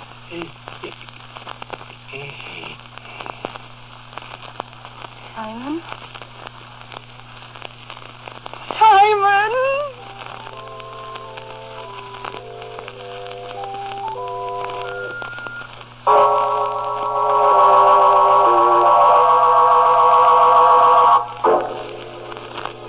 Listening to Inner Sanctum, brought to you by Bromo Seltzer.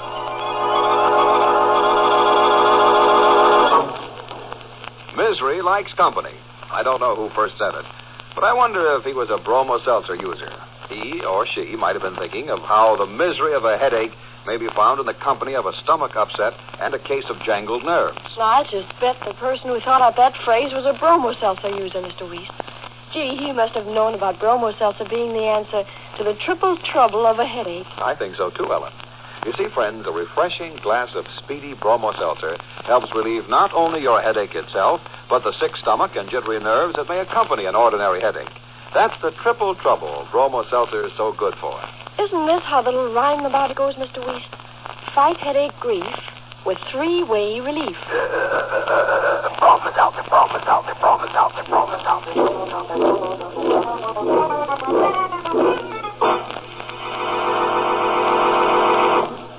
Now, let's see. Where were we the last time Peg screamed?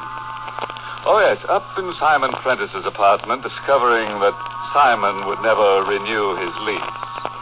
You see, he'd shortly be moving into a rather smaller place, approximately 6 feet long.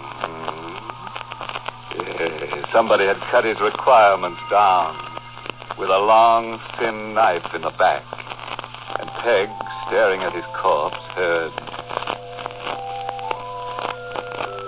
Whereupon, being rather an active girl on this particular night, she grabbed the nearest exit and started down the street. But a cop at the corner suggested a detour into a handy lunchroom. Now, what'll it be, sister? Oh, could I have a sandwich? And coffee, please. What kind of sandwich? Any kind. I mean, How about turkey? Yes, of course. It's good. Want to hunk off this end? Yes, please. Hey, coming up. Thank you. Yeah, there you are. Now get your coffee. Just heard Slim Savoy pounding those ivories. Just one moment. We've got a special police flash here.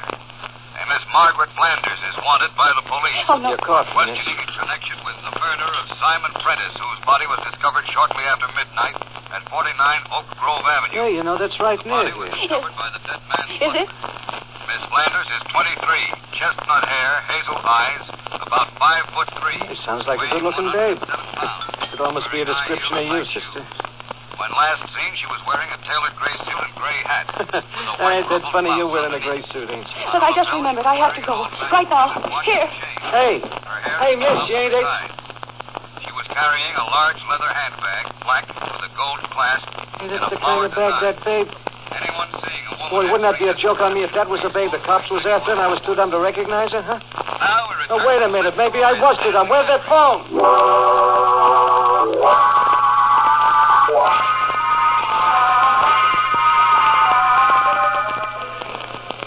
I'm tired. I'm so tired. I've got to go home. Go home.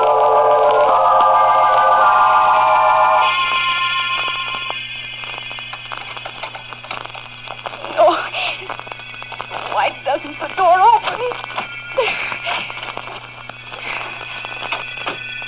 Oh. I'm home. You've come back. Oh, Mrs. Sorensen, I didn't think you'd be here. I knew you'd come back. I got to rest. I got to sleep, please, Mrs. Sorensen. You've come back because his blood called you back. No. Then why are you here? The police are after me. There are police here. But at the front. I sneaked in through the back door, the one that no one knows about, the one we used as children. The Alabama door, we called it. And it isn't only the police. No. No. The murderer is after me, too. I know it. Who is? I don't know his name. I don't even know what he looks like, but... This doesn't sound very convincing. It does. He killed Cousin Simon, too. Did he? No, won't you let me sleep here without telling anybody? Come. Oh, thank you. I'll be so grateful. Be still. Come with me. We'll go here. Oh, but this is the room. Get here. All right. So dark. The dead need no light. You mean... Come here. No. Come here. All right. Don't touch me. They left him here for the night. They covered him so that his wounds wouldn't shriek aloud. What are you going to... Oh, no, don't. You've seen him before. Don't. There. You can see him better now.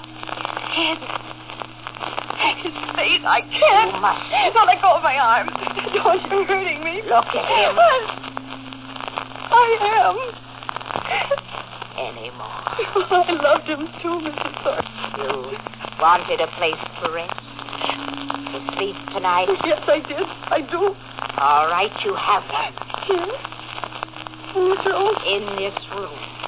In this room. With him? He'll not molest you. No, I couldn't. You must. No, I'm going. Okay. Oh, let me go. No, I can't stay here. I'm stronger than you. Shall I hit you again? You stay here tonight.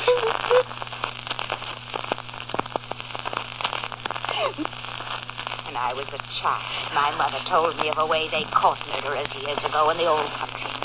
They locked them in a room with the corpse of the one they had killed. Oh, no. And they left them there for 12 hours. 12 hours. And they opened the room and went inside and looked at the corpse. Oh, that's just an old wives' tale. And if the wounds of the corpse had bled, then the person in the room was guilty and had to die. Oh, but you can't believe that. You're young. You're pretty. A jury might let you off with a few years in prison. I was sure you had murdered Mr. Peter. I'd strangle you myself. But I'm not sure. Not entirely. For I have to be sure. No, you can't tell that way. I believe in the old. I believe in the old. I shall be able to tell. Good night. No, you mustn't lock me in. I shall. And while you're within this case, pray.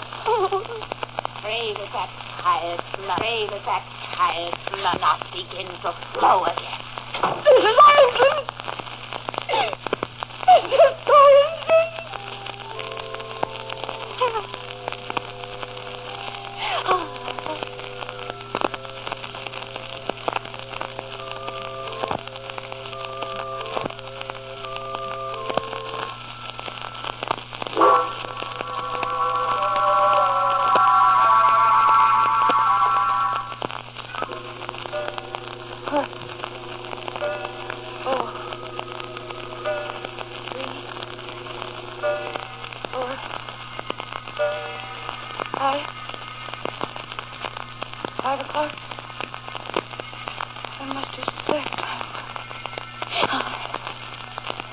Body. Uncle P. Oh, no, I'm getting out. Mrs. Sorensen! Mrs. Sorensen! Mrs. Sorensen, please, please let me out. I don't care. Call the police or anything. Only let me out. The door. It's not locked. It's not locked. It's not locked. I'm free. I'm free. Just down the hall to the front door and something on the floor. What? What are you doing? Why are you lying there? Why are you lying? Wet. Your body's wet. Light. I'll get a light. I'll get a light. There. My hand is wet, Mrs. Sorensen. I have to see.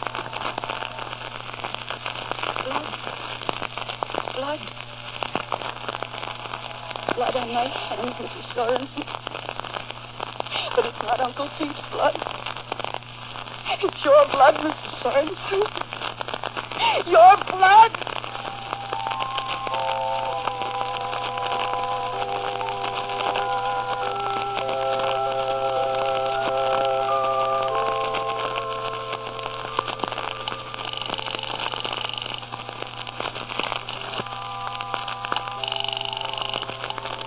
John! Peg! John, I need you. I'm frightened. I'm afraid I'm going crazy. I'm at home. Oh, please come over, John. Yes, there are police, but I use the back door, the Alabama door. Mr. Sorensen. Oh, no, John. No, she won't do anything. She's dead.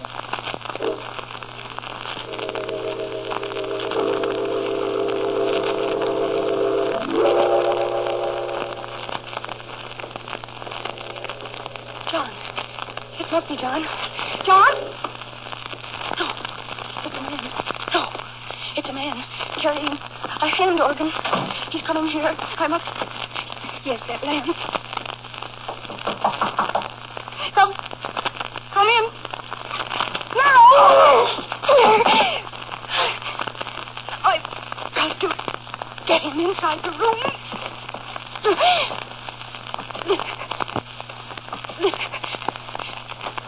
Close the door. And wait. Oh, hurry, John. Hurry.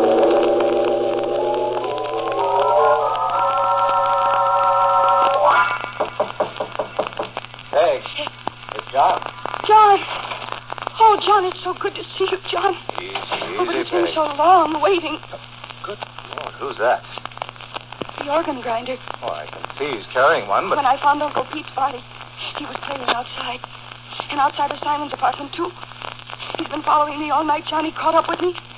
But I broke the lamp over his head. Good heavens, you may have killed him. He's alive. John, take me away from here. No, if he's the killer... John, I can't stay here any longer. Please take me away. Please take me away. All right, honey, all right. And better straighten your things. Those look like they've been slept in. They were. Never mind that. Just take me away. Come on. Oh, and John, the back way. I don't want the police. Well, all right. Sneak out, but you can't go on hiding forever. I know that, John, but I've got to rest for a little while. I've got to rest. Then you can take me to the police. I'll tell them everything. But first, John, I've got to rest. Rest.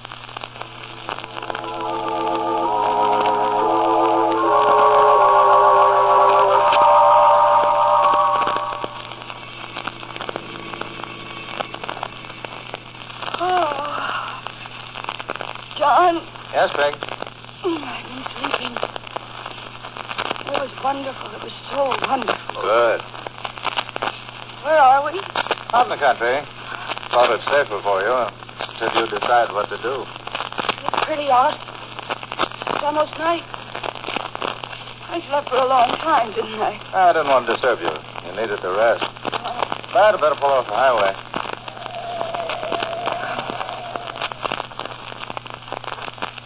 Now, Peg, you'll have to give yourself up to the police. But will they believe me? Well, of course they will. Well, I'm not so sure. I found Uncle Pete's body. I was with Simon when he died.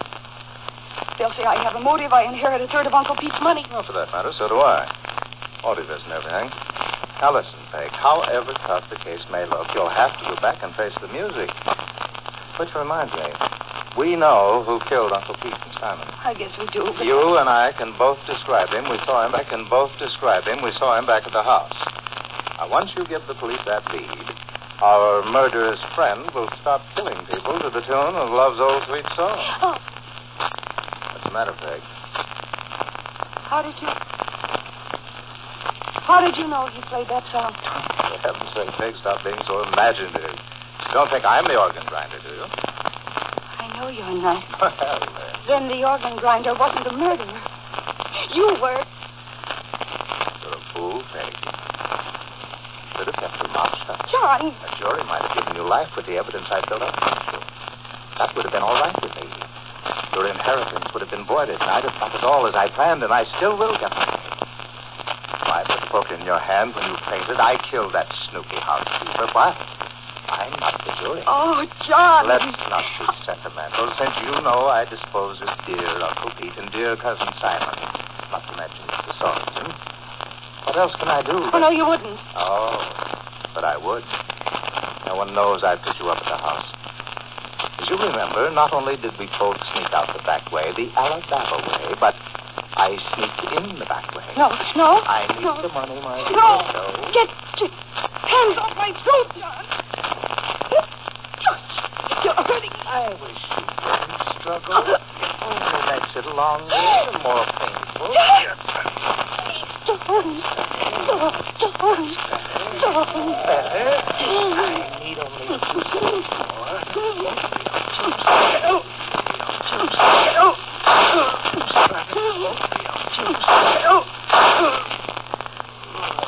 Lucky Peg, who gets all the money. John. Who's it? Oh. The organ grinder. I had to shoot her. You all right, Miss Flanders? My throat hurts. You are the organ grinder.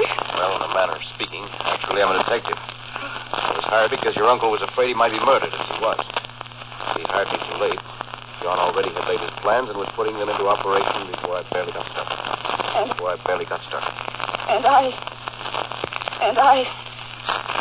I didn't help, did I? I didn't help, did I? Well, for a while back there, when you conked me with that lamp. But it worked out all right. We needed the proof against John, and, well, we got it.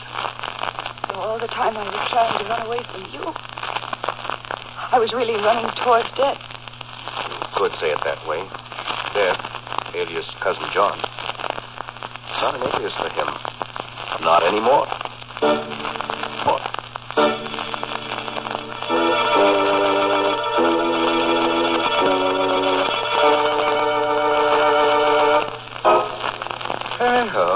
That Cousin John just was a card, wasn't he? Well, at least he had a very good poker hand. As Uncle P.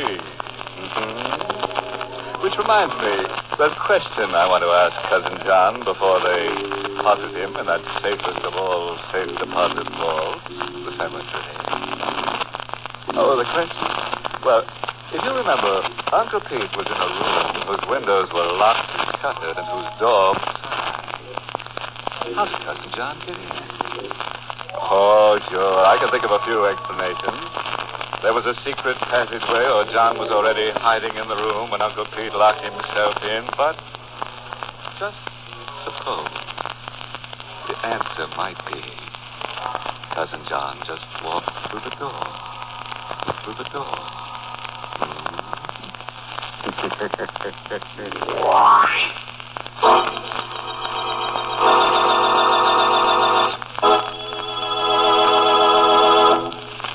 Did you ever hear anyone say this? I'd give $1 million if I could do something about this headache. Maybe you've said it yourself. Well, next time you're thinking of mortgaging the family heirlooms in the hope of easing an ordinary headache, remember there's an economical way to get headache relief. An economical way to get headache relief. An economical way to get headache relief. You see, here's the reason. Or I should say, the reason Bromo Seltzer is so economical. Just a teaspoonful of Bromo Seltzer in a glass of water is all it takes to prepare refreshing headache help. And also, Bromo Seltzer doesn't do just one job. It does three. 3 important jobs, and does them fast. Bromo Seltzer helps relieve your headache and also helps relieve your jittery nerves and your upset stomach. And as you know, upset stomach and jitters may go with a headache. So, friends, take this economical split-second effervescence next time a headache sneaks up on you. Caution, use only as directed. If headache persists or recurs, see your doctor. And remember, for effective economical relief, Three-way. Bromo Seltzer.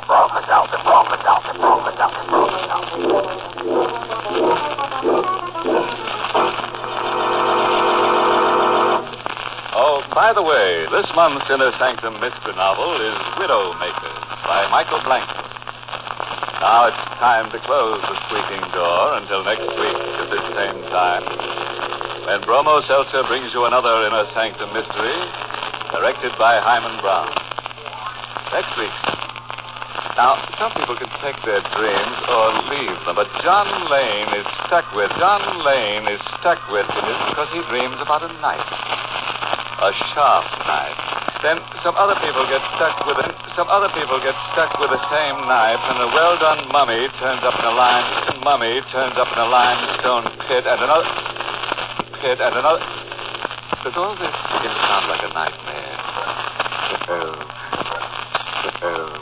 That's as it should be. Because the name of next week's Inner Sanctum Mystery is Nightmare. You'll be sure to listen, won't you? Until next Monday, then. Good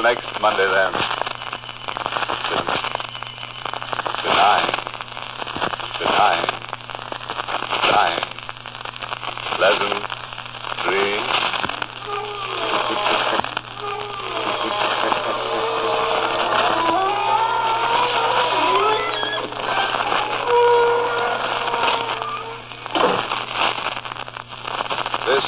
CBS, the Columbia Broadcasting.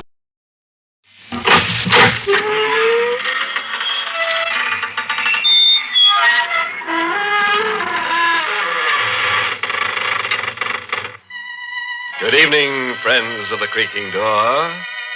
This is your host to welcome you once again into the Inner Sanctum. Come on in, and never mind looking back over your shoulder. Whatever it is that's behind you can't be half as bad as what's in front. As the man whose throat had just been made the scene of an experiment with a razor while he slept said, I'm going from bed to hers.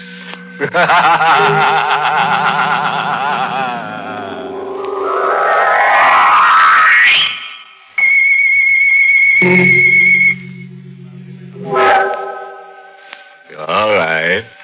Settle down now. It's coming. And there's nothing you can do about it. Just keep a good hold on yourself. And your wife, if your life insurance paid out. Joe Harris, 21, wearing a cheap blue serge suit and a thin topcoat, cold and wet on a cold and rainy night, decides to make a change.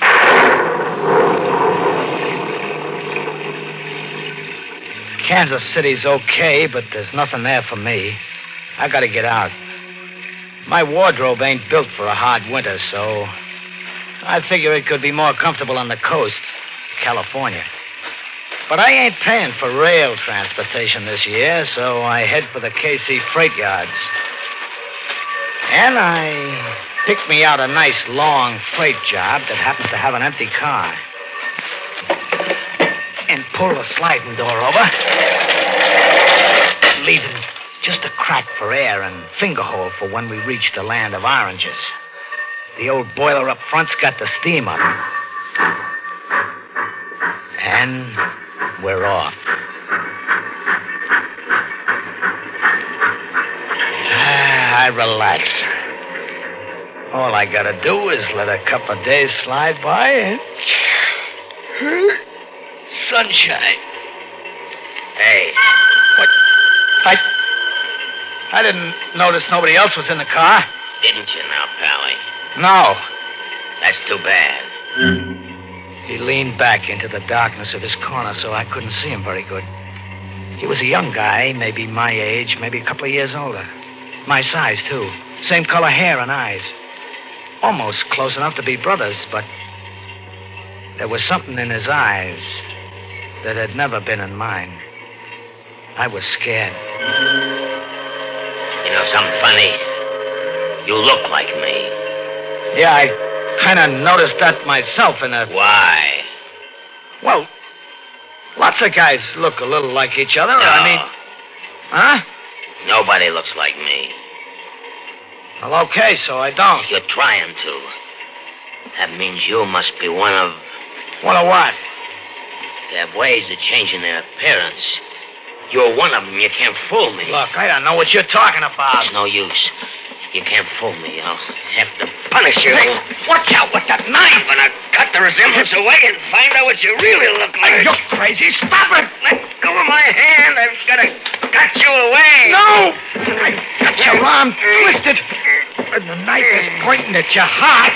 Now drop it. No, nobody's as strong as me. Stop it! I warn you, stop it! Oh!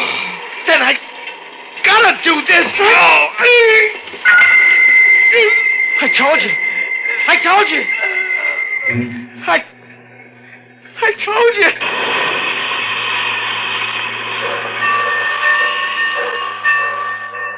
Dead. Hey. No, he's dead. I gotta get out. The door. Slide it open. Put the odd bones. Another one of these sliding doors. Why don't they snap them proper? Give me a hand, Charlie. Okay. What? You locked it. Now I can't get out. I can't get out.